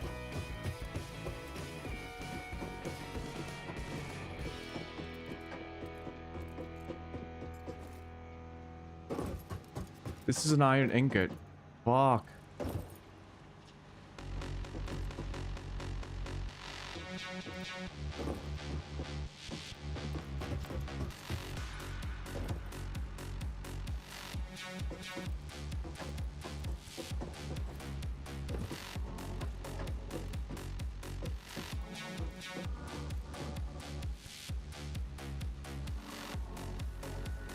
We need 6 constructors making iron rods. No.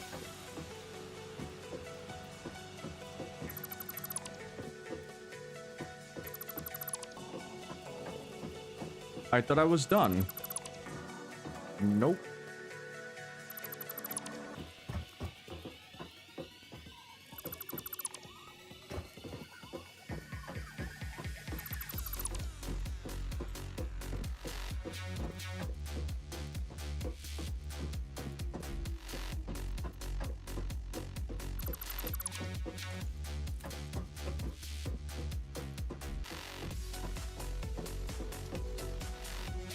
Yeah, we still need this. This is where we are getting our ingots. We need 6 constructors making 1 line of iron rods. So we'll put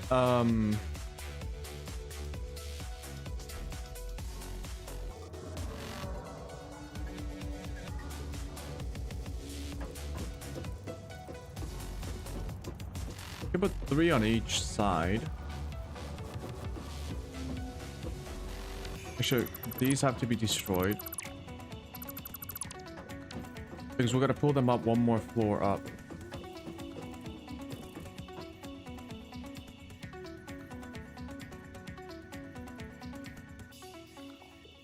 We can sort of daisy chain them. I would prefer to just have 1.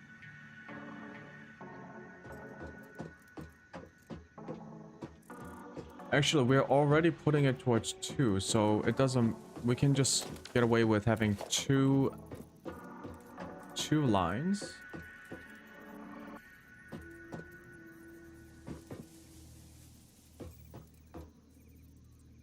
Yeah.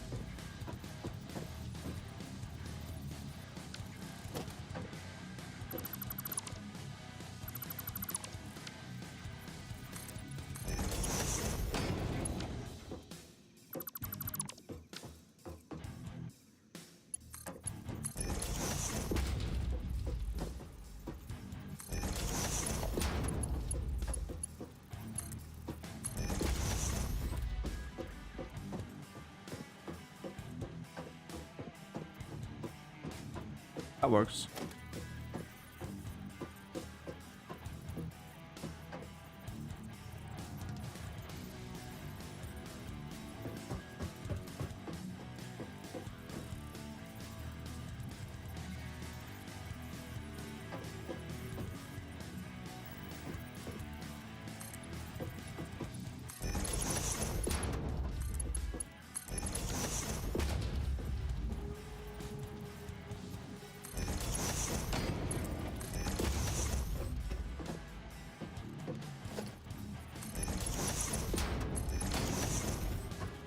That's gonna be really hard to troubleshoot, but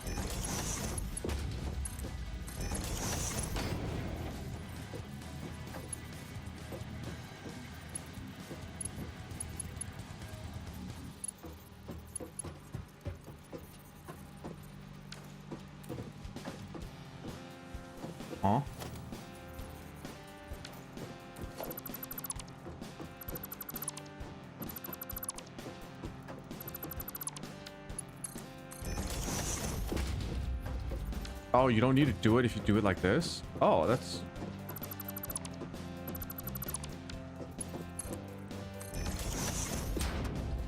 Oh, that's nice.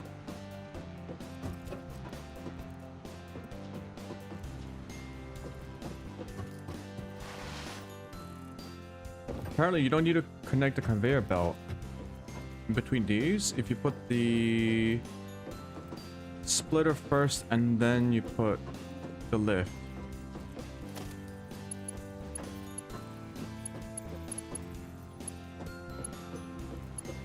Apparently.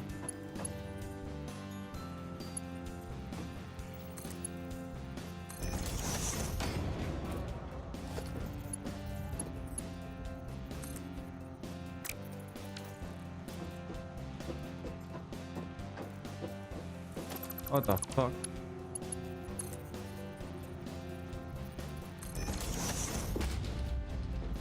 Okay.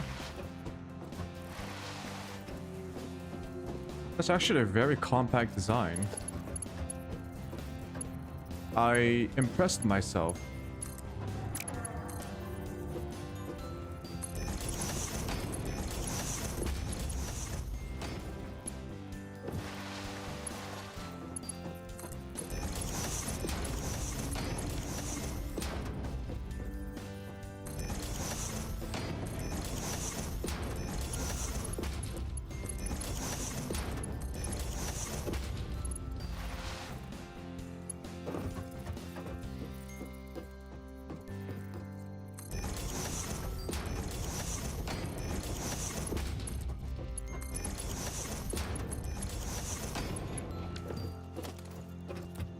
Okie dokie. We got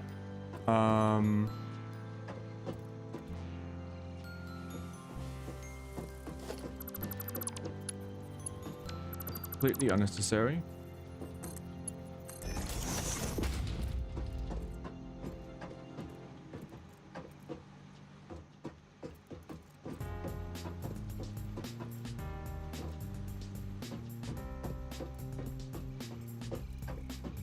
Well, we got 2 inputs here and 2 inputs there. Let's take it up a notch. 1 more floor.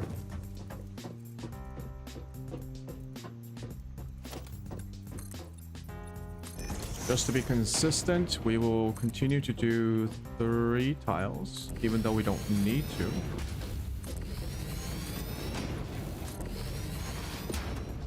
We actually really don't need to. But hey, maybe we can fill up that space with like lights and stuff later. It's not like we're running out of space.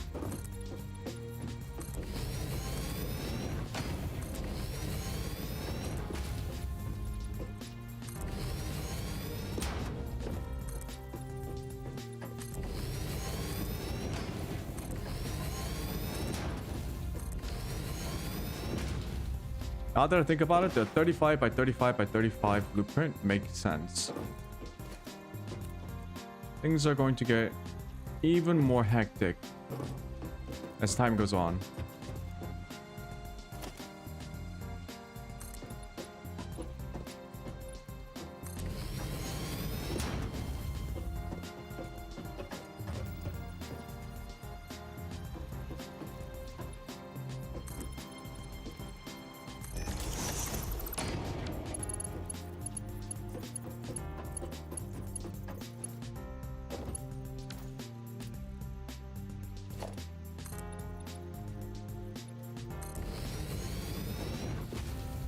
Ooh. The fall might actually kill me here.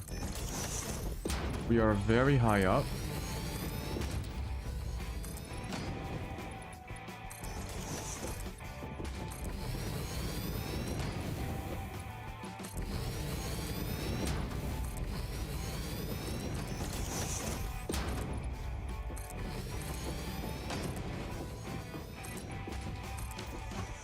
Ooh.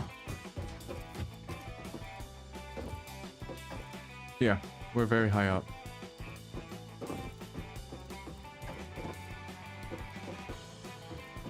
Okay, so we need to bring up 4 inputs. Which I believe...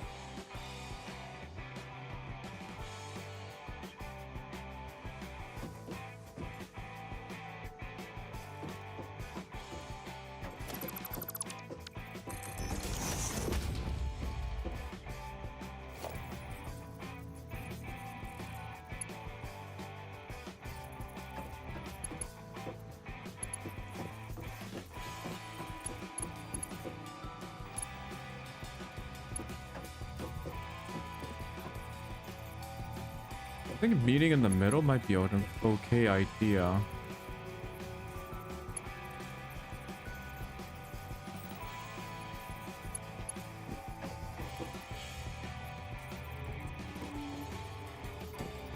We have space up here, so...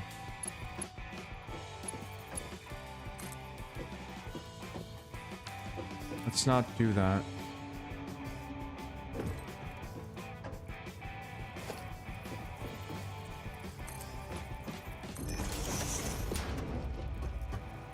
One...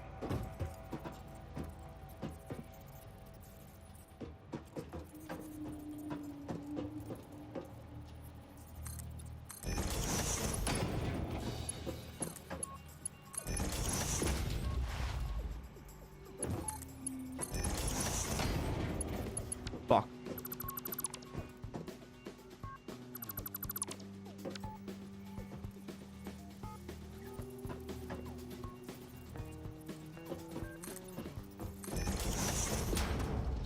Is this right?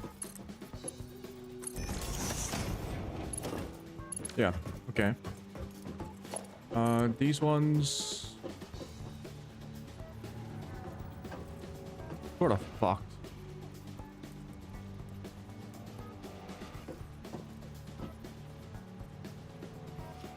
Yeah, unfortunately, these ones are gonna get clipped.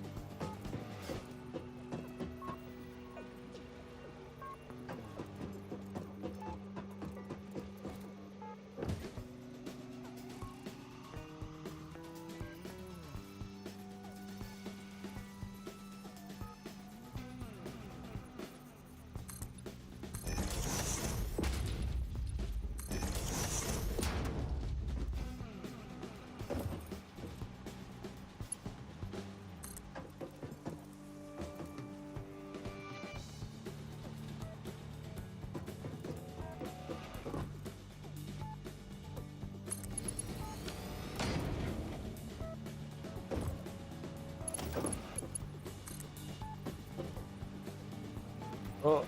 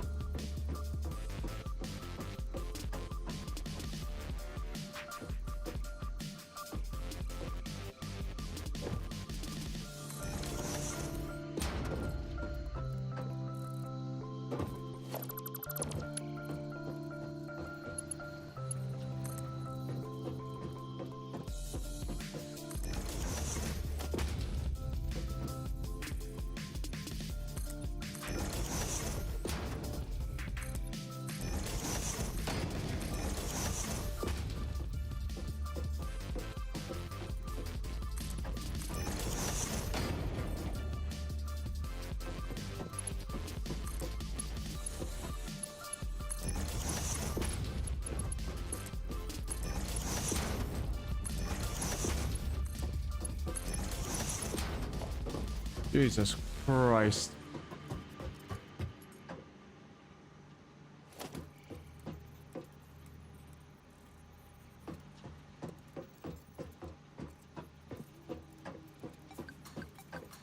Ooh, that's a weird way.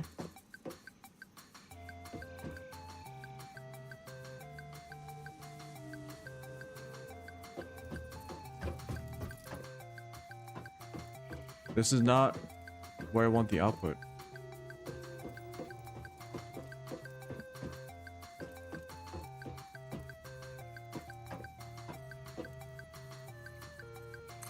I do something stupid like this.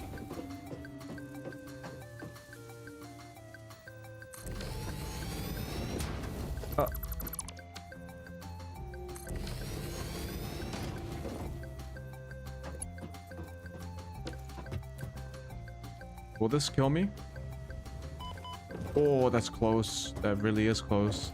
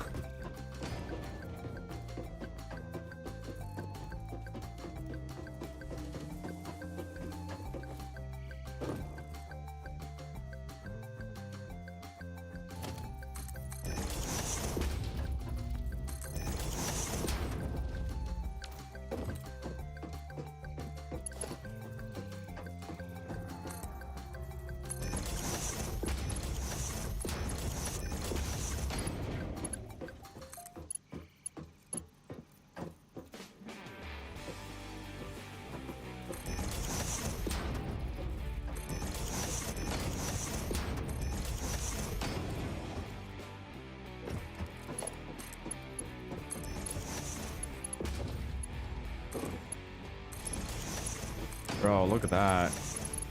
Looks clean. Ooh. That is death. Okay.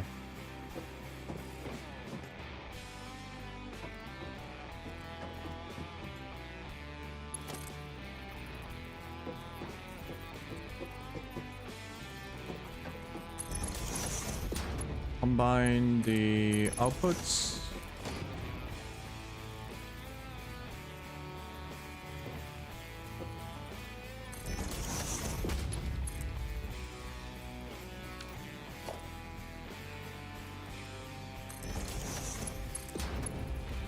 Ah.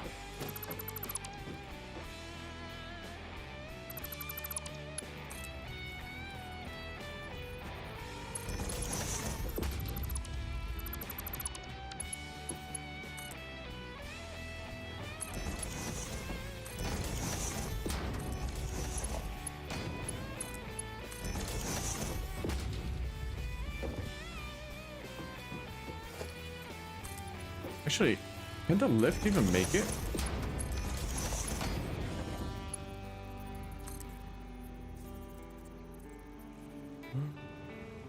Oh. It can make it. Wow.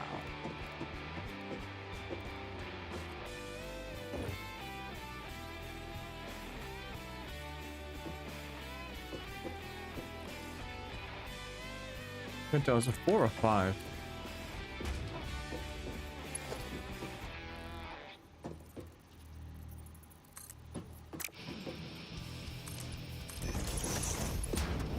No.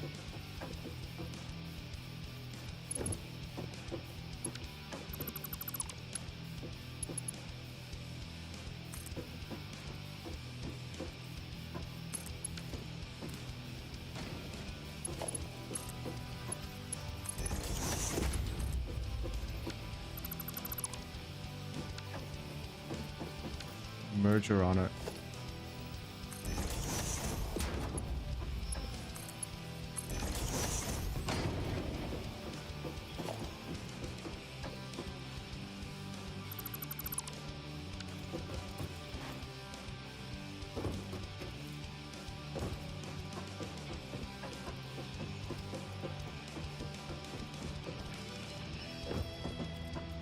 I didn't link up the power here, right? No.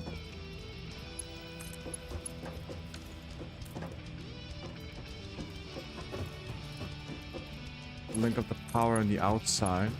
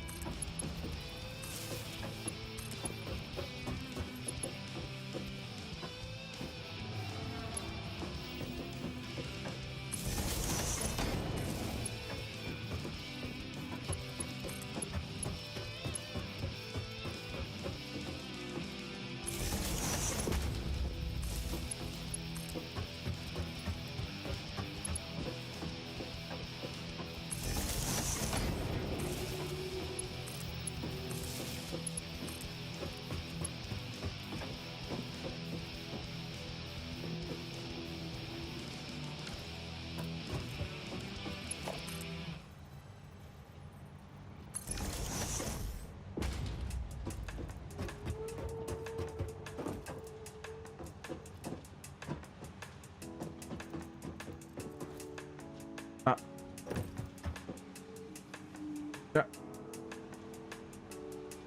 I really need an elevator. Oh.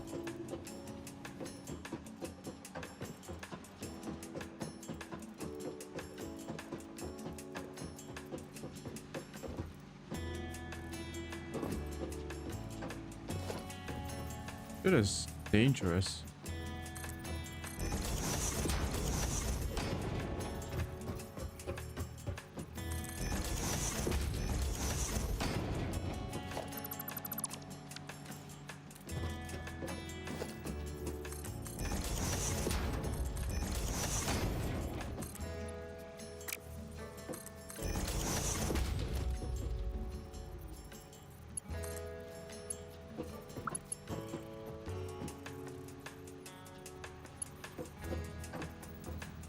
Oh, they kind of...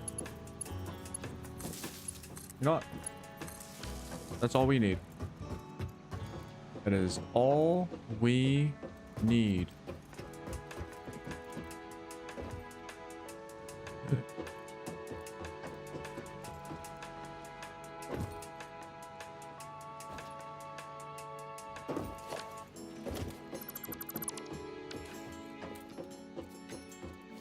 Okay.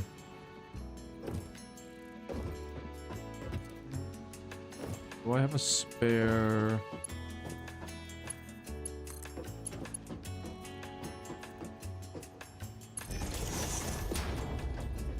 Whoa.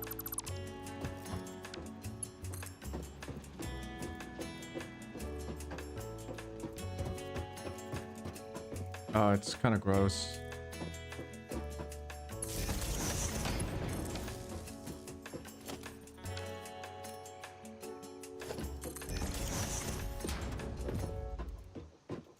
There we have it.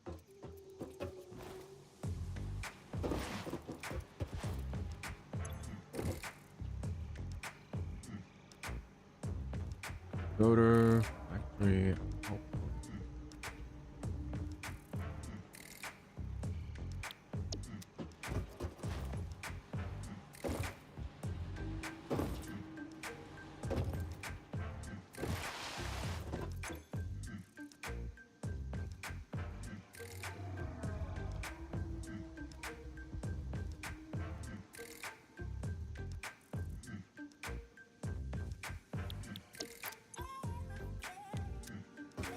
Also, wrong naming convention on the other side.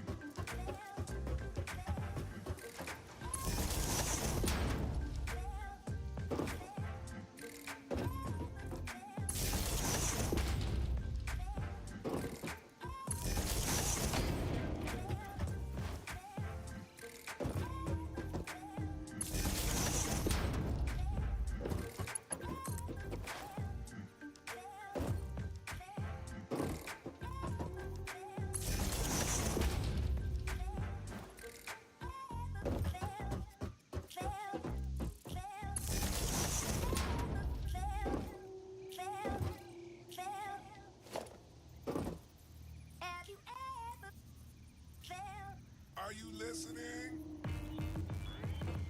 Damn.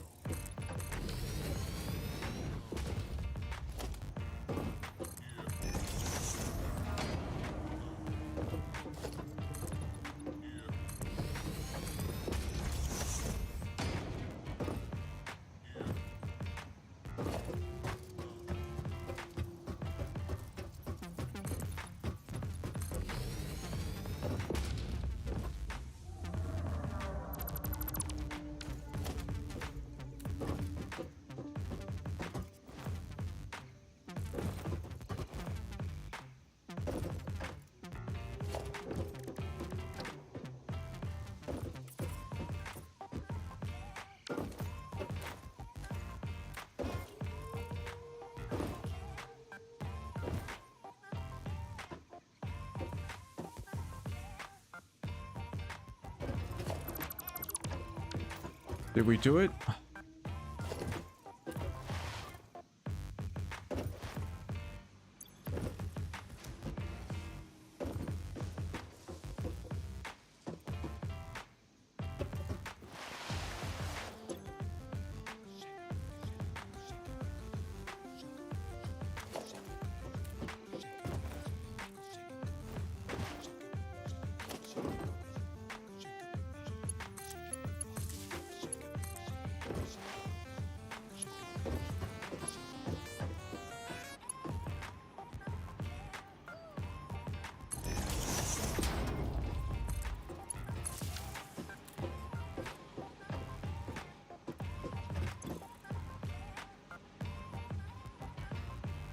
Why is max consumption like barely moving?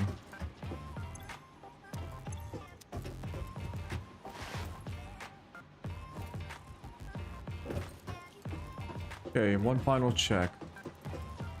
Second floor screws. And we need 5 of them. 5 of them.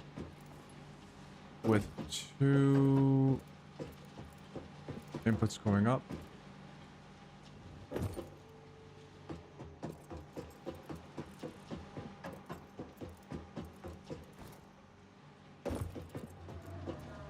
Six constructors making iron rods.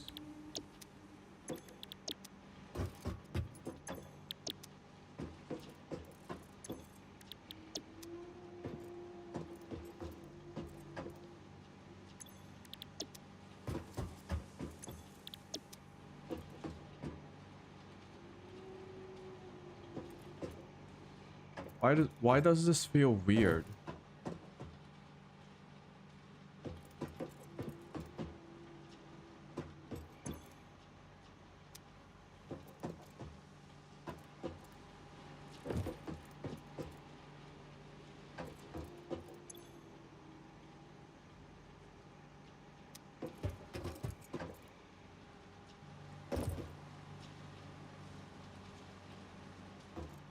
I feel like I've done something very wrong. Wait.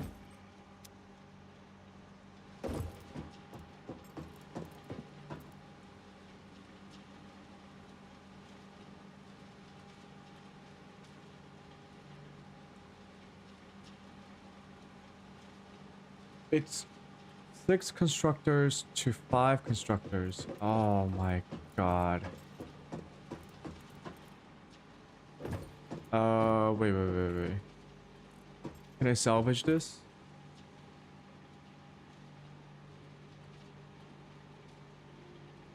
I cannot believe this.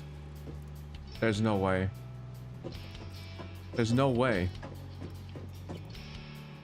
First line, smelters. To produce iron ingots, this has to go to... Fuck. Yeah, this ingots have to go to 6 constructors first. And then from the 6 construct... Ah, for fuck's sake.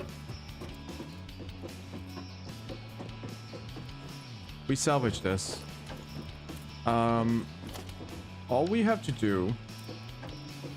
So these are the ingots.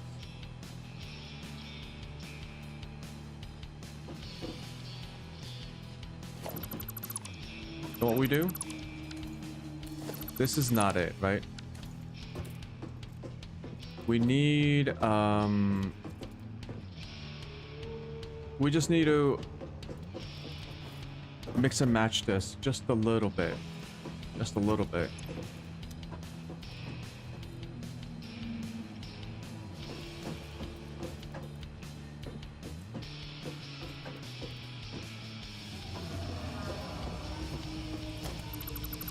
This is not needed.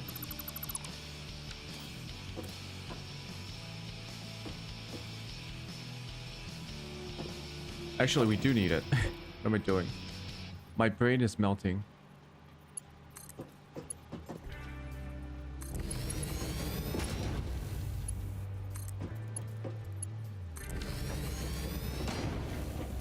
We do need the screws.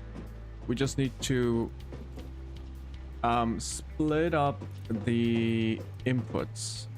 No, split up the rods. We still need rods upstairs. So the rod ingots coming in, that's fine.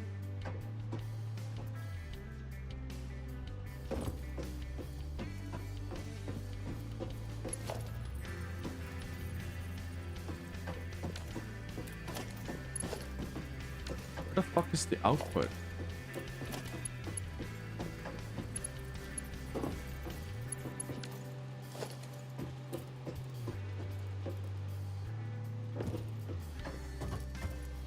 That's the output?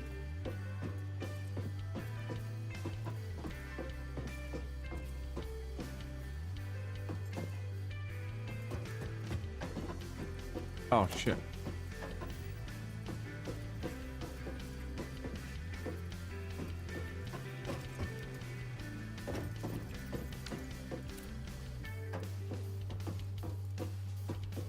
We need to match the...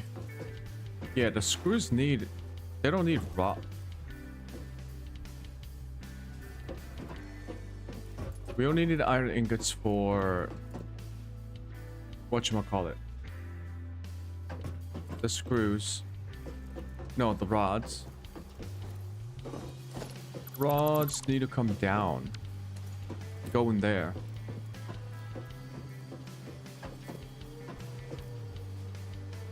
So we can, yeah, we can salvage this. Jesus Christ.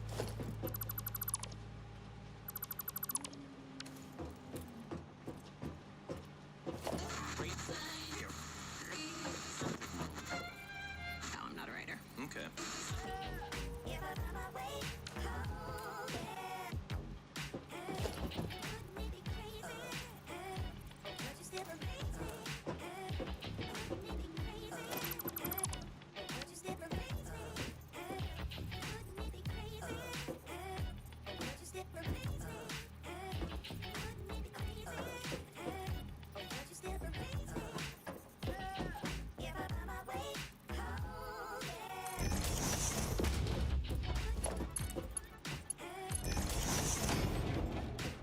We can salvage it. I am sure of it.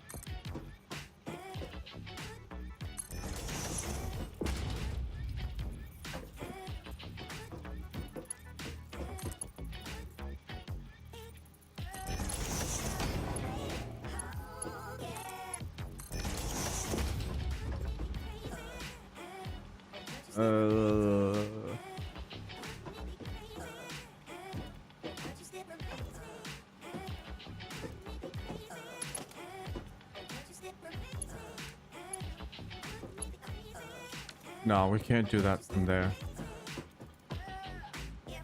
Can we? It's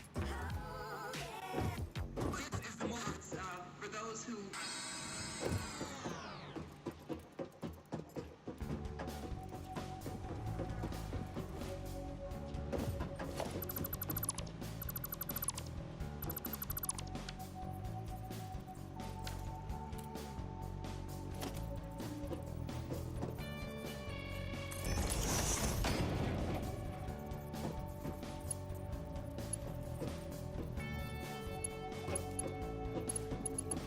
Nope.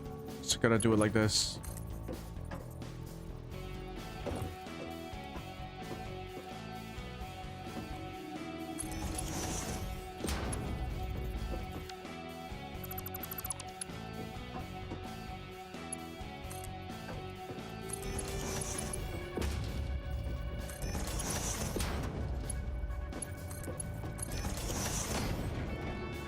Okay, we almost fucked it up, but we saved it.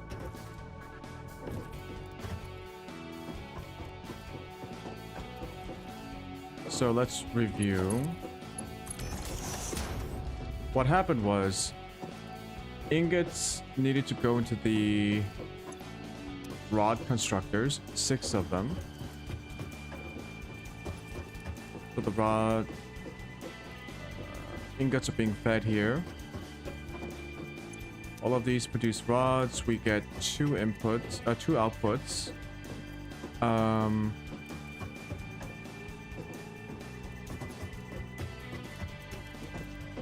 So the rods were supposed to be on the 2nd floor, not the 3rd. But we messed it up. So now we have the screws, 5 of them, on the 2nd floor. And they provide the outputs all the way up top to the assemblers. So the assemblers need the rods and the screws. And yep, these are the outputs, the inputs. So we just brought down the inputs from the 3rd floor to the 2nd floor. It's not too bad.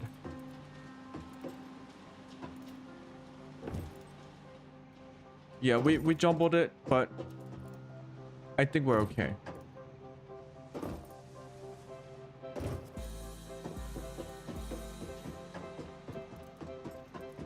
I think the electricity should be fine. Yeah.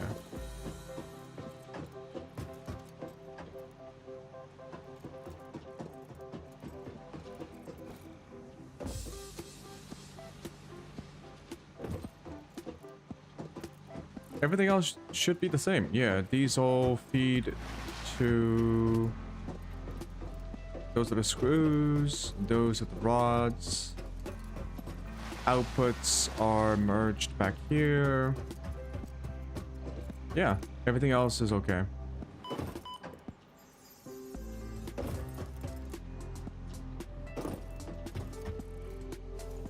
Holy shit. We did it in one building. Cool. We just need 1 belt.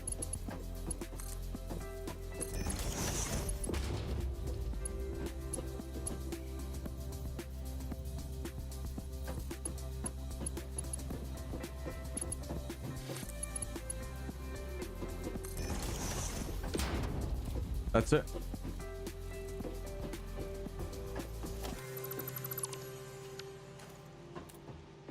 Let some sunlight in. We did it.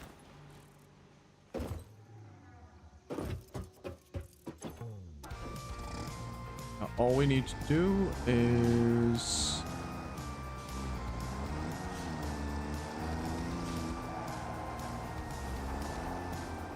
get a truck going. I'm just gonna start the truck here.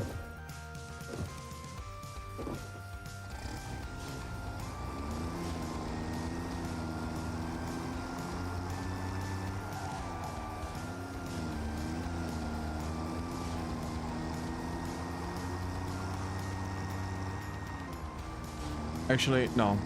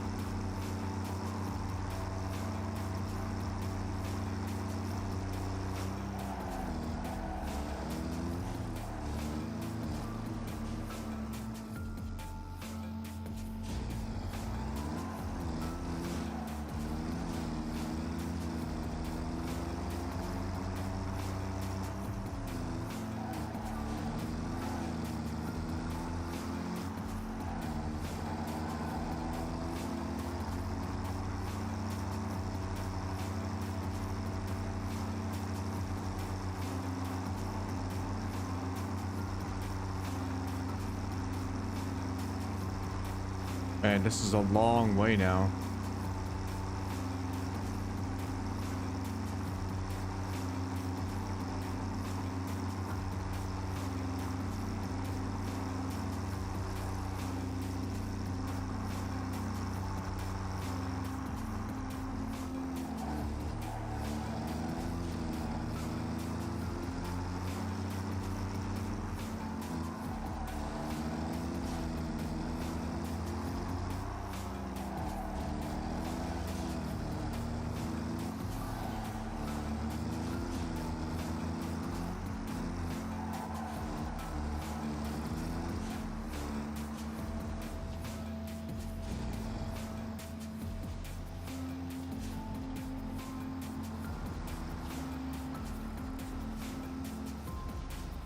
To rotor.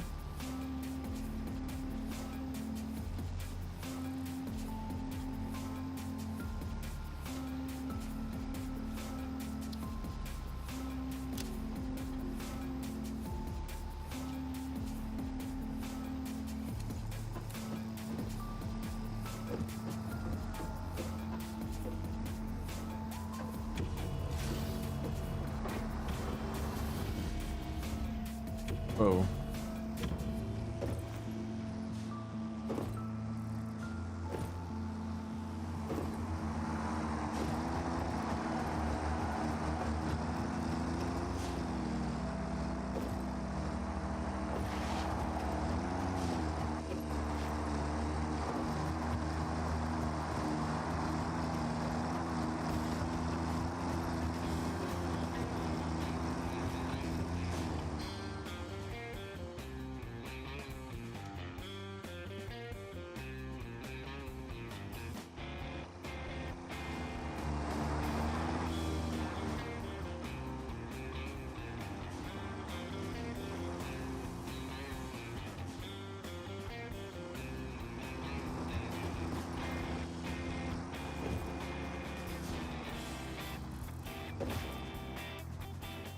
I missed it.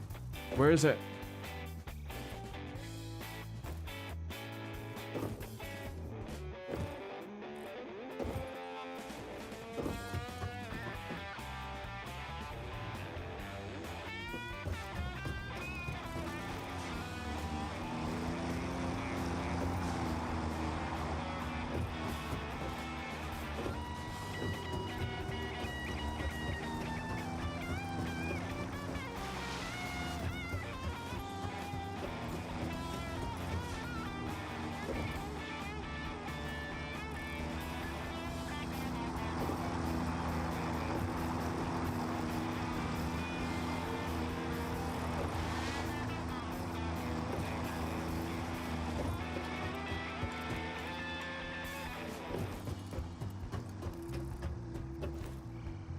Everything does look good.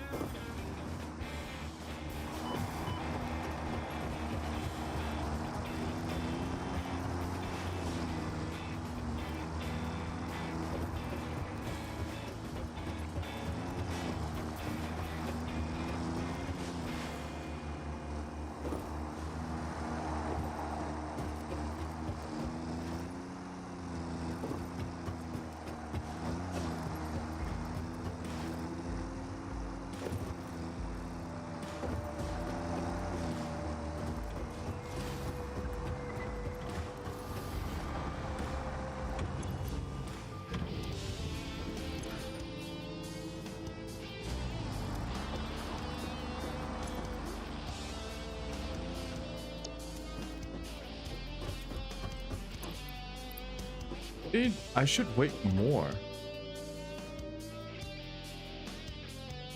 So that the trucks are full.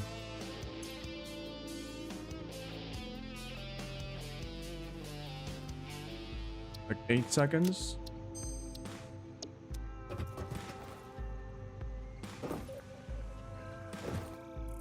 Once we get 8 seconds. can go.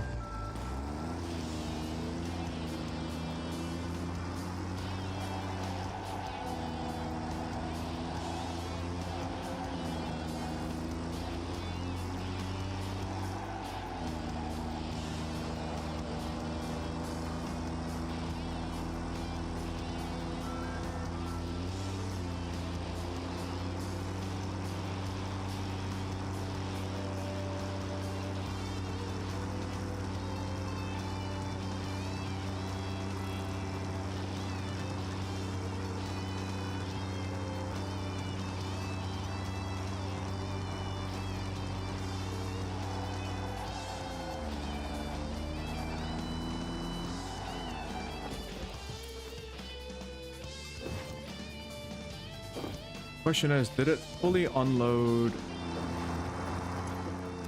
Yeah, it fully unloaded. Okay.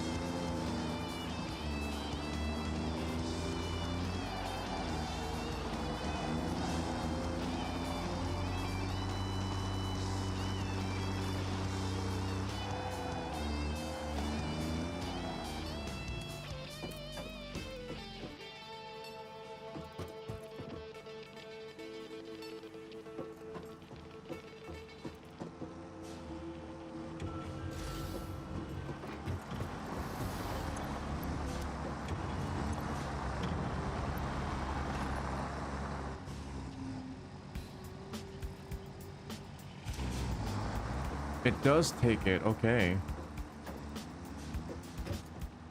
So yeah, 8 seconds is the full load. 4 seconds is half, 8 seconds is full. That's cool.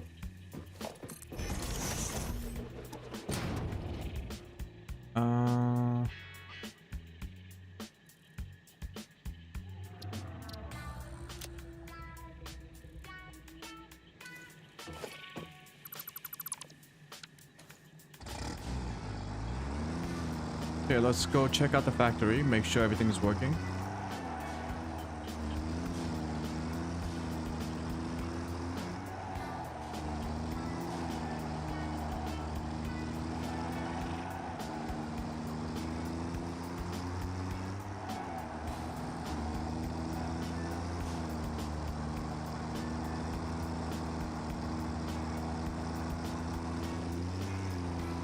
Look at this. It works.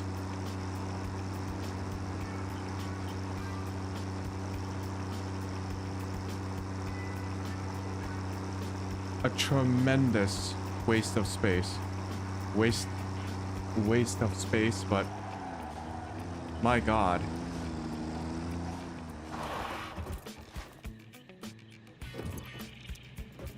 Actually, we bring in a lot of ore. This should not be stopped. Why is it not working? We gotta make sure they're all producing, yeah.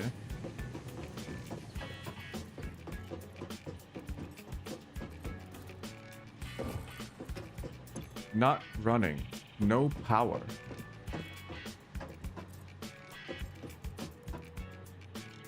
What do you mean?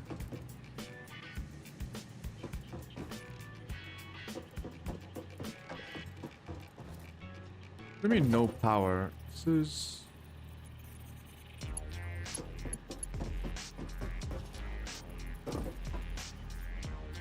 Oh. Huh? Hmm? No power.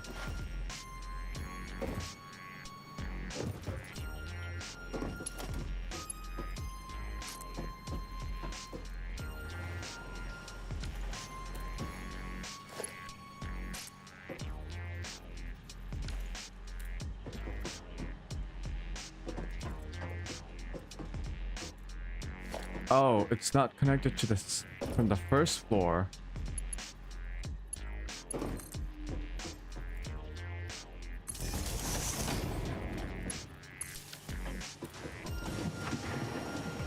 Whoa.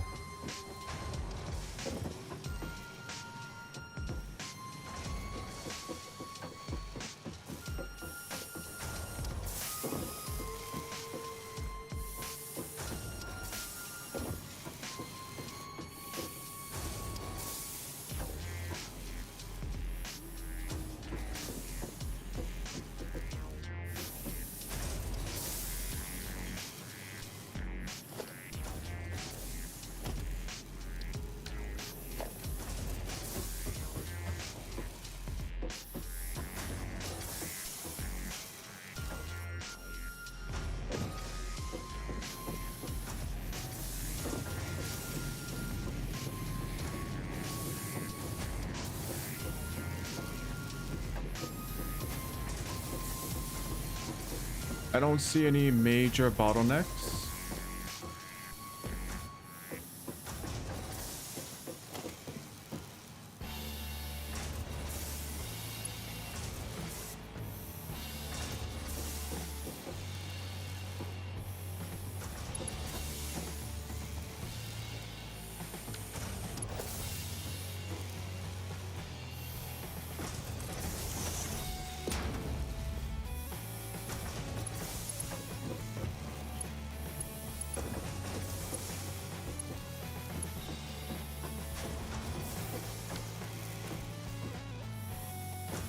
Aside from that, that was a Mark II.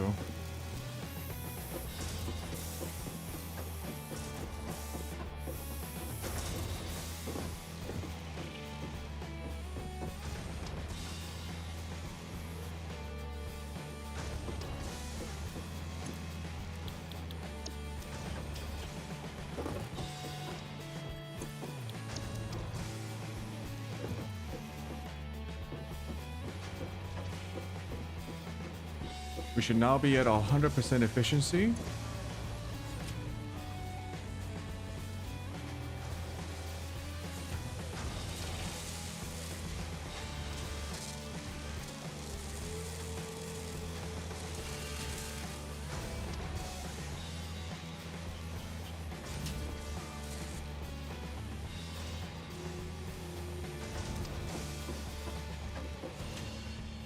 Are we not?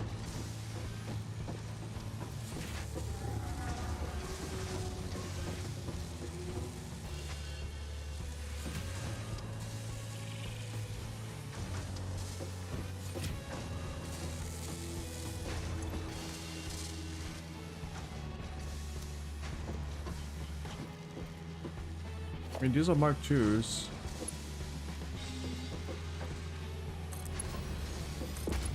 No, these are Mark I's.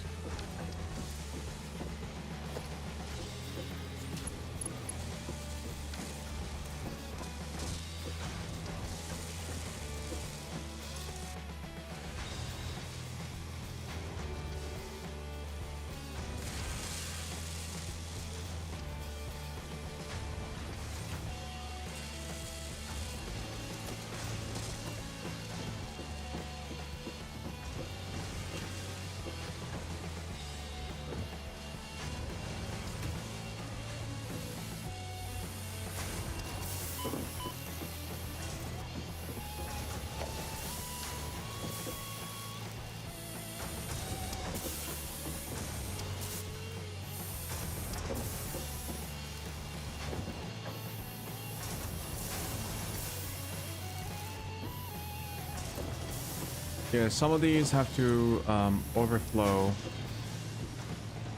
So they just need a little bit more time.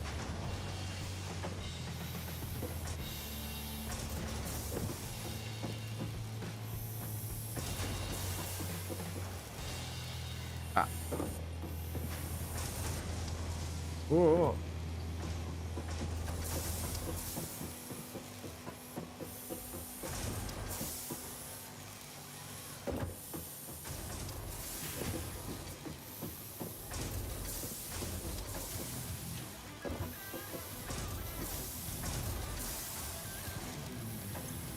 As long as the rods are at 100% efficiency, we should be okay.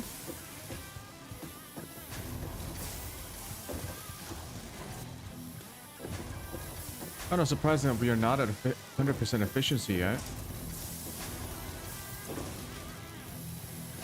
I guess these need to fill up.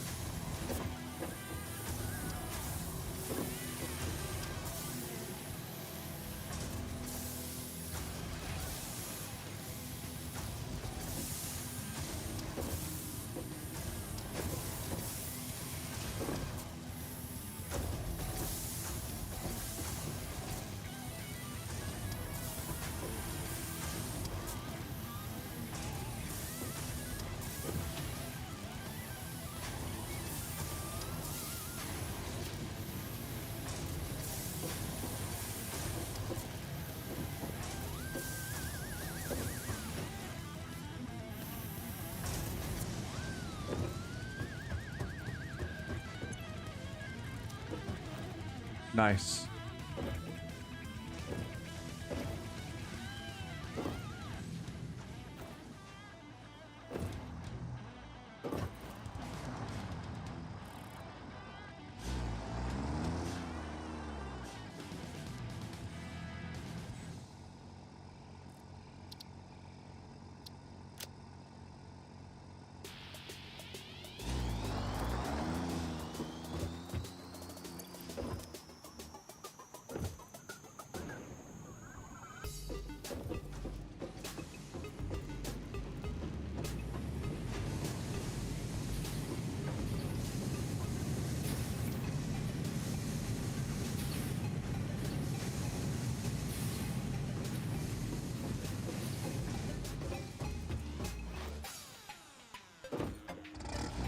Ooh, we did it.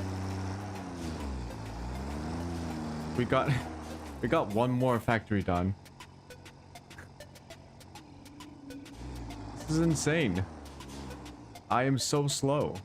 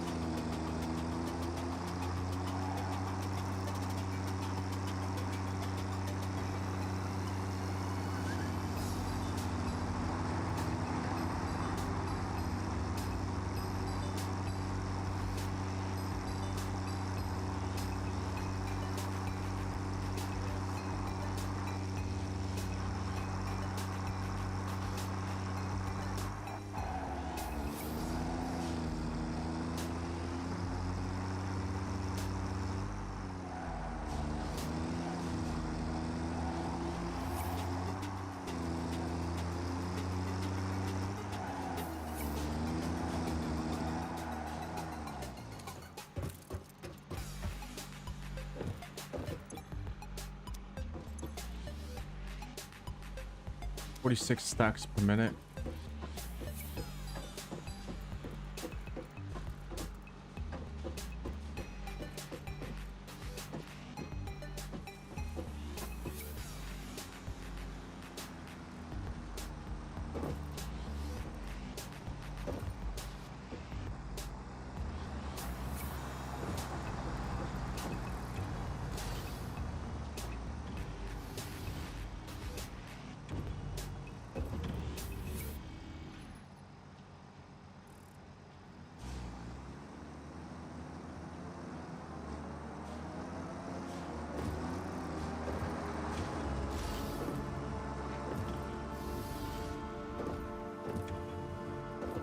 Okay, so what's the plan here?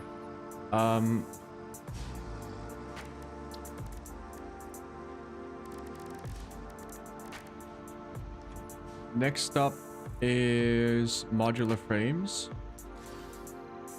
which take reinforced iron plates and iron rods.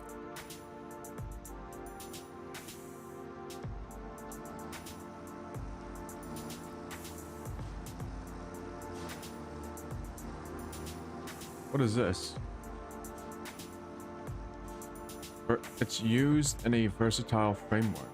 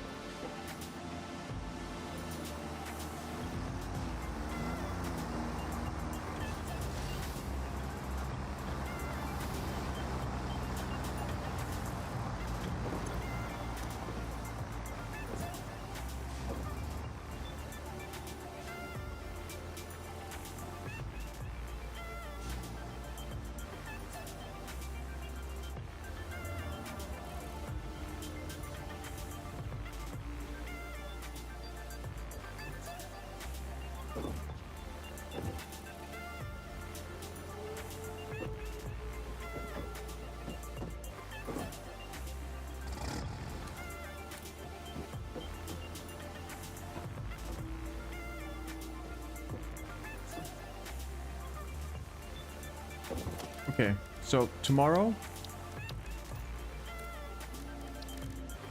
we do modular frames. We also need to start working on steel beams, which shouldn't be too hard. They only need a constructor.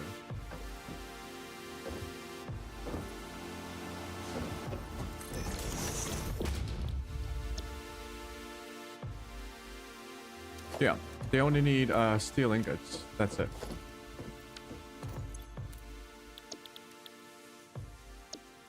Pipes also just need ingots.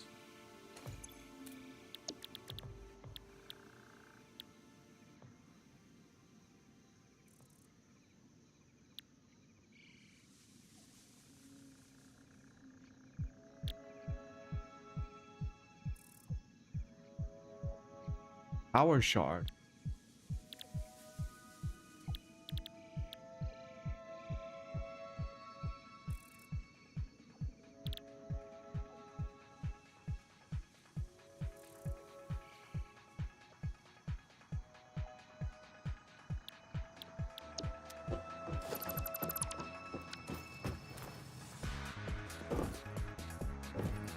Once again, I don't know why this guy's angry.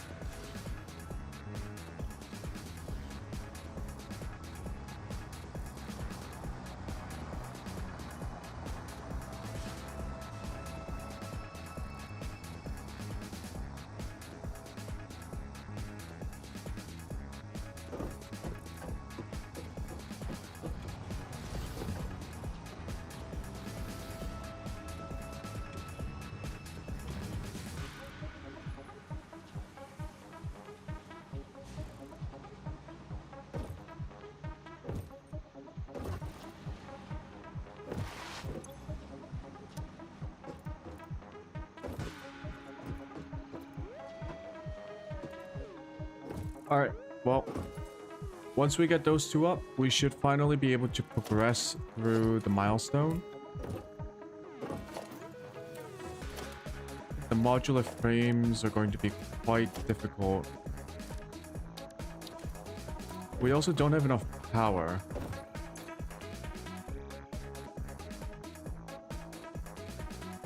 And we actually have some headroom left. Max consumption is 1200. Capacity is 1650.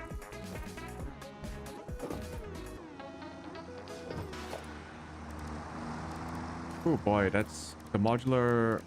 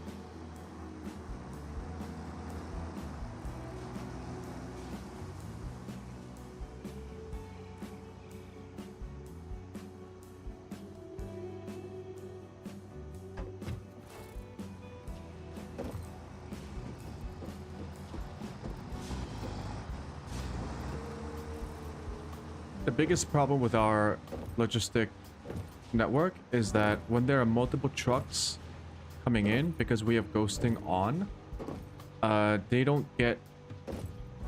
they might not properly load or unload, or especially here when they're trying to load up. It might not do that when there are multiple vehicles in close proximity. If we turn on ghosting, so I wish there was a toggle. The reason why I like having ghosting off is that it makes the path recording much better. But having ghosting on means that the trucks don't wait. And I need trucks to actually wait.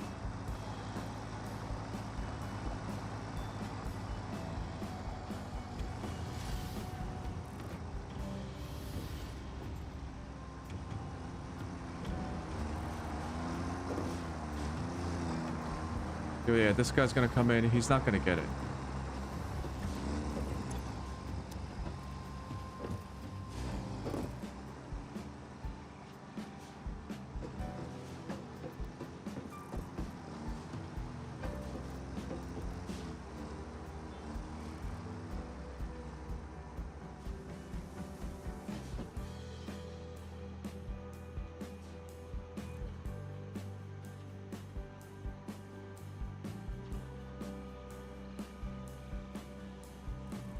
This will be less of an issue once we...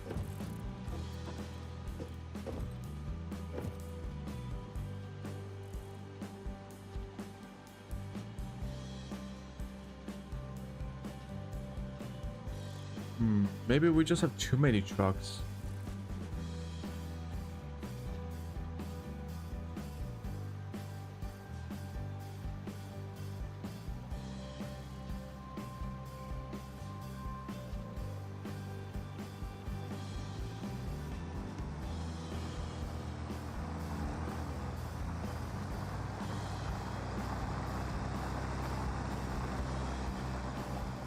And I really wish we can have tiles, the pathfinding tied to tiles. That way it's a lot easier to like manage traffic.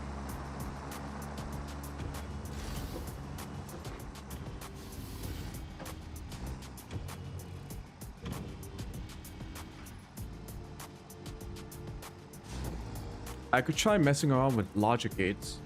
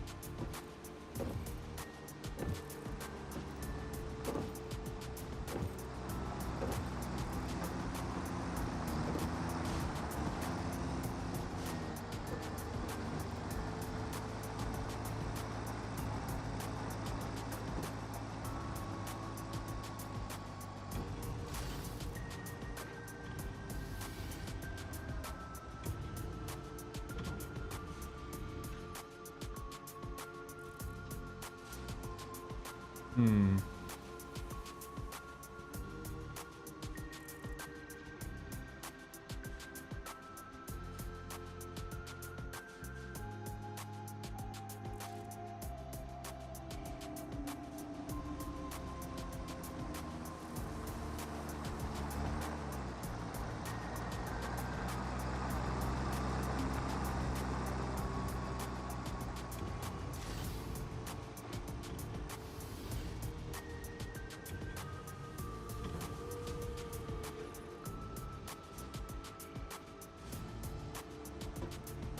Okay, my mind is blanking out. So I think that's it for me today. This game is about to break my brain. I will be back probably tomorrow. I might not be back tomorrow. If I'm not back tomorrow, I'll be back on Monday, my time, which might be Sunday for American viewers or in Western Europe. Unless you're from like Australia or New Zealand, in that case, it will be Monday. We're making very slow progress, very slow. But our system is sort of working in a stupid way, but it does work.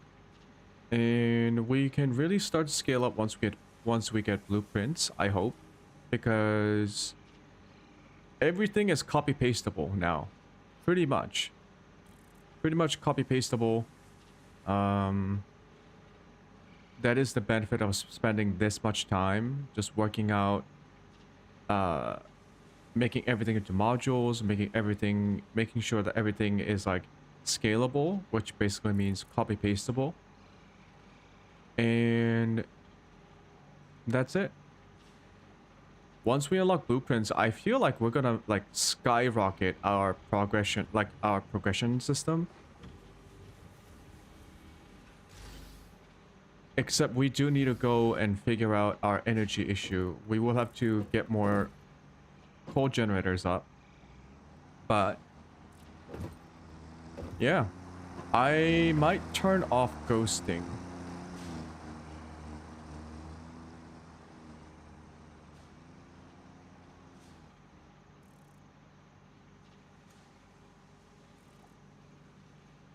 Yeah, I'm not sure. I might turn it off.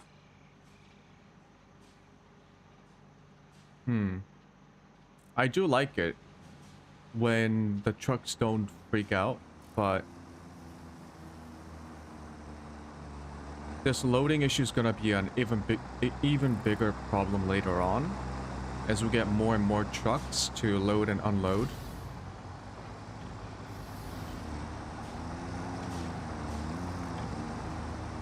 Yeah, look at this. There are 3 trucks here. They're all full, by the way. It's weird.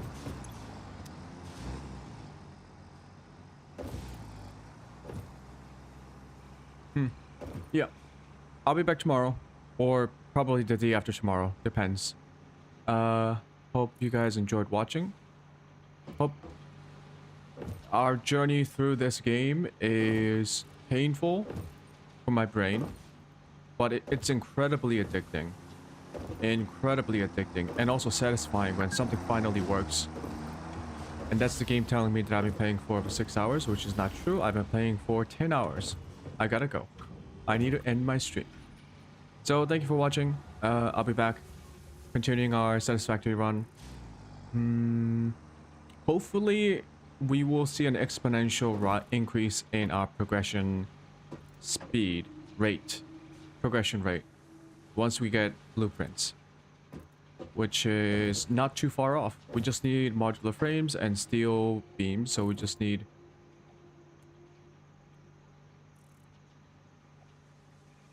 we also need cables and concrete.